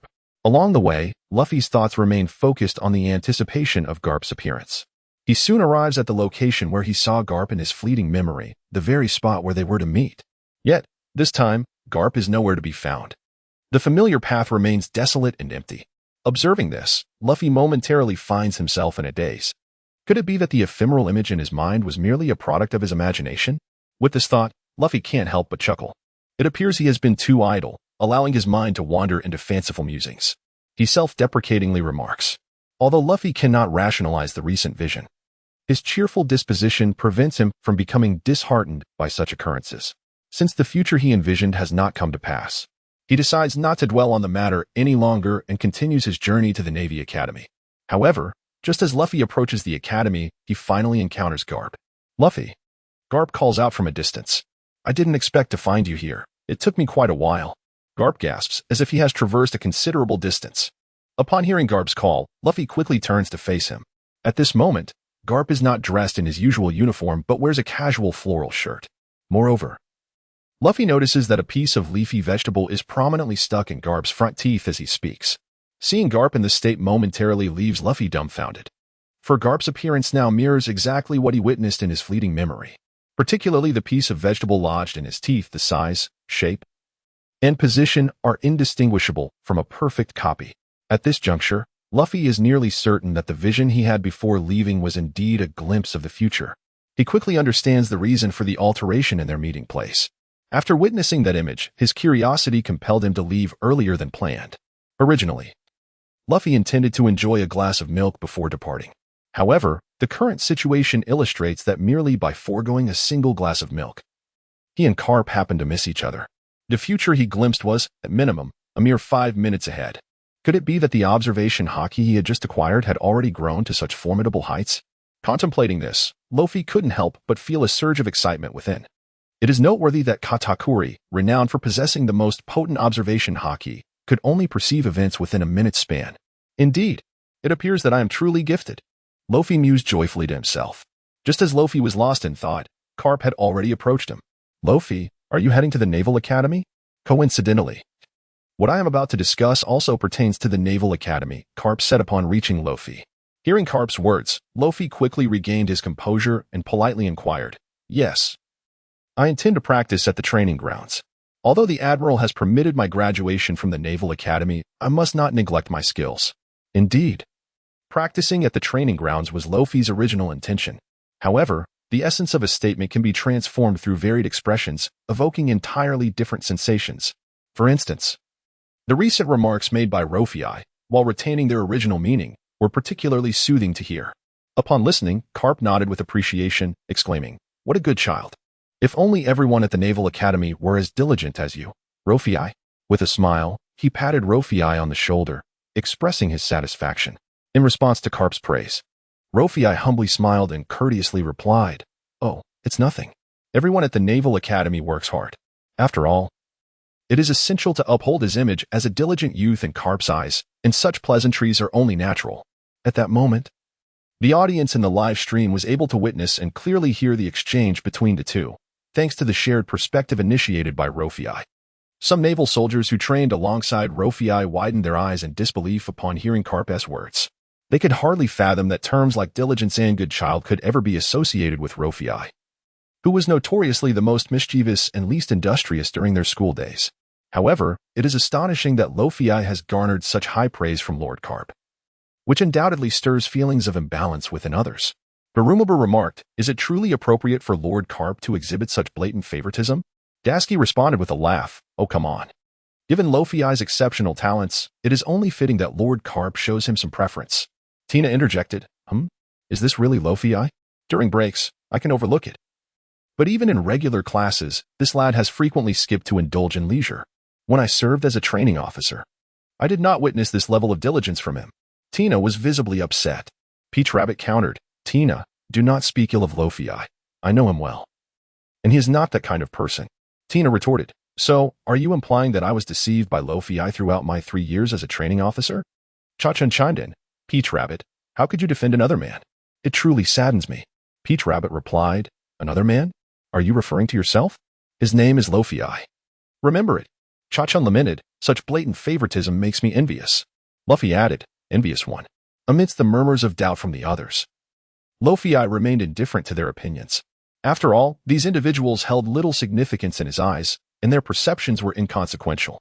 As for Garp, there was no need for further elaboration. Once he had made a decision, it would not be swayed by mere words from others.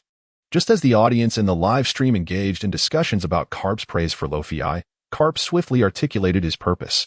"Luffy, I have come to speak with you regarding your future after graduation." Garp's expression grew serious as Luffy listened intently. Judging by Garp's recent demeanor towards him, Luffy sensed that he had made a favorable impression. Coupled with his current status as a vital force within the Navy, he was confident that he would not be assigned to an insignificant post. Garp continued, after discussions with the Marshal, "We have decided to appoint you as the new training officer of the Navy Academy. Of course, considering your recent graduation, the Marshal deemed it prudent to assign you an assistant training officer as well. She possesses considerable experience in teaching, and you may consult her with any uncertainties. Upon hearing this arrangement, Luo Fei's eyes sparkled with excitement. Transitioning from a student to a training officer seemed promising. However, beyond his future prospects, Luo Fei was keenly interested in one particular matter. Who would this assistant training officer be? Garp smiled slightly at Luo Fei's inquiry and responded, "Have you heard of Ain?" You were fortunate. Sengoku had previously extended invitations to Ain to join the Navy Academy, all of which she declined. For some reason this time, she agreed quite readily.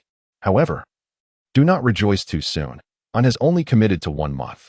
During this period, she will fulfill her responsibilities diligently, so do not hesitate to ask her any questions. After a month, I expect to see you transformed into a competent training officer. Garp spoke with a solemnity that revealed the weight of his expectations for Luo Fei. Upon learning that Ain would be his assistant, Luo Fei's excitement was palpable. He had heard much about Ain. She was a user of the reverse fruit and a skilled swordswoman. Trained during Zephyr's tenure as an admiral and was one of the survivors of the ability user attack incident.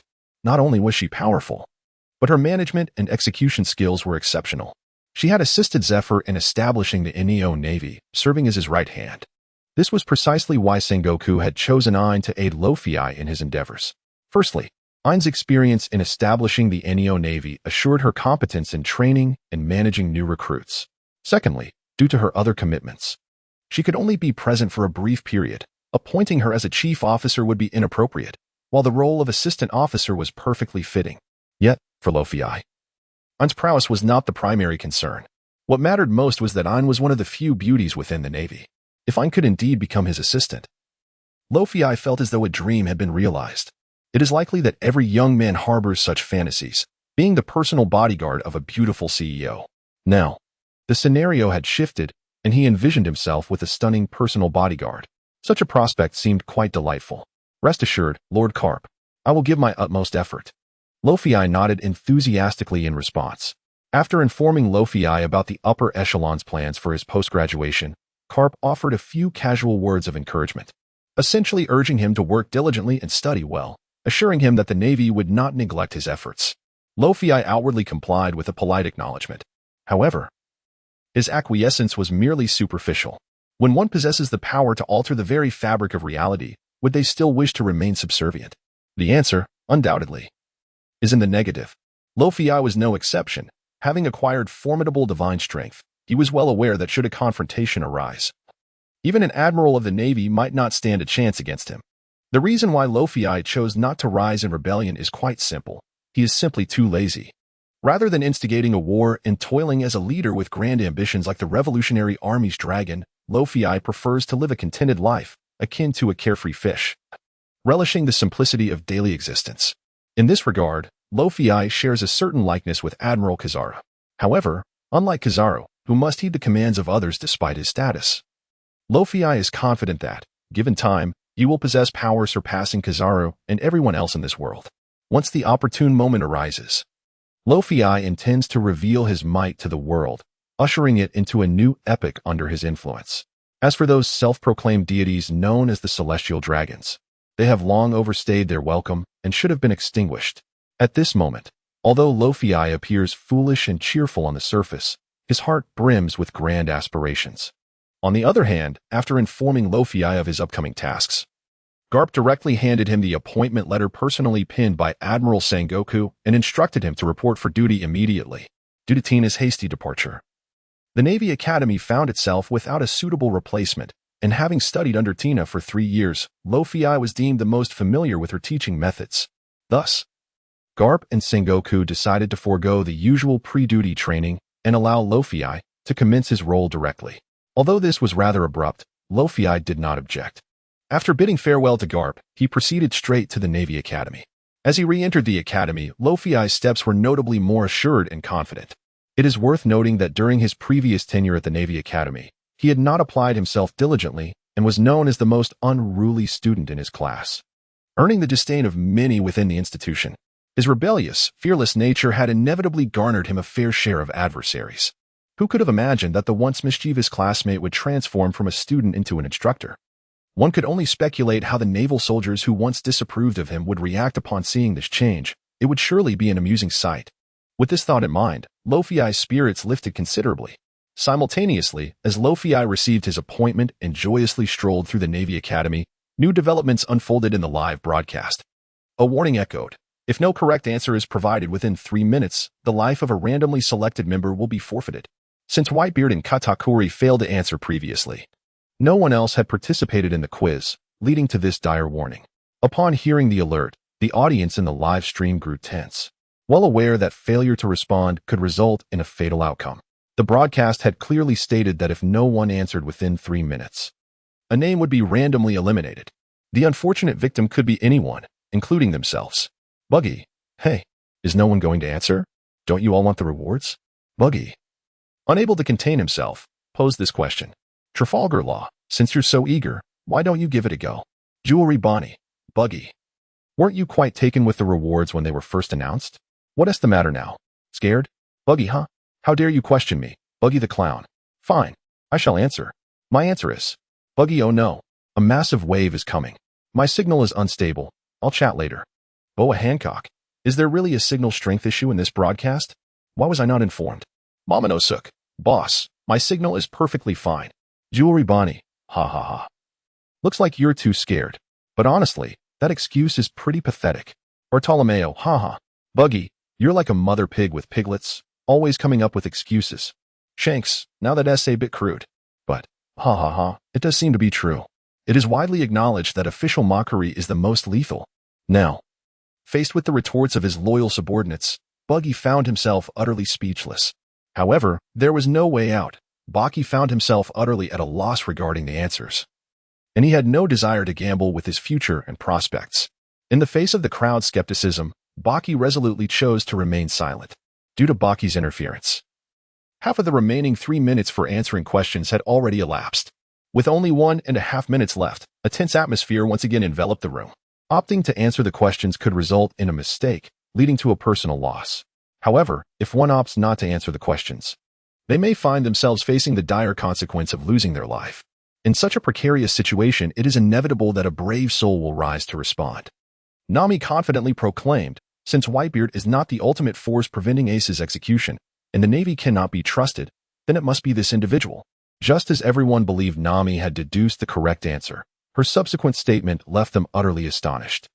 The only ones truly capable of halting Ace's execution are those clad in prison uniforms. With Nami's revelation, a brief silence enveloped the live stream. It seemed she was poised to answer, yet in reality, she was merely urging others to respond. By expertly narrowing down the possibilities, she aimed to provoke others into action. As long as someone answered, regardless of correctness, the punitive mechanism of the live stream would not be triggered, thereby sparing her from the imminent peril of losing her life. Truly, Nami's strategic acumen was remarkable, as Luo Fei mused. Having long recognized Nami's cautious and frugal nature, Luo Fei was surprised by her cleverness in such a critical moment. However, he could understand that as a vulnerable woman, her intelligence had been essential for her survival under Arlong's rule for many years. With this thought, Luo Fei suddenly conceived a bold idea.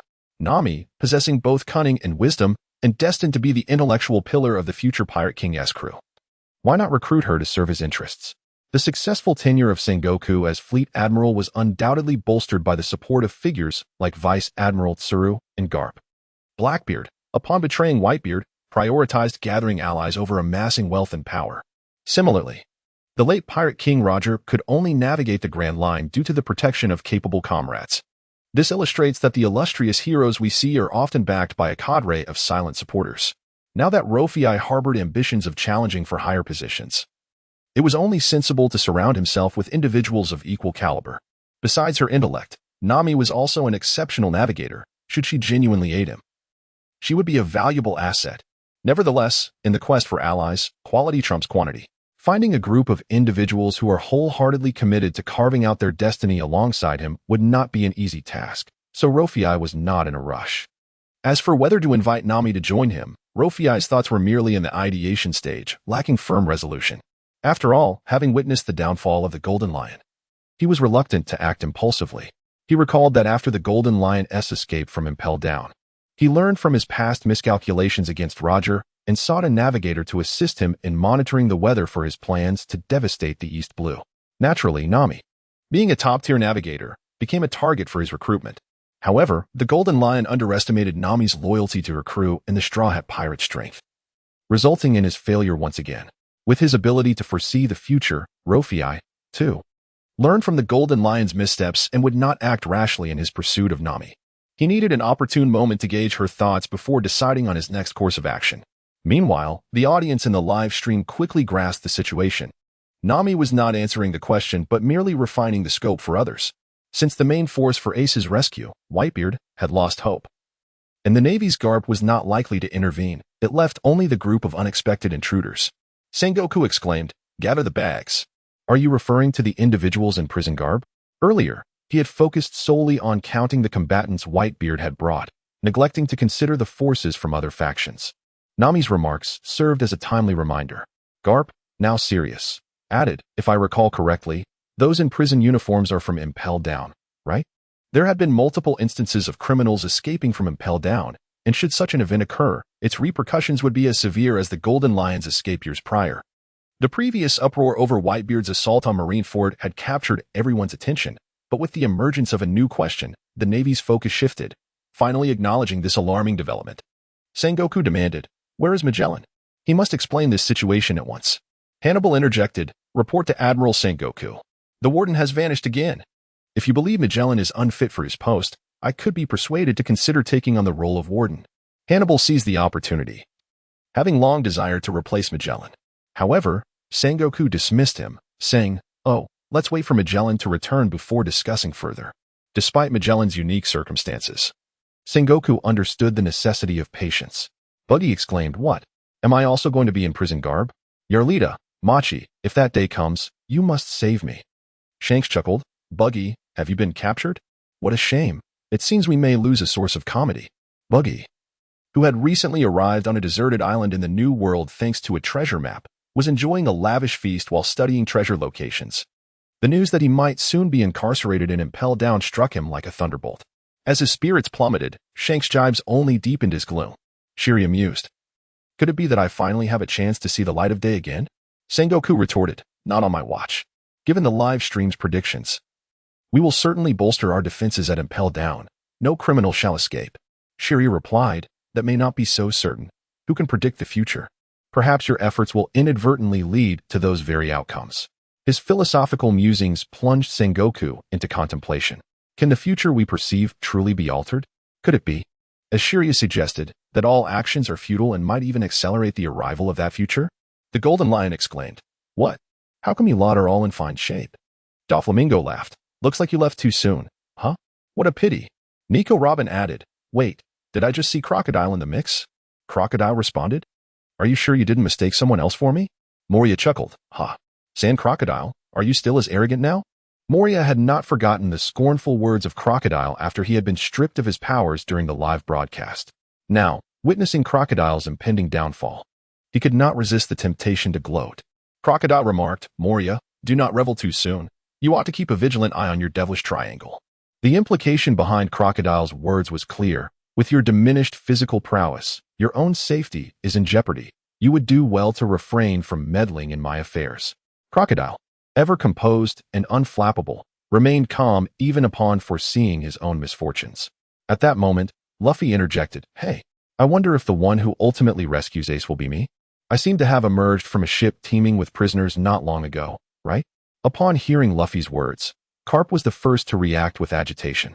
"Luffy, you insolent brat, be quiet. If you truly find yourself in Impel Down, I shall smash your head to pieces." It is well known that Impel Down, the underwater prison of the Marine headquarters, is the incarceration site for the world's most notorious criminals. Situated beneath the sea, it is shrouded in secrecy, housing only the most heinous offenders amidst its terrifying confines, complete with monstrous guards and surveillance via visual transponders. Outside the prison, warships outnumber those dispatched to hunt demons.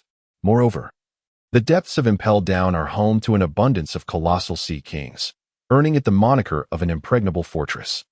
This subterranean prison is directly governed by the Marine headquarters, one of the three principal institutions of the world government, alongside Judicial Island, rendering it beyond Garp's influence. Should Luffy truly be captured within its walls, his prospects for escape would be grim. However, Luffy appeared oblivious to the gravity of the situation. Upon hearing Garp's admonition, he quickly retorted, Did you not see that I managed to escape unscathed in the end? Worry not. Luffy's unwavering optimism and relentless positivity remain his defining traits. Regardless of the circumstances he faces, Garp insisted, "No, you cannot enter the prison. Mark my words. Enough of this. Where are you now? I shall awaken your rotting will." Were it not for the constraints imposed by the virtual screen of the live broadcast, Garp would undoubtedly have delivered a loving punch to Luffy. In Garp's heart, Luffy is his dear grandson, and he yearns for him to return to the path of adventure under his guidance. Though Luffy has become a bountied pirate, he currently lacks any egregious transgressions, and as long as Luffy is willing to reconsider, his grandfather possesses the means to navigate the complexities of the Marine headquarters, ensuring Luffy's safety and continued existence. However, if Luffy were indeed captured and taken to impel down, it would imply that he had committed acts grievously detrimental to the interests of the government. At that point, even Garp would be unable to assist Luffy in any meaningful way. Yet, Garp's heartfelt intentions remained unspoken. He could only express his inner tenderness through the power of his iron fist. Luffy, with his innocent disposition, would never comprehend the gravity of the situation unless Garp articulated it directly. Luffy declared stubbornly, "No way. I don't care. I must go. I have to rescue Ace." From a very young age, Luffy had been left in the care of the mountain bandit Dayton, and Ace and Sabo became his closest companions. With Sabo's fate uncertain, he could not bear to witness his only brother Ace facing a similar peril. Thus, Luffy resolutely decided that he would do whatever it took to save Ace. Witnessing Luffy's determination, Garp was suddenly overwhelmed by a sense of helplessness. The dragon of the past had been the same, and now Luffy followed suit. Neither his son nor grandson resembled him. They had all chosen paths entirely opposite to his own. Their decisions were firm, and none could deter them. Just as Garp was lost in his melancholy, Sengoku approached him. However, Sengoku was not clad in his admiral's uniform. Instead, he wore ordinary attire. He placed a comforting hand on Garp's shoulder and remarked, "Your D family truly produces tenacious individuals. But you need not worry. Everyone has their own destiny, and Luffy will carve out his own fate." At that moment, Sengoku was no longer the admiral, but merely an old friend of Garp. Garp, taken aback by Sengoku's words, retorted, "Shouldn't you be the last person wishing for Luffy to become a pirate?" As the admiral, Sengoku's allegiance lay with the navy, and all his actions were dictated by that loyalty. Garp was astonished that Sengoku could voice such sentiments. Sengoku simply smiled knowingly and replied, "As the navy's admiral, I ought to loathe Luffy's existence. Yet, when I shed my naval uniform and become an ordinary man, I find myself rather hopeful for this boy. If Luffy truly becomes someone akin to Roger, I will certainly respect his choice." Following this exchange, a profound silence enveloped them. Soon, Garp found solace in the realization that everyone has their own destiny. This era has afforded each individual ample opportunity to make their mark. If this is Luffy's choice, Garp sincerely hoped it would be the right one. Meanwhile, in the live broadcast, as Garp and Luffy engaged in their spirited dialogue, Ace, the subject of their debate, felt an inexplicable sadness within. Though Luffy failed to grasp Garp's earnest intentions, Ace perceived them clearly. Luffy's grandfather was a staunch Navy man, and in every circumstance, the Navy eternally embodied justice. Yet, despite all of this, Luffy has always harbored the dream of becoming the Pirate King. His father is the Pirate King. When Roger faced execution, he should not have been present. However, this individual, who seemingly had no place in this world, has now drawn so many into peril because of his own actions. Each person possesses their own significance and aspirations. Yet, he remains blind to his own purpose and is unaware of his goals. The arrival of Whitebeard truly illuminates the path of his existence.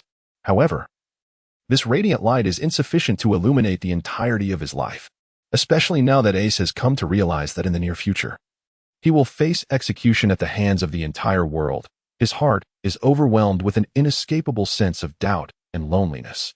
Fate resembles a roller coaster, to the extent that one can hardly discern whether what they currently possess is a gift or a punishment. Take, for instance, his very existence. Ace, Luffy, there's no need for you to take risks on my behalf. If this is my destiny, I accept it. In this moment, Ace resembles a wounded beast, concealing his injuries even as they bleed. Yet, before Luffy could respond, Whitebeard interjected. "Whitebeard, Ace, I will not allow you to resign yourself to fate. Since the live broadcast has already provided a hint, it signifies our opportunity to change it. Whitebeard, Luffy, my straw hat boy, rest assured that as long as I, Whitebeard, draw breath, I will never permit anyone to harm my family. His words served as a lifeline for Ace. "Ace, father!" Ace exclaimed, overcome with emotion. This should have been a poignant moment. Unfortunately, Shanks's interjection swiftly dissipated the heartfelt atmosphere. "Shanks, I'm not trying to ruin the mood. I just wanted to remind everyone to pay attention to the time for answering. There's only 30 seconds left." As the time for answers drew to a close, Luffy, noticing that no one else in the live stream was prepared to participate, hastily declared his answer. Luffy, after all, Luffy is someone who can defeat the Golden Lion. Perhaps he truly is the one capable of rescuing Ace in the future. Luffy, moreover, among those who escaped from Impel Down. It is likely that only Luffy harbors the deepest feelings for Ace. Luffy, if it cannot be Whitebeard and certainly not the Navy. Then I will boldly speculate that it is Luffy. "Luffy, I wish to submit my answer." As Luffy's answer was successfully sent, a wave of tension enveloped everyone once more. For the time to answer was about to expire. If Luffy's answer proved correct, the questioning would naturally conclude, which would undoubtedly be the most favorable outcome. However, if Luo Fei answers incorrectly, the outcome would be indistinguishable from not answering at all. The mere presence of a question implies that a correct answer must exist. The rules of the quiz were previously announced in the live stream, one stipulating that group members must provide the correct answer within the designated time. Failure to do so will result in the random forfeiture of a member's life. Initially, everyone had lost hope regarding this question. Nearly 2 hours had passed without anyone able to articulate the correct answer. Now, only a few seconds remained, and no one believed that Luo Fei could respond correctly.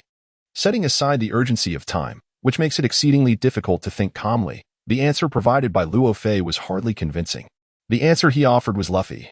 However, the majority of individuals in the current live broadcast room are utterly oblivious to who Luffy is. In fact, in the minds of most, Luffy's strength is undoubtedly perceived as inferior to that of Ace. After all, if such a formidable figure as Ace could be apprehended by the Navy, what significant achievements could a mere Luffy possibly attain?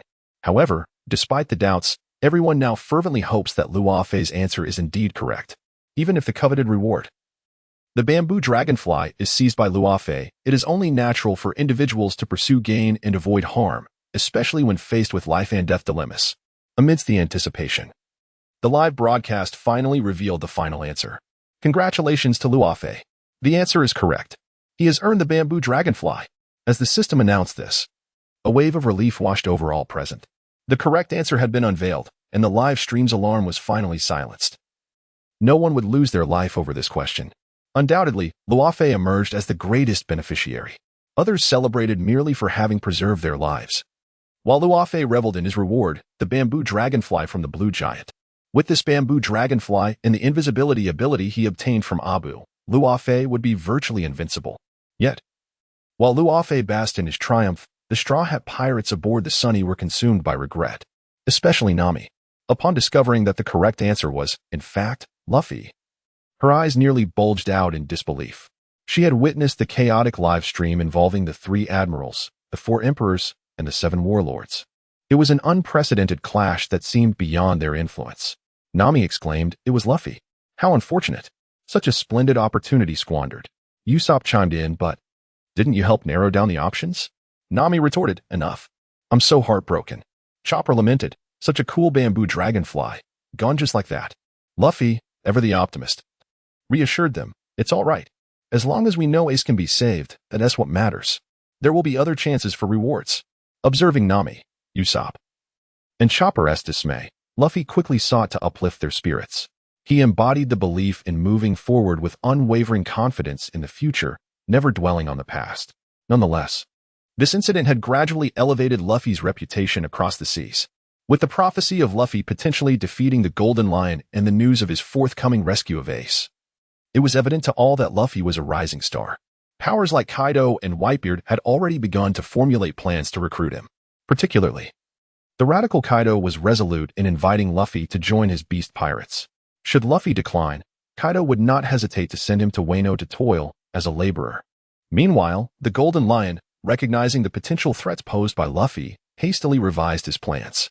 While plotting the annihilation of the East Blue, his immediate priority was to eliminate any potential threats that could lead to his downfall. Erasing Luffy from existence was a task the Golden Lion had assigned himself. Of course, Luffy possessed certain connections and relationships. This vast and cruel sea was not a domain where the naive could thrive. Despite Luffy's carefree nature, his background was formidable. With a revolutionary leader for a father, a naval hero for a grandfather, the hopes of Shanks resting upon him, and the backing of the Whitebeard pirates and his brother Ace, Luffy had a powerful support system. Yet, when his experience and strength did not align with such illustrious connections, the unpredictability of fate loomed ominously. Even Luo Fei found himself questioning whether Luffy could successfully navigate the Grand Line to its conclusion. Unbeknownst to Luffy, who was blissfully unaware of the watchful eyes upon him, he was elated at the prospect of rescuing Ace. Though Luo Fei harbored doubts about Luffy's future, it did not impede his forthcoming plans. In the original world, Luffy was destined to be the child of fate. However, now Luo Fei has arrived, accompanied by the binding presence of the live broadcast room. Thus, he is determined to etch his legend upon this vast ocean. At this moment, Luo Fei has reached the Naval Academy. Along the way, he encountered numerous soldiers clad in naval uniforms. Upon seeing Luo Fei approach, these soldiers instinctively straightened their posture, their gazes towards him filled with profound respect. All soldiers who have spent more than a year at the Naval Academy are well aware of what kind of person Luo Fei once was, skipping classes, teasing classmates, provoking instructors, and consistently ranking at the bottom of every subject. He was, in essence, the little tyrant of the Naval Academy. Yet, it is precisely this individual who has transformed his destiny through the live broadcast room. Not only has he repeatedly garnered rewards from the broadcasts, but he has also earned the recognition of the esteemed Marshal and Garp. In their eyes, this is an unparalleled honor. Consequently, Luo Fei has now become an emblem of the underachiever's resurgence in their eyes. In response to such scrutiny, Luo Fei merely offered a slight smile, displaying no significant excitement, seemingly unaffected by the transformation of his identity. Nevertheless, while Luo Fei outwardly maintained his usual demeanor at this moment, Luo Fei has undeniably become a figure of great prominence within the academy. Even if he maintains a composed demeanor towards his peers, they cannot reciprocate the same level of equanimity towards him. Since his entry into the Naval Academy, he has been inundated with flowers sent by female classmates. The allure of strength seems to be a common trait among all women. In the Naval Academy, there are few young and accomplished naval instructors as dashing as Luo Fei, which explains the overt admiration exhibited by the female students upon encountering him, as if they believe that this opportunity may never present itself again. Luo Fei can perhaps comprehend the unspoken sentiments of these young women to some extent. However, even some male sailors came to present flowers to themselves, which was intolerable for Luo Fei. Ultimately, in order to reach the academic affairs office swiftly and to avoid unnecessary disturbances, Luo Fei decided to employ the abilities of the transparent fruit and rendered himself invisible on his way to the office. Just as Luo Fei was heading to report at the academic affairs office, the live broadcast flickered to life. This time, it provided an answer to the previous question. Within the crescent-shaped harbor of Marinford, Whitebeard, despite his battered and broken body, continued to command his subordinates in battle. Under Whitebeard's leadership, countless pirates launched an assault towards the execution platform.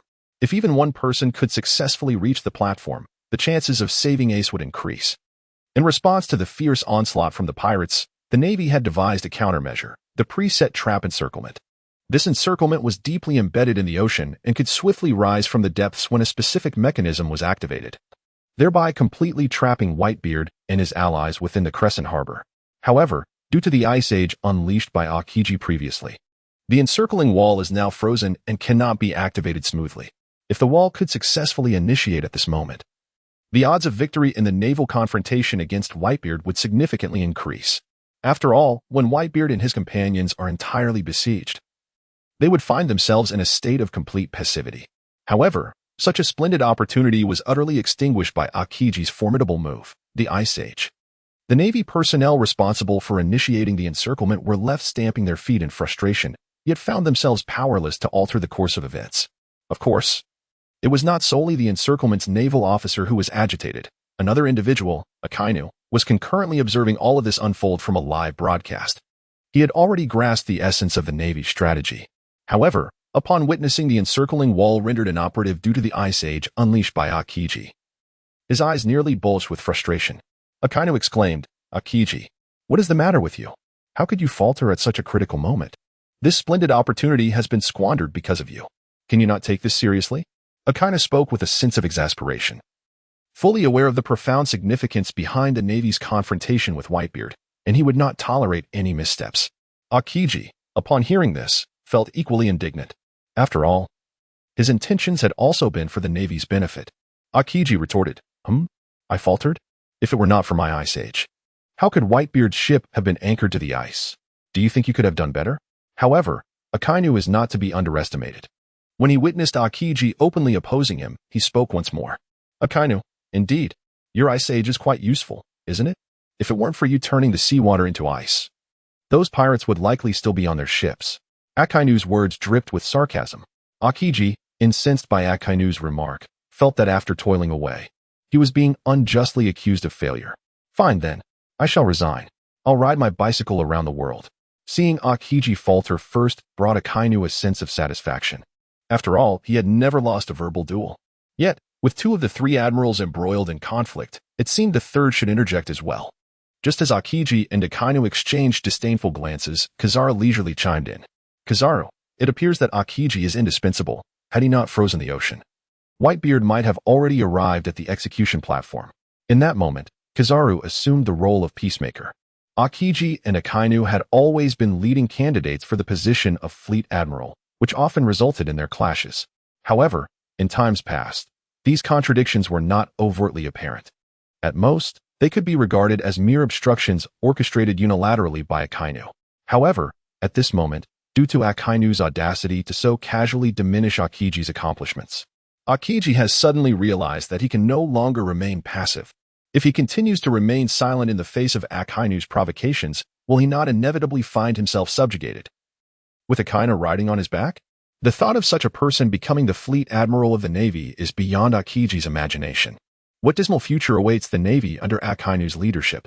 Contemplating these matters, Akiji's heart grows increasingly restless. He understands that if he does not speak up now, he may find it challenging to command respect within the Navy. However, as the usually taciturn Akiji prepares to retaliate, he suddenly realizes that in the realm of discourse, he is no match for Akainu. It is hardly surprising. One is a long-absent admiral, while the other frequently frequents the central command of the Navy.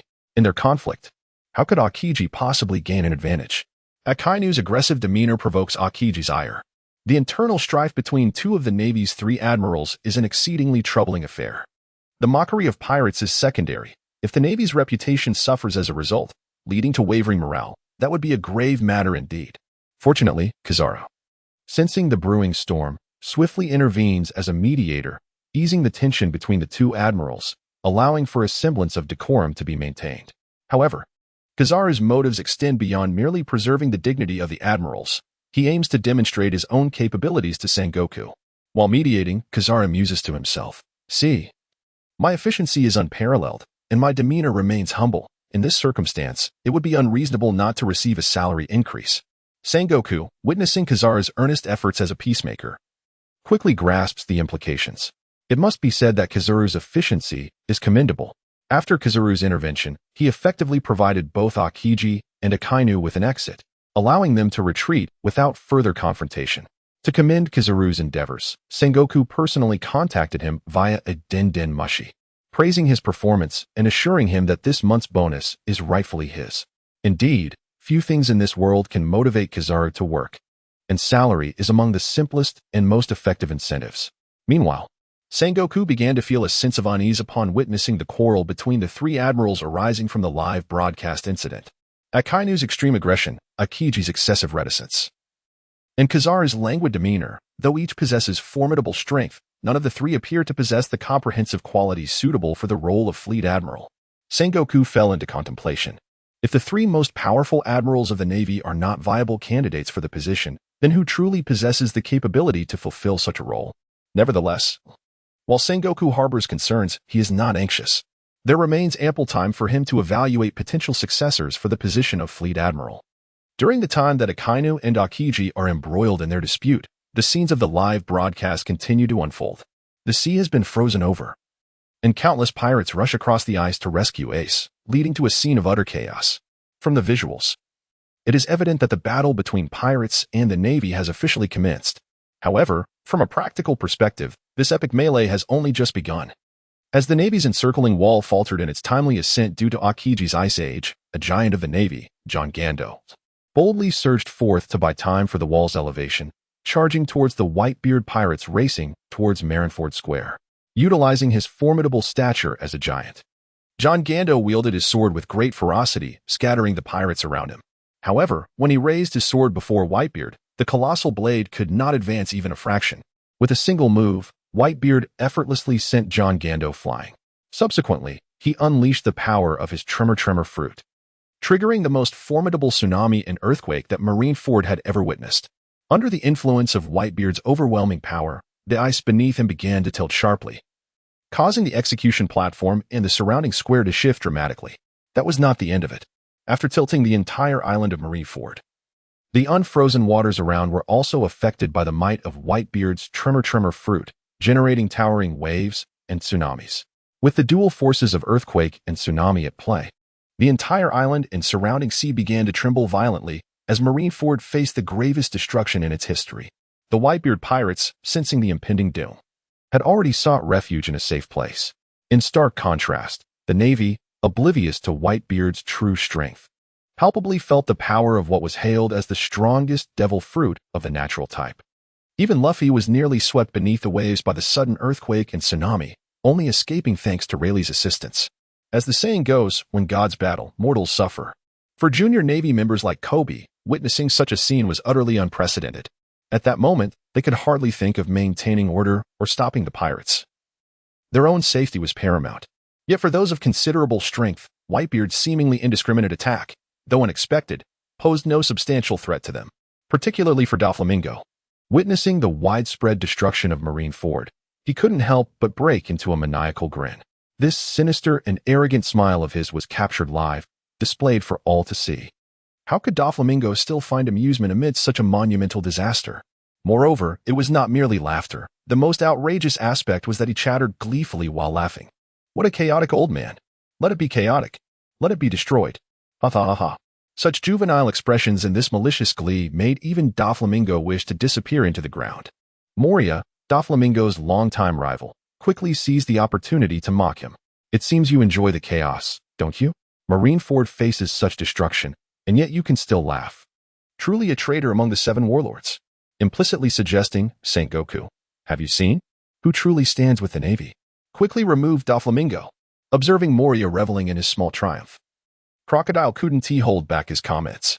It is well known that while we are called the 7 warlords, we are merely fighting our own battles. Do not conflate your actions with ours. For pirates, the title of 7 warlords bestows a certain degree of prestige and convenience. However, from the perspective of a pirate's original intent, they do not wish to associate their identity as a warlord of the sea with maintaining ties to the Navy. This is precisely why Crocodile could not help but interject upon hearing Moria's self-satisfied remarks. After witnessing his own rather juvenile comments in the live stream, Doflamingo felt a wave of embarrassment wash over him, as if he were digging his toes into the ground. Of course, Doflamingo's embarrassment stemmed not from the content of his words, but from the realization that they had been broadcast to the entire world. Even with his formidable inner strength, he found himself somewhat unraveling at that moment. Nevertheless, Moria's words ignited a flicker of determination within him, particularly as he mentioned Sengoku, whose insinuations were unmistakably provocative. Doflamingo was no fool. He understood Moria's implication. Although he held the title of warlord, his allegiance had never been with the Navy. With his immense power and control over Dressrosa, alongside a cadre of loyal subordinates centered around his family, he harbored no fear of the Navy's suspicions. The warlord designation indeed afforded him certain conveniences for his ambitions and plans, yet it was by no means essential. Moreover, the fact that Sengoku had yet to intervene in the live stream suggested that he would not be taking any immediate action against him regarding this matter. Thus, Doflamingo's arrogance surged once more. In response to Moria's taunts, he swiftly retorted, "Moria, it seems the Emperor is not as anxious as his eunuchs. What business is this of yours? Why are you so eager to jump into the fray? Are you weary of your time in the Devil's Triangle?" Doflamingo, a master of verbal sparring, demonstrated his prowess in rational discourse. If he were to concede second place, only Akainu could claim the top spot. In a mere sentence, he conveyed to Moria that this matter was none of his concern and subtly issued a veiled threat. Since Moria's strength had waned, he ought to tend to his own territory in the Devil's Triangle and refrain from stirring trouble, lest he inadvertently bring about his own downfall. This was the message Doflamingo sought to impart to Moria. "Sengoku, unable to tolerate Doflamingo's overt belittling of Moria. Worried that the delicate balance among the warlords might be disrupted and felt compelled to intervene to restore order. However, as the marshal, he found it inappropriate to voice certain checks and balances, so he entrusted the task to Crane. Crane addressed Moria, Doflamingo, and Crocodile, urging them to remember that the power of the 7 warlords is conferred by the government, and he hoped they would refrain from actions that might disappoint it. In essence, he was reminding the 7 warlords that their privileges are granted by the government, which can just as easily retract them. Thus, on significant matters of principle, he hoped they would make the right decisions. After Crane's statement, Moria and Crocodile fell silent, not out of fear of the Navy, but to avoid stirring trouble that might attract their attention. Doflamingo merely remarked that the old woman was quite verbose before hastily concluding the matter. Such issues, once brought to light for all to see, should be addressed succinctly, without the necessity of debating a winner or loser. The turmoil instigated by Doflamingo finally came to an end, and everyone's gaze swiftly shifted back to the live broadcast. In the live stream, the battle of the century raged on. After John Gando was sent flying by Whitebeard, he did not concede defeat. Observing the gradually tilting Marineford, Gando charged at Whitebeard once more. Seizing the advantage of Gando's giant stature, Whitebeard propelled him away again, this time towards the execution platform in the central square. If he could strike the platform, the difficulty of rescuing Ace would significantly diminish. Nevertheless, Whitebeard's powerful blow failed to topple the execution platform as anticipated. Amidst the swirling dust and debris, the 3 admirals of the Navy swiftly intervened to counter Whitebeard's assault. As the dust settled, the spectators beheld Tsuru, Akainu, and Akiji, all raising their hands in unison to avert the impending crisis. Although their gestures appeared somewhat comical, they proved effective. With the immediate threat averted, the 3 admirals began to bicker. Akiji turned his head and chastised, attributing the failure to activate the encirclement wall to Akainu. This remark implicitly held Akainu accountable. Unwilling to accept this, Akainu retorted, blaming Akiji for his obstructive ice. Observing their exchange, Kazara chimed in, suggesting that Akainu should simply melt it down. This sharp comment left Akainu visibly disgraced. However, due to the urgency of the situation, Akainu chose to disregard Kazuru and Akiji, refocusing on the Whitebeard pirates before him. At this moment, the Whitebeard pirates were momentarily thrown into disarray by the Navy's counterattack when Captain Joja swiftly emerged, rallying the crew's spirits. Under Joja's leadership, the pirates surged forward once more, aiming for the execution platform before the Navy could regroup.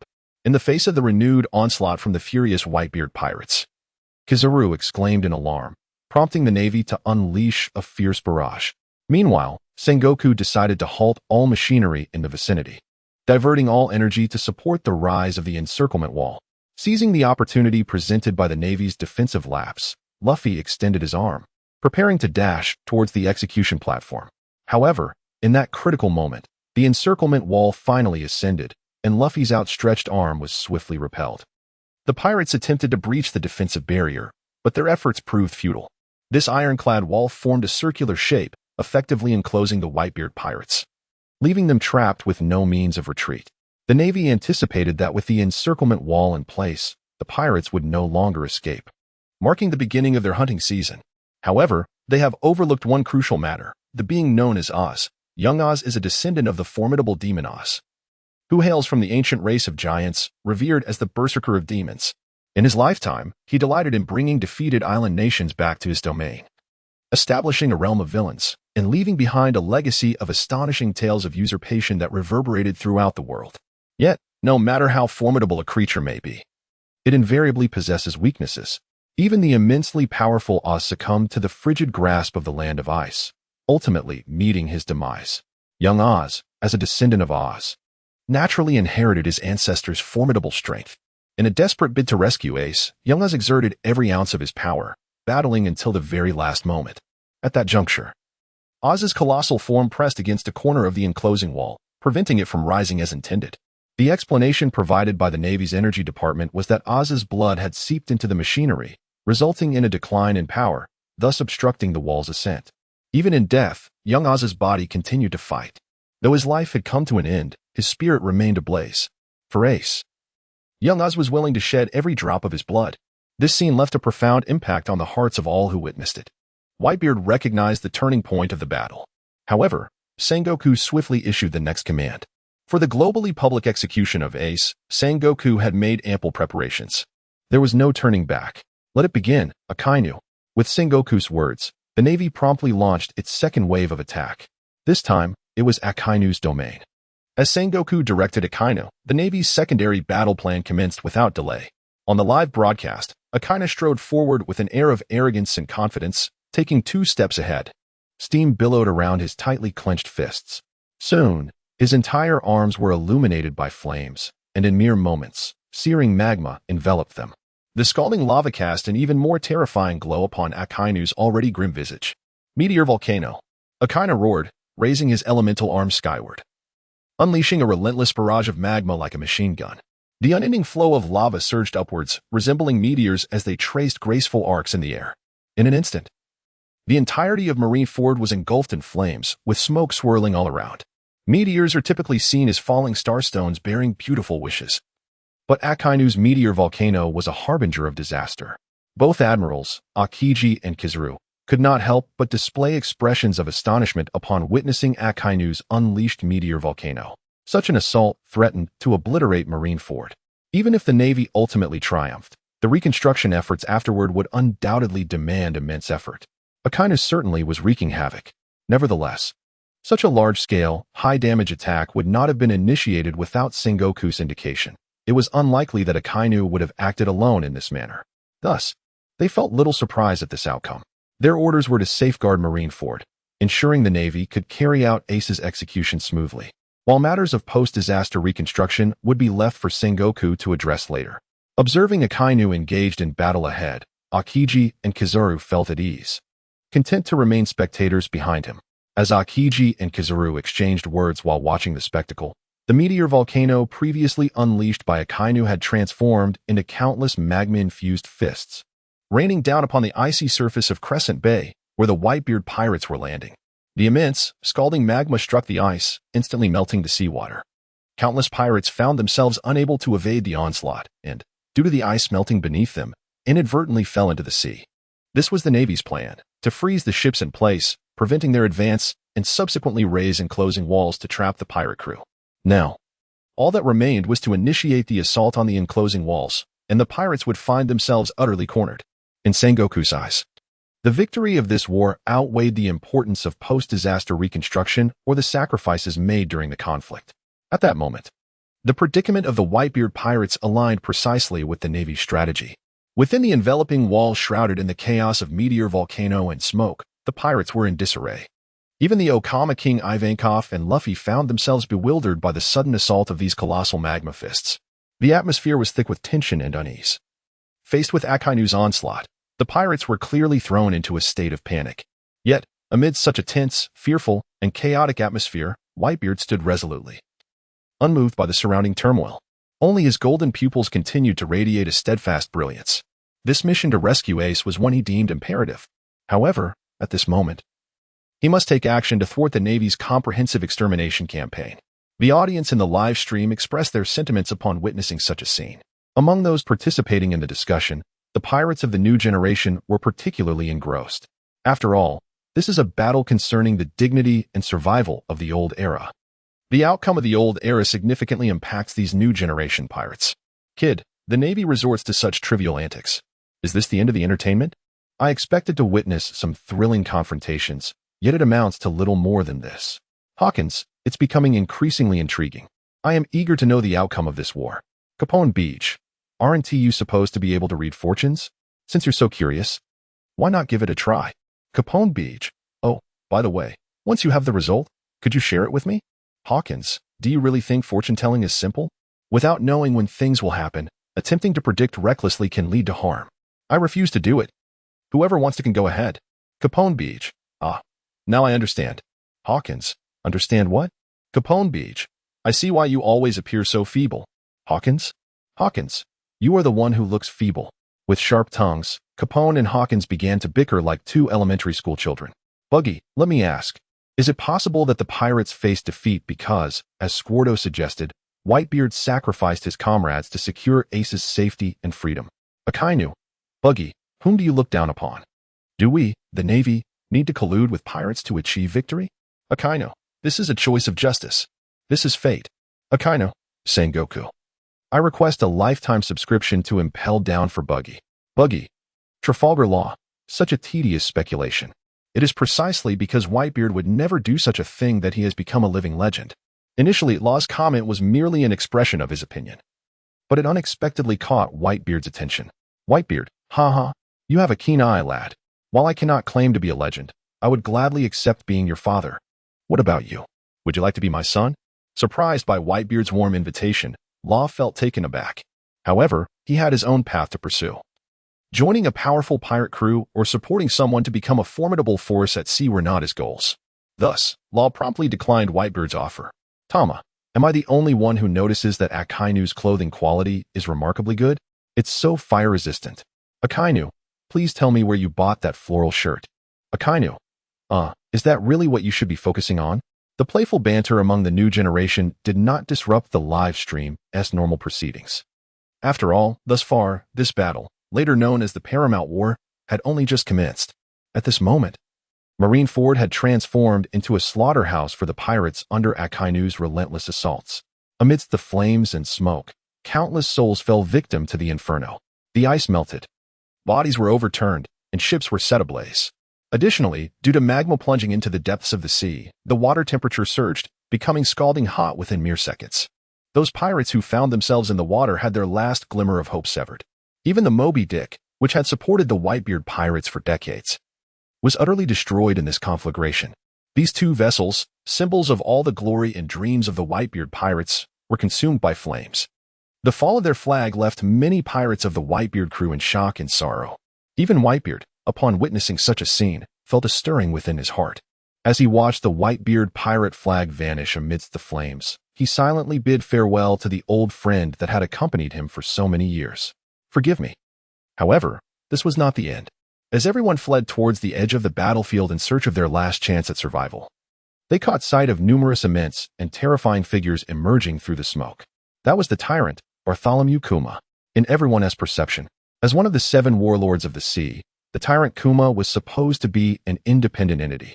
However, at that moment, they unexpectedly beheld a row of tyrant bears.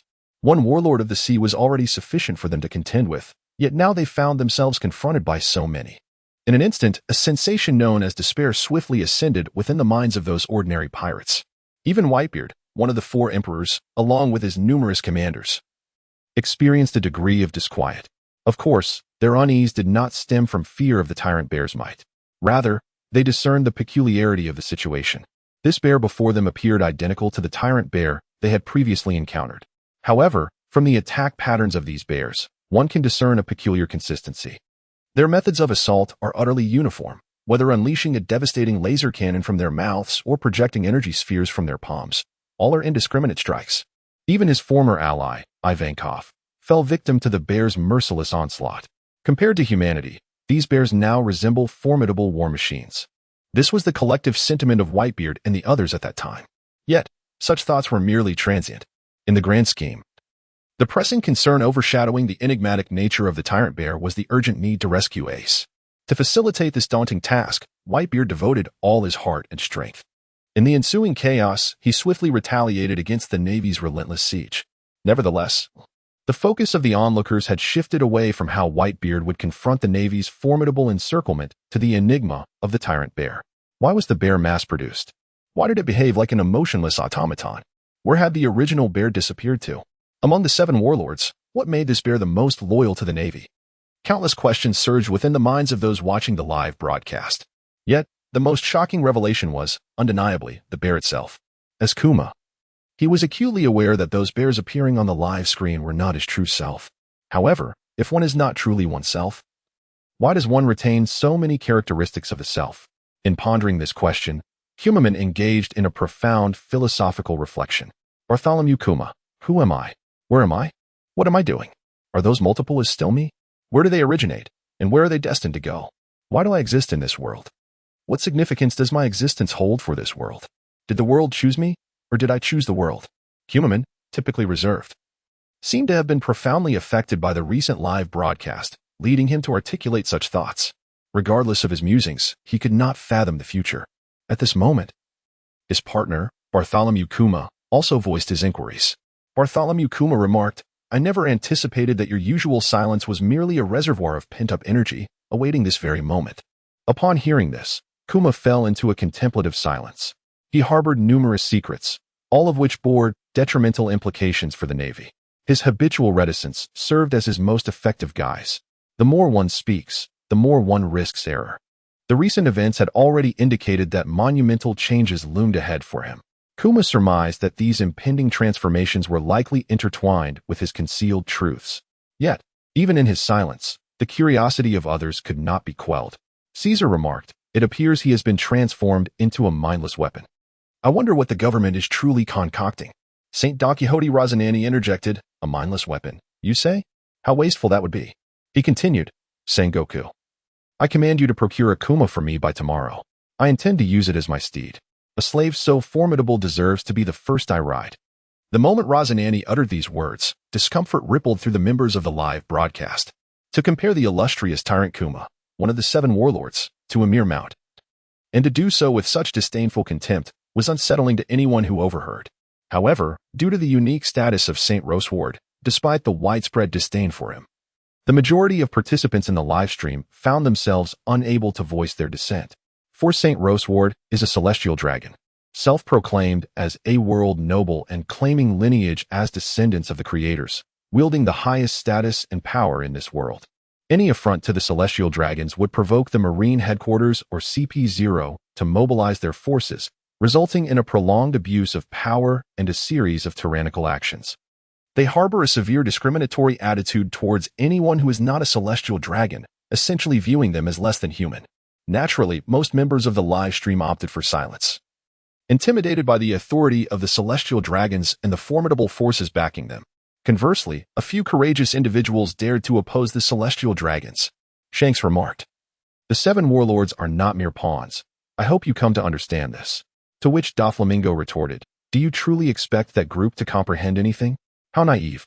Nearby, Luo Fei furrowed his brow upon witnessing the arrogant demeanor of the celestial dragon.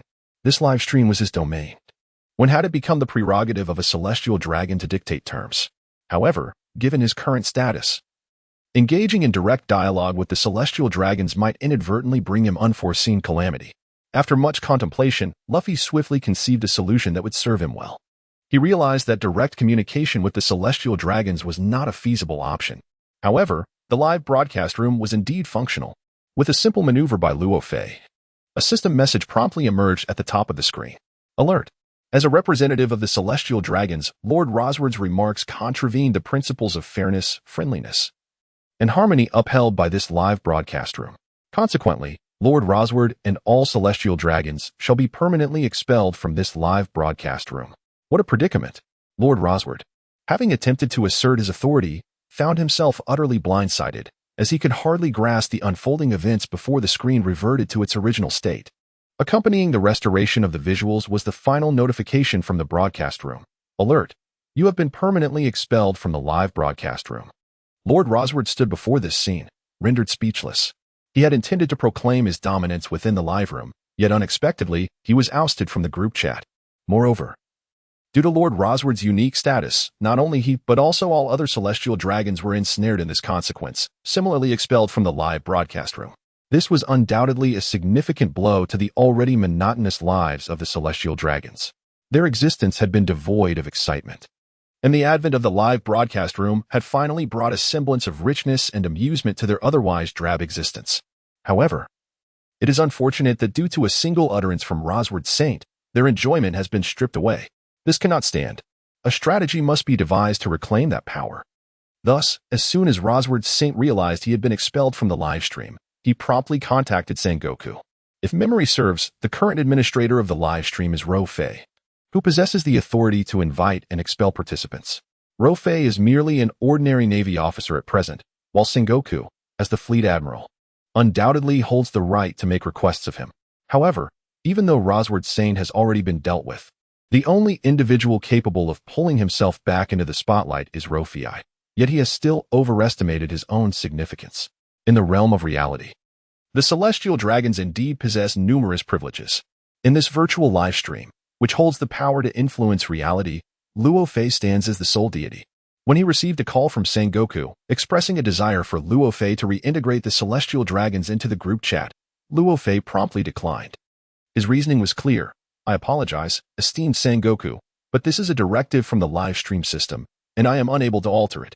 However, if Lord Rosewood is insistent on returning, I do possess a potential solution. In rejecting Sengoku, Luo Fei simultaneously provided a glimmer of hope. Upon hearing this, Sengoku quickly inquired, "Pray tell, what might that solution be?" Though Sengoku preferred not to be beholden to the celestial dragons, his identity and position compelled him to heed their commands. Had the system not just stipulated that, in the spirit of amicable and equitable communication, all individuals and statements that contravene this principle are prohibited?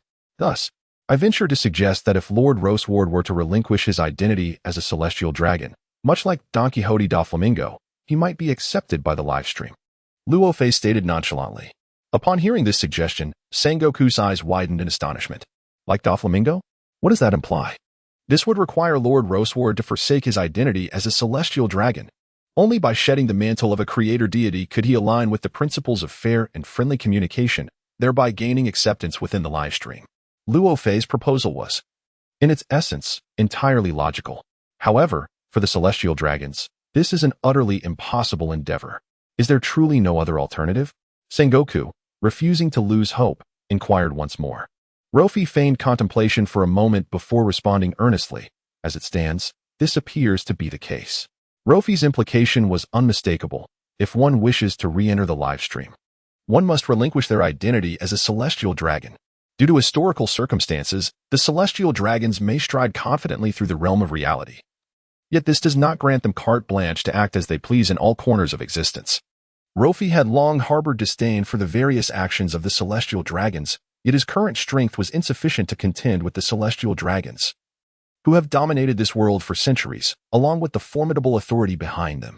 Thus, he sought to assert his influence through the livestream, delivering a stern warning to the celestial dragons. No matter how exalted their status, they were nonetheless barred from entry to the livestream. Furthermore, Luffy hoped that this egalitarian approach of the livestream would convey a crucial truth to all. In this world, the celestial dragons are not the sole arbiters of power. Only by daring to resist can one find realms untouched by the celestial dragon's interference. This livestream exemplifies such a realm. There exists no direct conflict between Luffy and the celestial dragons. However, the emergence of this class signifies oppression against all races. In the past, the Luffy turned a blind eye, choosing not to intervene. However, he is now qualified to confront and potentially overturn this hierarchy, and naturally, he must make the attempt. The objective is daunting and fraught with challenges, yet there will always be those willing to bear the burden and forge ahead, much like the Revolutionary Army. Upon hearing the affirmative response from Luffy, Sengoku understood that no other possibilities remained and decisively severed the communication. On the celestial dragon's side, he needed to concoct a plausible excuse for an explanation. Meanwhile, in the live broadcast room, Luffy's audacious remarks garnered a wave of admiration from the participants. Trafalgar Law, hail to the Supreme Admin. How daring to suggest that Rosewood relinquish his celestial dragon status. Only you would dare utter such words. Luffy, just a modest thought from the third strongest in the world. I merely shared my opinion. It may not be entirely accurate. Don Quixote da Flamingo, huh? Rather than believing those fellows would voluntarily relinquish their celestial dragon identities, I would sooner think pigs could fly. Sugar, boss. You're so vulgar, Doflamingo. It was merely a metaphor, Tsuru. Did those fellows truly all exit the live broadcast? This makes conversations so much easier. Hancock, I believe. Lord Tsuru, your choice of words could be more precise. They did not exit. They were expelled. Akiji, Tsuru, are you not being a tad too obvious in your delight? The sudden appearance of Rosewood momentarily diverted everyone's attention. Nonetheless, with the celestial dragons expelled from the live stream, the focus swiftly returned to the essence of the matter at hand. Why had Bartholomew Kuma transformed into the emotionless entity displayed on the screen? If what they observed were merely products of technology, then where had the real Kuma gone? The revolutionaries harbored the greatest concern regarding this mystery, as they were intimately aware of the secrets entwined with Kuma. Thus, they had ample justification to suspect that his future transformation was intrinsically linked to the exposure of this secret. Once such speculation arose, they felt compelled to enact certain measures. Their apprehension regarding the exposure of secrets paled in comparison to their concern for their comrades' safety. Consequently, On the island of White Earth, an elite team, including Sabo, was swiftly dispatched to Mariewa. Possessing foresight into the future, they fervently hoped for a development favorable to their interests. Thus, the alteration of the future became inevitable. The trajectory of time subtly shifted, and the wheels of history began to turn with increasing rapidity. Yet, can one truly alter the future through self-righteous endeavors? Apart from the Revolutionary Army taking precautionary measures in light of Bartholomew Kuma's impending fate, the Navy also began to harbor suspicions regarding Kuma's identity. Just after Sengoku had dealt with the celestial dragons via the transponder snail, he promptly summoned Tsuru and Garp. These two were Garp's most trusted allies within the Navy, and Sengoku preferred to consult them when significant matters arose. In truth, given the Navy's historical patterns of operational outcomes, Sengoku had long harbored suspicions that there might be infiltrators within their ranks. These could potentially be spies from the Revolutionary Army, pirates, or agents from other factions seeking to achieve their own ends by embedding themselves within the Navy. However, based on the current circumstances and available evidence, they could not ascertain the infiltrator's stance or identity, only form broad conjectures. However, now, through the foresight provided by the live broadcast, the warring states have discerned the dubious nature of this matter. Judging from the recent outcomes, it appears that Kuma has been transformed into a human weapon and is being mass-produced, a venture evidently orchestrated by Dr. Vegapunk. The mass-produced Kumas bear an almost identical appearance to the original and have inherited some of his abilities. Should Vegapunk pursue such research, it would necessitate the consent of the original Kuma. According to the reasoning of a rational individual, it is unlikely that anyone would willingly agree to be infinitely replicated, particularly for one of the 7 warlords of the sea. After all, the fundamental relationship between the 7 warlords and the world government remains that of pirates and the Navy. For the sake of certain mutual interests, the 7 warlords are inclined to execute some of the directives issued by the world government. However, this is merely a superficial relationship. In reality, the 7 warlords do not share a common purpose with the government, rendering it even more improbable that they would consent to serve as subjects for the Navy's research. This reflects Sengoku's perspective as an ordinary individual contemplating the matter.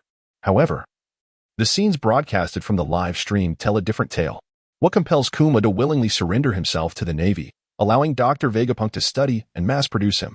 The underlying reasons are likely far more intricate than they appear. The current Admiral Sengoku has identified numerous ambiguities surrounding Kuma, and even the usually reticent Garp has concurred with Sengoku's suspicions.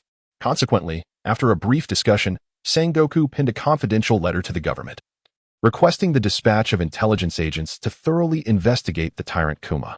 Meanwhile, Kuma's identity has raised suspicions. On the other hand, the live broadcast continues to unveil the shocking events of the infamous Marineford War, which left the world in awe.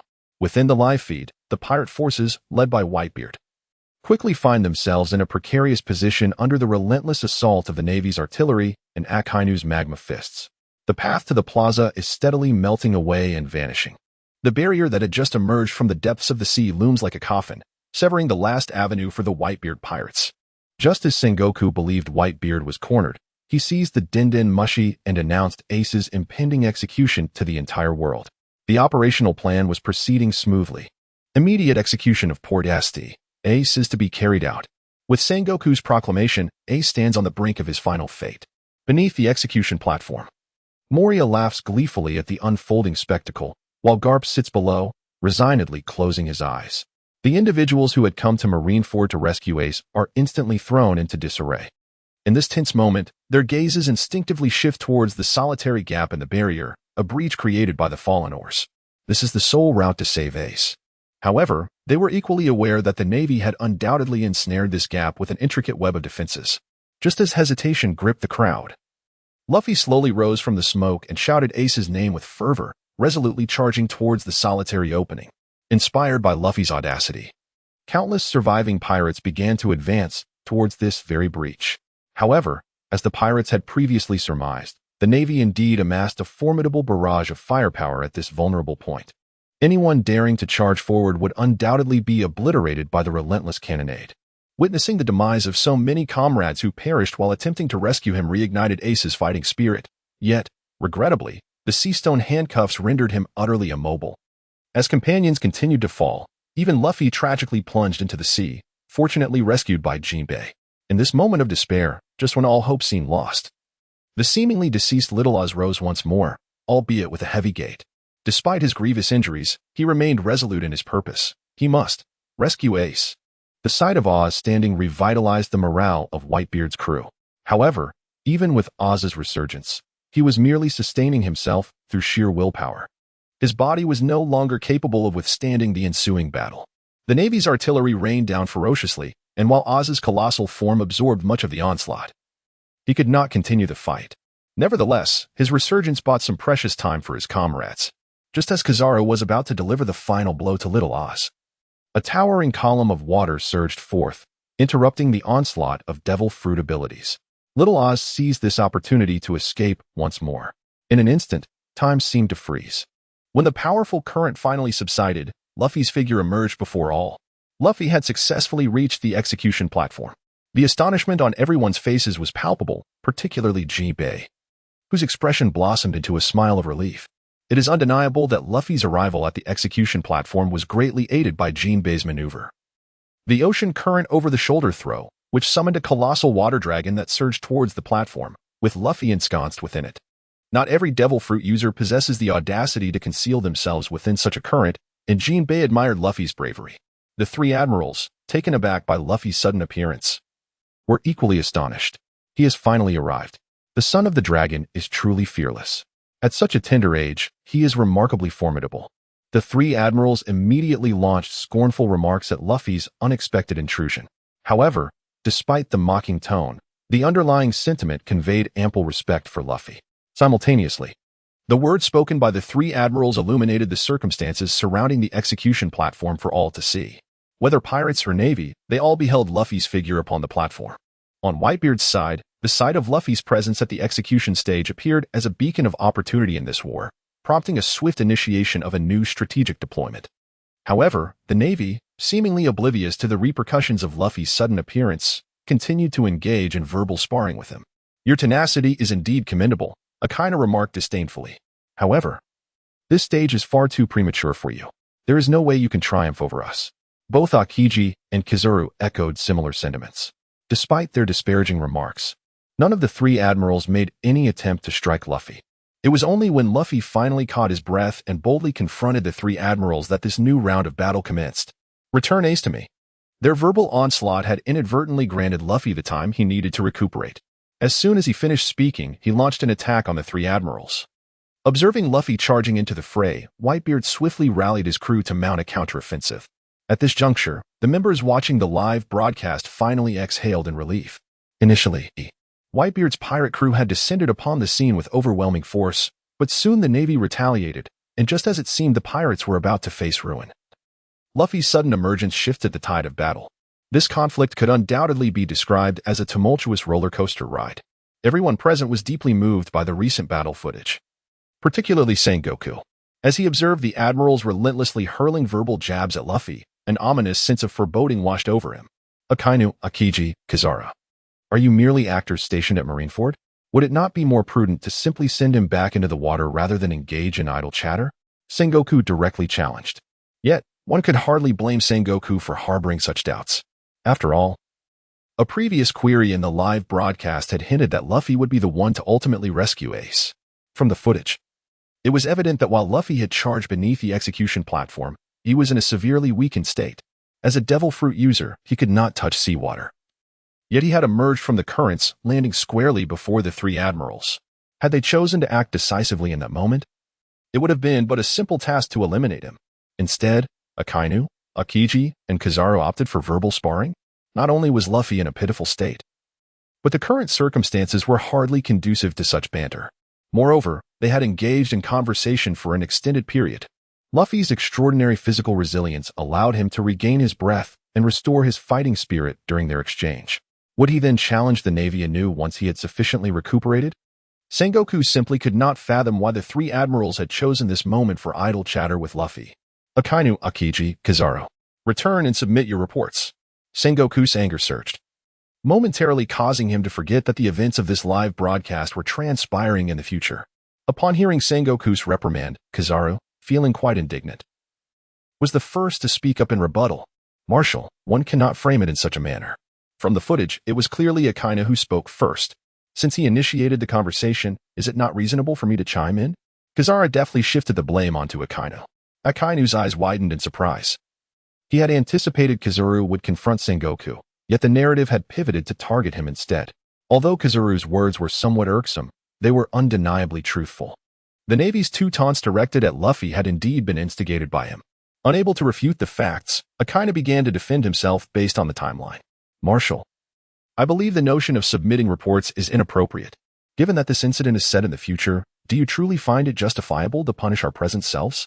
While Akainu now stood as an outsider, struggling to comprehend his own actions within the footage, he can still appreciate the source of Sengoku's ire. However, writing a self-reflection is absolutely out of the question. On this matter of self-reflection, Sengoku and Akainu began to bicker in the group. After successfully shifting the blame onto Akainu, Kizaru sat back and enjoyed the spectacle. Akiji, on the other hand, maintained a much calmer demeanor regarding the situation. Marshal, do not be anxious. Luffy has only just arrived at the plaza, and there remains a considerable distance to the execution platform. Let the bullets fly a little longer. Akiji could discern that the battle for Ace was only just commencing in the live broadcast from Marineford. Although there had already been two significant confrontations, neither side had sustained any substantial damage to their main forces. At this juncture, it would be premature to assert that they were invulnerable against Akainu and Kizaru. Let the bullets fly a little longer. Upon hearing Akiji's words, the crowd once again steadied their minds and refocused their attention on the live broadcast. At this moment, Luffy had regained much of his strength. He chose not to respond to the prior taunts of the three admirals and launched a direct assault on them instead. Luffy's audacity to confront all three admirals simultaneously quickly stirred a commotion within the Navy. However, Luffy was acutely aware of the disparity in strength between himself and the three admirals, and he knew time was not on his side. In facing the admirals, he devised a clever ruse. Initially, Luffy intended to activate his second gear to produce a dense steam, obscuring everyone's vision, allowing him to reach the execution platform unnoticed. Yet, just as he sprinted towards the platform, Kizaru, utilizing the powers of the Pika Pika no Mi, appeared before Luffy in an instant and delivered a swift lightspeed kick, sending Luffy flying. The force of Kizaru's kick was substantial, leaving Luffy momentarily incapacitated. Seizing the opportunity, Sengoku immediately commanded the executioner to commence the execution. On the execution platform, Ace seemed resigned as he closed his eyes. Below, countless individuals were emotionally stirred by the unfolding events. Whitebeard, Jinbei, Marco, Jozu, Nami, Mihawk, Luffy. At this moment, everyone's hearts were taut with anxiety, yet due to the distance, none could approach the execution platform even a fraction. As the executioner's blade was poised to descend, a collective tension gripped the hearts of the onlookers. However, what transpired next astonished everyone present, including Sengoku. Before the gaze of all, two streaks of blood erupted from the execution platform, and Ace's eyes widened in disbelief. Ace had been saved. Those two streaks of blood emanated from the bodies of the executioners beside him. Sengoku glared fiercely at the base of the platform and thundered, "Who could it be?" As Sengoku's gaze descended, all the Navy turned their weapons towards a single point below the execution platform. Soon, everyone's attention shifted in accordance with the Navy's actions. Sengoku quickly recognized the individual. "You bastard. I had thought you, with your grudge against Whitebeard, would be of assistance to us." It was Crocodile. Indeed, the one who had rescued Ace in that critical moment was none other than the Sand Crocodile, Crocodile. The appearance of Crocodile not only surprised Sengoku but also caught Marco's attention as he hovered with the azure flames of the phoenix, alighting upon a nearby wall. Gazing in astonishment at the suddenly manifested man, Jinbei, too, looked incredulously at Crocodile's unexpected arrival in the square. Jinbei was somewhat aware of the animosity between Crocodile and Whitebeard. He could hardly fathom why the man who had long sought Whitebeard's life would come to Ace's rescue. In the live broadcast, all were rendered utterly shocked by Crocodile's sudden appearance. Anyone familiar with Crocodile understood the tumultuous history with Whitebeard. Whitebeard had come to Marineford with the intent of halting the execution of Ace. Thus, neither the Navy nor the pirates anticipated that in this pivotal moment, Crocodile would intervene to thwart Ace's execution. In response, Crocodile offered his own explanation, "That dying old man, I will deal with him myself later. But until then, I do not wish to see your delighted faces." Such was Crocodile's stance. The you he referred to, of course, indicated the Navy. He would resolve his vendetta with Whitebeard at a more opportune moment. However, at present, he shares a common aspiration with Whitebeard, to thwart the Navy's plans. Outside the livestream, everyone, upon hearing Crocodile's explanation, could not help but feel a sense of astonishment. It is worth noting that Crocodile currently holds the title of a warlord of the sea.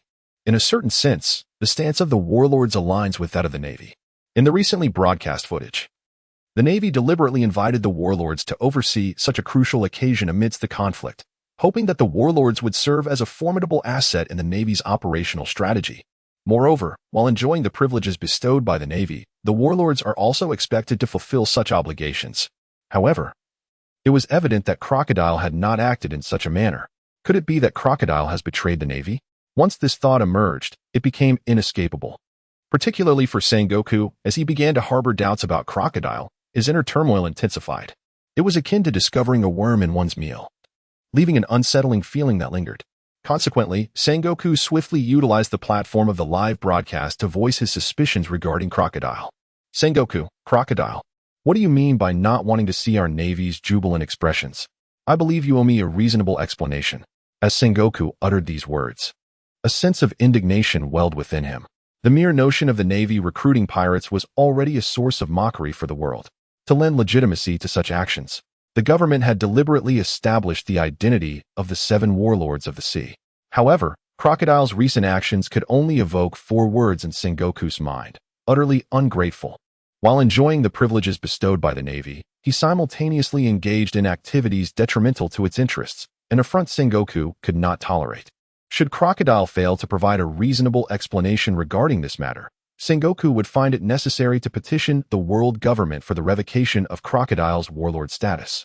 Nevertheless, in response to Sengoku's vehement questioning, Crocodile remained remarkably unperturbed.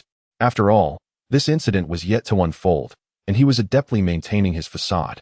With the entire nation of Alabasta firmly under his control, Crocodile, you inquire of me? How could I possibly know what transpired? I have been diligently governing Alabasta, only to be met with such an outcome. Crocodile continued, it seems the Navy truly does not regard us warlords as their own. While Crocodile would never pledge allegiance to the Navy, he understood that, in his quest for the ancient weapon Pluton, he must not reveal his intentions prematurely. Thus, he chose to feign ignorance in this matter. Of course, even his pretense of ignorance was executed with a certain sophistication. For instance, his previous remarks served to convey his innocence to Sengoku while simultaneously questioning the latter's stance. Crocodile challenged Sengoku, asking why, despite his earnest governance of the nation, he was met with suspicion. Sengoku found himself momentarily at a loss for words. Initially, he had come to demand an explanation from Crocodile. Yet he now found himself on the defensive. Just as Sengoku was grappling with how to respond, Crocodile spoke once more. Admiral, the situation is not yet resolved. Perhaps we should allow the situation to evolve further. Once again, the phrase "let the bullets fly" echoed, much to Sengoku's exasperation. This ongoing, seemingly interminable confrontation had unveiled a wealth of human nature that he had not anticipated. First, the 3 admirals had openly shown leniency towards Luffy, and now Crocodile was boldly challenging the Navy. It was as if they held him in utter contempt. However, due to a remark from Tsuru urging to let the bullet fly for a moment, he found himself in a predicament. There was nothing he could do. After all, the images displayed in this live broadcast were merely prophecies of the future. He truly could not hold the present individuals accountable for events yet to unfold. However, now that Sengoku has been alerted, he has more time to prepare for unforeseen circumstances. To swiftly investigate Crocodile's intentions, Sengoku once again dispatched documents to the intelligence organization of the world government, requesting an inquiry into Bartholomew Kuma while simultaneously examining Crocodile. As Sengoku fell silent, Crocodile quickly muted himself and submerged into the shadows. Nevertheless, Crocodile's silence did not imply inaction. He understood that Sengoku harbored suspicions and caution against him. Thus, to prevent his plans from being uncovered, he needed to hasten his movements. While Crocodile was preoccupied with maneuvering around Sengoku, on an island at the entrance of the New World, known as Whiskey Peak, a girl was silently weeping in anguish, perhaps overwhelmed by her emotions. She could not help but cry, her body trembling uncontrollably. This girl was none other than the former princess of the Alabasta Kingdom, Nefertari Vivi. The once prosperous and democratic Alabasta Kingdom had fallen into dire straits due to Crocodile's arrival, plunging the nation into suffering. The populace was destitute. The royal family teetered on the brink of annihilation, and the mastermind behind it all, Crocodile, had the audacity to utter grandiloquent statements. How could Vivi not feel enraged? As a surviving member of the royal family, she found herself in a position of humiliation, forced to disguise herself as an employee of the Baroque works. As her kingdom lay under Crocodile's control, and the royal lineage was despised by its subjects, her true objective has always been to investigate the activities of the Baroque workshop, which seeks to incite civil war and overthrow the kingdom of Alabasta. Although she has yet to uncover any definitive evidence proving that Clockter is the mastermind behind the calamity afflicting Alabasta, yet Vivi remains steadfast in her conviction that Crocodile was intricately involved in this matter. Watching her adversary eloquently articulate his stance in the livestream, she felt a tempest of rage and frustration within her. Fortuitously, the platform of the livestream afforded her the opportunity to confront Crocodile directly. Nefertari Vivi, Crocodile, do you truly believe the words you have just spoken? Can you assert that the 3 years of drought afflicting the Alabasta kingdom bear no relation to you? Your so-called diligent efforts to build the nation, are they not aimed at its destruction? Utilizing the platform's reach, Vivi finally articulated the sentiments she had long harbored but could not voice. Each participant in the livestream possessed an independent viewpoint, alleviating her concerns about her identity being revealed through her statements. In response to Vivi's inquiries, Crocodile maintained his nonchalant demeanor. Unbeknownst to him, however, was the audacity of the exiled royal of Alabasta to confront him so openly. Crocodile. Princess Vivi, it seems there has been a misunderstanding between us. Is it not the former king who brought disaster upon the kingdom? You must not be so indiscriminate in your accusations. Crocodile, if you are dissatisfied with my actions, you could approach me directly for clarification, rather than resorting to vitriol here. At this juncture, Crocodile continued to play the part of an actor, attempting to obfuscate the truth. Although he feigned indifference towards Vivi's appearance, he discreetly instructed his subordinates to thoroughly investigate her whereabouts. Simultaneously, Sengoku noted Vivi's comments. He understood that while Crocodile appeared courteous on the surface, he was, in reality, a cunning and ruthless individual. The girl, risking her life to voice such truths, perhaps possessed vital information. Determined to investigate Crocodile, Sengoku recognized that this princess of Alabasta might serve as a pivotal lead. However, he first needed to ensure Vivi's safety. With this in mind, Sengoku utilized a snail phone to contact Akiji. Are you not preparing for another journey? This time to the desert. I have a task arranged for you. After delivering her speech, Vivi felt a sense of relief wash over her, as if she had finally released the pent-up emotions that had long burdened her heart. However, she quickly regained her composure.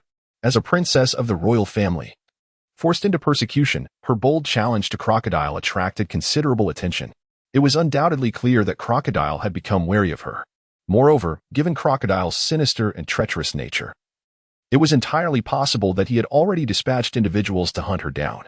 Although the live stream provided her with some advantages, allowing her to conceal her identity, it could not shield her from Crocodile's pursuit.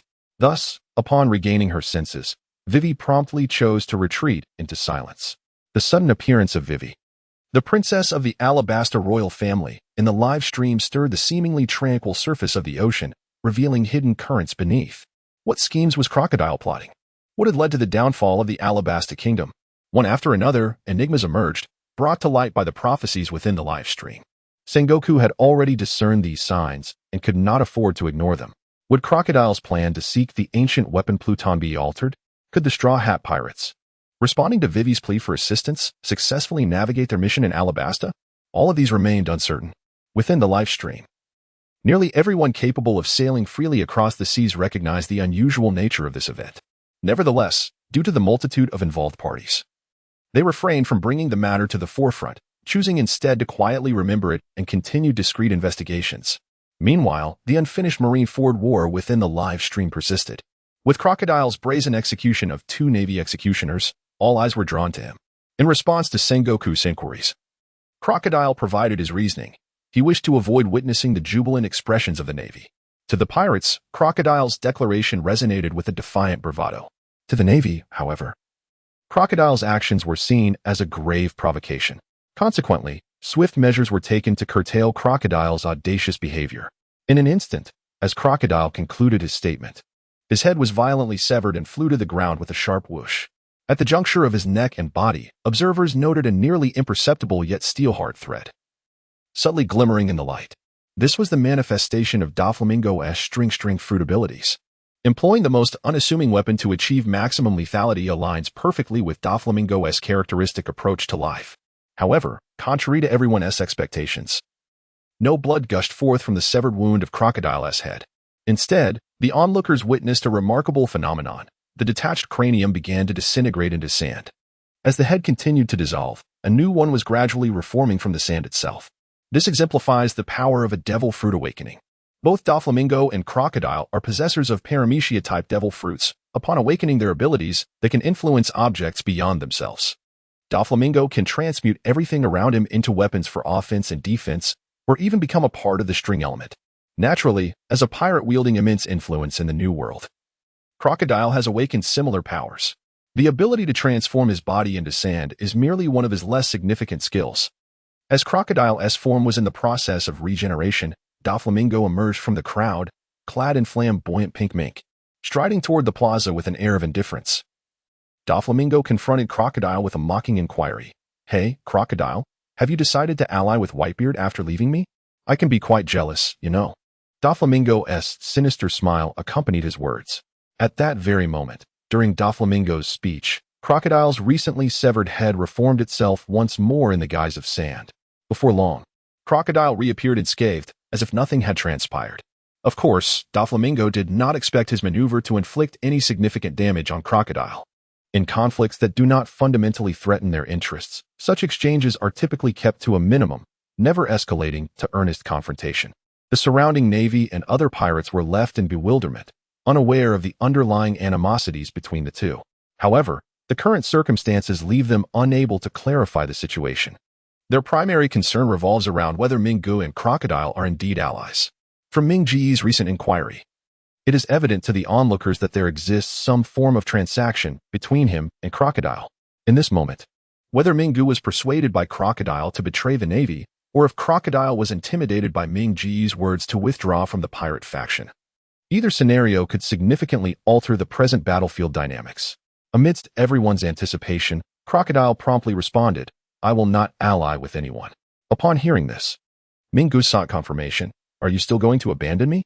This time, Crocodile answered without hesitation, "I suppose so." Crocodile's response unequivocally articulated his stance.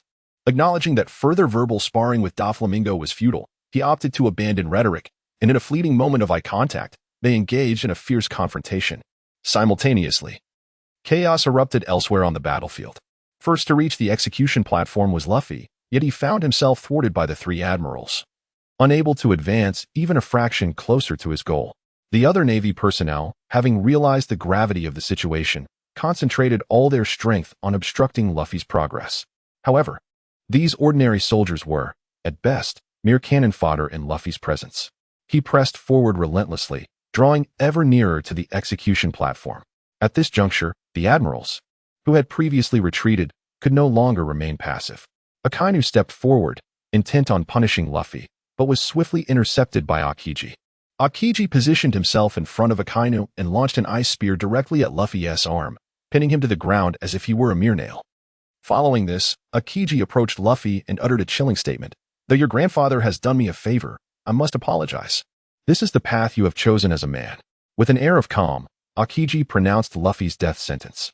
Yet, rather than immediately thrusting the ice spear into Luffy's body, he took a few steps forward, as if seeking a better angle for his strike. At that critical moment, Marco, the 1st Division commander of the Whitebeard Pirates, transformed into a phoenix and delivered a powerful kick that sent Akiji sprawling, thus rescuing Luffy once more. Akiji was propelled several meters away, and the ice spear fell from his grasp. In the live broadcast, viewers were left in a state of astonishment. Perona exclaimed, "That's an admiral! How could he fall so easily, like a mere producer? It's simply unscientific." Moria added, "Need I say more? Did you not hear Akiji's words to Luffy? 'Your grandfather has done me a favor.'" Cavendish remarked, "Do you see this vast sea before us? It is all a result of Akiji's leniency." Buggy interjected, "I can't believe it." As the audience began to question Akiji's competence, Rofai, a staunch Navy supporter, felt compelled to defend him. "You must not speak ill of Akiji. Did you not see him aiming?" Rofai attempted to justify Akiji's actions. However, his reasoning failed to convince the others. Nico Robin retorted, "Please, who is Akiji? He is an admiral. Aren't admirals supposed to be more resilient than that?" The events unfolding in the live broadcast sparked heated discussions among the viewers. They collectively believed that this seemingly grand war between the Navy and the pirates had been marred by treachery on both sides.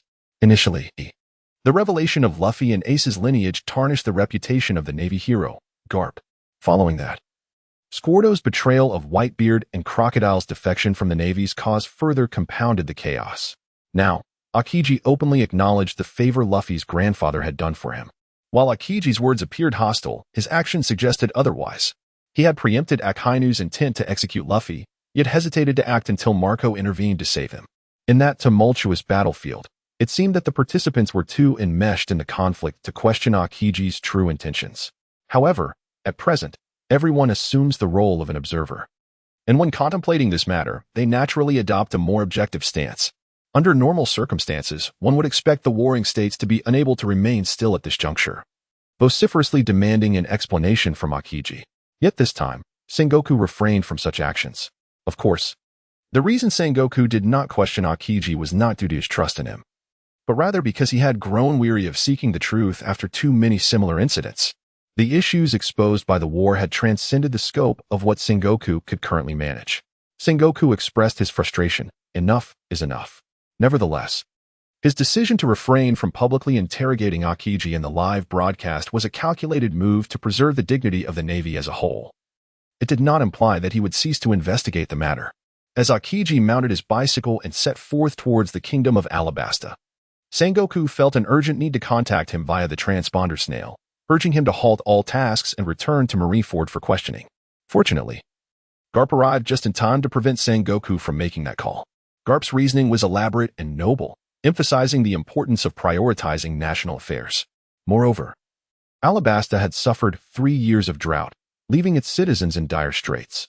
If Crocodile indeed harbored sinister intentions, it was unlikely he would delay much longer. It was highly probable that recent events would unfold soon. Furthermore, Akiji was someone they had watched grow. If he truly harbored treachery, how could he possibly conceal it from the astute and wise fleet admiral? In summary, Garp was resolutely determined to protect Akiji. After all, Akiji had come under suspicion solely due to his association with Luffy. Since Akiji was currently on a mission, it was best to allow him to proceed, deferring any future matters for another time. Initially, Sengoku found it difficult to heed Garp's words, as he understood that Garp's actions were primarily motivated by his grandson, Luffy. However, due to the incessant nagging of Garp in Sengoku's ear, Sengoku finally conceded and agreed to allow Akiji to resolve the matters concerning the Alabasta kingdom first. As for the investigation into the Navy regarding Akiji, this can be considered a temporary conclusion. Yet, if the Navy harbors suspicions against Akiji and he becomes aware of this, how will he perceive the situation? The very Navy he has devoted himself to with unwavering loyalty now doubts him based on predictions from a live broadcast. Anyone in his position would undoubtedly feel disheartened. In the live broadcast, following Ace's near-fatal encounter, the pirates who rushed to his rescue experienced a sudden surge of urgency. Within the bay of Marineford, the ice melted and ships were engulfed in flames, leaving the pirates with no place to stand. It wouldn't be long before they would meet their demise beneath the waves. With nowhere left to retreat, all decided to make a final stand. At this stage of the battle plan, retreat was not an option. They could only fight fiercely for a chance to win the war. Consequently, countless pirates leaped into the sea, swimming towards the sole opening created by oars. No matter what, they were determined to reach the plaza. Upon witnessing the pirates recklessly charging towards the plaza, the Navy was thrown into disarray, concentrating their firepower to defend the port. Under the intense bombardment from the Navy, the pirates found it exceedingly difficult to make landfall, resulting in a deadlock. However, just as both sides faced off without yielding an inch, a sudden whirlpool emerged at the center of the surrounded bay. The scene bore a striking resemblance to the Moby Dick surging forth from the depths of the ocean. Witnessing this, a sense of foreboding arose in the hearts of all the Navy personnel. However, having reached this stage, it was already too late for the Navy to realize something was amiss. Within mere seconds of the tide rising, another pristine ship from the Whitebeard pirates emerged before everyone's eyes. This was Whitebeard's trump card. Just as the Navy had set up an encirclement to besiege the Whitebeard pirates, Whitebeard could not possibly expose all his forces, fully aware of the impending trap. Upon the appearance of this unscathed ship, it surged toward the direction of Little Oars, for this would be their sole point of breakthrough. Sengoku swiftly grasped the pirates' intentions and immediately commanded all naval forces to concentrate their firepower on Little Oars. As long as they could bring down Little Oars, the pirates would have no chance of breaching the encirclement. Regrettably, by the time Sengoku realized the unfolding events, it was already too late. The vessel, embodying the entire might of the Whitebeard pirates, surged forth like a ferocious beast, successfully landing at Marineford under the escort of Little Oars. They entered the plaza. They would rescue Ace. They would seize the Navy headquarters. Ace, wait for us, the pirates exclaimed, brandishing their weapons in exhilaration. As they successfully disembarked, Sengoku clenched his teeth in frustration. He had never anticipated that the encirclement he had meticulously arranged to thwart the pirates would inadvertently serve as a pivotal breakthrough for their landing. However, their successful arrival merely marked a critical juncture in this epic confrontation, failing to halt Ace's execution. The fierce clash between pirates and Navy continued unabated. Seizing the opportunity presented by the pirates' unfamiliarity with the terrain, the Navy concentrated their firepower on Little Oars. While the nimble pirates could easily evade the cannon fire, the enormous Little Oars, gravely injured and hindered in movement, became an easy target for the Navy. After facilitating the Whitebeard pirates' landing, his massive form had become a liability, revealing all its shortcomings in this moment. Little Oars could shield the Whitebeard pirates with his colossal stature, yet he had forfeited his ability to save himself. Despite the relentless barrage from the Navy, the pirates could offer little assistance to Little Oars. Within mere seconds, he ultimately succumbed to the Navy's cannon fire and fell. This time, Little Oars truly fell. Until he lost consciousness, he uttered a poignant wish: we must rescue Ace. His final energy dedicated to ensuring Ace's salvation. Perhaps that was the very mission that brought Little Oars to Marineford. Witnessing the colossal form of Little Oars crumple like a mountain, Ace's heart shattered. He had not foreseen that so many would perish in the effort to save him. At this moment, the flame of survival ignited within Ace. Yet, bound by sea-stone handcuffs, he was powerless to act. Everyone present was engulfed in shock. Only Whitebeard, amidst the attention of all, leaped down from the ship and directly onto the plaza. "My sons, fall back." Upon uttering this command, Whitebeard swung his naginata, effortlessly clearing the Navy minions before him. Under the overwhelming presence of Whitebeard, the Navy recoiled. Meanwhile, the morale of the pirates surged as they witnessed Whitebeard's bold action, prompting them to leap from their ship and join him on the plaza. "Boys, rescue Ace and annihilate the Navy," Whitebeard proclaimed, issuing his first command upon disembarking. Whether it was due to Whitebeard's imposing aura or the pirates' fervent charge, the ordinary Navy soldiers trembled at his words. In just a few minutes since the Whitebeard pirates' successful landing at Marineford, the dynamics of the battlefield shifted dramatically. Observing this transformation, Sengoku could no longer remain passive. "Kapu, we cannot stand idly by any longer," Sengoku declared, glancing towards the execution platform. The outcome of the war bore significant implications for the Navy and its authority. As one of the formidable forces, both Garp and Sengoku could not afford to stay back any longer. With the front lines severely lacking in strength, Sengoku was compelled to devise a new battle strategy. The Navy's focus shifted from Luffy to Whitebeard. After all, Luffy was merely a fledgling pirate in comparison, posing a significantly lesser threat than Whitebeard. The first to challenge Whitebeard was one of the three admirals, Akiji. Upon witnessing Whitebeard's arrival at the plaza, Akiji leaped forth, accompanied by an icy blast of freezing power. "Ice ball," Akiji declared, unleashing a powerful torrent of cold that surged from his arms, encasing Whitebeard in ice. The surrounding Navy soldiers gazed in astonishment before erupting into cheers. Had it been an ordinary person, they would have likely succumbed to the freezing grip by now. However, the individual ensnared by Akiji was no ordinary man. It was Whitebeard, a figure capable of shaping an era. Even encased in ice, Whitebeard maintained his piercing gaze, sharp as that of an eagle. Akiji and the frozen Whitebeard locked eyes, and soon after, the ice shattered, allowing Whitebeard to swiftly break free from his constraints. In this initial round of confrontation, neither party emerged victorious, prompting Akiji to promptly launch a second assault on Whitebeard. This time, Akiji opted for close combat, yet devoid of any weapon. He had scarcely closed the distance to Whitebeard when he was swiftly pierced by Whitebeard's blade. Observing this scene, the naval officers present could not help but feel a wave of concern for Akiji, with some even beginning to pray for his survival.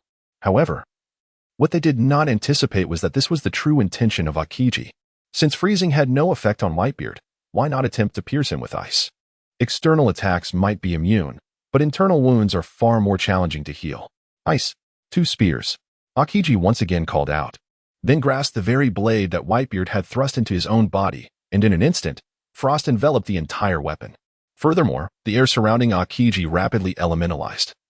And within moments, for sharp, pointed ice spears were aimed at Whitebeard. At such a close range, with such formidable ice spears, if Whitebeard were indeed struck, it would surely inflict significant damage.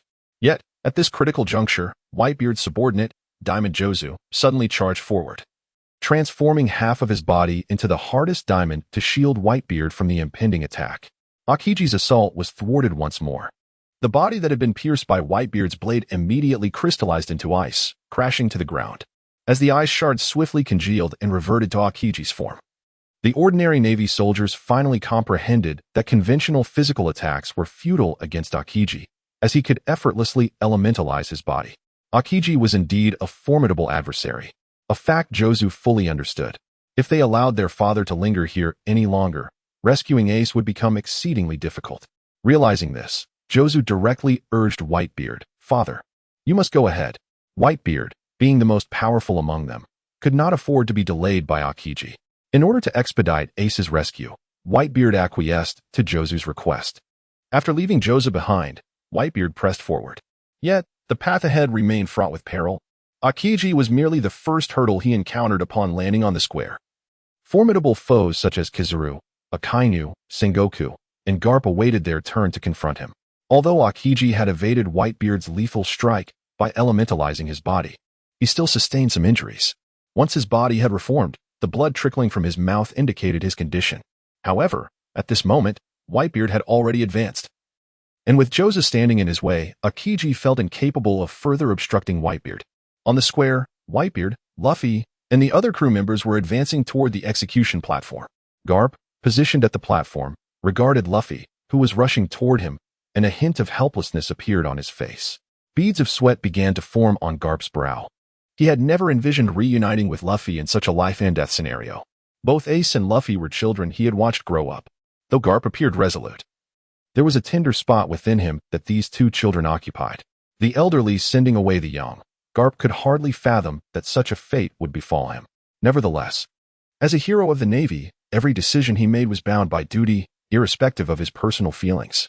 Aside from Garp, there was another individual keenly observing Luffy on the battlefield, Kobe, who had only crossed paths with Luffy a few times yet shared a profound bond with him.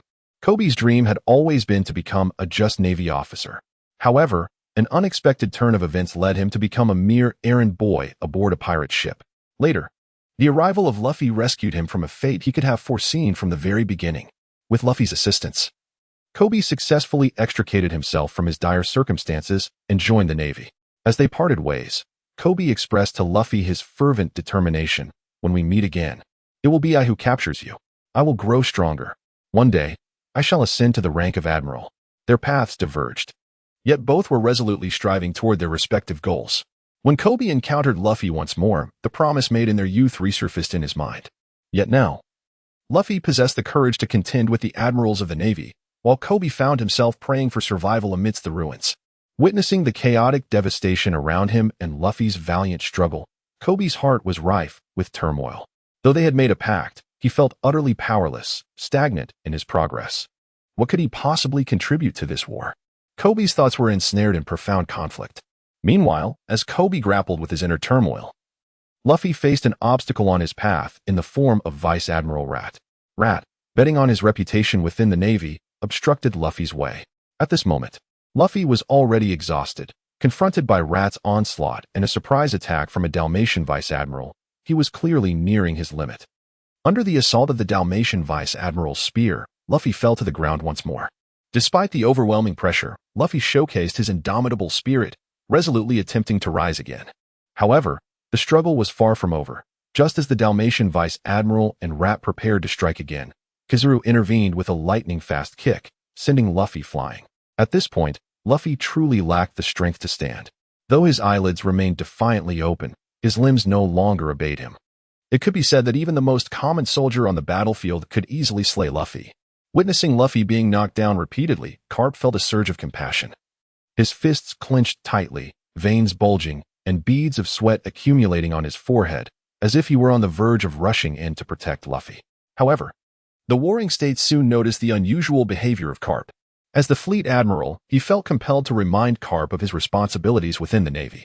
Garp, clarify your position, was a simple remark that plunged Garp's heart into turmoil once more. Simultaneously, the Yellow Monkey, having just knocked Luffy down, approached him with a condescending demeanor. Courage alone is futile, Straw Hat Luffy. Without the strength to save what is beyond your reach, no effort will suffice. In that moment, Luffy found himself immobilized, his mind beginning to cloud. Was it true, as the Yellow Monkey suggested, that he was utterly powerless? The scene before him began to blur, and Luffy felt completely exhausted. Just as he was on the verge of closing his eyes, the Yellow Monkey delivered another swift kick, sending Luffy flying. As everyone anticipated Luffy's imminent demise, an unforeseen event unfolded. The Yellow Monkey's kick had propelled Luffy directly into Whitebeard's embrace. What an extraordinary turn of events! This kick had inadvertently sent Luffy to the safest possible place. Of course, amidst the chaos of battle, no one noticed the peculiar trajectory of the Yellow Monkey's kick.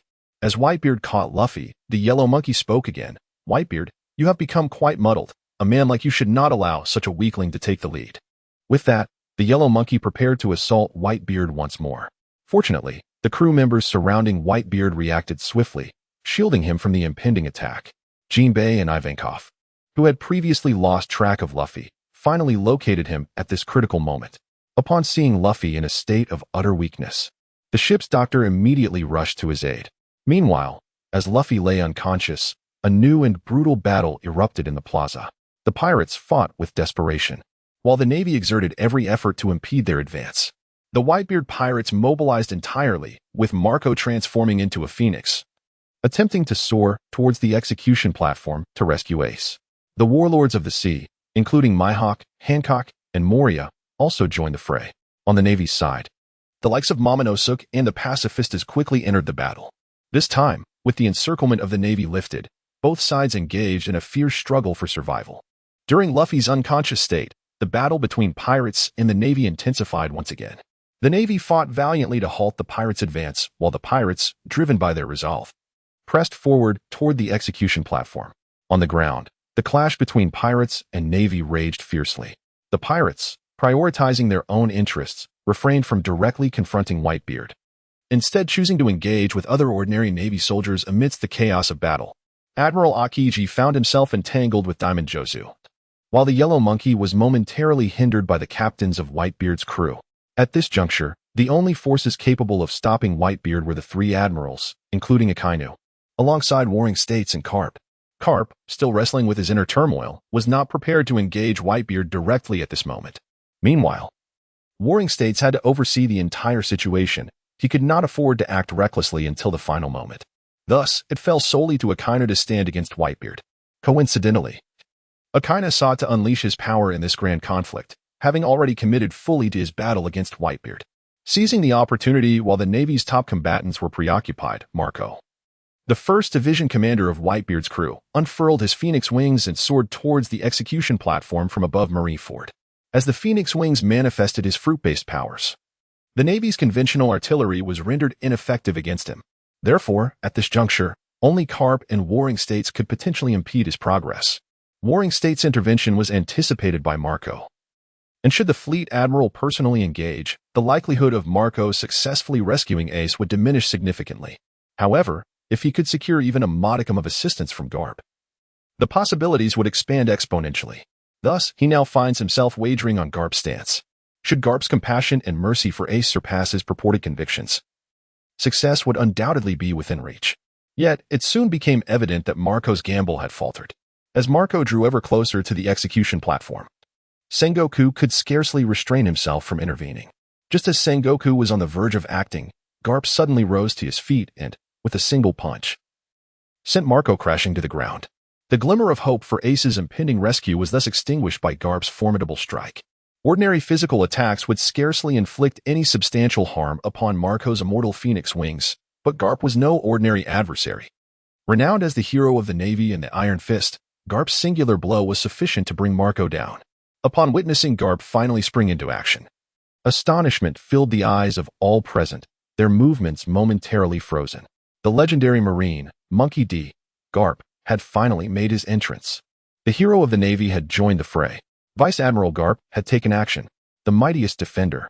Undoubtedly, Garp's intervention served as a resounding morale booster for the Marines, illuminating their path to potential victory in the war. After dispatching Marco, Garp seated himself upon the chair previously occupied by the admirals, positioned beneath the execution platform. It was clear that Garp's decision was the result of a profound internal struggle. However, now that he has made his decision, there is no room for wavering. Thus, after Garp took his seat, he remarked, "If you wish to pass through here, you must first slay me." The Navy, upon hearing this, was greatly invigorated. Conversely, the pirates found themselves in a less favorable predicament. Although they had not personally experienced Garp's might, they were well acquainted with his illustrious reputation. 2 decades prior, Garp had clashed multiple times with the Pirate King, Roger, earning him worldwide renown. Furthermore, it was Garp who, alongside Sengoku, confronted the formidable Shiki, the Golden Lion, at Marinford, ultimately vanquishing him and imprisoning him in Impel Down. The weight of these 2 monumental events alone was sufficient to instill fear in the hearts of the pirates. Whitebeard seemed to perceive the unease among his crew and promptly encouraged them, saying, "Foolish lads, do not be intimidated by his name. He is merely an old soldier." Indeed, Garp was formidable, yet they had no avenue of retreat at this juncture. Moreover, their objective remained unfulfilled, leaving them no choice but to press on. Just as Whitebeard concluded his statement, Akainu swiftly raised his arm, engulfed in fiery magma, and addressed Whitebeard. "If you belong to that generation, then pay heed to your adversary before you." Magma Dog. With Akainu's fierce declaration, a magma entity, akin to a hellish hound, surged toward Whitebeard. However, Akainu's attack inflicted no significant damage upon him. With a mere flick of his hand, Whitebeard deflected Akainu's magma assault. The Magma Dog, once unleashed, could not be retracted, and under Whitebeard's counterstrike, it plummeted like a meteor toward the nearby town. As Akainu initiated the offensive, the battle, which had been momentarily halted by Garp's unexpected intervention, reignited. To prevent any further delays, Sengoku decided to expedite Ace's execution. However, due to the executioner responsible for Ace's execution being slain by Crocodile, they were compelled to hastily seek another executioner. The execution platform was short of executioners, and the pirates seized this rare opportunity to resume their bloody skirmishes. Yet, with Garp's steadfast presence in the rear, the morale of the Navy remained unshaken and their spirits soared. In the face of the pirates' relentless assaults, the Navy showed no signs of retreat. Under the Navy's fierce onslaught, the Whitebeard pirates began to suffer defeat. Ace, witnessing his comrades fall one after another, tears streamed down his face as he pondered the meaning of his existence. On the other hand, Luffy made a life-risking decision for Ace's sake. Though Luffy's body had reached its limits, he still held one final chance. Meanwhile, Ace, observing the bloodshed and chaos in the square ignited by his presence, found himself engulfed in a tempest of turmoil, watching his comrades, who relentlessly fought for his rescue yet were marching towards their doom. Ace once again questioned the value of his life. On the execution platform, Ace reflected upon his less-than-perfect past, his heart shattered. When Ace first learned of his father's infamous legacy as the Pirate King during his childhood, he perhaps felt a sense of pride. However, when he eagerly inquired about Roger's deeds from others, he was met with scorn, being told that his existence was a sin. Such remarks left a profound impact on young Ace. It was these denigrating words that instigated his existential crisis, leading him to resent Roger. He began to sever all ties to Roger's legacy, vowing never to utter the name again.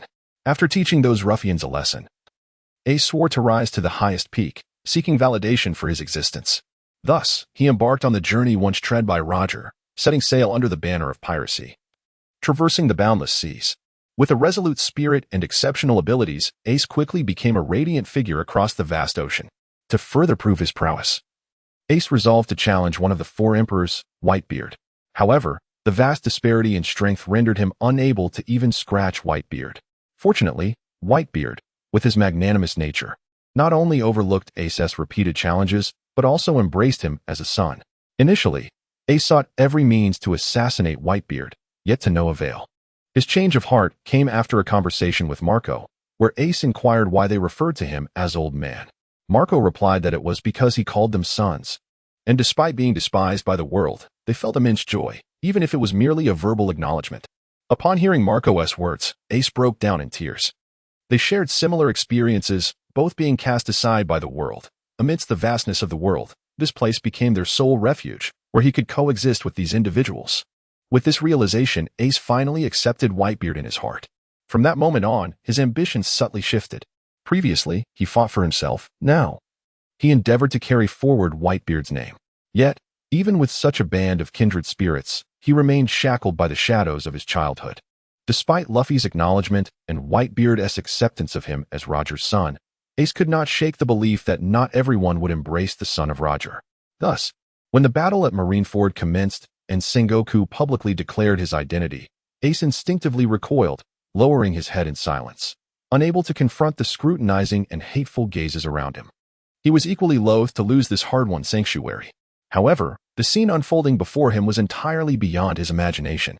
Just when Ace believed he was beyond salvation, his comrades were tirelessly striving to rescue him. Little Oars perished in his attempt to save him, and Luffy, driven by the same purpose, clashed with the Navy admirals, now grievously injured and unconscious. Besides these, countless others fell along the way for his sake. Yet, despite this, they persevered, steadfastly continuing down the path to rescue themselves. Witnessing the scene before him, Ace appeared to find solace. The demon that had resided in his heart for over a decade seemed to dissipate in an instant, enveloped by the care and love of his comrades. At that moment, Ace was in tears. How detestable! I am so twisted. In this moment, while my father, brother, and comrades bleed in sacrifice, I weep with joy. It is only now that I comprehend the value of life. Ace finally grasped the meaning of existence and the worth of his own being. Beneath the execution platform, Garp heard Ace's heartfelt monologue, and a trace of unspoken bitterness surfaced on his weathered face. He had made his choice as a naval hero. As Ace's grandfather, he felt a sense of guilt, yet he could no longer take any action. The turmoil within Ace was but a fleeting moment, yet on the battlefield, even a heartbeat can bring about profound change. In the square, Whitebeard continued to fight valiantly, facing the formidable Akainu. Given Whitebeard's strength, subduing Akainu should pose no challenge. However, at this moment, his body had already succumbed to a covert strike from Akainu, and the chronic ailments he had long suffered from suddenly flared up, causing Whitebeard's offensive to wane. Though he possessed the strength to hold the line, he found himself powerless against the ravages of illness. Just after exchanging a blow with Akainu, a sharp pain pierced through his heart, and soon after, he faltered, half kneeling on the ground, a surge of blood uncontrollably spilling from his lips. Time is relentless. Akainu seized this opportunity, preparing to deliver a fatal blow to Whitebeard. Marco, who had just been knocked down by Garp, rushed toward Whitebeard, alarmed by his father's dire state. This concern proved to be a distraction, allowing Kizaru to capitalize on the moment, landing a strike on Marco's form, which was on the verge of elemental transformation. The situation for Diamond Jaws was similarly dire. Merely glancing back at his father and Marco, he found himself frozen in place by Akiji's icy grip. Several commanders were held at bay by the admirals, rendering the ordinary crew members utterly helpless. Whitebeard now stood truly isolated and defenseless. At this critical juncture, Akainu's magma-like hand ruthlessly struck Whitebeard's chest. With Luffy gravely injured and Whitebeard under duress, the situation was exceedingly bleak for the pirates, with the prospect of total annihilation looming ever closer. Just as the forces intent on rescuing Ace appeared on the brink of complete destruction, the heavily wounded Luffy managed to muster his remaining strength and uttered a final plea to Ivankov. He requested Ivankov to inject him with the adrenaline hormone once more, reminiscent of their escape from Impel Down. During that harrowing escape, Luffy had been poisoned by Magellan, the warden of Impel Down, teetering on the brink of death. However, driven by his unwavering conviction to rescue Ace, he compelled Ivankov to administer a stimulant hormone, granting him the extraordinary strength to surpass his physical limits, allowing his body to momentarily regain a state suitable for combat. At that moment, Ivankov, in a bid to ensure Luffy's survival, indeed took such action. However, the strength that transcends the limits of the body inevitably comes at a price. This method of exhausting one's life force has already been employed by Luffy once. The consequences of a second usage are beyond Ivankov's imagination. At this moment, Luffy lies powerless on the ground. Yet he still exerts every ounce of strength within him to grasp Ivankov's foot. However, upon hearing Luffy's final plea, Ivankov's eyes widened in astonishment. What are you saying? Another injection of the stimulant hormone? This is madness. No, you have fought from Impel Down to this point. The poison has already brought you to the brink of death. Your body has long surpassed its limits. I have mentioned before that the stimulant hormone is merely a stopgap measure. If you continue to numb your body like this, you will truly lose your life, Ivankov said anxiously. No one understands the cost of life drained by the stimulant hormone better than Ivankov. And precisely because he comprehends it so thoroughly, he fervently advised Luffy to abandon this notion. The situation is exceedingly perilous. He must ensure Luffy's safety. Otherwise, he would have no face to return to his old partner, Monkey D. Dragon. However, despite Ivankov's earnest persuasion, Luffy remained entirely unresponsive. At that moment, his heart was consumed by a singular thought: to rescue Ace. He resolved to do everything in his power, even if it meant facing death. Let me fight, Ivankov. If my inability to battle now results in Ace's failure to be saved, I would wish for death afterward. So, grant me the strength to fight. This was Luffy's resolute decision.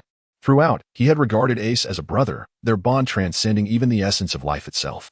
Upon hearing Luffy's heartfelt declaration, Ivankov finally comprehended the depth of Luffy's true emotions. Given Luffy's current physical condition, it was miraculous that he had endured this far.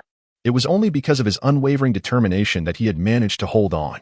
With Luffy's mind made up, any further attempts to restrain him would be futile. I understand. Do as you wish.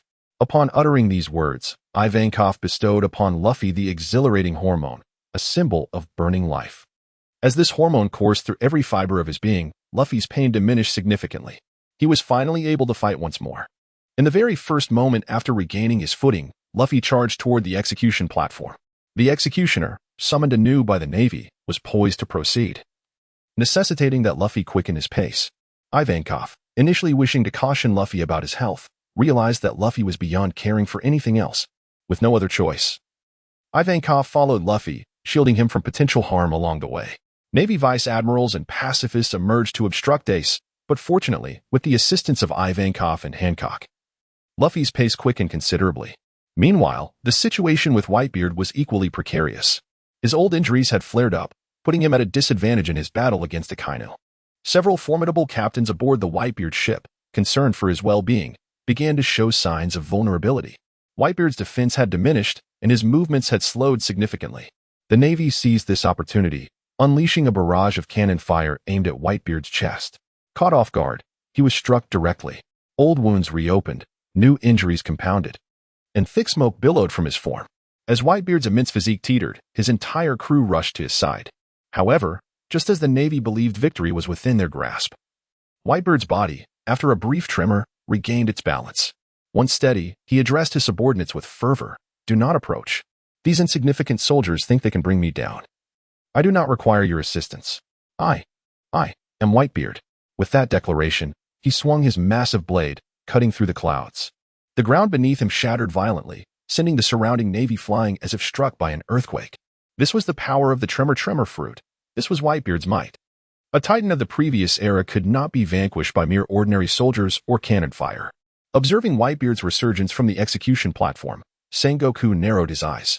He discerned the discomfort in Whitebeard's body and recognized that he had reached the limits of his strength, prompting him to issue commands to the Navy. Do not falter. He is already wounded. Hearing Sengoku's declaration, Whitebeard quickly retorted, Wounded? Ridiculous. You think this little bit can kill me? As he spoke, he resembled a mighty lion, aged yet still exuding a commanding presence. If I were to die, what would that signify? I am fully aware. So listen well, until I witness my son's bright future. I cannot die.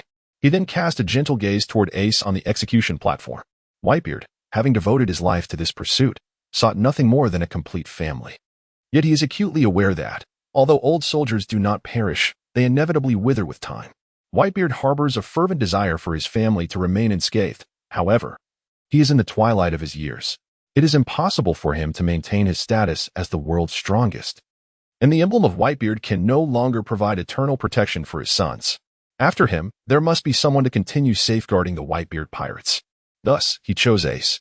Ace's resilient character, his formidable lineage, and the weight of the will of the D clan he bears are all sufficient for Whitebeard to regard Ace as his successor.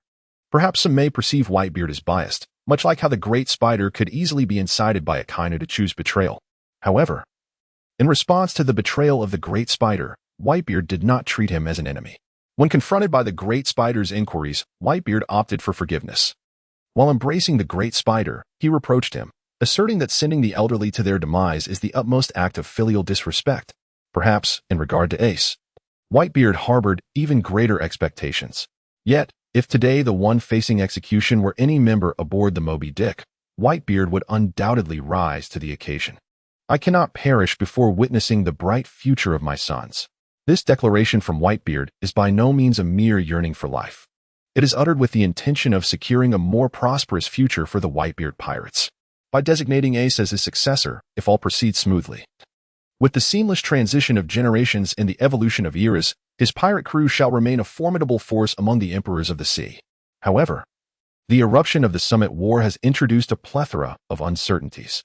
Should Ace be lost, the entire Whitebeard pirates crew would inevitably face an unpredictable demise.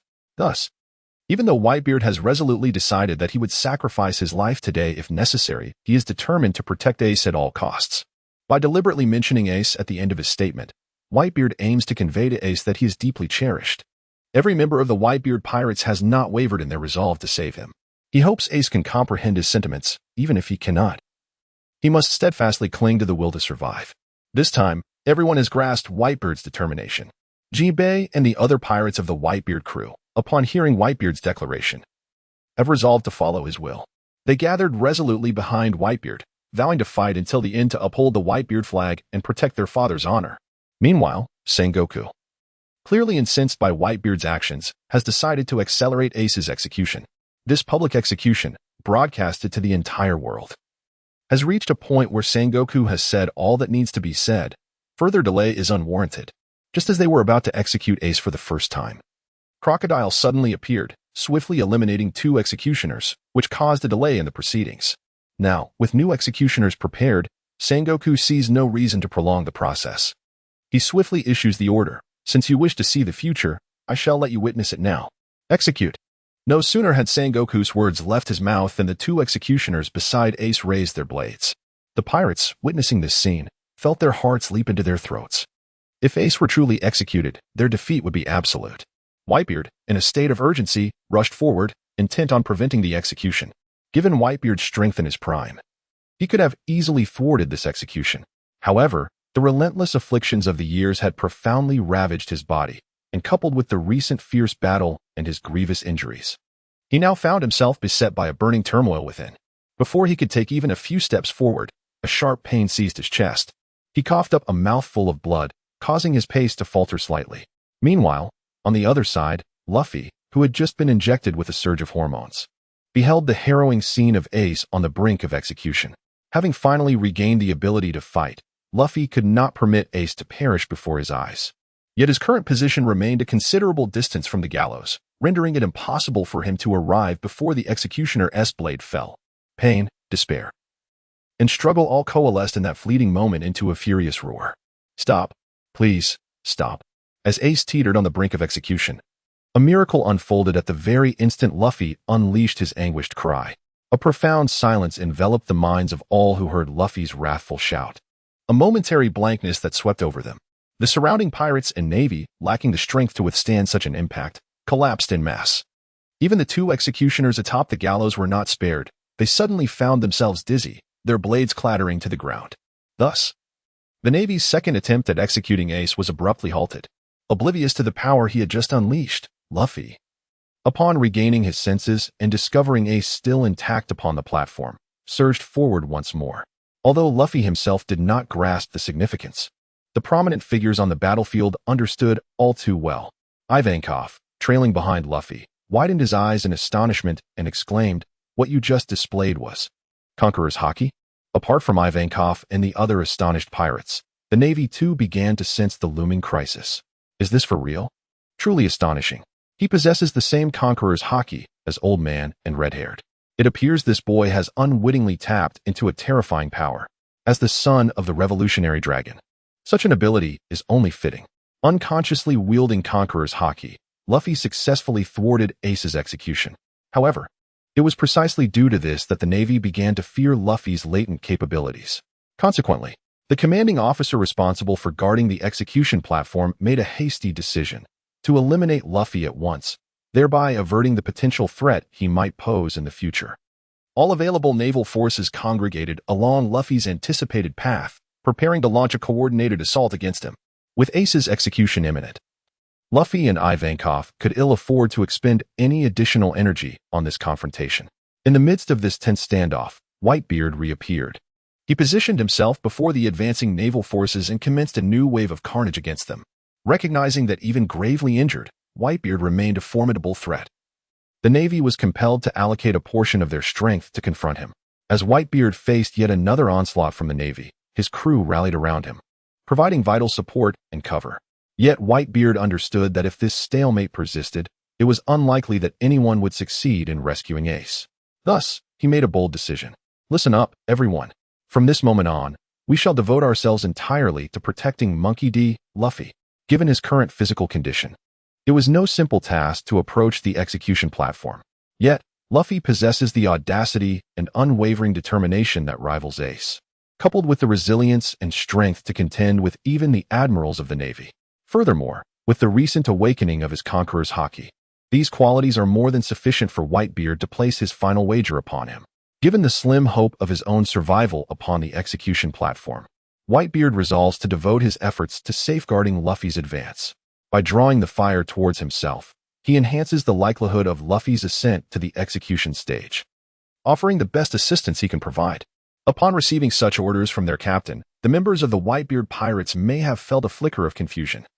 Yet they complied with Whitebeard's command. Under the full protection of the Whitebeard pirates, Luffy's progress indeed became significantly smoother. However, for Luffy, a more formidable challenge lies ahead. This challenge is none other than his grandfather, Garp. From now on, protect Straw Hat Luffy with all your might. With these words from Whitebeard, all members of the Whitebeard pirates gathered around Luffy, aiding him in clearing the obstacles that surrounded him. Under the protection of the entire crew, Luffy, living up to expectations, swiftly approached the execution platform. Yet, despite the reduced distance to the platform, it was elevated several meters high. And the quickest way for Luffy to reach Ace was to construct a bridge in midair. Although his gum fruit powers allowed him to stretch his arms to facilitate his ascent, he could not guarantee that he would remain unscathed from potential attacks during this perilous moment. Just then, Ivankov's subordinate, Imizuna, made a dramatic entrance. A member of the Revolutionary Army, Imizuna is characterized by his orange left half and white right half, often holding a goblet. He is also the user of the scissor fruit, capable of transforming any part of his body into scissors to slice through any material, including the hardest stones, as easily as cutting paper.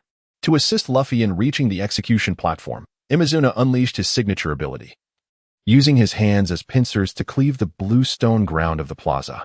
Subsequently, he connected the severed surface to the top of the execution platform, effectively creating a path for Luffy. Just as Luffy, filled with hope, charged towards the platform, Garp suddenly appeared, blocking his way. "Grandpa, move aside," Luffy urgently shouted upon seeing Garp in his path. With Ace just a step away, Luffy could not afford to halt at this critical juncture. However, since Garp has chosen to confront Luffy, it must have been a decision reached after considerable contemplation. How could I possibly step aside? I am a vice admiral of the Navy headquarters. For a long time, even before your birth, I have been battling pirates. If you wish to pass through here, you shall do so over my dead body, Straw Hat Luffy. That is the path you have chosen for yourselves. In response to the oncoming Luffy, Garp uttered these words. The position of the Navy compelled him to intervene. Although he was reluctant to oppose his own grandson, he also wished to prevent Ace from meeting his demise. Yet, this is a belief and endeavor he has steadfastly upheld throughout his life. When personal emotions clash with national interests, it is likely that no one can make a correct and rational judgment. Garp is no exception. Upon hearing Garp's words, Luffy finally comprehended that their positions are ultimately divergent. Yet, even in that moment, Luffy did not regard Garp as an adversary. Unlike Ace, Luffy, despite Garp's clear stance to oppose him, held steadfastly in his heart that Garp remained his grandfather. Thus, in such a pressing situation, Luffy uttered a poignant plea. "Please, let me pass, Grandpa." Such a resolute yet endearing tone could perhaps only emanate from Luffy himself. Faced with Luffy's earnestness, Garp found himself at a loss. In such dire circumstances, how could this guy still utter such words? Nonetheless, this is what family truly is. A tender part of Garp's heart suddenly quivered. Yet, even as his heart began to waver, his lips remained steadfast, uttering the same resolute words. "I have long proclaimed that to pass through here, one must tread over my lifeless body. However, Mere seconds after Garp uttered this declaration, memories of the times he spent training young Luffy began to flood his mind. When did it come to pass that his cherished grandson embarked on a path so starkly opposed to his own? Perhaps it was when he compelled the young Luffy to train in the remote mountains, or perhaps it stemmed from their encounter with the red-haired pirate in Windmill Village. Regardless of the reasons, he has always been unwilling to harm Luffy, and Luffy feels the same way. Luffy recalls, more than a decade ago, the moment spent in the deep mountains with Garp during his childhood training. One evening, utterly exhausted and on the verge of sleep while walking, Garp carried his young self down the mountain. In Luffy's drowsy state, Garp revealed the tenderness he had long concealed in his heart. You must truly despise having such a terrifying grandfather, don't you? Yet, Luffy, the rigorous training I impose upon you, compelling you to become a Marine, stems from my fervent desire to ensure you do not stray down the wrong path. That is my heartfelt wish. This was the first half of what Garp could express. The unspoken second half was, because only by becoming a Marine can I better protect you. At that moment, Garp believed Luffy had fallen asleep, allowing him to rare display such a gentle and benevolent demeanor. Yet Garp remained unaware. At that moment, although Luffy was utterly exhausted, his consciousness lingered in a hazy state. Still alert, he heard Garp's gentle words from the depths of his heart and understood the burdens Garp bore. While Luffy outwardly appeared carefree and untroubled, he possessed a deeper understanding than anyone else.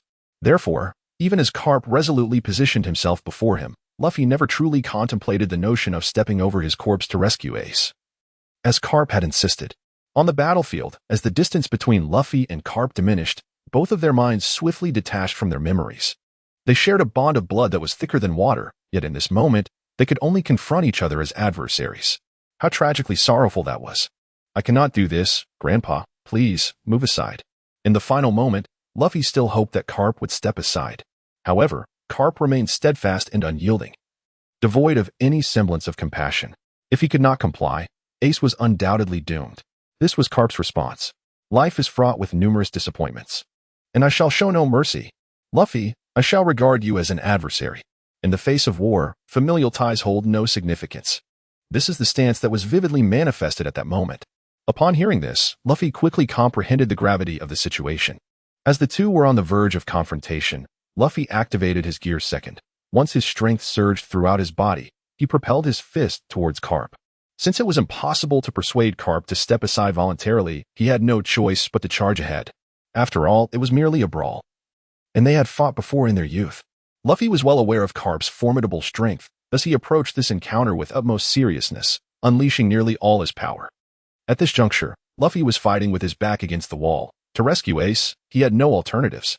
Naturally, Luffy understood that this punch would not inflict any fatal damage upon Garp.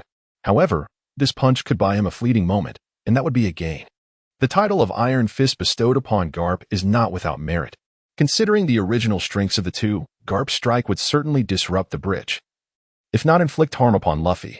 Yet, just as their fists were about to collide, memories of Ace and Luffy's childhood flooded his mind. Garp had trained alongside them, nurturing their growth. Now, due to their divergent paths, they were destined to clash in a life-or-death struggle. Could he truly bear to witness these two children plummet into the abyss of death? No, this was far from the outcome he desired. In that final moment, Garp chose to yield. As their fists met, he deliberately tempered his strength. Consequently, Garp was sent tumbling from the bridge, allowing Luffy to surge onward toward the execution platform. This epitomized Garp's love. He never uttered words of concern or affection, yet his actions spoke volumes. Garp's ultimate concession enabled Luffy to reach the execution platform, standing before Ace at last. Finally, they had arrived. Observing Ace's weary visage, Luffy beamed his signature smile and joyfully exclaimed. Upon seeing Luffy, Ace felt a wave of relief wash over him, his face breaking into a smile at last. His younger brother, whom he had always worried about, had grown into someone capable of standing on his own. After a brief exchange of greetings, Luffy swiftly produced a key, poised to unlock the sea-stone handcuffs binding Ace. However, just as Luffy was poised to unlock Ace's handcuffs, Sengoku could no longer remain passive. Do you truly believe you can escape my grasp? Sengoku's low growl resonated like an ancient bell, reverberating throughout the entirety of Marineford. Simultaneously, as Sengoku's words fell, his form began to swell, golden radiance emanating in concentric circles, blindingly bright and rendering onlookers unable to open their eyes. When the golden light finally began to diminish, the spectators were at last able to see. Yet, At that moment, Sengoku had transformed completely into a colossal golden Buddha. The mightiest Zoan-type devil fruit, the Buddha fruit, had finally manifested, leaving all present in astonishment at the unfolding events upon the execution platform. For the vast majority of those gathered, this was their inaugural glimpse of Sengoku unleashing his powers. People often harbor trepidation towards the unknown, especially when it concerns the Admiral of the Navy. Given the current escalation of circumstances, it was evident that intervention by ordinary individuals was futile. The Admiral's involvement signified that the battle had reached a critical juncture, and all eyes were anxiously fixed upon the execution platform. Nevertheless, even with Sengoku's transformation into the Great Buddha, he could not thwart Luffy's endeavor to unlock Ace's restraints. Initially, Sengoku had presumed that Luffy lacked the key, believing that his presence on the execution platform was merely a prelude to death alongside Ace. But now, Luffy unexpectedly produced a key, and at such a close distance. However, just as Luffy held the key, ready to unlock Ace's shackles, misfortune struck once more. From a considerable distance away, Kizaru raised a single finger and unleashed a blinding flash, instantly severing the key in two. With a crisp sound, the key shattered. Luffy panicked. And in that moment, Sengoku seized the opportunity to prepare a lethal strike for both Luffy and Ace. Luffy's successful arrival at the execution platform had already posed a grave challenge to the Navy's authority. Despite being the grandson of Garp, Sengoku could no longer allow him to continue this reckless behavior. Straw Hat Luffy, you are a villain deserving of death. I shall execute both you and your brother, Sengoku declared with a fierce tone, and then unleashed the Buddha's palm, aimed directly at Luffy and Ace. At that moment, Sengoku's palm had swollen to the size of a small mountain. And with Ace shackled to the execution platform by seastone cuffs, if Luffy were to flee, Ace would undoubtedly perish. His purpose was to rescue Ace. And given the current circumstances, escape was even less of an option. To counter Sengoku's impending attack, Luffy bit his finger and activated Gear 3. Just as the situation reached a critical point, another variable emerged, the newly assigned executioner. Previously, due to Luffy's inadvertent release of Haki, the two executioners beside Ace had collapsed. Now, influenced perhaps by the sound of the key hitting the ground, or due to his own sufficient strength, the slender executioner surprisingly regained consciousness. Luffy locked eyes with the slender executioner and instantly recognized him. It was none other than Galdino, the wielder of the candle fruit. Galdino was a member of the Baroque Works, codenamed Mr. 3, identifiable by his trademark hairstyle, which formed the shape of the number 3. After the downfall of Baroque Works, Mr. 3 was imprisoned in Impel Down, and later, Luffy, in his quest to rescue Ace, stormed Impel Down and led a group of criminals in a breakout, with Mr. 3 among them. Originally, he had the chance to escape. However, after experiencing the camaraderie of battling alongside Luffy and Impel Down, Mr. 3 began to develop a more favorable impression of him. This time, he deliberately disguised himself as an executioner, hoping to assist Luffy in his endeavors. When Luffy saw Mr. 3 awaken, he instinctively uttered his desire for Mr. 3 to join the effort, without much contemplation. Luffy, being inherently optimistic, would not hastily categorize others as enemies unless they infringed upon his principles. Particularly in the face of imminent danger to their lives, Luffy instinctively regarded Mr. 3 as an ally. Hey, Mr. 3, use your candle wall to protect Ace. Upon uttering these words, Luffy bit down on his finger, causing his body to expand 100-fold in an instant, preparing to confront Sengoku's mighty strike alone.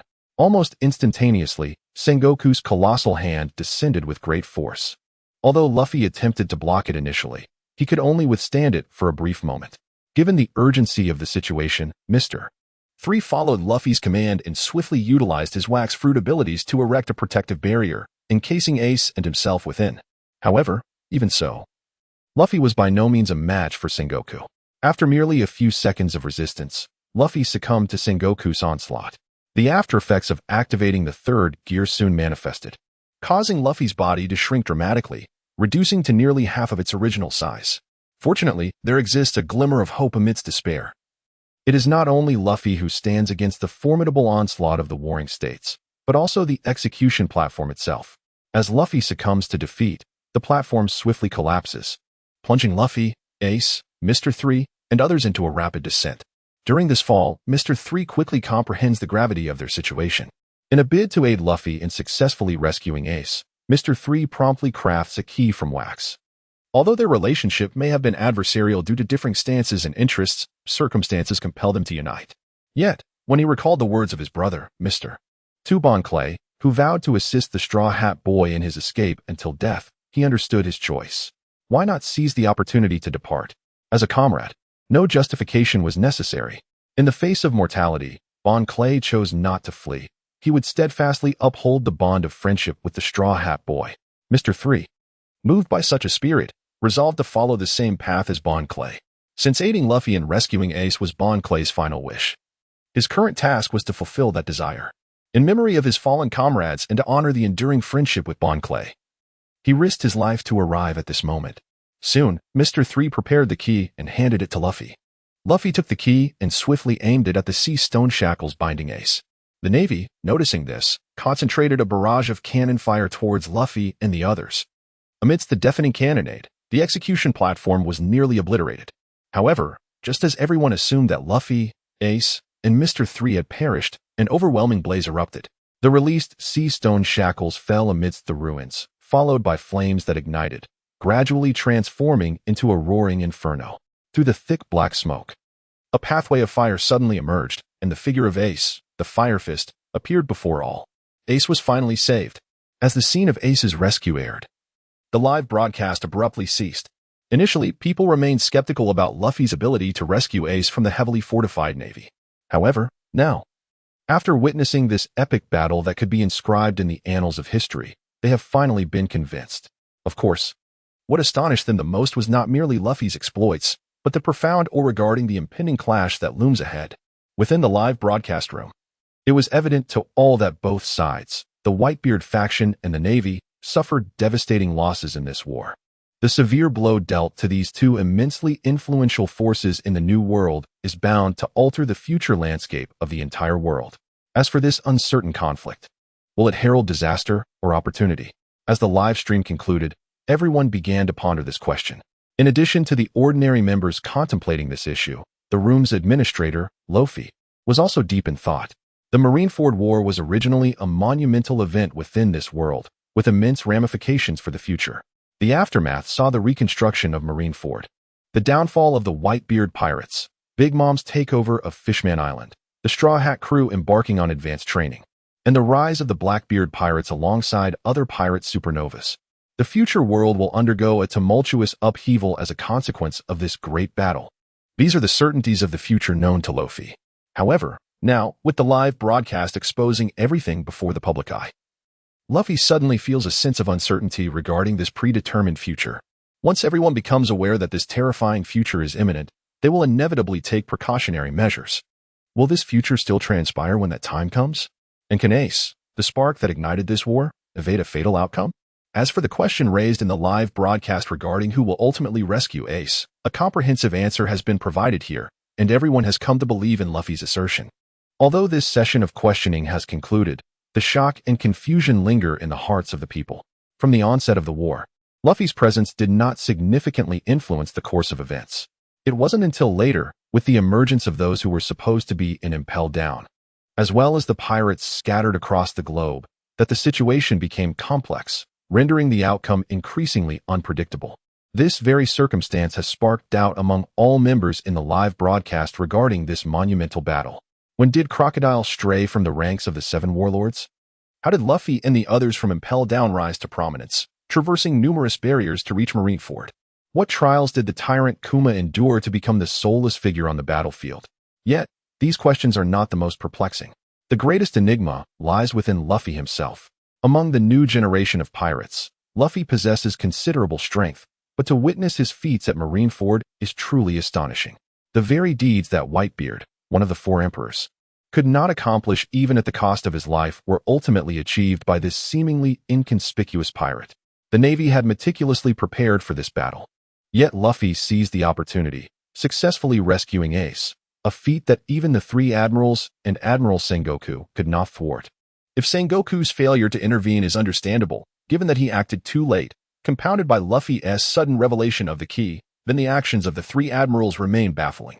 When Luffy first appeared before them, they had ample opportunity to eliminate him in an instant.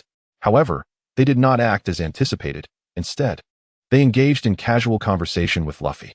Particularly striking were the words spoken by Akiji as he shielded Akainu, stating, "In light of the favor your grandfather has shown me," which provoked a flurry of thoughts. Meanwhile, the image of Garp himself, who was effortlessly knocked down by Luffy with a single punch, was nothing short of blatant favoritism. It can be asserted that Luffy's unimpeded journey to the execution platform was not solely attributed to his formidable strength and resilience, but was also significantly aided by the subtle leniency of those around him. As the overseer of the room and one endowed with omniscient vision, Law was acutely aware of the underlying reasons for this. Being a favored individual and a child of destiny, Luffy commanded respect not only from the Navy and the Revolutionary Army but even from the formidable Shanks. Contrary to the perception of him as a grassroots underdog, in reality, he was born amidst privilege in Rome and ventured to the seas to pursue his dreams, with the extraordinary attributes of the gum-gum fruit further amplifying his boundless potential. Thus, Law could fully comprehend the events that had just unfolded in the live broadcast. However, the other members in the live broadcast room hold a different opinion. Luffy's ultimate triumph in rescuing Ace cannot be attributed solely to his own efforts. It was the collective assistance of multiple factions that played a crucial role. The unwavering protection from the Whitebeard pirates was one aspect, while the Navy's oversight in their defense provided Luffy with considerable advantages. For the pirates, Luffy's success signifies a victory for all pirates, and regarding the Navy's actions, they can merely offer a few derisive remarks. However, the situation within the Navy is markedly different. The Navy, as a bureaucratic institution, has missed several critical opportunities, leading the course of this war to shift unfavorably against them. In an effort to protect their reputations and avoid accountability post-conflict, they have begun to shift blame amongst themselves upon witnessing the successful rescue of Ace. At the forefront of this blame game is Akainu, who firmly believes that his performance in this war was flawless and thus directs his ire towards others. Akainu exclaims, "Am I to understand that this battle was fought solely by me? Were the others merely actors?" Although he does not explicitly name them, it is clear that Akainu refers to his own comrades. It is only due to the supposed betrayal by these so-called allies that Akainu feels justified in his sardonic remarks. The individuals he highlights in his tirade are likely just a handful among those present on the battlefield. Influenced by Akainu's words, Kizaru quickly responds to defend his own honor, stating, "Ah, but I fought with great vigor. Did you not see how I left the Straw Hat Boy on the brink of defeat?" Akainu retorts, "Indeed. You were quite zealous, even going so far as to kick the Straw Hat Boy out of the center of the battle. The area was vast, and yet you chose to send Luffy straight into Whitebeard's embrace. One might think you were attempting to save him."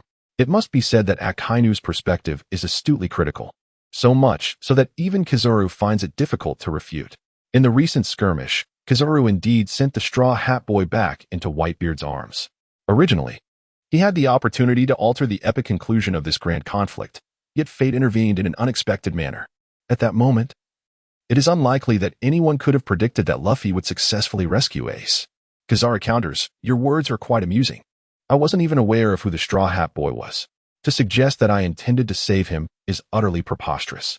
Lacking a more substantial rationale to justify his actions, Kizaru opts for a defiant stance of denial, regardless of the history between Kizaru and Luffy. His refusal to acknowledge any wrongdoing shields him from blame based solely on speculation. Neither Sengoku nor Akainu can impose judgment in this instance. War is often fraught with unforeseen circumstances. Thus Kizaru's actions can be understood in context. In contrast to Kizaru's evasive nature, Akiji appears significantly more forthright. Akiji admits, "It is evident that during that conflict, I indeed provided the Straw Hat Boy with an opportunity. However, at that moment, I certainly did not foresee that such a minor misstep would lead to such a significant shift in the battle's outcome." He continues, "Fortunately, this is not the end. Straw Hat Boy, should we meet again, I shall not hold back." Compared to Kizaru's ambiguous remarks, Akiji's statements are refreshingly sincere. Nonetheless, even if he were to deny his involvement, the live broadcast has already exposed the truth, allowing him to maintain a reputation of integrity by acknowledging his part.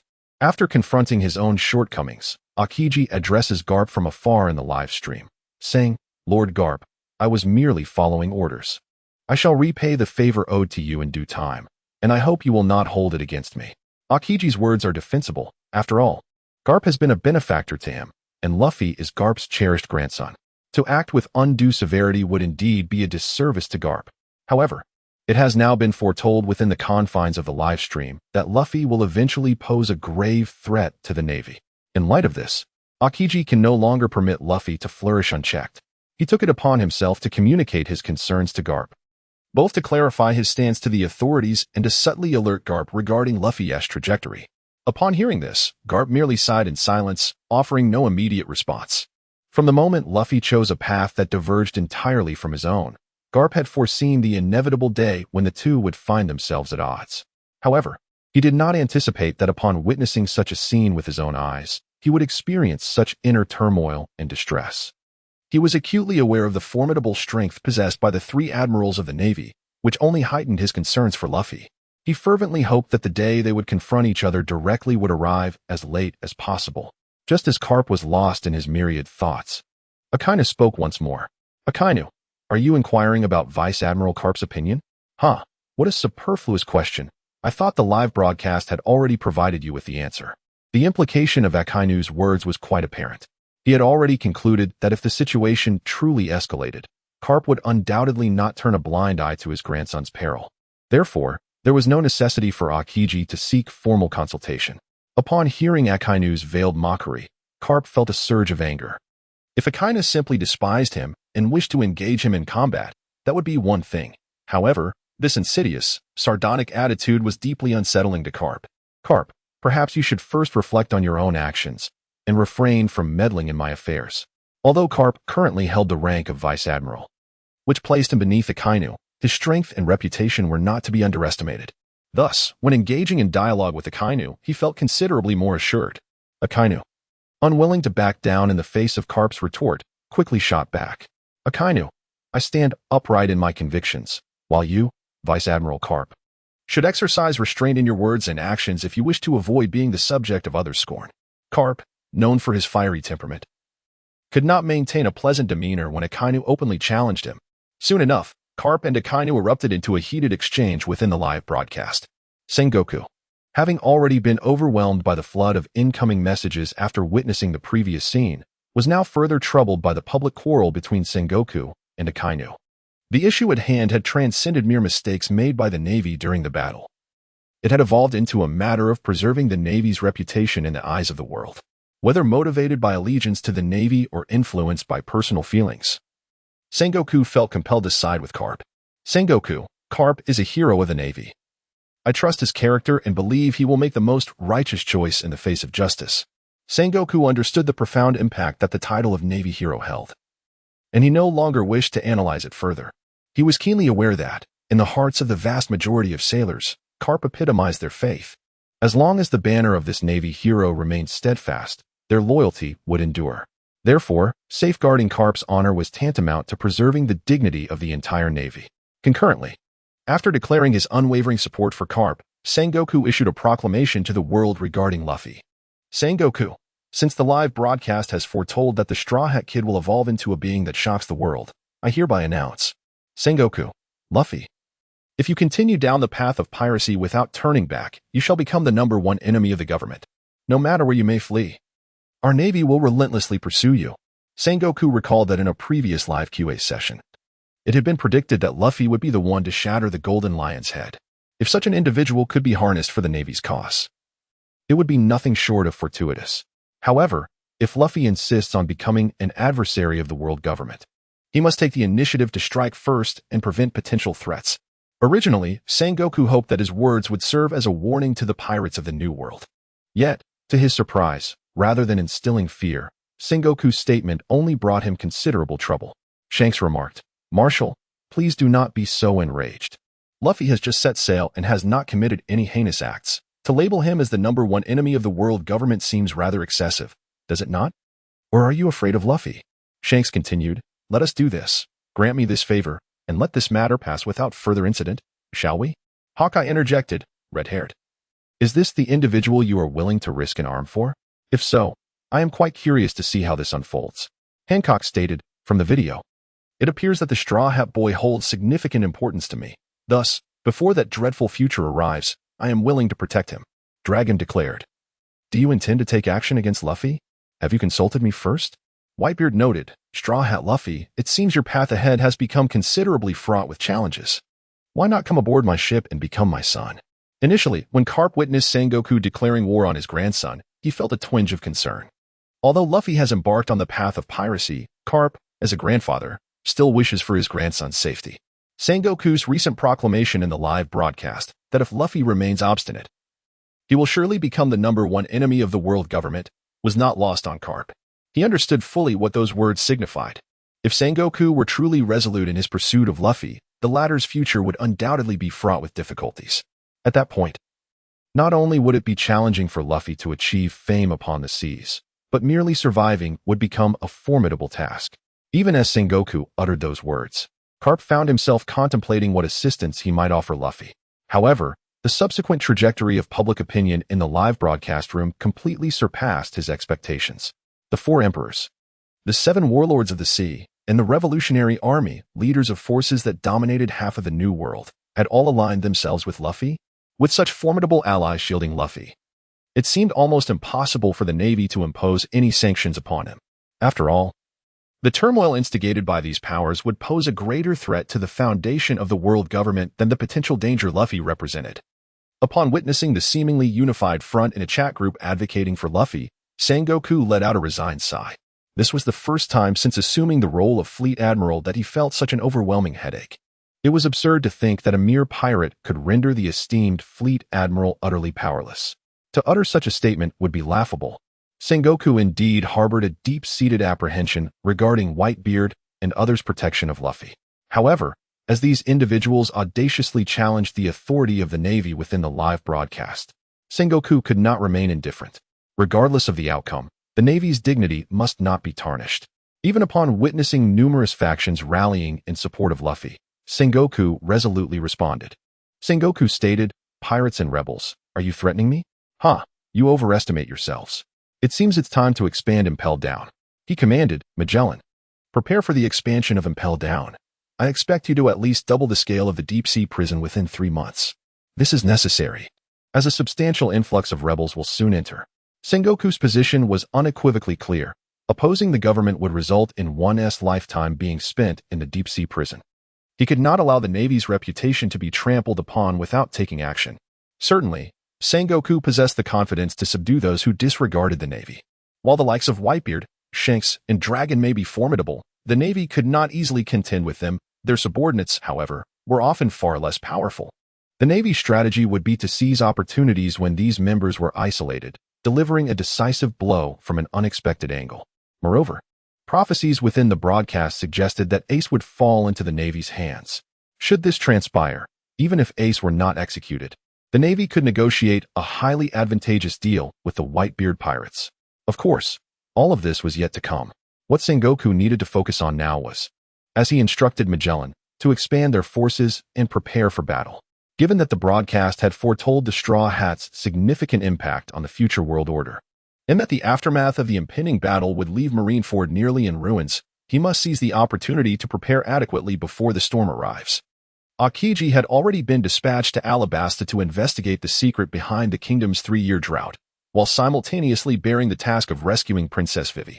Akainu, due to a previous incident involving a textbook affront, had been temporarily demoted to observation, with only Kizaru remaining without a mission among the 3 admirals. Sengoku naturally assigned this task to him. However, due to the earlier scenes from the broadcast, Sengoku could no longer place complete trust in Kizaru. Thus, while assigning this task to him, he also ordered Vice Admiral Tsuru to assist Kizaru in its execution. Ostensibly a collaboration, this was in reality a covert surveillance operation. Of course, Kizaru was not oblivious to Sengoku's decision. However, he bore no resentment towards Sengoku's strategic move. In fact, upon hearing that Sengoku had intentionally dispatched someone to assist him, he welcomed the notion, eager for additional support to alleviate his burdens. After establishing these arrangements, Sengoku finally felt at ease, allowing himself a moment to breathe deeply. Yet, despite this, a flicker of anxiety lingered within him. The emergence of the live broadcast had unveiled numerous unforeseen crises. When all are aware of the impending future, inaction becomes an untenable option. Should new crises arise, what then shall be done? Does he possess the fortitude to guide the Navy through the tumultuous waves of this era? Meanwhile, at the Naval Academy, while all the naval personnel were gripped by fear and apprehension over the predictions made in the live broadcast, Luo Fei, on the contrary, remained remarkably at ease, even humming a cheerful tune. "Bamboo Dragonfly, oh bamboo dragonfly, it has finally come to hand." At that moment, Luffy had arrived at the Academic Affairs Office of the Naval Academy, initially intending to report for duty and facilitate a smooth transition of responsibilities. However, since there was no one in the Academic Affairs Office at the moment, Luo Fei simply chose to sit and wait. During this interlude, he couldn't help but take out the bamboo dragonfly he had just acquired. Perhaps every child harbors a shared dream, to possess a wondrous companion like Doraemon. And Luo Fei was no exception. Although he did not currently own Doraemon, he possessed this bamboo dragonfly, from both a strategic perspective and an emotional one. It could be considered a fulfillment of a dream. While waiting, Luo Fei pondered a question. How could he maximize the potential of this small bamboo dragonfly? Using it solely for himself seemed a tad excessive.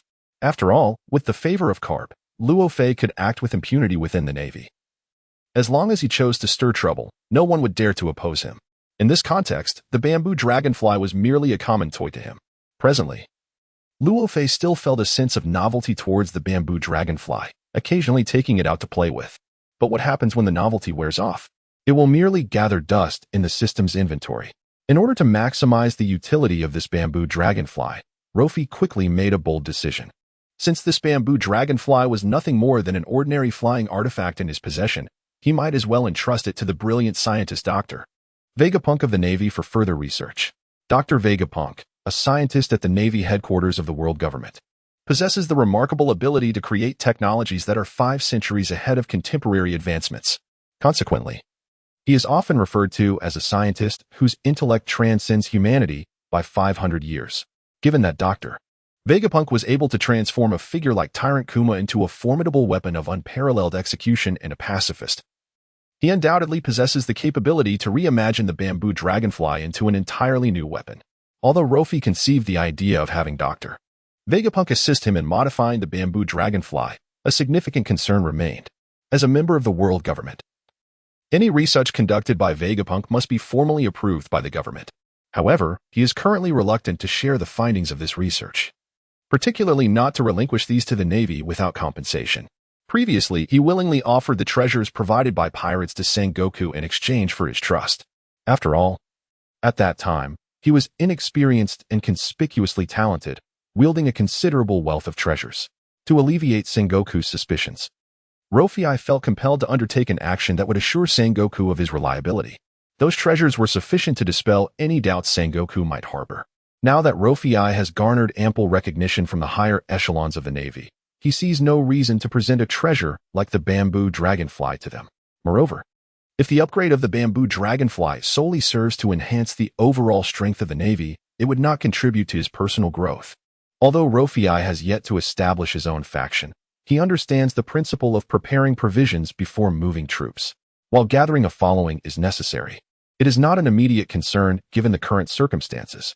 Therefore, it would be prudent to seize the opportunities available now to undertake endeavors that would yield future benefits. Despite being merely 17 years of age, Luffy's mindset is shaped by the experiences of 2 lifetimes, granting him a naturally more composed perspective on issues. However, upon realizing this, Luffy is faced with another crucial consideration: how to meet Vegapunk and discreetly enlist his assistance for this research. Every experiment conducted by Vegapunk has the potential to astonish the world, such as unraveling the conditions for the transmission of devil fruit abilities, enabling objects to possess such powers. Inventing a method using sea prism stone that allows Navy warships to traverse windless zones, facilitating their passage to other seas, creating a weapon referred to as pacifista for the Navy, and breeding artificial biological pets, such as dragons, at Punk Hazard, which led to groundbreaking experiments on human gigantism, the discovery of bloodline silver, and the creation of the first artificial devil fruit. Vegapunk's existence provides the Navy with unparalleled strategic advantages, and his influence is omnipresent. Although Caesar Clown often seeks to rival him, Luffy understands that Caesar's capabilities are far from reaching Vegapunk's heights. Consequently, Vegapunk's safety has become the Navy's top secret. However, to Luffy's knowledge, Vegapunk's stance does not entirely align with that of the Navy. In his youth, Vegapunk was deemed a dangerous entity by the world government for discovering the blueprint of life, leading to his arrest and the dissolution of his original research team. However, in this world, Dr. Vegapunk's research team was forcibly disbanded by the government, and he himself became subject to the control of the global authorities, subsequently commencing work for them. Had Dr. Vegapunk's convictions been as unwavering as those of the Wano country, perhaps Luffy would not have set his sights on him. However, it is precisely due to this obscure past that Luo Fei believes that discussing a potential collaboration with Vegapunk is not an insurmountable task. Once this realization dawns upon him, Luo Fei is faced with but one essential endeavor, to locate the hidden refuge of Vegapunk. While it is common knowledge that a brilliant scientist named Vegapunk resides within the town's administration, the true whereabouts of this enigmatic figure remain a mystery to all. It is likely that only a select few high-ranking officials within the Navy are privy to this secret. However, Luo Fei was not inclined to disclose his intention of seeking Vegapunk to the Navy. After much contemplation, he fixed his gaze upon another individual, Caesar. As a former colleague of Vegapunk, Caesar was surely privy to some information. Caesar Clown, the notorious mad scientist, was once a member of the Navy's scientific division and a former associate of Vegapunk. Captured due to the catastrophic scientific weapon incident during the Punk Hazard affair, he subsequently escaped from a prison ship. To Luo Fei's knowledge, Caesar was currently collaborating with Don Quixote da Flamingo, continuing his malevolent scientific endeavors. If all went as expected, Caesar had likely returned to the very Punk Hazard that had plunged into chaos because of him. The saying goes that the most perilous places are often the safest. Due to the research mishap at Punk Hazard, Caesar was apprehended, and as a result of that incident, Punk Hazard was nearly obliterated, becoming one of the least habitable locations for humanity.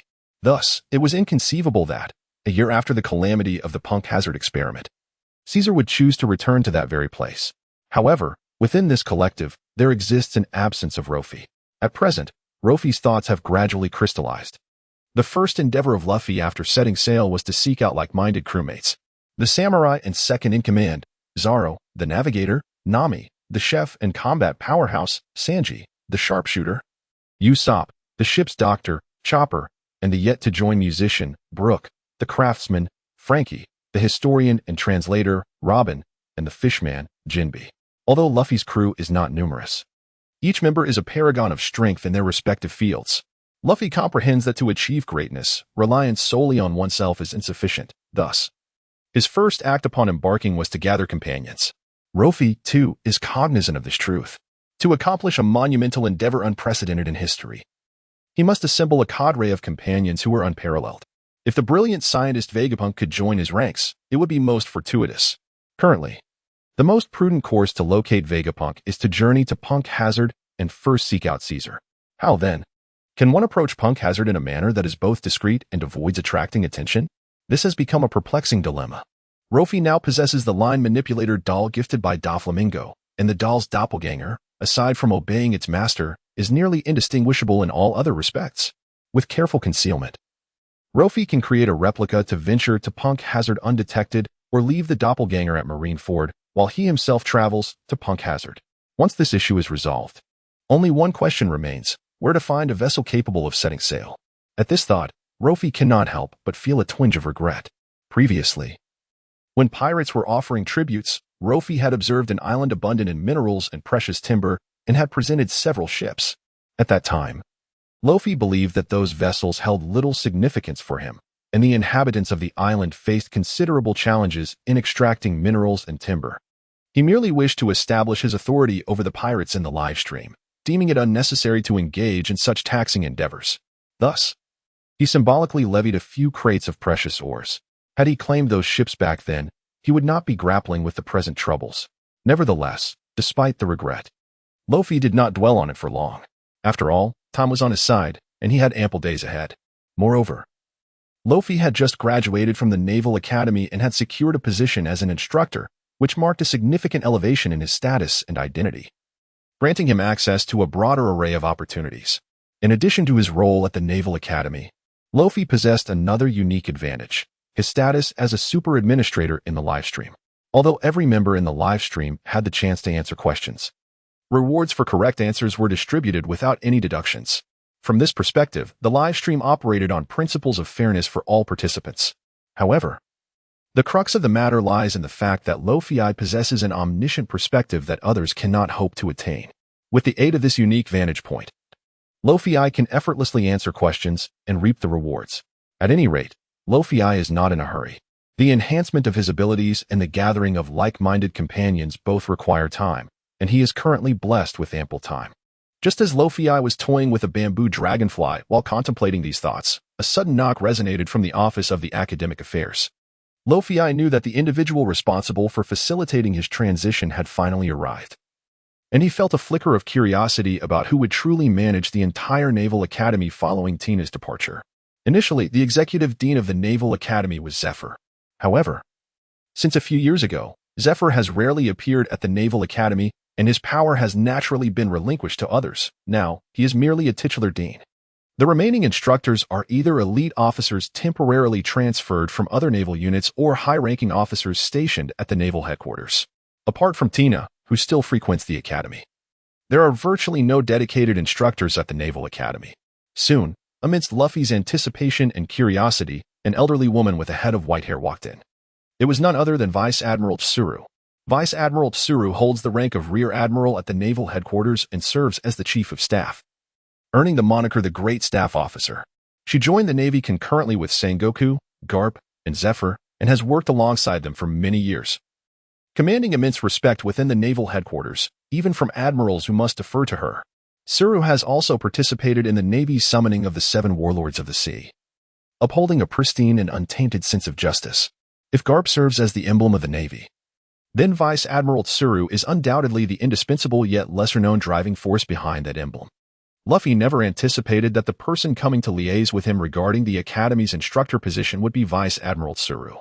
Upon seeing her approach, Luffy couldn't help but exclaim in surprise. Tsuru, upon hearing this, simply nodded slightly and walked directly to Luffy. "Indeed, it is I. I never expected you to recognize me," she remarked, settling down and speaking to Luffy as if engaging in casual conversation. Upon hearing her words, Luffy's heart immediately filled with alertness. It is important to note that he had never encountered Vice Admiral Tsuru at the Naval Academy before, and given his standing, it was inconceivable for him to meet someone of her caliber. As he gazed at the individual before him, he was able to articulate the name of General Crane with remarkable clarity, leaving little room for doubt. "Indeed, I often heard the instructor speak of you, praising your wisdom and capability, as well as your gentle and benevolent demeanor, particularly towards us, the younger generation, whom you treat with utmost kindness. Especially upon noticing the insignia upon your shoulder, I became even more convinced of this truth." Luo Fei initially extolled General Crane's virtues through the words of others, subsequently revealing the basis for his own judgment. Such a seamless narrative left no room for skepticism. Even General Crane, upon hearing these words, felt a wave of relief wash over him, and his gaze upon Luo Fei grew increasingly favorable. However, one individual did not share Luo Fei's sentiments: Tina. As Luo Fei's primary instructor, how could she forget her own words? Tina interjected, "I shall not take the blame. I never uttered such words." She hastened to clarify in the live broadcast.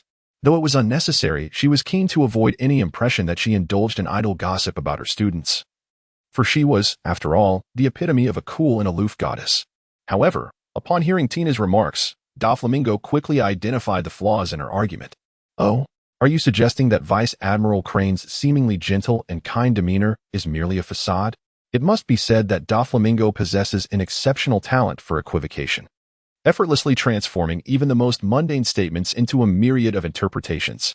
Faced with the difficulty of explanation, Tina opted to abandon her defense, acknowledging that the words relayed by Luo Fei to Crane were indeed her own, albeit forgotten in the moment.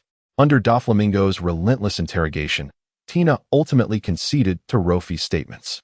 Crane, observing the dialogue unfold in the live stream, felt a surge of joy, contemplating that his standing among these younger counterparts remained quite significant. Luo Fei, too, found himself secretly reveling in the situation. Initially, he had merely spoken a few casual remarks, never anticipating that Tina's straightforward nature would reveal the unspoken truth of her non-involvement. Thankfully, Doflamingo, the instigator, had intervened. Although the process had its complications, the outcome was satisfactory, leaving Luo Fei content. After a few casual exchanges, the rapport between Luo Fei and Vice Admiral Crane had notably strengthened. Following a brief introduction to his responsibilities, Crane promptly organized a class schedule for him. Given Luo Fei's recent arrival, Crane opted to assign him theoretical courses initially, presuming that after 3 years at the Naval Academy, Luo Fei would have retained the foundational knowledge, regardless of his playful demeanor. However, Crane had overestimated Luo Fei's capacity for learning. "Vice Admiral Crane, I believe it would be prudent to assign me different tasks. I find it difficult to retain even these basic concepts, let alone instruct others, Luffy confessed, somewhat embarrassed. His concerns were not unfounded, despite his extended tenure at the academy. His focus had been on leisure rather than serious study, relying on clever tricks to scrape by during examinations without truly grasping the material. What could he possibly teach? How to polish the lines? Although he wouldn't mind such instruction, he feared the repercussions from Sengoku. Crane, taken aback by Luffy's request, was astonished. She never imagined that a prodigious talent like him, having spent 3 years at the Naval Academy, could lack such fundamental knowledge. My goodness, Luffy, you are one of the rare geniuses of the naval headquarters. You must be being modest, correct? She inquired incredulously, adjusting her glasses. Though she was unaware of the true reasons behind Luffy's 3-year delay at the naval headquarters, her astonishment was palpable. Since the advent of the live broadcast, Luo Fei has repeatedly answered questions correctly, leading he and numerous high-ranking naval officers to believe that he is indeed a rare talent for the Navy, one that comes along only once in a century. Thus, when Luo Fei expressed his unfamiliarity with these fundamental courses, he was taken aback. However, he displayed a degree of open-mindedness. She understood that whether Luo Fei's statement was intentional or not, it indicated his reluctance to assume such a position. Since he had already dismissed the idea in his heart, imposing it upon him would likely be counterproductive. After a brief contemplation, he inquired further, "What position do you wish to hold?" She adjusted her glasses once more, asking with a hint of exasperation, as she truly struggled to conceive of a role within the Naval Academy that would be easier to manage than that of an instructor for foundational knowledge courses. Upon hearing that Rear Admiral he had finally relented, Luo Fei quickly contemplated other subjects offered at the Naval Academy. Before long, he arrived at a topic that piqued his interest. "I believe a physical education instructor would suit me perfectly. Why not allow me to be the sports teacher?" Luo Fei exclaimed eagerly. Although he had been retained at the Naval Academy for 3 years, barely passing other subjects, he consistently achieved perfect scores in one area, physical fitness testing. Despite his 3-year tenure at the Naval Academy and his average performance in regular examinations, this was his standout subject. However, it is solely this physical fitness test that brings the utmost satisfaction to Luffy and the Academy instructors. Perhaps endowed with exceptional talent, Luffy has exhibited extraordinary physical capabilities since his initial arrival at the Naval Academy 3 years ago.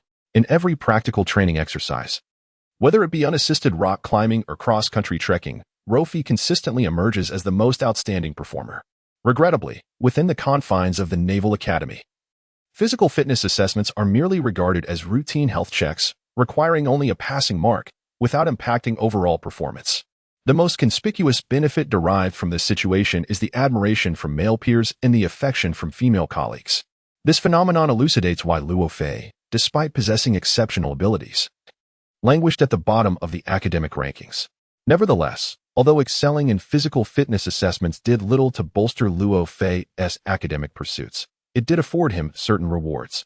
At the tender age of 15 or 16, nearly all cadets are in a phase marked by heightened hormones, fervently idolizing robust physiques and athletic forms. Consequently, Luo Fei garnered considerable popularity within the academy. Despite 3 years of repeating courses yielding no academic improvement, the adoring gazes from his classmates provided him with profound emotional comfort. When Crane learned of Luo Fei's aspiration to assume the role of physical fitness instructor, he averted his gaze, grappling with a dilemma. The reason for his discomfort was that a candidate for this position had already been designated. Given the scarcity of instructors within the naval training environment, it was a considerable feat to assign even one to a single role. Ironically, the position deemed least significant became a coveted opportunity. However, Crane held genuine affection for Luo Fei and, despite feeling conflicted about his request, endeavored to assist him in realizing his ambition. As for the position of physical fitness instructor, "I can arrange that for you, but it is likely that you will not be the sole occupant of this role," Crane remarked. Upon hearing this, Luo Fei's interest was piqued. 2 instructors for the same course? This is unprecedented in the Naval Academy. Who is the other person? He inquired. In his recollection, the Academy had never appointed a dedicated instructor for physical fitness assessments due to the curriculum's lack of emphasis on the subject. Thus, Luo Fei's astonishment upon hearing Crane mention an existing candidate was entirely understandable. "It is Ein," Crane replied.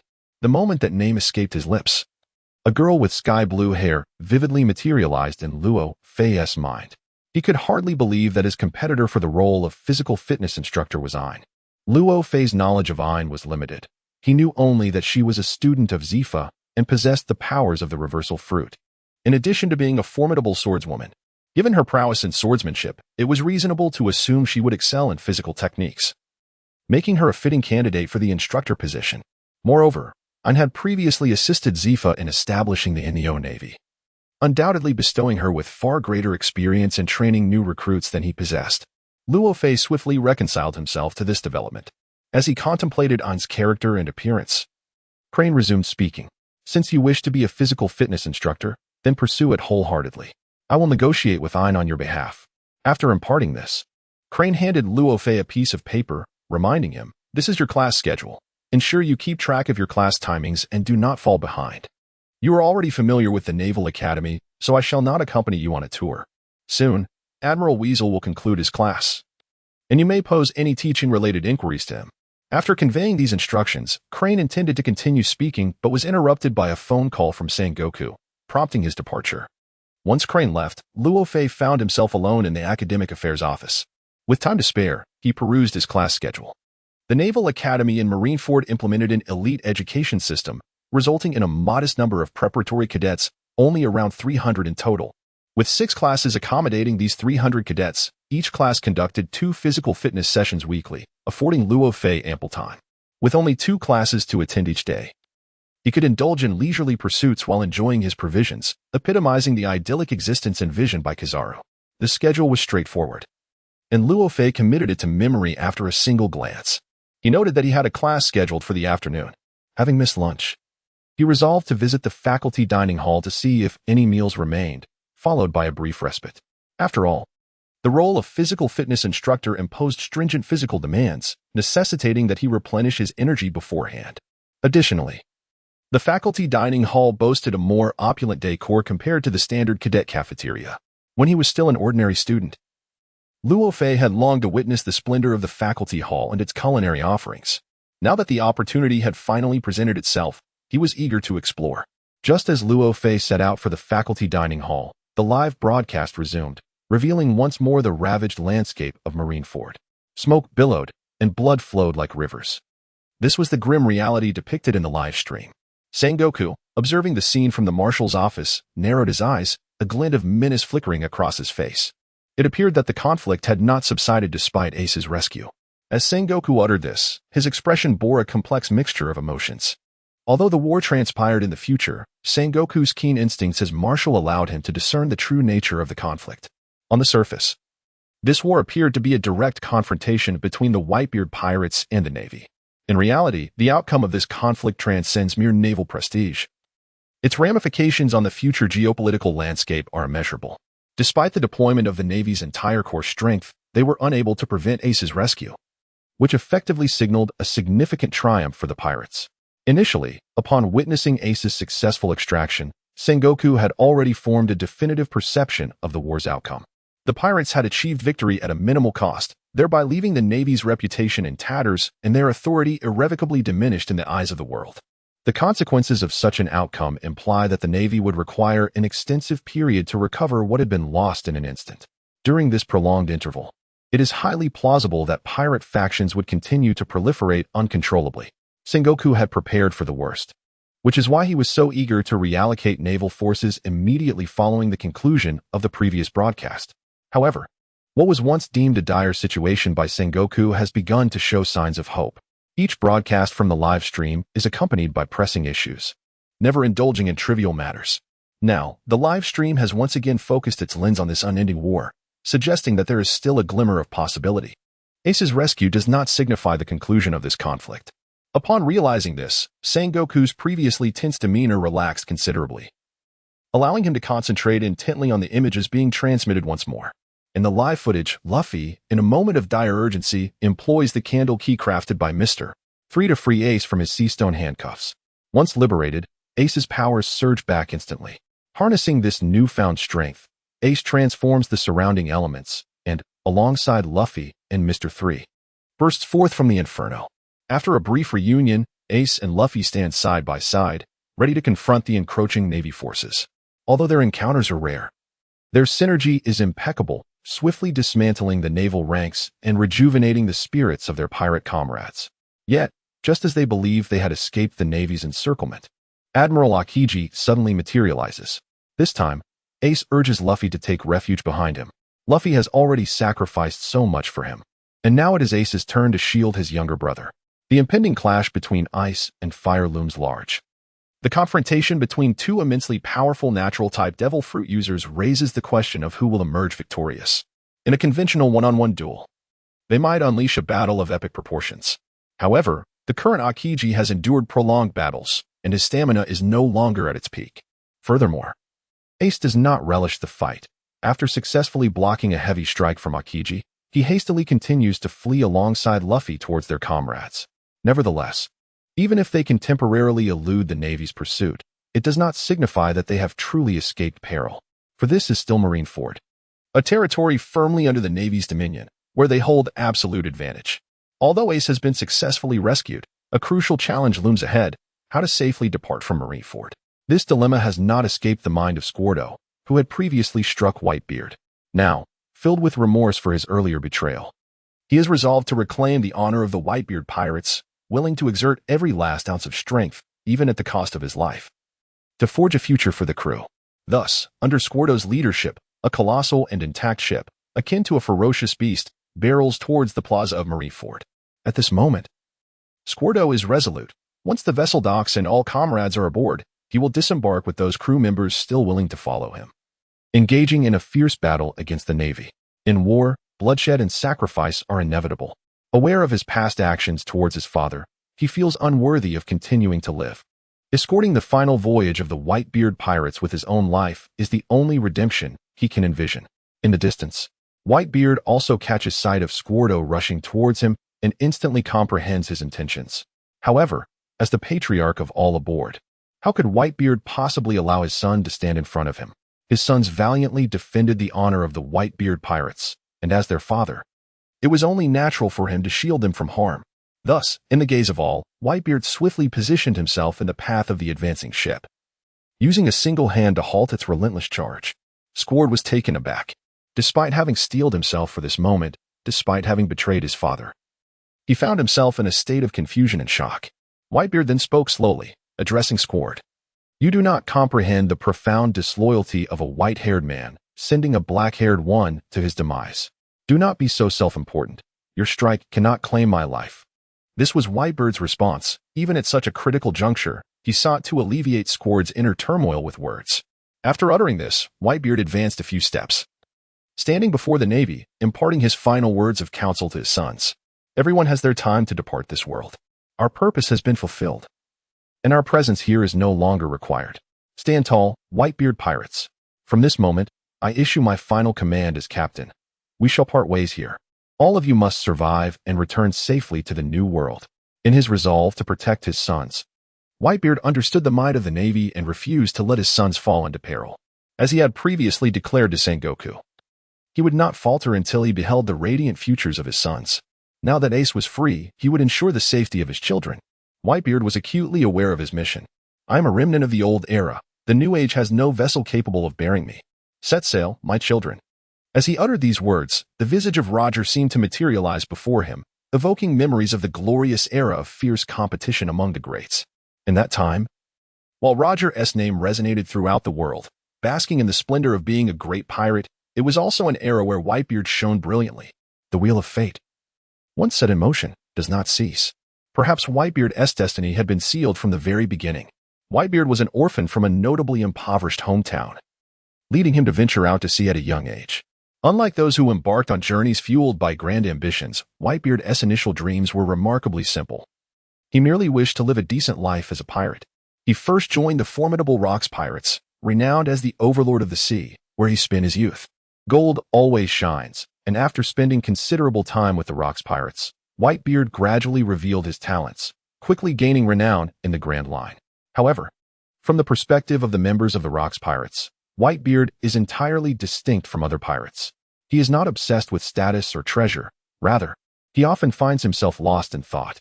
At such moments, Whitebeard has clearly defined his life's pursuit, the desire for a family and a group of loved ones. Perhaps it is his childhood experiences that have instilled in him a profound yearning for the warmth of familial bonds. However, within the ranks of the Rocks pirates, Whitebeard found himself devoid of the warmth of familial bonds. Fortunately, shortly thereafter, Rocks was vanquished by the combined might of Roger and Garp, leading to the disintegration of the once formidable Rocks pirates. Seizing this opportunity, Whitebeard established his own crew, finally able to construct a family-oriented pirate band according to his own vision, a source of immense joy for him. As events unfolded, as is well known, Whitebeard discovered a cadre of sons equally yearning for the embrace of family, including Marco, Jozu, and others. The Whitebeard pirates flourished, rapidly ascending to become one of the most renowned pirate crews in the New World. During this period, two significant events transformed the Whitebeard pirates. The first was the joining of Odin, a pivotal factor in Roger's ascent to Pirate King. At that time, Whitebeard was already aware of the contents of the poneglyphs, and coincidentally, Odin was among the few in the world capable of deciphering them.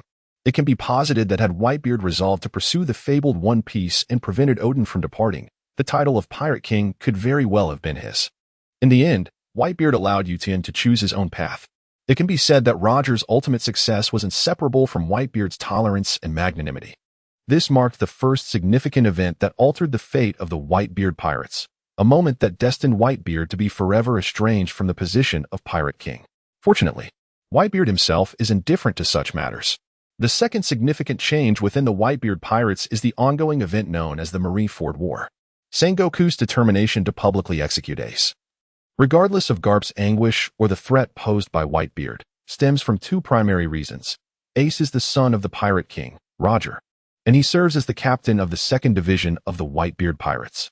The execution of Ace, regardless of his identity, would serve as a monumental deterrent to pirates everywhere and could potentially herald the end of the Grand Age of Pirates. Should such an outcome transpire, the Navy could readily collaborate with Smoker to propagate this event widely. After all, if even Roger's son could not claim the One Piece and ultimately perished at the hands of the Navy, others would have even less reason to risk their lives for an elusive treasure. Thus, Whitebeard exerts every effort to protect Ace, not solely for the sake of his son's life and their paternal bond, but also to safeguard the era of piracy that Roger's demise initiated. Set sail, my children, and return safely to the New World, Whitebeard declared to his sons behind him in his final moments. Do not look back. The times have changed.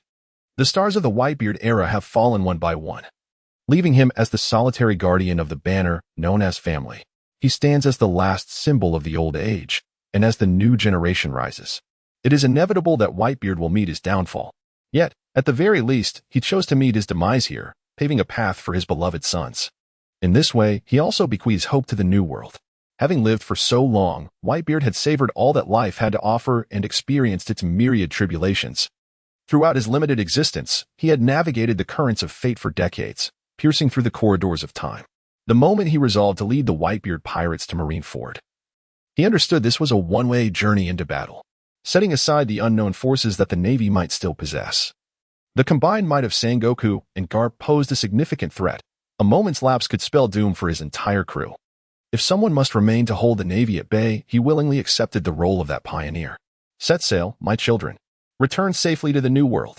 That ocean is the very source of everything: wealth, dreams, and companionship. It is indeed a long voyage. Reflecting on the past, Whitebeard harbored no regrets. Now was the time to settle accounts with the Navy. Should the path away from here be fraught with peril, he was prepared to sacrifice everything, even his life, to ensure the safe passage of his sons back to the New World.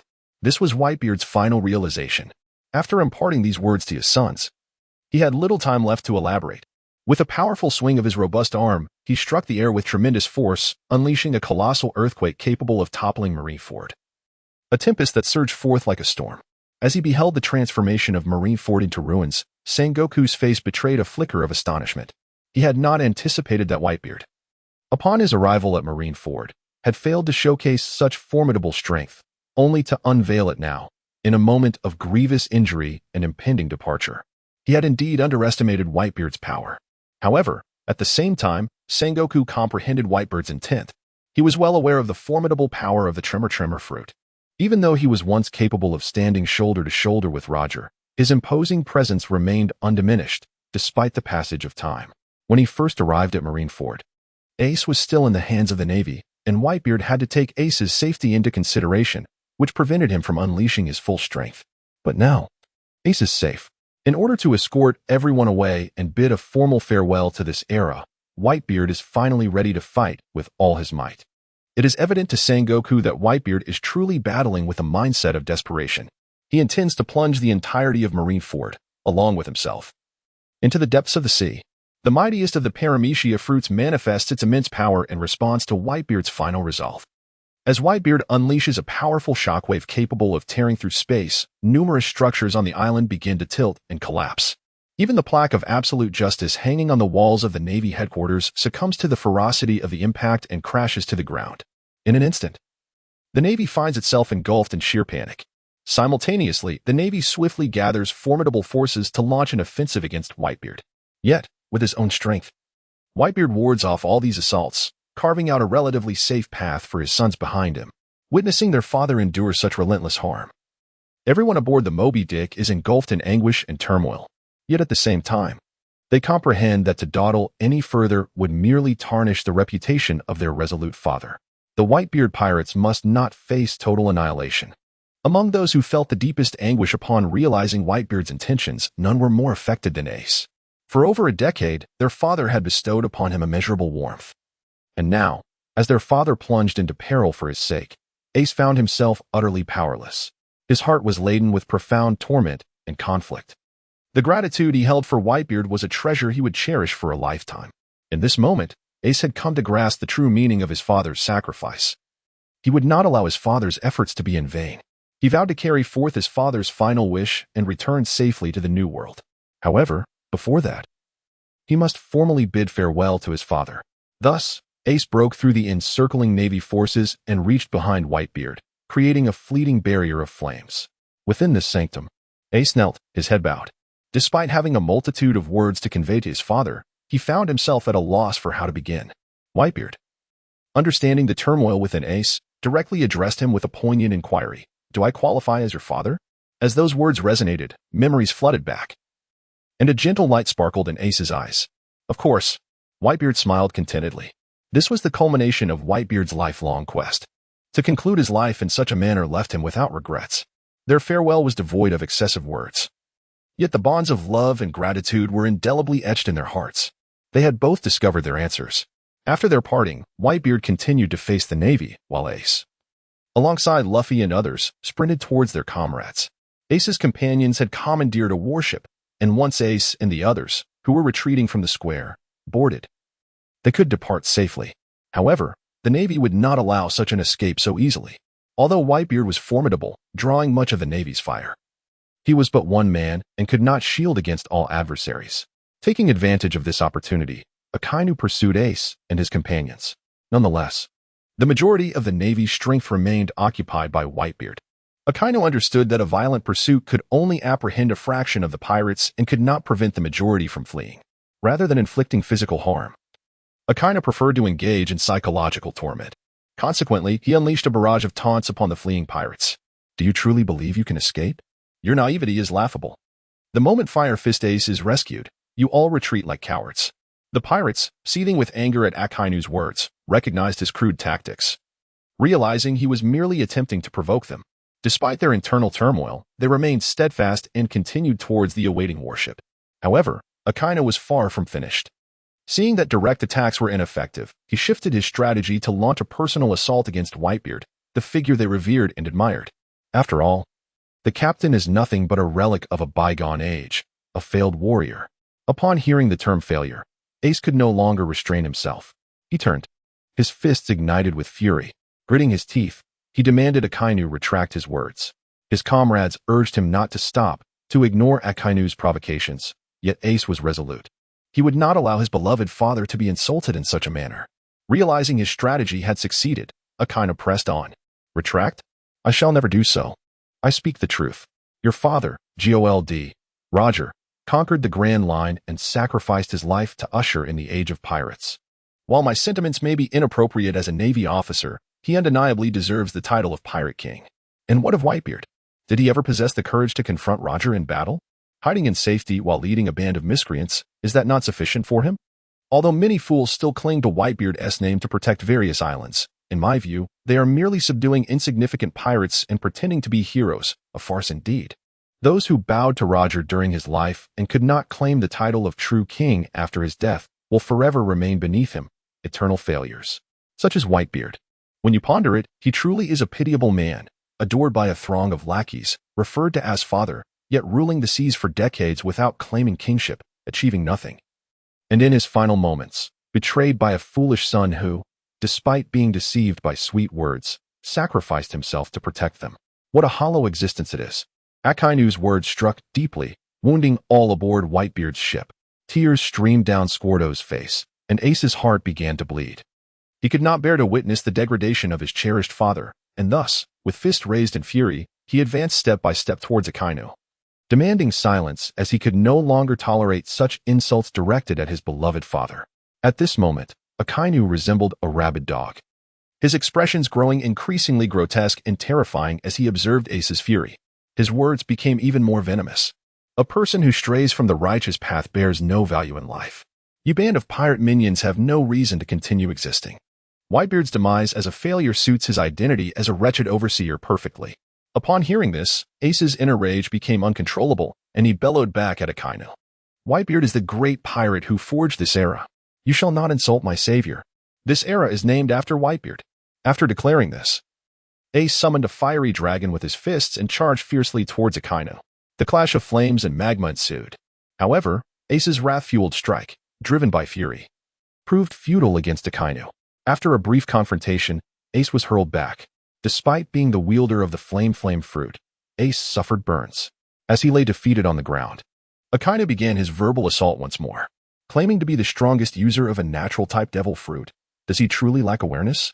You are merely ordinary fire, while I am magma capable of consuming even flames. Our abilities cannot be compared in the slightest.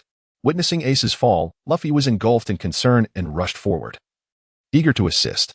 Yet, alas, his body had reached its limits. After only a few steps, he collapsed onto the ground. As Luffy fell, a life card that had been concealed beneath his hat slipped out. This life card had once been entrusted to him by Ace. The Admiral Akainu, standing nearby, noticed Luffy and, observing the brothers who were already severely injured and struggling, could not help but smirk disdainfully. Perhaps to shatter Ace's last vestige of hope, Akainu, upon seeing the battered Ace, chose not to pursue his annihilation further, instead directing his gaze towards Luffy, who was not far off. The sons of Pirate King Gold, Roger and Revolutionary Dragon, bound by brotherhood. What a startling revelation. Your lineage is irredeemably tainted. Anyone else may flee, but you two brothers shall not escape. Watch closely. After uttering these words, Akainu raised his magma-wreathed fist and charged directly at Luffy. In that moment, Luffy's consciousness was hazy and sluggish. He was only aware of the need to retrieve the life card that had inadvertently fallen from his grasp, entirely oblivious to the impending peril. However, given Luffy's current physical state, he may have sensed the danger posed by Akainu, yet his body, having surpassed its limits, was incapable of any evasive action. The hearts of all witnesses seemed to momentarily halt. Akainu was swift. In that fleeting instant, they could not even begin to discern how to rescue Luffy. Upon realizing that Akainu's target was not himself, but Luffy, Ace shouted out in alarm. He had bestowed upon Luffy all his love and tenderness. Having experienced the force of Akainu's fist, Ace could hardly fathom the catastrophic consequences should Luffy endure such a blow in his current state. In the midst of this tension, the live stream abruptly ceased. All members in the streaming room, witnessing the sudden end, were left in a state of despair. The sensation was akin to having arranged a rendezvous with a beautiful companion for a game of poker, only to have the game interrupted just as one was about to play a trump card. And then it ends. Such a mood-dampening experience. Just as everyone was engulfed in confusion, a notification tone resonated in the live stream room. Question: will Ace ultimately leave Marineford alive? This query stood out as the simplest among all posed in the live stream, as it was a single-choice question with only two options, yes or no. Far across the seas of the New World, Luffy, upon seeing this question, made an immediate judgment. Luffy, this question is a piece of cake. It's practically a gift. Who is Ace? He is my sworn brother. Of course, Ace will leave that dreadful place alive. This was Luffy's first and only thought upon the emergence of the question. However, just as Luffy was about to voice his answer, Ace, who had already reached the desert region of Alabasta, intervened. Ace, Luffy, I've heard that there is a sea creature known as the giant eye fish in the New World, and it tastes exquisite. I wonder if you've had a chance to try it. Ace understood Luffy's character. Whether out of trust or hope, he knew Luffy would surely respond with the correct answer. Yet, Ace was also acutely aware of his own situation. In his life, there were two individuals of paramount importance, Whitebeard and Luffy. Given the circumstances, he had only one choice. Ace's answer would be in stark contrast to Luffy's. Fully aware that Luffy's answer would be incorrect, he was determined to prevent Luffy from speaking it. For Luffy, nothing was more significant than these three things: the dream of becoming the Pirate King, his comrades and family, and delicious food. To swiftly redirect Luffy's attention, Ace spoke those words. The effect was immediate. Upon hearing Ace's statement, Luffy's thoughts indeed followed Ace's lead. Luffy? Huh? Really? Chopper. Let us go fishing. Chopper. Baka. That's a sea king. Not just any ordinary fish. Sanji. Delicious sea kings? Let us go fishing. Luffy. Yoshi. Let's set sail. Nami. Come back here. Witnessing Luffy's playful banter with his crew, Ace couldn't help but chuckle softly. If he could, he would gladly safeguard Luffy's smile for eternity. Regrettably, the live broadcast has foretold his fate. Ace declared, I shall respond to this query. He continued, my answer is no. Had Ace been unencumbered by attachments, he could have effortlessly evaded the Navy's pursuit, leveraging the formidable advantage of his elemental transformation. However, he could not.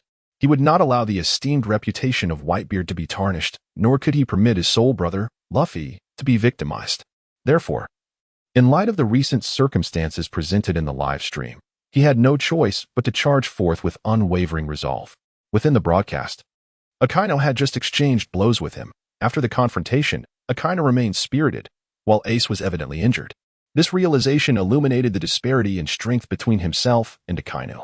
Yet, even so, he could not allow Akainu to harm Luffy without intervening. He could not defeat Akainu solely to protect Luffy. Thus, the only course left to him was to shield Luffy from this fatal blow with his own flesh and blood. To sacrifice himself for the sake of a cherished brother would not be an unworthy end to a life that was both fleeting and often scorned. Ace had evidently prepared himself mentally for such a conclusion. Whitebeard, upon hearing Ace's words in the broadcast, let out a quiet sigh. He understood Ace's character better than anyone. Even though Ace had carved out a name for himself on the seas, in Whitebeard's heart, Ace remained that reckless young man. Just like Luffy, it was precisely this aspect of Ace that filled Whitebeard with such concern. However, this matter, which both Ace and Whitebeard could comprehend, remained an enigma to Luffy. When Luffy realized that Ace had resigned himself to the belief that he could not survive leaving Marineford, he became frantic.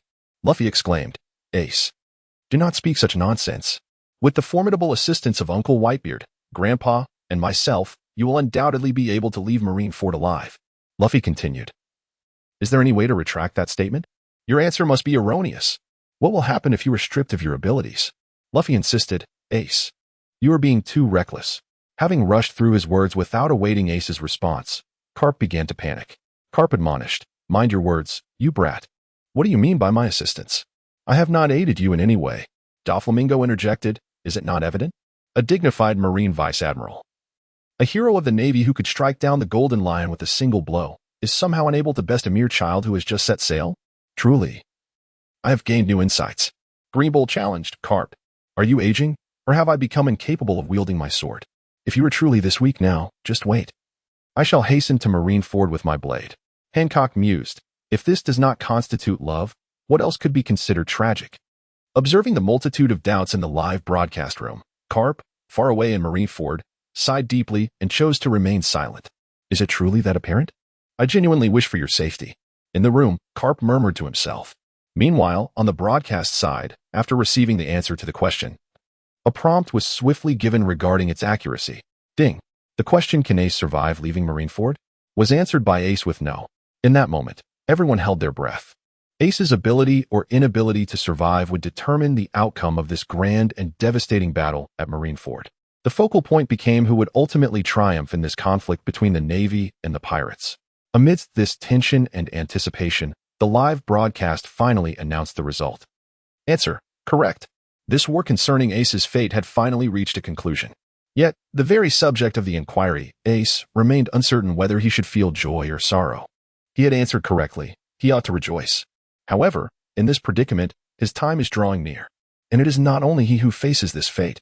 Countless companions have also become unwittingly entangled in the struggle to save themselves. Perhaps it is due to a foreknowledge of his impending destiny. Or perhaps the simulation of this forthcoming conflict has illuminated Ace's inner self, granting him a clearer understanding of his purpose in existence. The turmoil within Ace has significantly diminished, replaced by a profound appreciation for the present. His beloved father, his concerned brother, his comrades, they all continue to thrive in this world. That is sufficient. As for the calamities that may befall them in the future, Ace has already reconciled himself to that possibility. Nevertheless, since the live stream has revealed this ominous future to him, it has also bestowed upon him the opportunity to effect change. Although Ace remains uncertain whether his adversaries will take any further action as a result of the broadcast, he is now on guard, determined not to allow such tragedies to unfold easily. Upon hearing this revelation, Luffy's heart sank into a profound melancholy. Was he truly so feeble that Ace had to sacrifice himself to save him? Damn it, he must become stronger. Luffy silently vowed to himself. Due to the rapid responses from Luffy and Ace during the questioning, the live stream had yet to announce the rewards for their correct answers. Now that the right answer has surfaced, the live stream is poised to reveal the rewards for this round. The reward appears to be an unremarkable wooden drawer. However, once the system elucidated the functionalities of this wooden drawer, everyone was left in astonishment. Even Rofei could not help but feel a tinge of envy. If only he had known about such a rare reward, he would have participated himself. Congratulations to group member Ace for answering correctly and earning the time machine as a reward. As the sound in the live stream faded, a wooden drawer soon materialized in the prize section. At first glance, it appeared to be an unremarkable wooden drawer. Yet, the name indeed possesses an air of intimidation. Such a humble wooden drawer is audaciously dubbed a time machine. Upon witnessing this reward, the audience in the live stream was left utterly flabbergasted. How could the rewards bestowed by the system become increasingly perplexing? The last one was a stone zodiac talisman, and now it is a wooden drawer? Furthermore, judging by the previous incident involving the zodiac talisman, this wooden drawer must surely harbor complexities beyond its unassuming appearance. This is a realm where extraordinary wonders manifest, and the rewards offered here are bound to be exceptional. Based on prior experiences, the more unadorned the exterior of a reward, the more potent its capabilities tend to be. Moreover, this diminutive drawer is audaciously referred to as a time machine. As everyone was consumed by curiosity regarding this reward, Luo Fei felt a pang of regret. For he is the sole individual in this world privy to the true function of this drawer.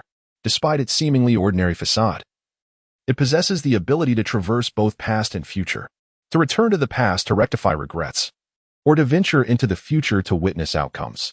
This is a power coveted by many. If one possessed a time machine, could he not effortlessly return to his original world? Moreover, he could easily glimpse the trajectory of the future, the prospect of traversing through past, present, and future, freely navigating three distinct dimensions of time while transcending the constraints of time and distance, evokes a sense of awe regarding its formidable and terrifying potential. Alas, this reward is not meant for him. Luo Fei's heart brimmed with resentment, yet he found himself powerless to alter the situation. After all, this reward was earned by Ace through answering questions. It rightfully belonged to Ace. No matter how much he desired it, he could not usurp what another holds dear. Nevertheless, the emergence of the time machine stirred thoughts of another similar ability within Luo Fei's mind, the time fruit. The possessor of the time fruit is Momonosuke, though Luo Fei remains unaware of further details regarding her. However, Luffy understood that when Kaido sought to annihilate Wano and eradicate the Kozuki clan, it was this very ability that transported Momonosuke and Kinemon to the future, thereby preserving a spark for the revival of the Kozuki family. Although Luffy was unaware of this woman's name, the people of Wano revered her as Lady Toki. In her rare appearances, she once uttered the following: "With this extraordinary power of the time fruit, I have incessantly traveled to the future, ultimately reaching the destination of my journey." Although Luffy did not know where this destination was, he was certain that Toki must have originated from an ancient past. Additionally, Luffy harbored a conjecture that Toki was likely aware of the Void Century that transpired 800 years ago. It was perhaps due to turmoil and discontent that she placed her hopes for peace in the future, embarking on her temporal voyages. Of course, this deduction by Luffy was merely the product of his own reasoning. The truth remained elusive and beyond his grasp. Nevertheless, while these were but Luffy's hypotheses, they were drawn from the confirmed existence of the formidable time fruit. The devil fruits are known to reincarnate, meaning that when the user perishes, the original fruit will reappear. Given the current circumstances, Lady Toki should have perished in that great fire over a decade ago. Therefore, it stands to reason that the time fruit should have entered a new cycle of reincarnation. However, the present circumstances suggest otherwise. Has this fruit yet to be discovered? Or is it possible that the esteemed Master Sure did not perish in the great conflagration, and thus the possessor of the time fruit still walks among us, rendering the notion of reincarnation moot? Regardless of the scenario, each is sufficiently compelling to stir the heart of Luffy. The time machine held by Ace was obtained through the completion of challenges, and as the chief administrator of the live stream, Luffy cannot engage in unscrupulous acts of theft. However, with regard to the time fruit, Luffy maintained a certain confidence in his ability to acquire it. With this thought, a sense of tranquility enveloped Luffy's heart. In the live stream, as all eyes were captivated by the diminutive wooden drawer, it suddenly vanished. Since Ace had correctly answered the question, the reward that had disappeared naturally found its way into Ace's possession. Just as Ace pondered the drawer's mysterious function, he received a supplementary demonstration video from the live stream. Through this video, Ace discovered that the operation of this time machine drawer was remarkably simple when one wished to utilize it. They merely needed to envision the desired time and place in their mind before pulling open the drawer, which would then draw them into the time tunnel. However, the concluding segment of the demonstration video cautioned Ace that the time machine could only be utilized twice, signifying a round trip through time. Upon comprehending both its capabilities and limitations, Ace realized that this extraordinary device must be preserved for a dire moment, and thus he prudently stored the time drawer away. Fortunately, the rewards from the live stream were of exceptional quality, in a display of empathy and convenience. The time drawer appeared to sense Ace's innermost thoughts as it swiftly diminished in size, ultimately transforming into a ring. Observing the now miniature time drawer, Ace felt a profound satisfaction. The live stream had foretold his demise, yet simultaneously bestowed upon him a potential life-saving artifact. The gifts of fate can often arrive unexpectedly. One should not remain ensnared within the dark confines of their own making.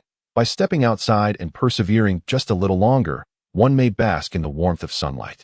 Today, Ace could be deemed to have reaped bountiful rewards, not solely due to the live stream's offerings, but also from a sense of spiritual solace. Although the time machine stirred Luffy's heart, it was not the sole function of significance in this world. Thus, the momentous battle recently showcased in the live stream draws to a close. Witnessing such an exhilarating scene early in the day, the members expressed their heart's inability to withstand the tension. Particularly for Ace, from the moment the video commenced, his fate had been a tumultuous ride. Nearly facing execution at the hands of the Navy had subjected him to a harrowing tug-of-war not once, but twice. In a moment of desperation, he was finally liberated from the execution platform by the candle key of the Candleman. Just as Ace outside the live stream believed his life was spared, he was abruptly met with a decisive blow from Akainu. Throughout this ordeal, he was forced to watch as his father, Luffy, and comrades endured injuries and even perished in their efforts to save him, leaving Ace's emotions akin to a roller coaster. Thankfully, despite the unfavorable outcome depicted in the live stream, fate had, at this moment, been relatively kind to him. While the other group members experienced less intense emotional fluctuations upon viewing the live stream, they were nonetheless profoundly impacted. After all, the nature of this war shifted dramatically when Whitebeard led his crew into a grand entrance at Marineford. It was no longer merely a battle for Ace's defense. It evolved into a direct confrontation between the Navy and the pirates. The ultimate resolution of this conflict would determine the trajectory of the future world. Present, whether among the 4 emperors, the 7 warlords of the sea, or the revolutionary army, everyone eagerly anticipated the aftermath of this war. Upon hearing the live stream's ominous prediction of Ace's impending demise, a wave of shock and lament swept through the majority, for war, to most, brings forth only detriment devoid of benefit. However, one individual, upon hearing such news, burst into laughter filled with delight. That individual is Blackbeard. From the moment he first witnessed the live broadcast depicting Ace's execution, he had already envisioned this outcome. This event unfolded entirely within the confines of his meticulous scheme, surrendering Ace to the Navy, thereby collaborating with them to achieve his own ulterior motives. This is the very ambition that Blackbeard currently harbors. Initially, when he observed the formidable Whitebeard launching a rescue for Ace, he felt a twinge of concern about the potential failure of his plan. Yet, once the live stream disclosed the answer to the pressing question, Blackbeard finally exhaled in relief. Furthermore, from the visuals presented in the broadcast, Blackbeard discerned that Whitebeard was already showing signs of exhaustion, although he displayed a formidable presence after Ace's rescue. It could not conceal the undeniable truth of his diminishing strength. With Ace's execution looming, Whitebeard gravely injured, and the Whitebeard pirates utterly defeated. The moment for Blackbeard to make his entrance with the dark fruit would be most opportune, although the live stream concluded at this juncture. It did not continue to reveal the fates of the Whitebeard pirates following Ace's demise. Yet, even if the live broadcast had not continued to explicitly inform, Blackbeard, with his formidable intuition and unwavering confidence, had already concluded that he would emerge as the ultimate victor in this conflict. With this thought, his smile grew increasingly audacious. However, despite his boisterous laughter, a troubling concern lingered in his heart. Would Ace persist in pursuing him? Based on his previous encounters with Ace, he knew that committing such an egregious act as the murder of a comrade was, in Ace's eyes, an unforgivable transgression. Given Ace's character, he would undoubtedly chase him to the ends of the earth. However, now that the live broadcast has hinted at Ace's ultimate fate, Blackbeard harbors concerns that Ace's mindset may shift, leading him to abandon the pursuit of his own goals.